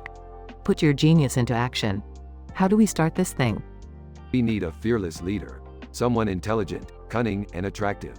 Obviously, that's me. Seriously, Rick? You're going to be the leader?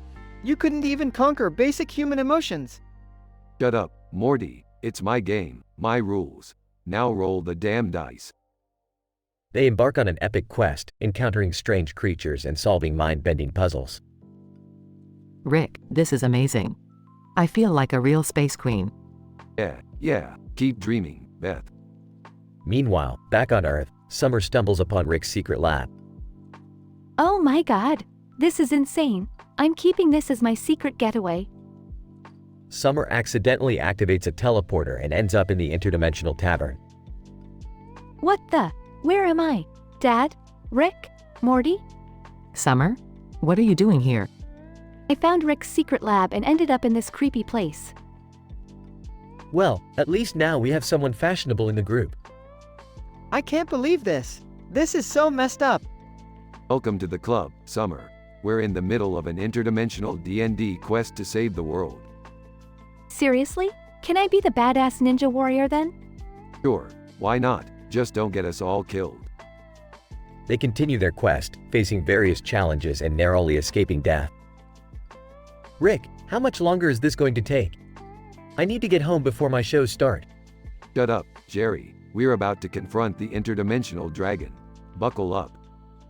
With a stroke of luck and some ingenious tactics, they defeat the dragon and save the multiverse. Dad, that was incredible. I can't believe we did it. Of course we did, Beth. Who else could have pulled this off? I'm a freaking genius. I hate to admit it, but that was kind of fun. Yeah, it was pretty cool. Can we do this again sometime? Oh, I'm sure we will. But first, let's go home and celebrate our victory with some Szechuan sauce. The family teleports back to Earth, leaving behind a trail of chaotic interdimensional D&D adventures.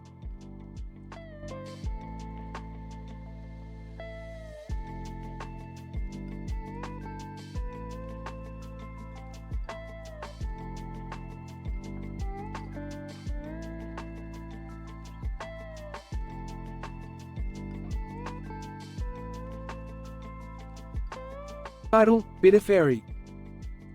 John, a fearless knight, and his companions, Mike, Bill, and Dave, find themselves trapped in an interdimensional realm after being lured by the seductive red-caped woman, Bella. Little do they know that this encounter will unleash a chain of sexually charged, dramatic events that will put their friendship and sanity to the test. Incident. John, Bella, what realm have you dragged us into? And why do you suddenly look 9 feet tall?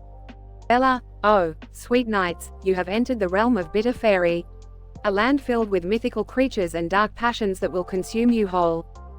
John, we won't let ourselves be deceived by your irresistible charm, Bella. Bella, smirking, well, it's not just my charm you should be worried about. Regression. As the knights venture deeper into Bitter Fairy, they encounter strange beings with unconventional desires and over-the-top sexual energy. Mike, holy shit, is that a centaur threesome over there? Bill, and what the hell are those ogres doing with that vat of whipped cream? Dave, this realm is both cursed and blessed at the same time.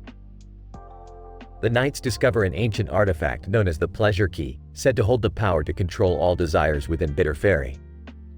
As they embark on a mission to retrieve it, they realize that the key's seductive abilities will test their loyalty, pushing them to the brink of madness. John, we must resist the temptation, my brothers. We cannot let the pleasure key consume us. Mike, but I can't help but be mesmerized by all these naked nymphs. Bill, we must stay focused. Remember our duty as knights. Despite the endless temptations and fantastical debauchery, the group manages to retrieve the pleasure key and escape Bitter Fairy. However, the experience has forever changed them, leaving them scarred but wiser in the ways of desire and endurance. John, we survived Bitter Fairy, but at what cost? I fear we can never return to our former lives. Mike, whispering, but were those nymphs real, or just a figment of our imagination? Bill, let us keep this experience a sacred secret between us. Our minds will forever be haunted by the realm's seductive allure. Dave, we made it out, but let's never speak of Bitter Fairy again. Our sanity is fragile enough. And so, the knights swore an oath to carry their secrets to their graves, forever haunted by the tantalizing memories of Bitter Fairy and their interdimensional D&D adventure.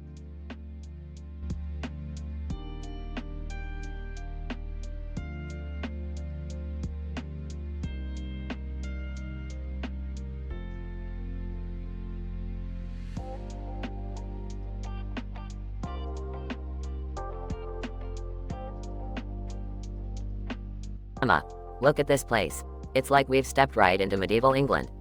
PewDiePie. Yeah, bro. This castle is epic. I feel like noble knights should be roaming these halls, fighting dragons or some shit.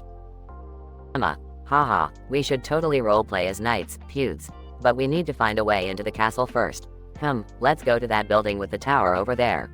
Maybe there's a hidden entrance. PewDiePie. Good idea, Emma. Lead the way. Emma and PewDiePie walk towards the building with the tower. As they enter, they notice a mysterious machine covered in dust. Emma, what's this contraption? It looks ancient. PewDiePie. Looks like some kind of time-traveling device, Emma.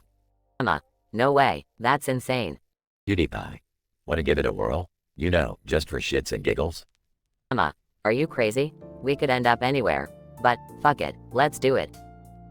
PewDiePie and Emma activate the time-traveling machine, and before they know it, they find themselves in a medieval feast. The air is filled with music and laughter. PewDiePie. Holy shit, Emma. We actually went back in time. This is beyond epic. Emma, yeah, but look at those people's clothes. They're like, barely wearing anything. PewDiePie. Well, that's one way to party. Hey, there's a jousting tournament happening. Let's join in. Emma and PewDiePie participate in the tournament, using colorful language and trash-talking their opponents. The crowd is both shocked and entertained. Emma, pewds, this is unreal. We're actually kicking ass. PewDiePie. Yeah, bro. I'm like the hottest knight in this joint. The tournament continues with Emma and PewDiePie dominating every round. As they celebrate their victory, a mysterious figure approaches them. Mysterious figure, congratulations on your triumph. I am Merlin, the legendary sorcerer. I have been watching your journey and wanted to offer you a reward. Emma, are you serious? You're the freaking Merlin? Merlin, indeed, fair lady. And for your bravery, I shall grant you both a wish. Anything your hearts desire. PewDiePie. Dude, this is fucking insane. I wish for unlimited subscribers on YouTube. Emma, and I wish for a castle of my own, to live out all my medieval fantasies. Merlin waves his staff, and their wishes are granted. PewDiePie's YouTube channel explodes with new subscribers, while Emma finds herself in a beautiful, lavish castle. Emma, this is beyond incredible. Thank you, Merlin. PewDiePie. Seriously, bro, you're a legend. We owe you big time.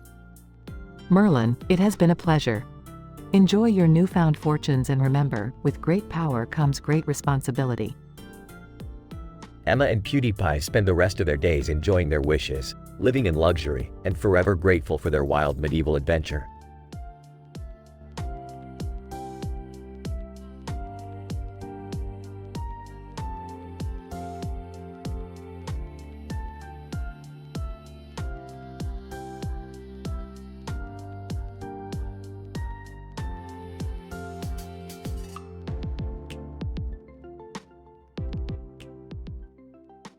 Morty, you really think we need to deal with that deer standing in the water there? Oh, well, Rick, I mean, it's just standing there. It's not really bothering anybody, right? Morty, you naive imbecile. That deer is no ordinary deer. It's a quantum entangled, interdimensional, sentient being with the power to rewrite reality. Come on, Rick, you're just trying to scare me, like that time with the talking fart cloud. Morty, Believe me, if that deer stays there any longer, it could cause a paradox so cataclysmic that every timeline in the multiverse will collapse. Sarcastically, oh great, another crisis for us to clean up while you two act like mad scientists. Whispering to Summer. I heard they actually got kicked out of mad scientist school. Uttering, stupid university and their so-called ethical experiments. Singing passionately, oh, noble deer, bathed in water so clear. Your presence brings joy, oh, how we hold you dear. Really, Jerry? A bardic ballad for a goddamn deer? Hey, it's a beautiful moment, Summer. Don't ruin it with your negativity. Alright, enough chit-chat. Morty, grab the quantum destabilizer from the garage. It's time to deal with Mr. Fancy Pants over there. Wait, Rick, are you sure we're not overreacting? I mean, isn't a quantum destabilizer a bit of overkill? Morty, when have we ever done anything that wasn't overkill? Now, let's go before that deer starts reciting advanced physics equations. Great, just what we need, a pretentious deer with an ego and a physics degree. Fiddling with his portal gun. Alright, everyone, hold on tight. We're going on a wild ride. Moments later, Rick, Morty, Summer, and Jerry disappear in a flash of light and reappear near the deer. Okay, so now that we're here, what's the plan, Rick? Simple, Morty, we're going to distract that deer with something it can't ignore. Jerry, start singing your bardic ballad again. Clears his throat. Oh, noble deer, bathed in water so clear. Rick and Morty observe as the deer's attention is drawn away by Jerry's singing. Good work, Jerry. Now, Morty, activate the quantum destabilizer and let's extract that deer from this reality. Here goes nothing, Rick. Morty aims the destabilizer at the deer, causing it to shimmer and vanish. Well, I guess that's the end of Mr. Quantum Deer. What a shame. Proudly, my beautiful singing saved the day. Don't get ahead of yourself, Jerry. We still need to clean up the potential interdimensional mess caused by that deer. Meanwhile, the deer reappears, unharmed, in a different dimension, wearing a top hat and monocle. Dear, well, it seems I've landed in a more sophisticated universe. Time to redecorate. Back in their own dimension, Rick, Morty, Summer, and Jerry facepalm simultaneously. Looks like that escalated quickly. Another fine mess we've gotten ourselves into. Rick, do you think we should go after the deer and, fix things? Morty, sometimes it's better to just let the chaos unfold. Besides, I've heard they throw killer parties in that dimension. So, what's the plan now, genius? Oh, the usual. Grab a drink, ignore our responsibilities, and hope for the best. Who's in? They all exchange glances and raise their hands. All in for the chaos. They laugh and walk off into the sunset, ready for another insane adventure.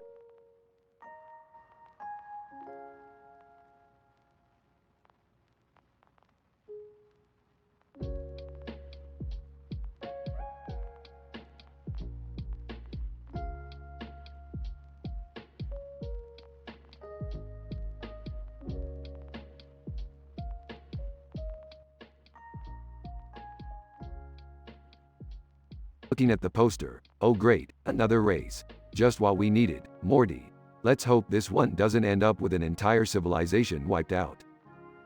Come on, Rick. It might actually be fun. Plus, there's a cash prize, and we could finally pay off all the debts you racked up in those interdimensional poker games. Rolls his eyes, fine. But if we end up in some weird parallel universe where sentient cars are ruling over humans, it's all on you. Eagerly, hey guys, I heard about this race too. Mind if I tag along? I could use a little excitement in my life. Really, Jerry, you're about as exciting as watching paint dry. But hey, the more the merrier. Just don't mess this up for us. Joining the conversation, did somebody say race? Count me in. I used to be quite the speed demon back in college. Sarcastically, wow, Mom, I'm sure your life has been such a thrill since then. Sighs, keep it up, Summer. You'll be grounded for the rest of your life. Meanwhile, at the race. Announcer. Ladies and gentlemen, welcome to the most mind-bending, dimension-hopping race in the entire multiverse. Excitedly, Rick, can you believe it? We're about to race against some seriously intergalactic competition. Deadpan? Yeah, Morty. I'm sure it's gonna be the ride of our lives. The race begins, chaos ensues. Morty, accelerate. We need to get ahead of that talking toaster car before it cheats with some buttered up bribes. Panicking, I thought I saw a parallel universe where inanimate objects could suit people. We can't risk it. Struggling to keep up. Guys, wait for me. My car keeps glitching and turning into a giant pickle. Laughing. That's the most appropriate thing I've ever seen happen to you, Dad. Concentrating. Focus, guys. We're so close to the finish line, but we just activated a self-driving car with a vendetta against all humanity. Groaning sounds as they cross the finish line. Well, we made it, Morty. But I'm pretty sure we just initiated a cosmic car war. Great job, everyone. Catching his breath. Rick, I think I left the portal gun in that last dimension with all the car-eating aliens. Sarcastically. Oh, fantastic, Morty. Just fantastic. We'll have to take the long way home, while being chased by carnivorous vehicles. Good job, genius. The group scrambles, trying to find shelter as the cars close in. Frustrated, Rick, can you please, for once, come up with a plan that doesn't involve putting our lives in danger? Smirking. Sure, Beth. The minute you start finding me less attractive without the thrill of possible death, I'll get right on that. Rolling her eyes. Seriously, can't we just have a normal, boring family outing for once? Panicking. I can use this opportunity to finally confront my fears and bond with these sentient vehicles. Meanwhile, in a parallel dimension. Announcer. Congratulations, Bob, you just won first place in the interdimensional car race. Bob, confused, wait, what? I barely even touched the gas pedal. Are you sure the competition wasn't just a bunch of idiots? Announcer. Oh, definitely. But that's half the entertainment value, my friend. 3 interdimensional cable ads play. Ad 1. Introducing the Slim-O-Matic 3000. Lose weight instantly with our cutting-edge technology. Just leave your body at the door, and we'll take care of the rest. Ad 2. Do you suffer from existential crisis? Try our new product, Find Your Purpose in a Can. It's like a fortune cookie, but with life-changing answers. Ad 3. Need a new pet? Introducing the Punicorn, part pigeon, part unicorn. It poops rainbows, but be warned, it also bites. As the family somehow manages to escape the clutches of the sentient vehicles, they come to a realization. Life may be crazy and dangerous, but it's when they're together that they truly find some semblance of sanity. And that's the true meaning of family, even if it involves outrunning carnivorous cars.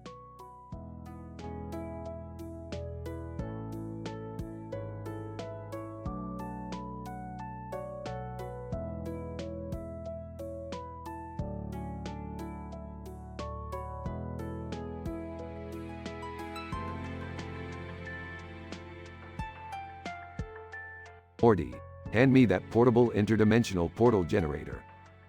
Rick, are you sure it's safe? Yeah, Morty, it's perfectly safe. Just don't touch anything or we might end up in a dimension where everyone has butts for heads. Oh geez, Rick, I don't want to see that. What are you two up to now? Don't worry, Jerry, it's way above your comprehension level. Just go back to watering your precious loser garden.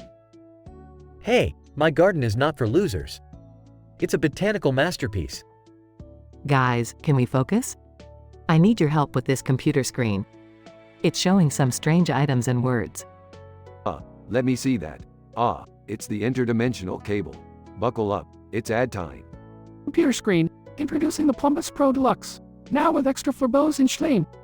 Rick, what the hell is a Plumbus Pro Deluxe? Morty, pass me the remote. Flips through channels *O. Here we go. Computer screen, have you ever wanted to be a pickle? Well, now you can. The Pickle Transmogrifier 3000 turns any human into a sentient pickle. Pickle Rick would be jealous. Why do people want to turn into pickles, Rick? I don't get it. Morty, it's a stupid fad. Just like everything else in this dimension. Has anyone seen my lucky fedora? I can't find it anywhere. No one cares about your silly hat, Jerry. Can't you see we're in the middle of something important? Computer screen, and now, presenting the Butt Blaster 5000. Say goodbye to uncomfortable sitting and hello to a life of booty bliss. Finally. Someone is tackling the real issues in the multiverse. I'm not sure how I feel about that, Rick. I mean, is it really necessary? Morty, if there's one thing I've learned in my adventures, it's that when something feels unnecessary, it's usually the most fun. Computer screen. Attention, Coral Travelers. Visit the intergalactic strip club for a night you'll never forget. Alien beauties guaranteed. Whoa, Beth, maybe we should check that place out sometime? Seriously, Jerry? You're more interested in strip clubs than taking care of your kids? Computer screen. And that's all for tonight, folks. Tune in next time for more mind-bending interdimensional entertainment. Finally, these ads are over. Morty, hand me that Plumbus Pro Deluxe. I want to see if it's as flurbo-tastic as they claim. Can't we just go on a normal adventure next time, Rick? These ads are messing with my brain. Morty, where's the fun in that? Now let's see what this Plumbus thing is all about. Scene transitions to Rick and Morty wielding Plumbus Pro Deluxe, hilariously attempting to figure out its purpose.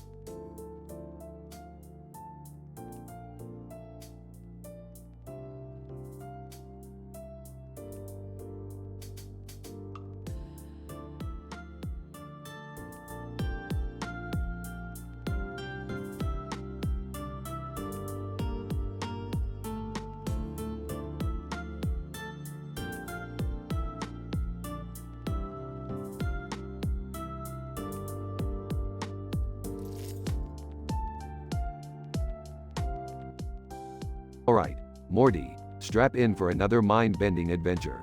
We've got a class reunion to attend. Whoa, a class reunion. Rick. Really? I mean, I wasn't even invited. Do you think anyone even remembers me? Morty, it's a high school reunion, not a Nobel Prize ceremony. No one gives a damn. Now, let's go. Alright, but can we swing by the game store on the way? They just released Clay Fighter 64, dude. I'm stoked. Morty, we have to save the universe first. Clay Fighter can wait. Oh, come on, Rick. I just want to beat some virtual clay people into submission. Fine, but only if we're quick. Time is of the essence, Morty. Scene transitions to a green room. Whoa, Rick. Where are we? Looks like a class reunion prep room, Morty. But something's off. Yeah, I see that green monster in the background. What's up with that? Well, Morty, it seems like someone mixed up their cartoon universes again. We're in the wrong dimension. Seriously, Rick? This again? We always end up in these crazy situations.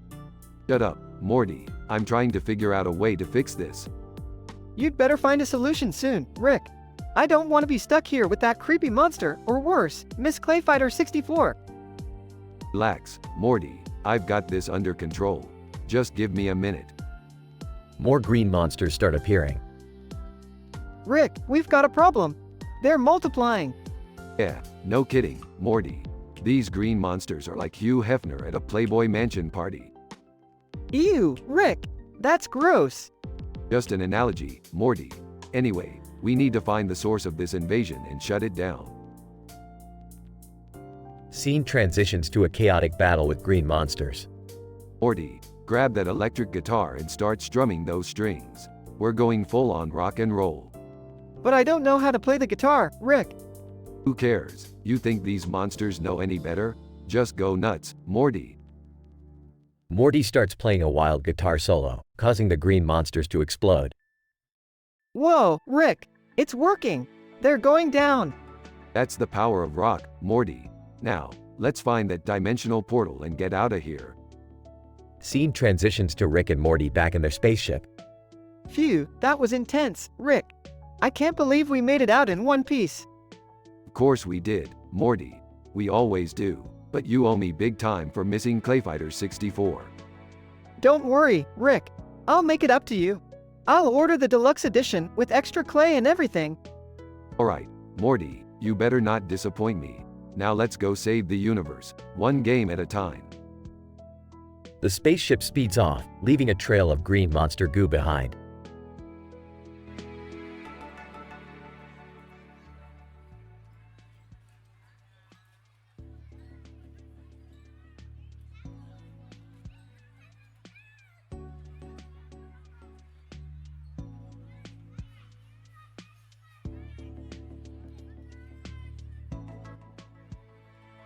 Morty, buckle up. We've got another mind-bending, reality-twisting adventure on our hands.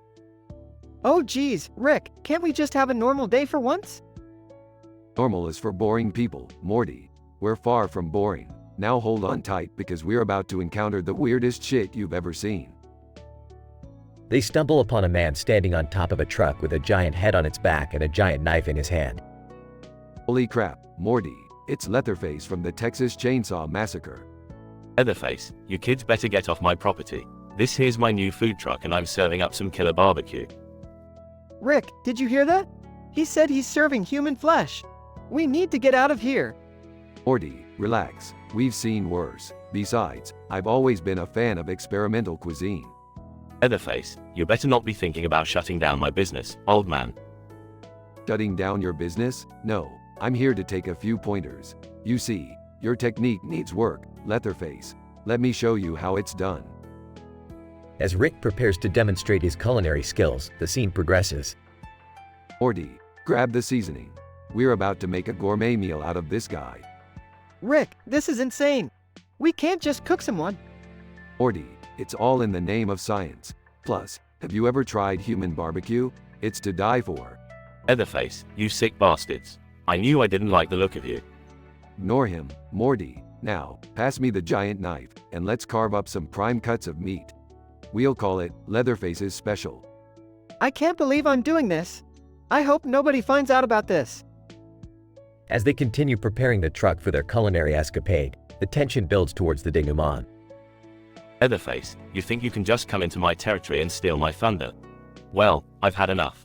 Get ready to face the wrath of Leatherface. Rick and Morty finish their preparations just in time as Leatherface charges towards them with his chainsaw. Morty, jump into the truck. We'll make a quick getaway. The world isn't ready for our new food sensation. I can't believe this is happening. Please let this be a dream. They speed away, narrowly escaping Leatherface's grasp, and reach a safe distance. Rick, I don't even know how to process what just happened. Morty, we're adventurers. We dive headfirst into the unknown and come out with stories that defy logic. Now, let's find another fast food joint to destroy. Destroy? But why? Because, Morty, I'm still not over that incident with Arby's. They took away my favorite sauce, Morty, and for that, they must pay. They drive off into the distance, ready to wreak havoc on the fast food industry. I can't believe I'm saying this, but I'm starting to miss the days of normal, mundane adventures. Buckle up, Morty, because we'll never have that luxury again. Life is an endless spiral of chaos, and we're just along for the ride.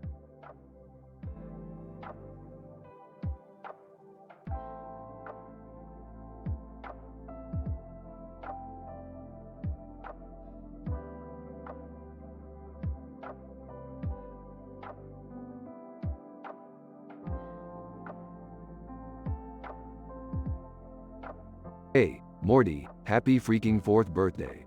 You know what? Pass me that crack pipe. Shocked. What? Rick, are you serious? It's my birthday party. Yeah, I know, Morty. But don't forget, I'm a multi-dimensional genius who doesn't give a crap about societal norms. Light it up. Disapprovingly, Rick, can you please not smoke crack at Morty's birthday party? It's really inappropriate. Sarcastically, oh, sorry, Beth. I forgot we were in the presence of perfect parenting. My bad. Oh my god, did you guys hear about Mr. Goldenfold? He got caught sexting with the cafeteria lady. Confused. Guys, shouldn't we be talking about my birthday instead? Morty, listen, life doesn't revolve around your birthdays or anyone else's for that matter. Get over yourself. Rick, please stop being so rude to Morty. He deserves a good birthday party, like any normal kid. Normal, Beth? We're far from normal here. I mean, who else has a cartoon boy holding a birthday cake while a woman holds a cupcake and a cake with candles? It's statistically improbable. Whispering to Summer, seriously, what's wrong with Grandpa Rick? Is he always this insane? Whispering back, you have no idea, Morty. This is like the tip of the iceberg. Get ready for one crazy childhood. Morty, I've got a portal gun. Screw this birthday party. Let's go on a wild adventure through different dimensions. Excited, really, Rick?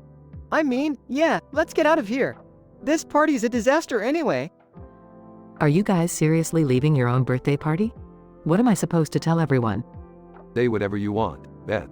Just remember, I don't give a damn. Smirking. Honestly, this party couldn't get any weirder. I'm just gonna grab the cake and the cupcake and head out too. Exasperated. You know what, fine. You all do whatever the hell you want. I'm going to eat this cake, alone. Scene shifts as Rick, Morty, and Summer step through a portal. So, Morty, where should we go? How about a dimension where everyone wears their clothes backward? Laughing, that sounds crazy. Rick, let's do it. Can we grab some snacks first? I'm starving. Sure thing, Summer. We'll find you some dimension where the snacks are alive and begging to be eaten. Happy? Totally, Rick. The crazier, the better. Scene fades as the trio disappears into the portal, leaving behind an empty, chaotic birthday party.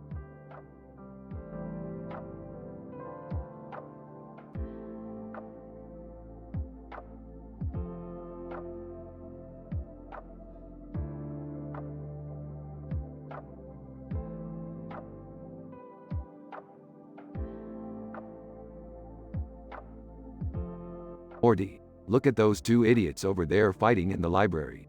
What a statistical nightmare. I know, Rick. Who fights in a library?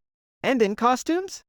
Well, Morty, sometimes costumes and libraries mix like vodka and antidepressants. Oh, I'm pretty sure that's a dangerous combination, Rick. Dangerous? Nah, these guys will probably end up on some reality show, fighting for $1 million.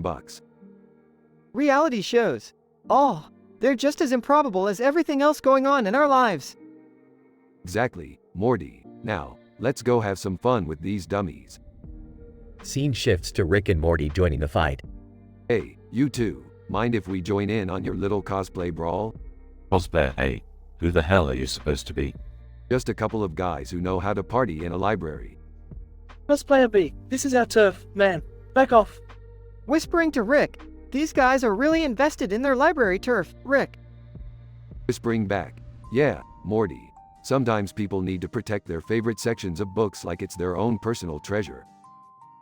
Scene escalates as the brawl intensifies. Rick, this is getting out of control. We have to stop this before someone gets seriously hurt. Relax, Morty. It's all part of the chaos. Just like when I get drunk in a library. Drunk in a library? Rick, that's not even remotely okay. Morty, relax. My alcoholism is a source of chaotic excitement for the whole multiverse. Suddenly, chaos takes a dark turn. Bursting in. Hey, everyone. I heard there was a brawl in the library.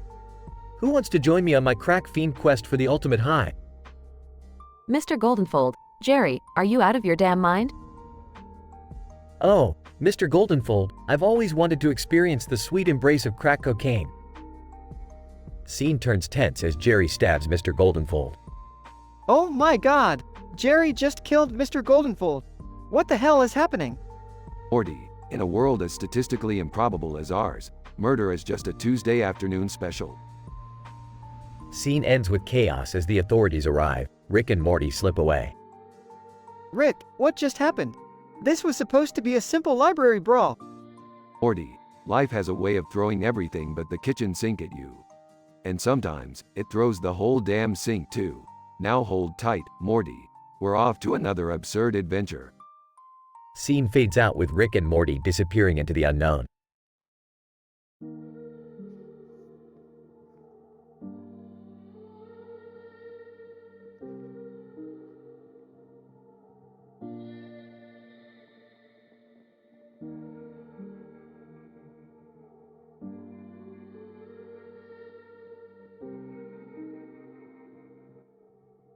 Morty, Morty, Morty. Get over here, Morty. What's the matter, Rick? I just made a breakthrough scientific discovery. Turns out, this dimension is overflowing with bearded men in suits and ties who are all secretly in love with John Hamm. Whoa, really? Like, all of them? Yeah, Morty. Apparently, John Hamm's charm transcends dimensions. It's like an intergalactic, interdimensional pandemic of love for the guy. That's insane, Rick. So, what are we gonna do about it? Well, Morty, we can't have people going around completely infatuated with John Hamm. We need to find a way to reverse this statistical anomaly. Alright, but how? Simple, Morty. I've modified the portal gun to take us directly to the source of this love epidemic, the dimension of bearded men. Jeez, Rick, you always find a way to take us to the weirdest places. Yep, that's what I do, Morty. So buckle up, we're going on a wild ride. They activate the portal gun and arrive in the dimension of bearded men. Whoa, look at all these guys with beards. They're all floating hearts and swooning over John Hamm. Yeah, Morty, it's like the Twilight Zone of strange obsessions. But don't worry, I've got a plan. They approach a man with a particularly impressive beard and a suit and tie. Excuse me, sir, we need your help. Bearded man, oh my, John Hamm's friends have arrived. How may I assist you? Yeah, we need to find a way to reverse the love obsession with John Hamm in our dimension. Bearded man, I see. You need the Mirror of Rationality. It's located in the Temple of Balance, guarded by the ancient octopods of wisdom. Morty, looks like we have our next adventure cut out for us. Why can't it ever be easy with you, Rick? Because, Morty, that would make for a boring episode. Now, let's go find that mirror. They embark on a perilous journey filled with bizarre creatures and mind-bending challenges. Rick, these octopods are really intense. They keep asking me deep philosophical questions. Well, Morty, You gotta use your brain for something other than drooling over John Hamm. After a series of trials, they finally reach the Temple of Balance. Rick, we made it! The Mirror of Rationality is just beyond that door. Great, Morty. Now all we have to do is solve one more riddle. It says, what is the opposite of John Hamm's charm? Oh, I don't know, Rick. What is it? Simple, Morty. It's Jerry's love for John Hamm. Oh, man. Poor Jerry. They solve the riddle, obtain the Mirror of Rationality, and return to their dimension. Alright, Morty, let's reverse this love epidemic. Morty holds up the Mirror of Rationality, and a blinding light fills the room. It's working, Rick. The bearded men are no longer obsessed with John Hamm. Good job, Morty. Now let's go home and pretend this never happened. Yeah, sounds like a plan, Rick. But, can we keep the mirror? I feel like Jerry might need it. Fine, Morty. Just remember, with great power comes great responsibility. Or something like that. They go back to their adventures, leaving the bearded men in peace and free from John Hamm obsession.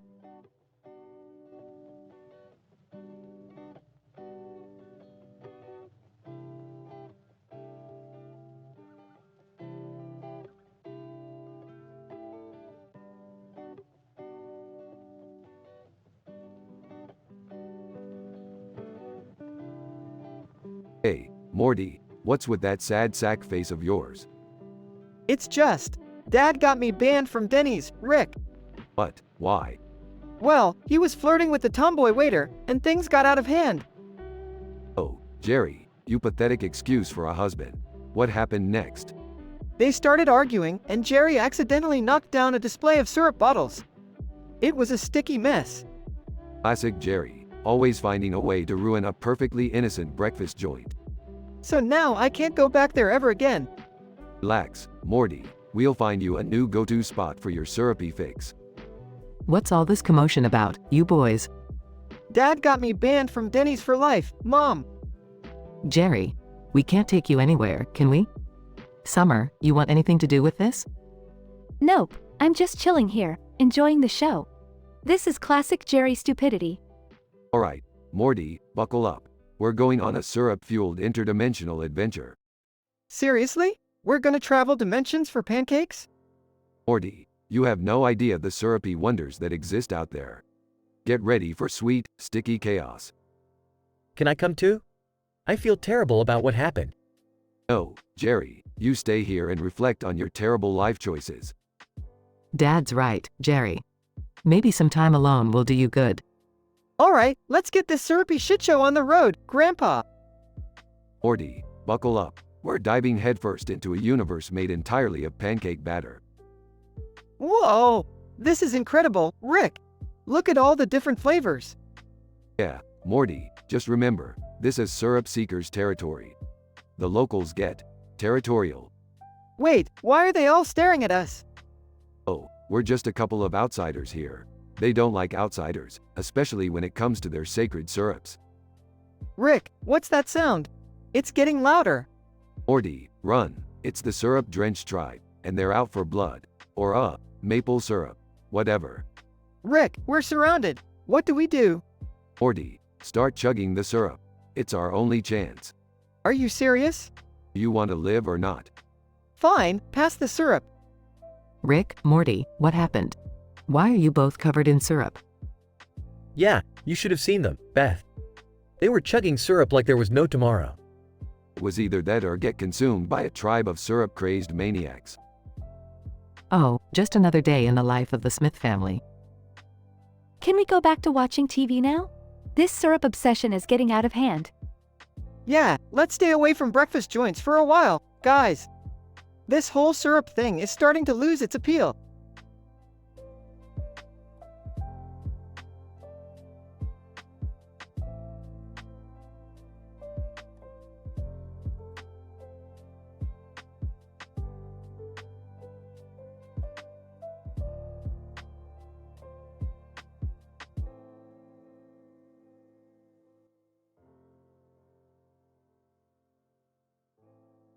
Alright, Morty, let's get this show on the road.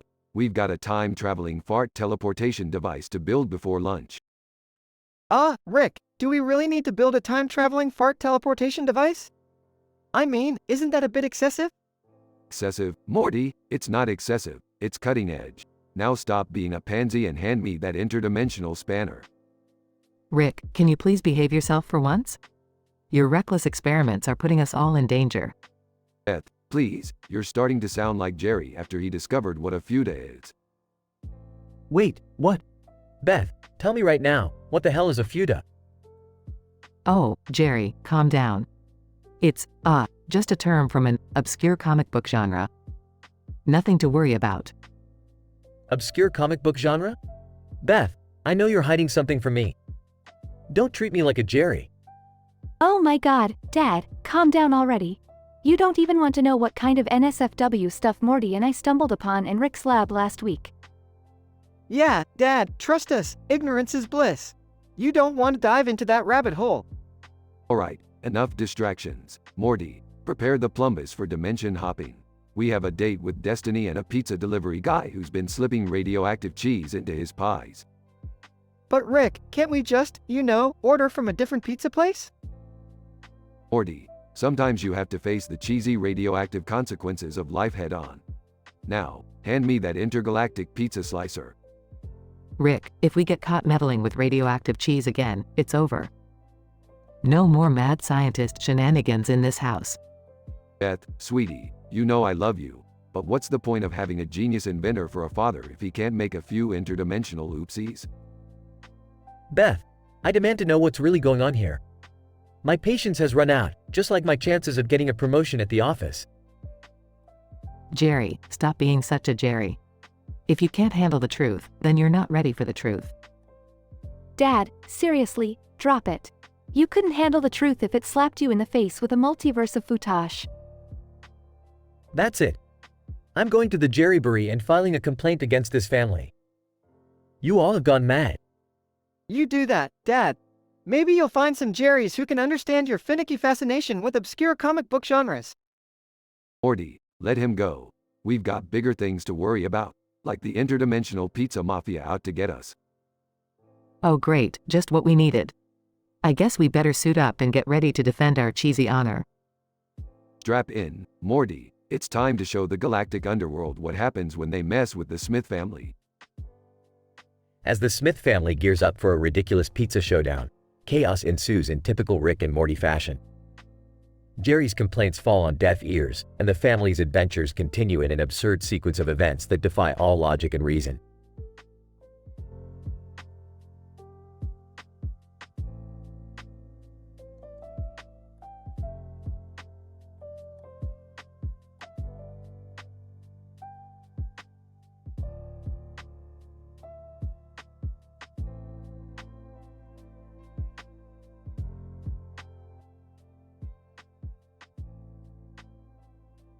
Alright, Morty, buckle up.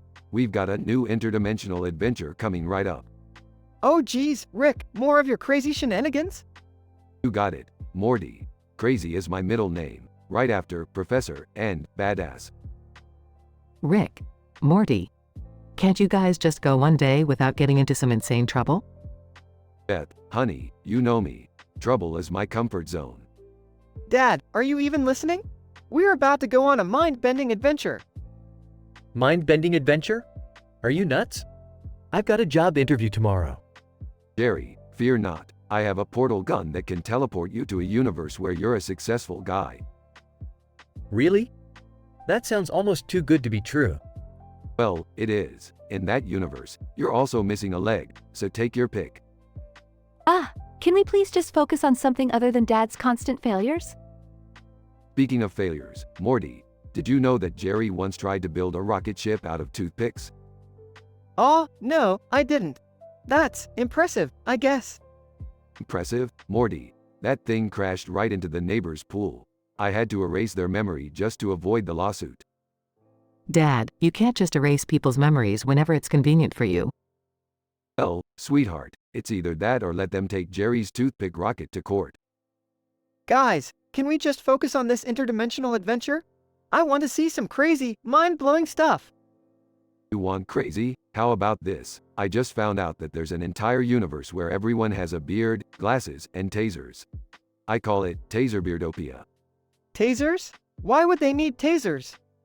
Morty, when you have 46 tasers hidden in every crevice of your body, you'll understand the unbridled joy and chaos they bring. You know, Rick, this Taserbeardopia sounds like the perfect place for you. Maybe you should move there permanently. Oh, Summer, always with the snark. You'll regret it when I introduce you to Taserbeard Summer. Can we just get this adventure over with? I have a PTA meeting in an hour. Fine, fine. Strap in, everyone. We're about to embark on a journey that will make your wildest dreams seem like a tame episode of Sesame Street. I'm ready, Rick. Let's go. Wait, can I at least grab my lucky tie? Fine. Just don't bring the toothpick rocket. We don't need any more pool incidents. Rick, will there be any normalcy in this adventure? Summer, my dear, if you wanted normalcy, you shouldn't have stepped foot in this house. Rick, remember, no killing anyone this time. Well, Beth, define killing. It's all relative, really. Can we just go already, guys? Buckle up, Morty. It's time to dive headfirst into the absurd and witness the heart-stopping wonders of Taserbeardopia. Wait, I'm not sure about this. Relax, Jerry. In Taserbeardopia, everyone is too busy tasering each other to care about your insecurities. Can't wait to see the look on your face, Jerry. This is going to be epic. Alright, everyone, hold on tight. Taserbeardopia, here we come.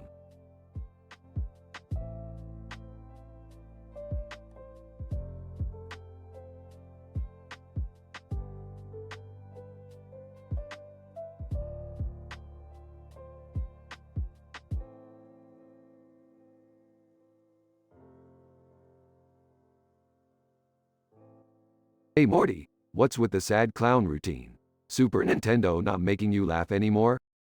Well, you know, Rick, life with a clown wife isn't all balloon animals and honking noses. Super Nintendo is going through an existential crisis.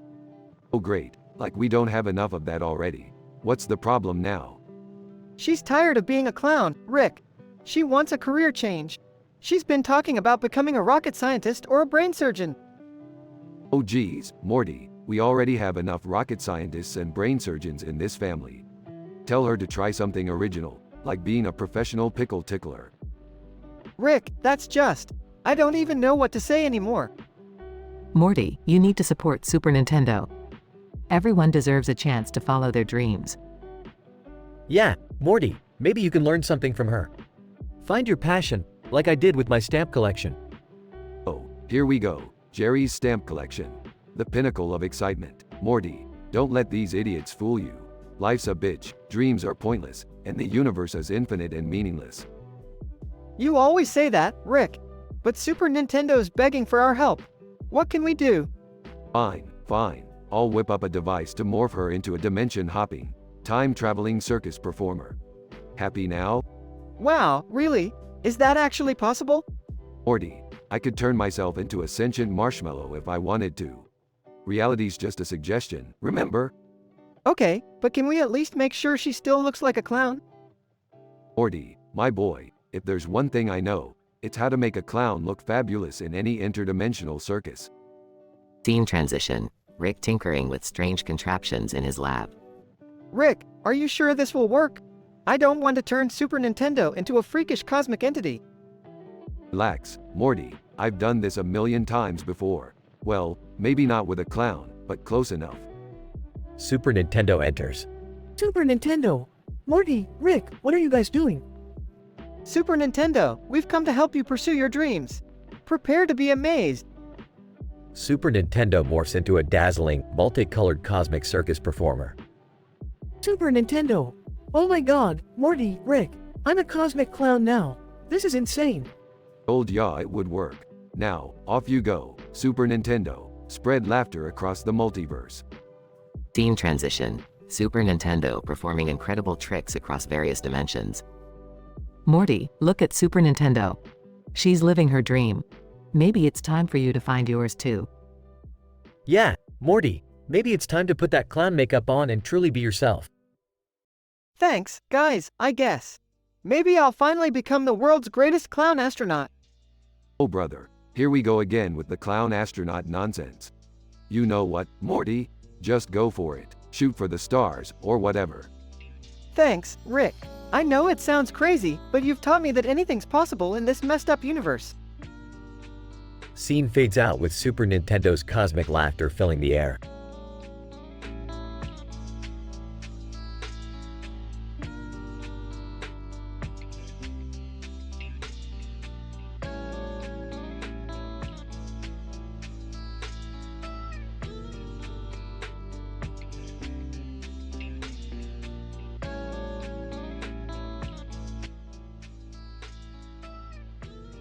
Morty, we've got a highly unlikely situation on our hands. Look at this guy over here, holding a giant squid in front of a city at night with a full moon in the background.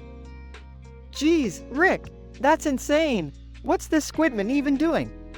Who knows, Morty? Maybe he's trying to impress a giant squid dating app or something. Weirder things have happened, trust me. Enthusiastically, hey, did someone say giant squid? I've been dying to talk about them. Did you know that they have 3 hearts? Sarcastically, wow, Jerry, tell us more thrilling trivia about squids. Do they also have a secret society that controls the world? No, but... Interrupting. Morty, let's use this as an opportunity to teach Jerry some real-world squid facts. But Rick, we're dealing with a guy holding a giant squid. Priorities, man. Fine, Morty. We'll educate Jerry while we figure out what to do about Squidman over there. Whispering to Morty, seriously, what's with all these weirdos in our lives? Whispering back, beats me, Summer. But at least it keeps things interesting, right? Alright, Jerry, listen up. Giant squid's eyes are the size of basketballs, and they can see in the dark. Really? That's actually quite fascinating. Thanks, Rick. Yeah. Don't get too excited, Jerry. Now let's focus on this Squidman situation. Hey, Rick, what if Squidman isn't holding the giant squid, but the giant squid is holding Squidman hostage? Morty, what are you even talking about? I'm just thinking outside the box, Rick. Well, Squidman seems more like the type to have consensual relationships with cephalopods, Morty. Can we please not talk about Squidman's love life? Speaking of love lives, did you know giant squids have been observed mating with their tentacles twisted together? Gross. Alright, we need a plan. Morty, get the portal gun. Let's go confront Squidman. Got it, Rick. But do you think we can talk some sense into him? Morty, the guy is holding a giant squid. Sense may not be his strong suit. Maybe we should approach him with kindness. Offer him some squid facts, to break the ice. Jerry, I swear, sometimes I really question your existence. Alright, Morty, let's go. We've got a Squidman to deal with. Are you sure this won't end up in some wild interdimensional squid party? Morty, trust me, I've seen enough squid parties to last a lifetime. We're going in, guns blazing. A loud squishing sound. Narrator. Rick beats the narrator with a large squid. Narrator. Ow. Hey, what's the big idea, Rick? Consider it a lesson in narrating without permission, pal. Narrator. But. No buts. Now Morty, grab the portal gun, and let's get out of here before this Squidman gets any ideas. Yeah, I don't think he's interested in squid facts. Can we just hurry up and leave? I've had enough bizarre encounters for one day. But guys, we haven't discussed the inkjet propulsion system of giant squids yet. Guys, Jerry, give it a rest already. Let's go. They all escape through the portal, leaving Squidman standing alone with his giant squid. Squidman, guess it's just me and you, buddy. Don't worry, I've got some squid facts to keep us entertained.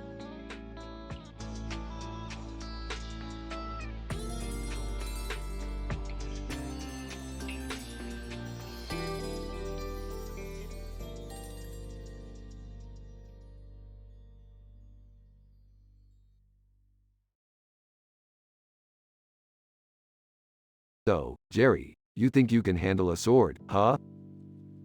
Oh please, Rick, I could handle a sword better than you handle your alcohol. We'll see about that, Jerry. Let's settle this once and for all. Rick, are you sure it's a good idea to have them sword fighting in the living room? Morty, relax. We'll just move some furniture around. What's the worst that could happen? Alright, Rick, I'm ready to show you who the real swordsman is. Bring it on, Jerry. You're about to enter the realm of pain and embarrassment. Seriously, guys? I leave for 10 minutes and you're having a medieval duel in here? Well, if it isn't Beth, here to witness her husband's complete and utter defeat. You know, I've always had a thing for a man who can handle a sword. Too bad I married Jerry. Hey, watch it, Beth. Can we please get this over with? I'm missing my online dance class for this nonsense. Alright, Jerry, prepare to taste defeat in the form of my sword. We'll see. They start sword fighting, swinging their swords wildly. Ah, guys, you're kind of knocking the light fixtures off the ceiling. Sorry, Morty, collateral damage. You think this is a game, Rick? More like a midlife crisis, in my opinion. Can we at least make this interesting? Like a bet or something? Fine, Summer, what do you have in mind? Loser has to do the winner's chores for a month. Deal. Prepare for a month of misery, Rick. Don't get too excited. Jerry, your defeat is imminent. They continue to clash swords with increasing intensity. Ah, guys, I think the ball on the ground is bouncing out of control. Morty, just stay out of their way. You see, Jerry, you're no match for my superior intellect in swordplay. This isn't over, Rick. As they fight, chaos erupts, with furniture breaking down around them. All right, that's it. Stop this madness before someone gets hurt. Agreed, this has gone far enough. Fine, fine. You win, Jerry. But let it be known I went easy on you. Oh, please. You were just lucky. Can we go back to normal now? You're right, Morty. Let's put the swords away and clean up this mess. They all start cleaning up the aftermath of the chaotic sword fight. And maybe next time, Rick, you can find a less destructive way to settle your differences.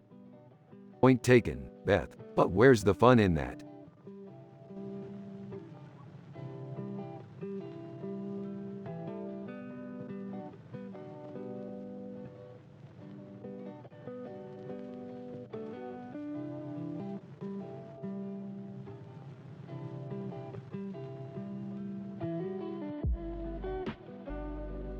Morty, I can't believe we're stuck in traffic again.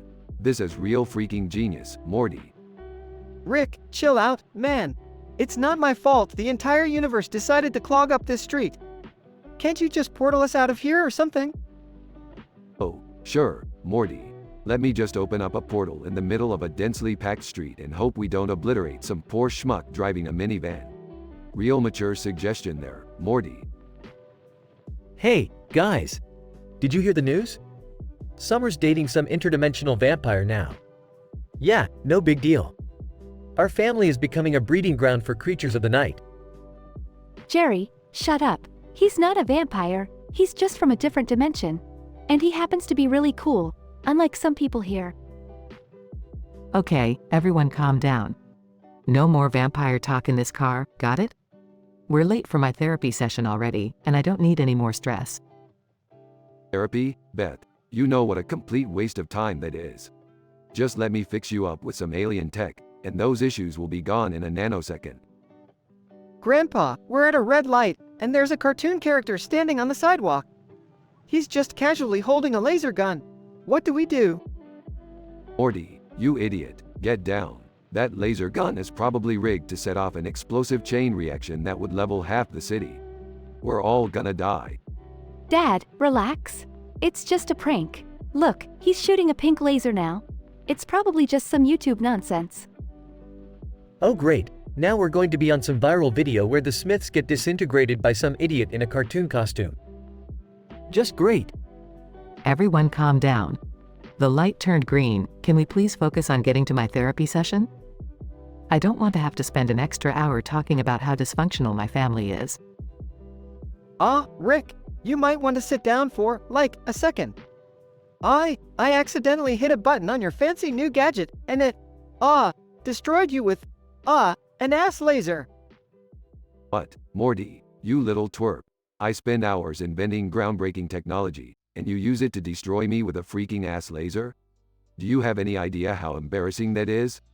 Wait, what's an ass laser? Is that even physically possible? Well, It looks like Morty finally found a way to literally kick Rick's ass. Sorry, Rick, but honestly, you had it coming. Jerry, that's enough. Rick, don't be such a drama queen. It was an accident. Morty, just try to fix this mess before we're all turned into human butt statues or something equally absurd.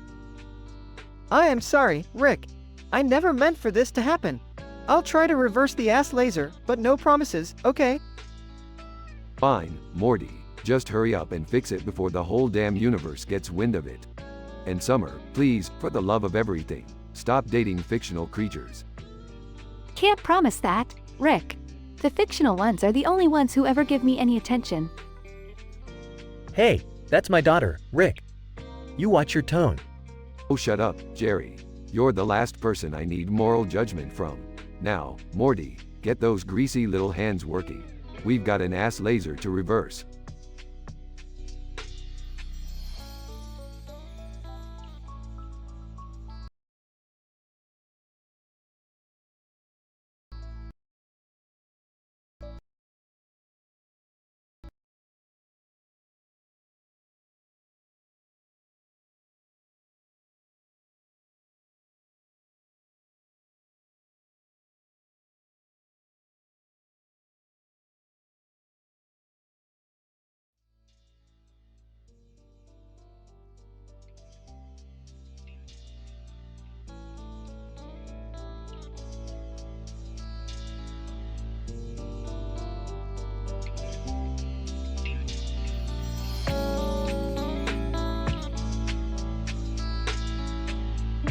Morty, we've got a serious problem here.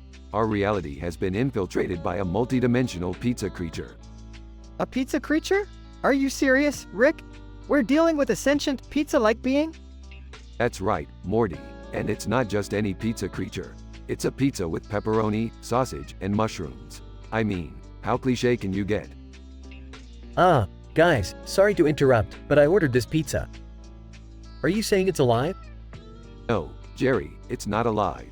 Well, not in the traditional sense. It's an interdimensional being that feeds on the emotions of Coldplay fans. So, this pizza monster is basically a music critic? That's hilarious. Wait, does that mean if we play some Coldplay, we can summon the pizza creature? Morty, you're an idiot. But yeah, let's give it a shot. Anything to get rid of this damn thing. Jerry plays Viva La Vida on the stereo, and the pizza creature emerges from the box. Pizza creature, I smell the melodrama of Coldplay. Give it to me. Alright, Morty, time for Operation Gastropub. Get the knife and fork. Operation what now? Just trust me, Morty. We're gonna eat this thing. The pizza creature starts to sing a haunting melody, its toppings shifting and dancing. I can't do this, guys. I feel too guilty munching on something that's singing. Oh, shut up, Jerry. We're dealing with a haunted pizza. You think it cares about your guilt? Jerry reluctantly takes a bite, and his face contorts with pleasure. Oh my god, this tastes amazing. Forget the guilt, I need seconds. Rick, this doesn't make any sense. Why would the pizza taste so good if it feeds on misery? Morty, you gotta learn that sometimes life just throws you a delicious curveball. Now eat up. They all devour the pizza creature, licking their fingers and smacking their lips. Well, that was weirdly satisfying. So, what now? Now, Morty, we move on to our next mission. Saving Garfield from a haunted house purge. Seriously, Rick? Garfield? I thought we dealt with multidimensional beings, not lazy cartoon cats. Trust me, Summer, the things we're about to see, even Garfield would be terrified. The Smith family prepares for their next adventure, leaving behind the haunted pizza remnants.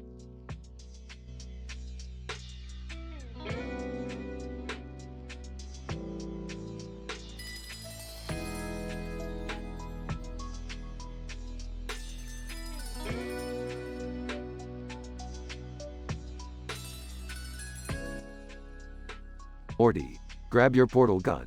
We got another adventure to go on. Oh geez, Rick, can't we take a break? I just got done saving the entire galaxy, like, 2 days ago.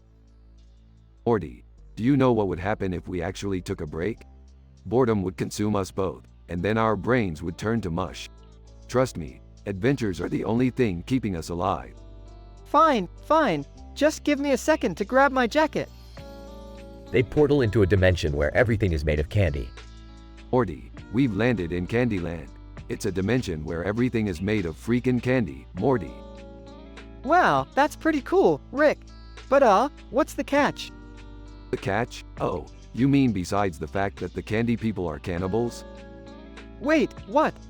Yeah, Morty, they're living candy beings that eat each other. It's like a twisted, edible Hunger Games up in here. This is so messed up, Rick. Tell me about it, Morty. But we're not leaving until we find the legendary Candy Czar and have a little chat with him. Meanwhile, Summer stumbles upon a secret lab hidden in a sand dune. Whoa, what is this place? Wait, is that a high-tech obstetrics machine? A voice echoes from the speaker. Voice, welcome, Summer. I've been expecting you. I am Dr. Nanobiotech Evolution, the genius behind this lab. Wait, Dr. Nanobiotech Evolution? Are you even a real doctor? Dr. Nanobiotech Evolution, of course I am. Just because my name is a mouthful doesn't mean I'm not qualified. Summer rolls her eyes. All right, Mr. Fancy Scientist, what's the point of all this? Dr. Nanobiotech Evolution, I have created a model that can predict the future of humanity based on quantum physics and genetic algorithms. And I need your help to test it. Meanwhile, back in Candyland, Rick and Morty finally track down the Candy Czar. So, Czar, what's the deal with the cannibalism around here? Andy sir, Rick Sanchez, always bringing up the unpleasant. Yes, our society may have its quirks, but who doesn't enjoy a little munching on fruity neighbors? Alright, Czar, keep your weird candy habits to yourself. We just want to get out of here in one piece. Andy sir, oh, but you won't. You see, I have a dark secret. I've been using the essence of the candy people to create an army of superpowered gummy bears. This just keeps getting weirder, Rick. Tell me about it, Morty. Time to unleash my ultimate weapon. Rick pulls out a giant jar of ants from his pocket. Andy sir, ants. What are you going to do with ants? Oh, you'll see. Ants, attack. The ants devour the superpowered gummy bears, saving Rick and Morty from certain doom. Another victory for me, Morty.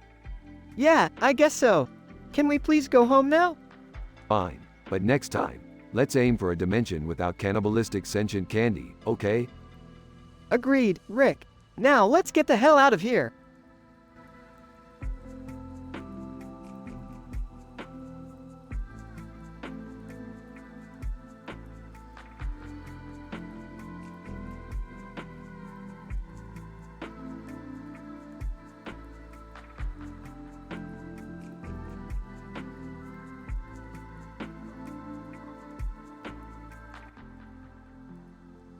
Morty, do you ever wonder what it's like to have a mustache? I mean, I can grow a mustache in 3 different realities, Morty. It's a real game changer. Oh, I don't know, Rick. I mean, I kinda like my peach fuzz. Mustaches seem a bit, cliché. Cliché? Morty, look around. We're in a dimension where a man with a mustache has a mustache in front of a group of bugs and other insects, with a man's face in the middle. Nothing is cliché here. Hey, guys, what are we talking about? Oh, just your father and Morty discussing the fashion sense of mustaches, Summer. Don't you have anything better to do? Like what? Mom, staring at Dad's mustacheless face? Don't you dare talk about your father's no-teeth condition, Summer.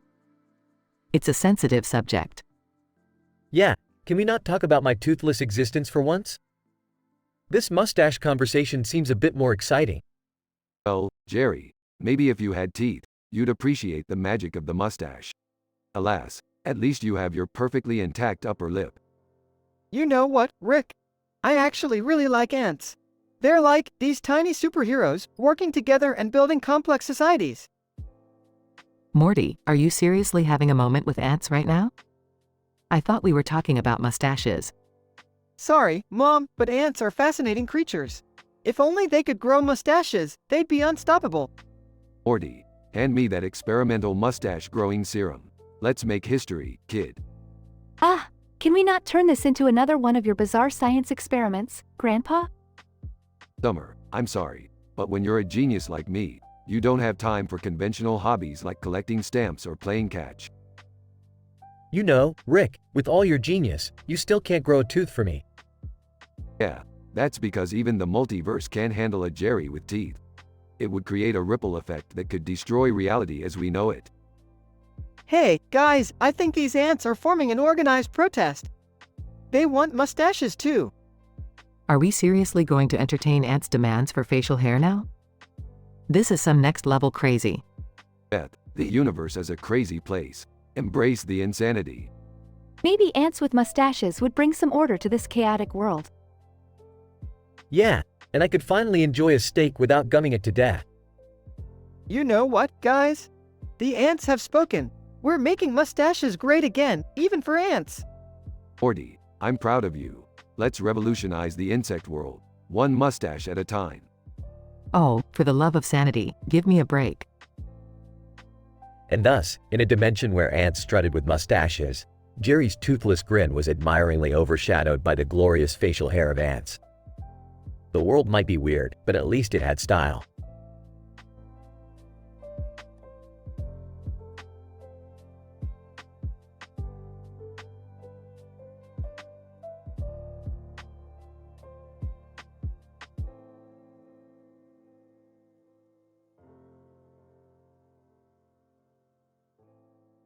Narrator. Samantha walks confidently down the path in the park, embraced by the rustling leaves of towering trees and the vibrant green grass beneath her feet. A sign stands tall, stating, S-Video the VTuber Voxandra visits Anime City. Little does Samantha know, hilarity and chaos await her in this unusual city. Samantha, whispering to herself, finally, a peaceful walk in the park. Time to clear my mind. Voxandra. Hey there, sweet cheeks. Fancy seeing a live-action beauty like you in this animated city. Samantha, startled, whoa. Who are you, and why do you look like a holographic anime character? Voxandra. Giggling, I am Voxandra, the VTuber sensation. I left my virtual world today to explore this crazy place, and boy, am I lucky to bump into you. Samantha, this is unexpected. So, what is this anime city all about, anyway? Voxandra. Well, darling, it's like stepping into a parallel dimension where every building, every person, and even every plant has transformed into an anime-inspired version of itself. You better hold on to your seat because things can get wild here. Samantha, wait, are you telling me that a dog can turn into an anime character? Voxandra.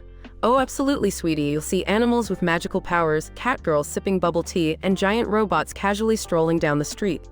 Samantha, this is insane. But I have to admit, it's intriguing. Let's explore this anime city and see what kind of shenanigans we can encounter. Voxandra, buckle up, Buttercup, we're in for a crazy ride. As Samantha and Voxandra venture further into Anime City, they stumble upon a street filled with eccentric characters. Samantha, look at that lady with tentacles for hair, and that man with eyes bigger than his head. Voxandra. Haha, anything's possible in Anime City. Let's see if we can find the legendary hot springs known for their healing powers. They arrive at the hot springs, and to their surprise, the water not only heals, but it gives them superpowers. Samantha, I feel invincible. Watch me fly. Voxandra. Oh no, darling, let's not turn this into an adult-rated anime, but we can sure have some fun with these new abilities, right? They unleash their imagination playing pranks, performing exaggerated fighting moves, and astounding the citizens of Anime City. Samantha, I can't believe how crazy and intense this place is. This city defies all logic and reason. Voxandra. That's what makes it so remarkable, sweetie. A world where anything and everything is possible, and life is one grand adventure. As the day comes to an end, Samantha and Voxandra bid their farewells, not knowing if they will ever cross paths again. Samantha, Voxandra, thank you for showing me this vibrant and extraordinary world. I'll never forget this experience. Voxandra, sweet cheeks, it's been a pleasure. Just remember, don't hesitate to explore the unknown and embrace the absurd. Life is too short for normalcy. They wave goodbye, each carrying memories of the hallucinatory adventure that took place in the extraordinary Anime City. Samantha returned to the regular world, forever changed by the magical and outrageous events she witnessed in Anime City. As she walked away, she couldn't help but wonder what fantastical encounters awaited her in the future.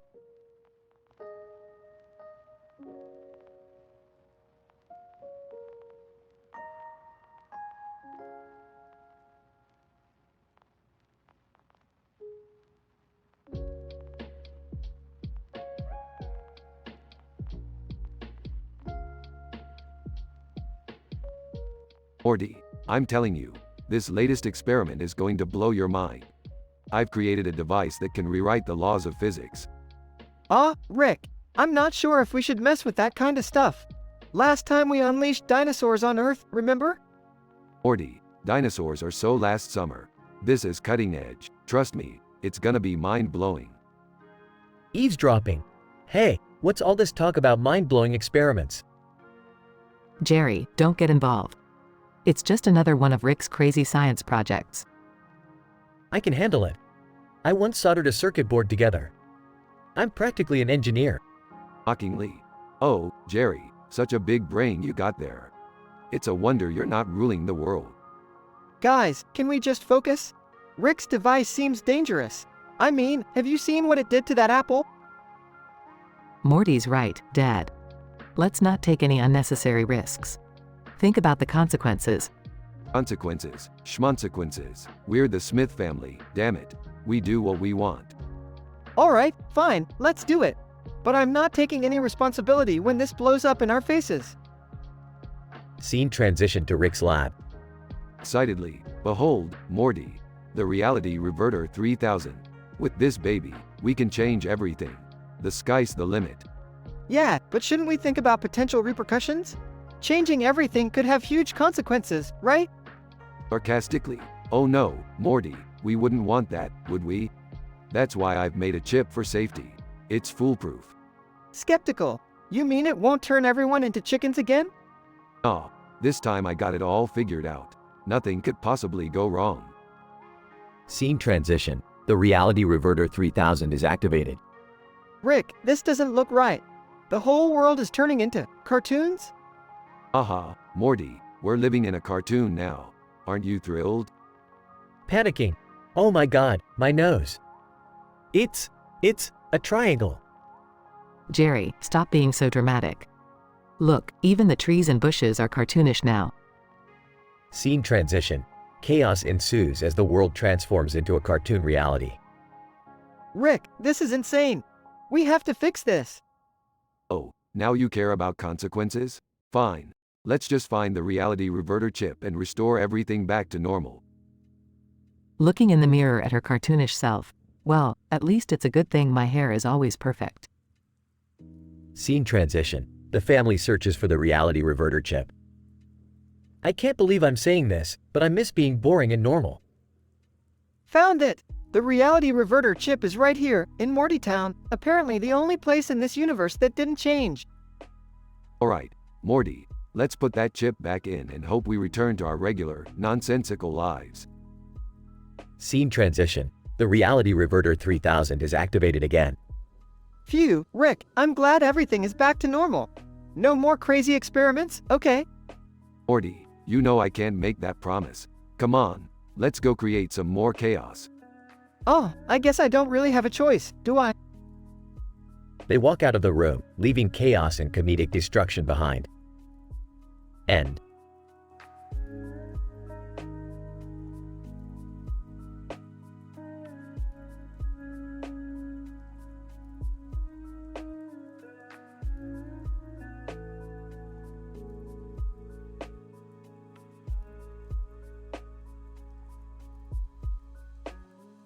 Hey Morty, pass me that flask. I need a little something to warm me up. Rick, I thought we were done with the whole Flaskgate thing? Morty, Flaskgate is just a term the media made up. This is a flaskpocalypse, and I'm the goddamn catalyst. Dad, seriously? Can we have one dinner without you causing a catastrophe? Beth, have you met me? Calamity is my middle name, right above savagery and shenanigans. Guys? Can I get in on this flask action? I could use an adult tonic, you know? Jerry, you couldn't handle the potency of the concoction flowing through this flask if you were strapped to a rocket to the sun with a side of fries. Dad, just stick to your cigarettes over there. Let the adults handle the serious stuff. Morty, don't encourage him. Smoking is bad for you. Oh, please, if smoking was good for you, the Surgeon General would have prescribed it as an antidepressant by now. Dad, that's not how depression works. Well, excuse me, Morty, but last time I checked, I was the genius here. Oh, Don't get me started on who's the genius in this family. I'm just thrilled everyone's smoking crack now. Wait, what? Crack? Who said anything about crack? Jerry, no one said anything about crack. Don't go spreading rumors. I heard what I heard. And I'm finally fitting in with you guys. Jerry, for the love of all that is sane, nobody is smoking crack. Just put down the damn cigarette. Beth, he's finally finding his true calling. Let him have his wild fantasies. You know, like when you thought you were a skilled surgeon. That was one time, Rick. And I was just trying to impress you. Can we all just appreciate that I'm the most interesting person at this dinner table for once? Jerry, you're about as interesting as counting grains of sand in a desert. But I suppose we have to humor you, for scientific purposes. Oh great, now we're studying Jerry? This has gone from absurd to downright ludicrous. Morty, in my lab, absurd is the new normal. Now pass me that cigarette. Maybe the smoke will clear some of this lunacy from my brain. Dad, I can't believe you're still smoking. After all the science you know and understand. Beth, let me enlighten you on a little secret. Science is just a bunch of fancy words to distract from the fact that there are no rules in this universe. It's all chaos, baby. Chaos? Like my life with you guys? Bingo, Jerry, you finally won something in your sad little existence. Enjoy it while it lasts. Okay, let's just. Can we all agree to put this whole smoking, crack, and chaos thing to bed? Can we just have a normal, boring family dinner? Morty, we gave up on normal a long time ago. Now, pass me that flask, Jerry. It's time to embrace the absurdity.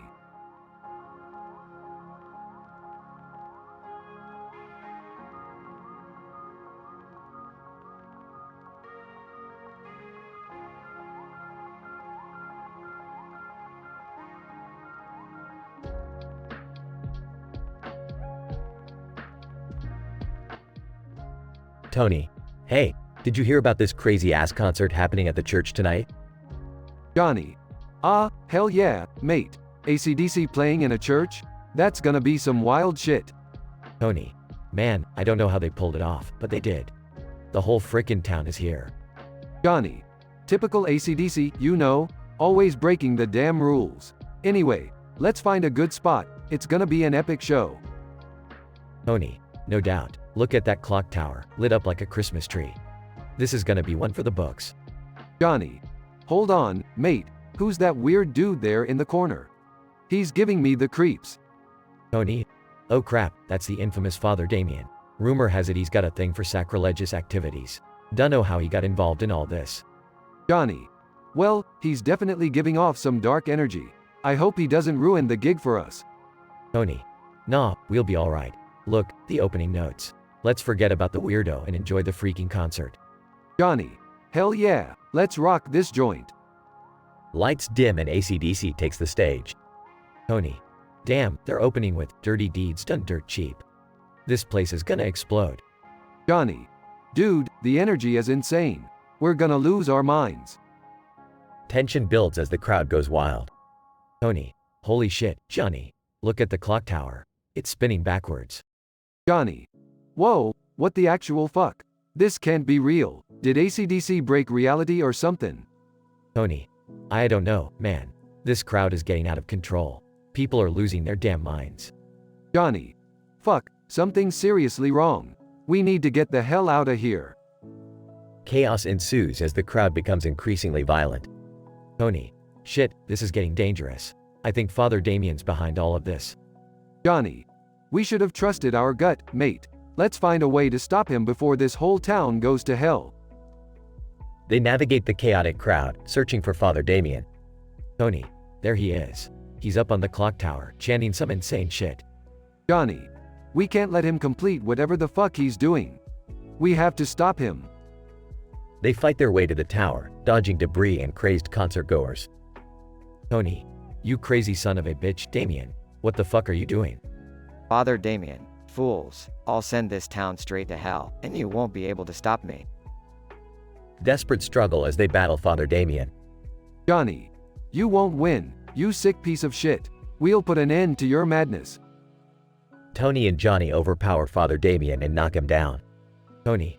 It's done, you sick fuck. The party's over. Johnny. Yeah, enjoy your seat in hell, prick. They make their way back to the crowd, who've calmed down. Tony. Holy crap, that was insane. Never again will I go to a church concert. Johnny. Amen to that, brother. AC/DC sure knows how to give us a night we'll never forget.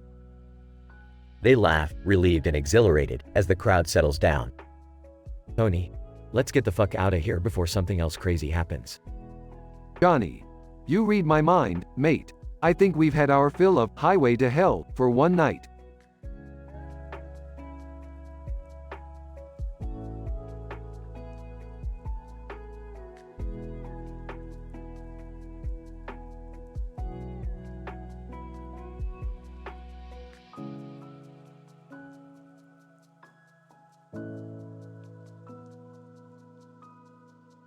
Morty, pass me my portal gun. I just received a distress signal from a planet populated entirely by sentient potatoes. They claim they've discovered the secret to interdimensional travel and they want my help. Rick, do you really think potatoes are capable of such advanced technology?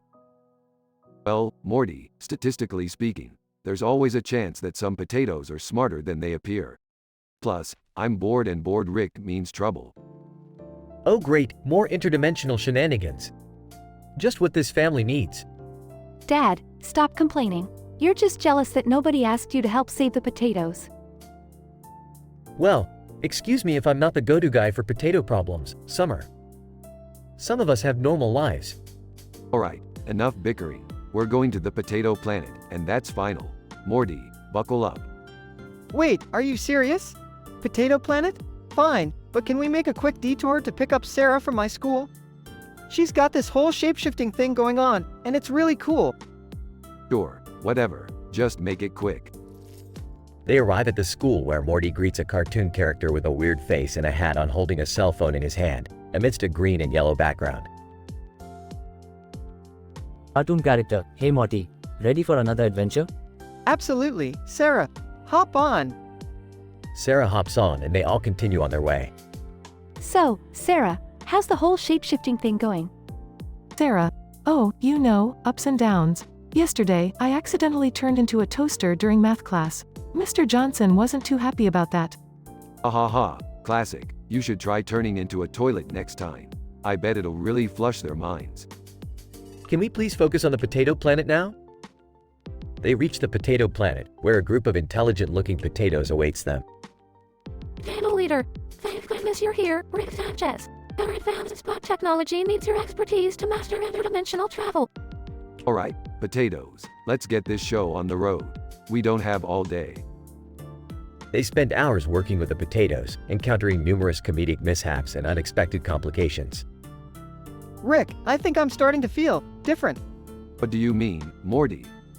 I think I'm turning into a potato. Oh my god, Morty. You're the new potato messiah. This is insane. Why are we even here? Sarah. Jerry, can you just shut up for once? We need to support Morty in this pivotal moment. In a sudden twist of events, Morty fully transforms into a potato. Well, Morty, you've really done it this time. You're officially a sentient potato. Morty, in potato form. Gee, thanks, Rick. Any chance you can fix this? Maybe, but we'll have to set up a potato-to-human conversion lab first. This could take a while. And so, the adventure continues as they strive to turn Morty back into a human, embracing the chaos and absurdity that only the Smith family can endure.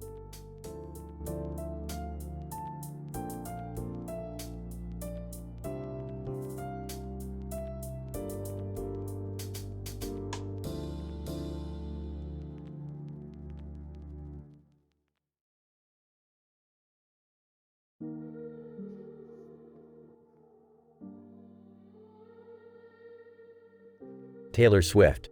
Wow, this place is insane. Look at all these anime characters. Britney Spears. I know, right? It's like we've stepped into a whole other world. Yayan, cosplayer, welcome, ladies. You're in the heart of Otaku Alley, the ultimate destination for anime lovers. How can I assist you? Taylor Swift, we heard this place was amazing, so we wanted to see it for ourselves. We love your cosplay, by the way. Britney Spears. Yeah, you look absolutely fabulous. Yayan, thank you so much. It's an honor to meet both of you. Is there anything specific you'd like to see or do? Taylor Swift, well, we've heard about these legendary cat boys. Are they really as captivating as people say? Britney Spears. Yeah, we've seen some pictures online, and they look pretty intriguing. Galleon. Oh, the cat boys. They are quite the sensation here. Would you like me to introduce you to a couple? Taylor Swift, absolutely. We'd love to meet them. Britney Spears. Yes, please. Galleon. Alright, follow me.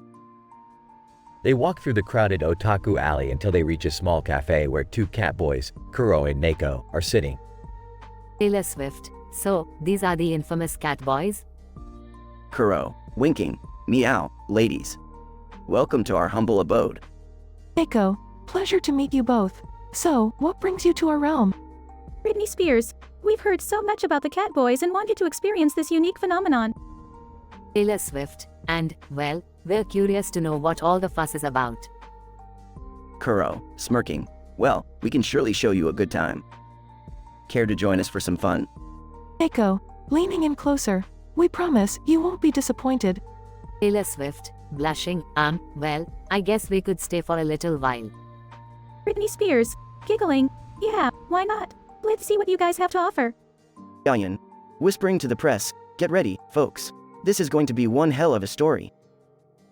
As the night progresses, Taylor and Brittany find themselves entangled in a whirlwind of passion with Kuro and Neko. The press's cameras capture their every move, documenting the scandalous events. Britney Spears, moaning, oh, God, who knew this could feel so good? Taylor Swift, panting, I never knew I had this side to me. It's exhilarating. Kuro, whispering, you're both so damn sexy. We'll make this a night you'll never forget. Neko, growling, oh, trust me, ladies, we're just getting started. As the sun rises, Taylor and Brittany, exhausted but satisfied, bid farewell to Kuro and Neko. Taylor Swift, that was intense. I can't believe we just did all that. Britney Spears, smiling, it was crazy, but also liberating. We needed this adventure. Galleon, approaching, I hope you both had a marvelous time. Taylor Swift, blushing, it was definitely an experience we won't soon forget. Britney Spears, thank you for showing us a side of Otaku Alley we never expected. Galleon, grinning, my pleasure, ladies. Safe travels back to reality. As Taylor and Brittany leave Otaku Alley, the press eagerly awaits their exit, ready to capture their post-adventure reactions. Both women can't help but smile, knowing they've just created a scandalous story that will be talked about for years to come. Taylor Swift and Britney Spears ventured into Otaku Alley seeking a taste of the catboy craze. Their encounter with Kuro and Neko led to an intense, passionate night that left them both changed. Despite the scandalous nature of their escapade, Taylor and Brittany welcomed the liberation and excitement it brought into their lives. The event became a media sensation, forever cementing their visit to Otaku Alley as one of their most memorable experiences.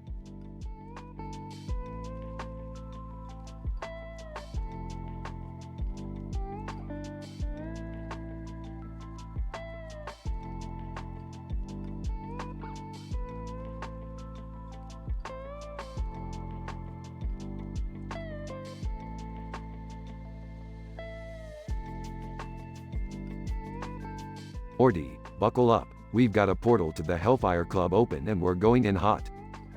Whoa, Rick, this seems a bit extreme. What's up with the Hellfire Club? Well, Morty, it's one of the most exclusive clubs in the multiverse. Rumor has it that Ingrid Moneydoll Watanabe, the beautiful devil herself, dances there. We've got to see it to believe it. You can count me out, Rick. I'm not into demonic dance clubs. I've got a tennis match tomorrow, and I need my beauty sleep. Oh, Jerry, you're just afraid of having more fun than you can handle. Trust me, you couldn't handle Ingrid Moneydoll Watanabe even if she offered herself up to you on a silver platter. Dad, seriously? Can we not have one conversation without it getting creepy and inappropriate? Hey, I call it like I see it, summer. Now let's go, adventure awaits. Scene shifts to the Hellfire Club, with its red and white walls and a red and black ceiling. Wow, Rick, this place is insane. Look at all the bizarre creatures dancing. Yeah, Morty, it's like a cosmic rave crossed with a brothel. Total chaos. And hey, there she is, Ingrid Moneydoll Watanabe in the flesh. Ingrid, sultry voice. Well, look who decided to grace my club with their presence. What brings you to my domain, Rick? Just wanted to see if the hype was real, Ingrid. Gotta say, you live up to it.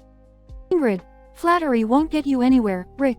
But if you're looking for a good time, I can show you things you've never even dreamed of. Whispering to Morty, should we be concerned that Dad is seriously considering this? Whispering back, more concerned that he's always got this weird connection with cosmic beings. Rolling her eyes. Can we focus on getting out of here alive, please? Ingrid, as tempting as your offer is, we've got places to be, worlds to explore. So, if you'll excuse us. Ingrid, very well, Rick. But remember, I'm always lurking in the shadows. Scene ends with Rick, Morty, Jerry, and Summer leaving the Hellfire Club. Well, that was an interesting detour. Remind me never to take you guys to strip clubs again. Yeah, Dad, maybe stick to the more family-friendly adventures from now on. You know, I think I'll stick to tennis matches. Definitely less weird, even though I always lose. Can we just go home now and pretend this never happened? Fine, fine, party poopers. Let's go back to our boring lives. But hey, at least we've got a good story to tell, right? Scene fades out with the family walking away, shaking their heads.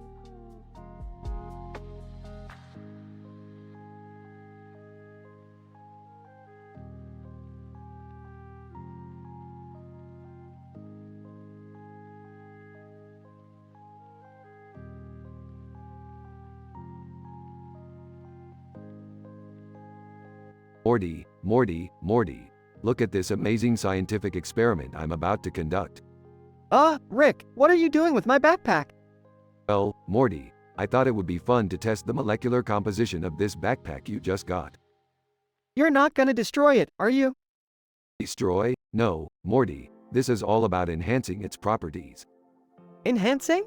Rick, it's just a backpack. I don't see how that's possible. Trust me, Morty, I know what I'm doing. I'm going to give this backpack some serious scientific upgrades. Okay, fine. But please don't ruin it. Ruin it? No, Morty, I'm going to make it 10 times better. Skeptical. Alright, I guess I'll take your word for it. Hey, what's going on here? Is that Morty's new backpack?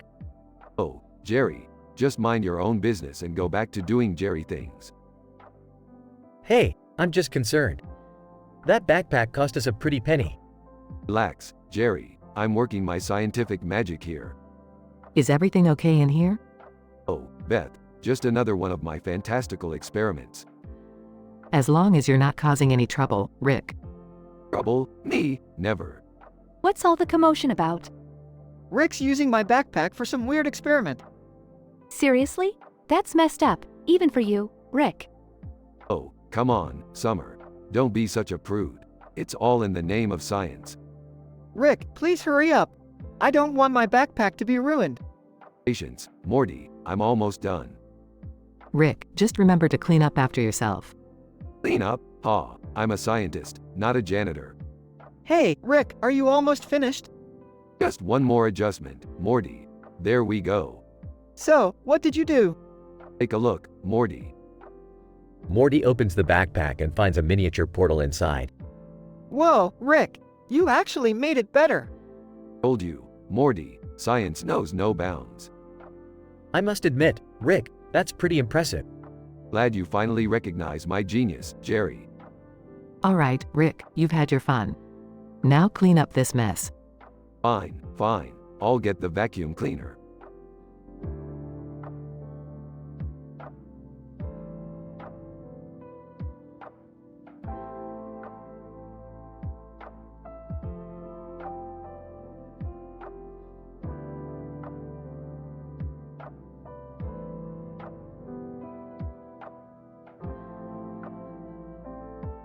Ani, well, kids, it's another beautiful day in our neighborhood.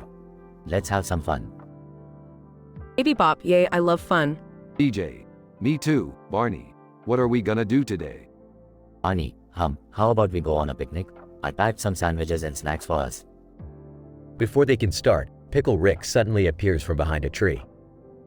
Pickle, well, what do we have here? A bunch of dumb Dino enthusiasts and a jar of pickles. Ani, oh my, who might you be? Pickle, I'm Pickle Rick, the baddest and sassiest pickle around. And those pickles you got there? They're mine. DJ. Wait, you can talk? Pickle, of course, I can. I'm a genius pickle scientist trapped in a pickle form. Now hand over those pickles before things get messy. Baby Bop, but we love pickles, can't we all just share? Pickle share? Ha, I don't share, especially with a bunch of prehistoric rejects. Prepare to feel my wrath. Ani, hold on, Pickle Rick. We're all friends here. Let's find a way to settle this pickle predicament. Pickle, fine, Barney. I've got a challenge for you all. If you can pass the pickle gauntlet, those pickles are yours to keep.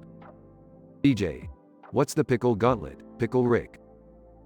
Pickle, it's a series of daring and dangerous pickle-themed challenges. First, you must navigate a field of peas without stepping on a single one. Then, you must find the juiciest cucumber in the patch, avoiding deadly traps along the way. Finally, you'll have to pickle yourselves in a jar of brine for 1 whole hour. Only the bravest and most cunning will win. Ani, well, that certainly sounds like a pickle adventure. Let's do it, kids. They begin the pickle gauntlet, overcoming each challenge with teamwork and creativity. Pickle, impressive. You've made it through the gauntlet. I guess those pickles are yours now. Baby Bop, hooray! Ani, thank you, Pickle Rick. We had quite the adventure today. Maybe you'll come out of that pickle jar someday and join us on more of our fun adventures. Pickle, don't get sappy, Barney. Just remember, I'm still the baddest pickle around. Don't mess with Pickle Rick. The group laughs as they enjoy their picnic, now with a side of extra special pickles. Despite the initial confrontation with Pickle Rick, Barney and his friends were able to prove their bravery and cunning by successfully completing the pickle gauntlet. The adventure not only strengthened their friendship but also introduced them to the quirky and sassy character of Pickle Rick. From then on, their picnic adventures would always have a pickle-induced touch of excitement and humor. It was a day they would never forget, a day they became forever pickle pals.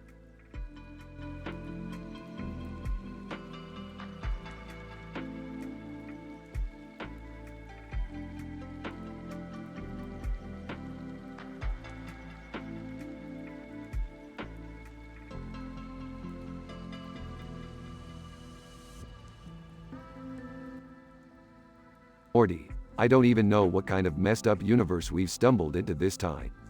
Looks like we've got a large field with a pink tree and a couple of idiots walking through it. Wow, Rick, you're so observant. What's next, Sherlock Holmes? Maybe we should investigate the sushi-filled field with Goku and Ash Ketchum frolicking around like a bunch of demented monkeys. Oh, Morty, you always have to bring up the Hawaiian-shirted idiot, don't you? Goku and Ash Ketchum, a match made in animated heaven. I wonder if their story ends with a happy meal.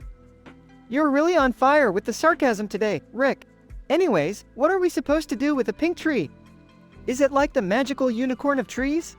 Does it shoot lasers or fart rainbows? Morty, for once in your life, stop asking dumb questions. It's just a tree, probably genetically engineered by some twisted scientist who thought the world needed more color in its life. You know, Rick, I could go for some sushi right now. Maybe we should join Goku and Ash in their infinite sushi field. I'm sure it's healthier than those lousy cafeteria burritos we usually eat. Morty, you're living proof that Darwin had it all wrong. Survival of the fittest clearly doesn't apply to you. But fine, let's go grab some sushi and hope we don't get sucked into some weird anime crossover while we're there. Jerry and Beth approach the field, overhearing Rick and Morty. Jerry, why do you drag me into these crazy adventures with your insane father and gullible son? Trust me, Beth. This is the perfect opportunity to bond as a family. We'll stroll through the field, hold hands, and ignore the fact that a pink tree and 2 anime characters are taking over our lives. Your optimism is sickening, Jerry. But I guess it wouldn't hurt to enjoy some exotic sushi while we're at it. Scene transitions to Goku and Ash Ketchum, frolicking in the sushi-filled field. Goku. Hey Ash, did you ever imagine we'd end up in a field filled with sushi? This is like a dream come true. Ash, you said it. Goku, I can finally catch some rare Pokemon and have an unlimited supply of sushi to keep Pikachu happy. It's a win-win situation. Meanwhile, Rick, Morty, Jerry, and Beth cautiously enter the field. Alright, let's keep our wits about us. We don't want to get caught in some twisted anime-inspired trap. Rick, you need to watch your words. Anyways, what's that big pink sushi tree all about? Is it the holy grail of sushi or something? I don't care if it's the Holy Grail or the Holy Mackerel. I just want to try something that doesn't taste like cardboard for once. Agreed. And if this adventure ends with us becoming anime characters, I swear I'm divorcing you, Jerry. Scene intensifies as a giant sushi monster emerges from the pink tree, threatening to devour everyone. Well, Morty, looks like our luck has run out. Prepare for a sushi-filled apocalypse. Oh great, the universe has officially lost all sense of logic. Next thing you know, we'll be fighting teriyaki-powered zombies. With a sudden twist of fate, Goku transforms into a Super Saiyan and battles the sushi monster alongside Ash Ketchum. Goku, take that, you fishy fool. You can't handle the power of a Saiyan and an anime protagonist combined. Ash, Pikachu, use your Thunderbolt. We're not letting this sushi monster ruin our party. With a combined effort from Goku, Ash, and the Smith family, they defeat the sushi monster and save the universe from becoming an all-you-can-eat buffet. Well, that was unexpected. I never thought our family outing would save the world from a sushi apocalypse. I doubt anyone will believe us when we tell them this story, Jerry. But hey, at least we got a free sushi dinner out of it. Scene concludes with our heroes celebrating their victory, feasting on sushi, and questioning their existence in this crazy, statistically improbable universe.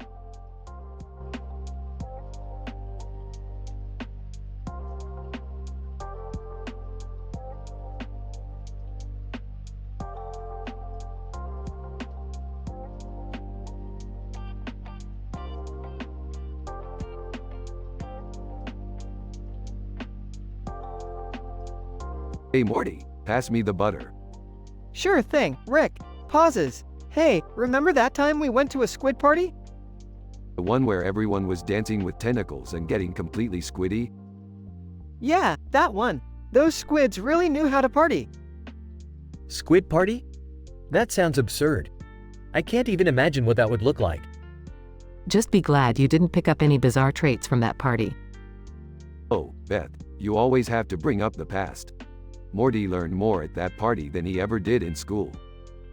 Wait, Morty went to a squid party? Why wasn't I invited? Because you're a huge buzzkill, Summer. You hate squids. I don't hate squids, Rick. They're just a little slimy. Yeah, you're right, Summer. Just like your attitude, slimy. Alright, let's not get all squiddy here. Can we please move on? Fair enough, Morty. How about we talk about that time at the interdimensional casino? Oh, I remember that. The time Rick turned into a slot machine and won our entire house. Good times, Jerry. Good times. Yeah, and remember when we had to fight against an army of giant potato chips? Yeah, and then we all got trapped in a never-ending Szechuan sauce nightmare. Ah, the Szechuan sauce. The one thing that can drive even the sanest of minds to insanity. That's true. It did have some interesting side effects on us all. Size, it's always something, isn't it? I just hope one day we can have a normal family dinner without all this craziness. Jerry, if you wanted a normal family dinner, you should have married a different woman. Rolls eyes. Oh, here we go again. Let's not forget about that time we tried to save an alien planet but accidentally caused an intergalactic war. Yeah, and that time Rick turned himself into a pickle to avoid family therapy. Pickle Rick, that was a masterpiece, Morty. Pure genius. I just can't keep up with all this madness. Can we please just eat dinner and forget about all the insane adventures for one night? Sure, Jerry, let's dig in. But, you know, dinner is always more fun with a side of chaos. Amen to that, Rick. Chaos is our middle name. Size, can we at least try to act like a normal family for once? Normal is overrated, Beth. Embrace the insanity. Pass me the squid, Morty. Let's keep the madness going. Laughs. Squid it is, Summer. Squid it is.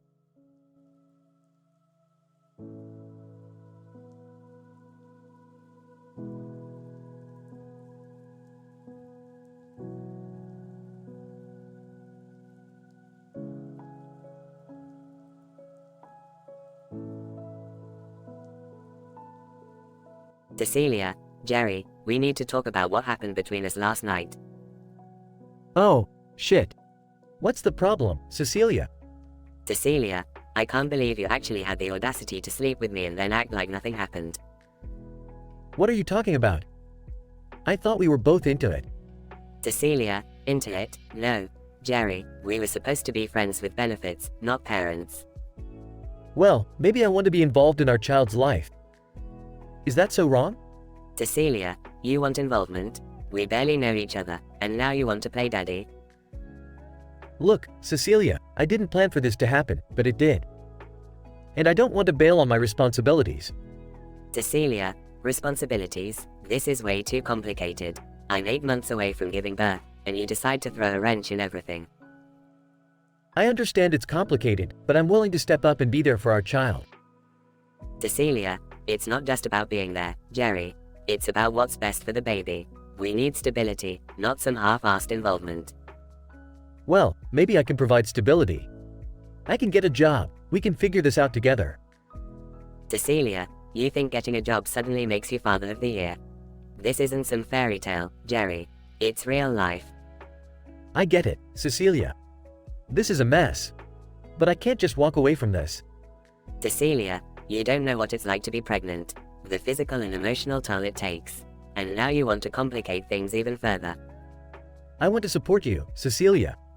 I want to be there for you, for our child. Cecilia, it's not that simple, Jerry. We barely even know each other outside of the bedroom. How can we build a future together? You're right. It's overwhelming. But maybe we can learn to love each other, to make it work for the sake of our child. Cecilia, love, Jerry, this is not a fairy tale romance. We can't force it just because we created a life together. I'm not asking for a fairy tale, Cecilia. I'm asking for a chance to try and figure this out together. Cecilia, fine, Jerry. We'll give this a shot. But if it doesn't work, if we can't make it work for our child, then we walk away. Agreed, Cecilia. Let's do our best for our child, whatever that may be. They both take a deep breath, realizing the uphill battle they're about to face. Uncertainty hangs in the air, but they are determined to try and create a stable future for their impending child.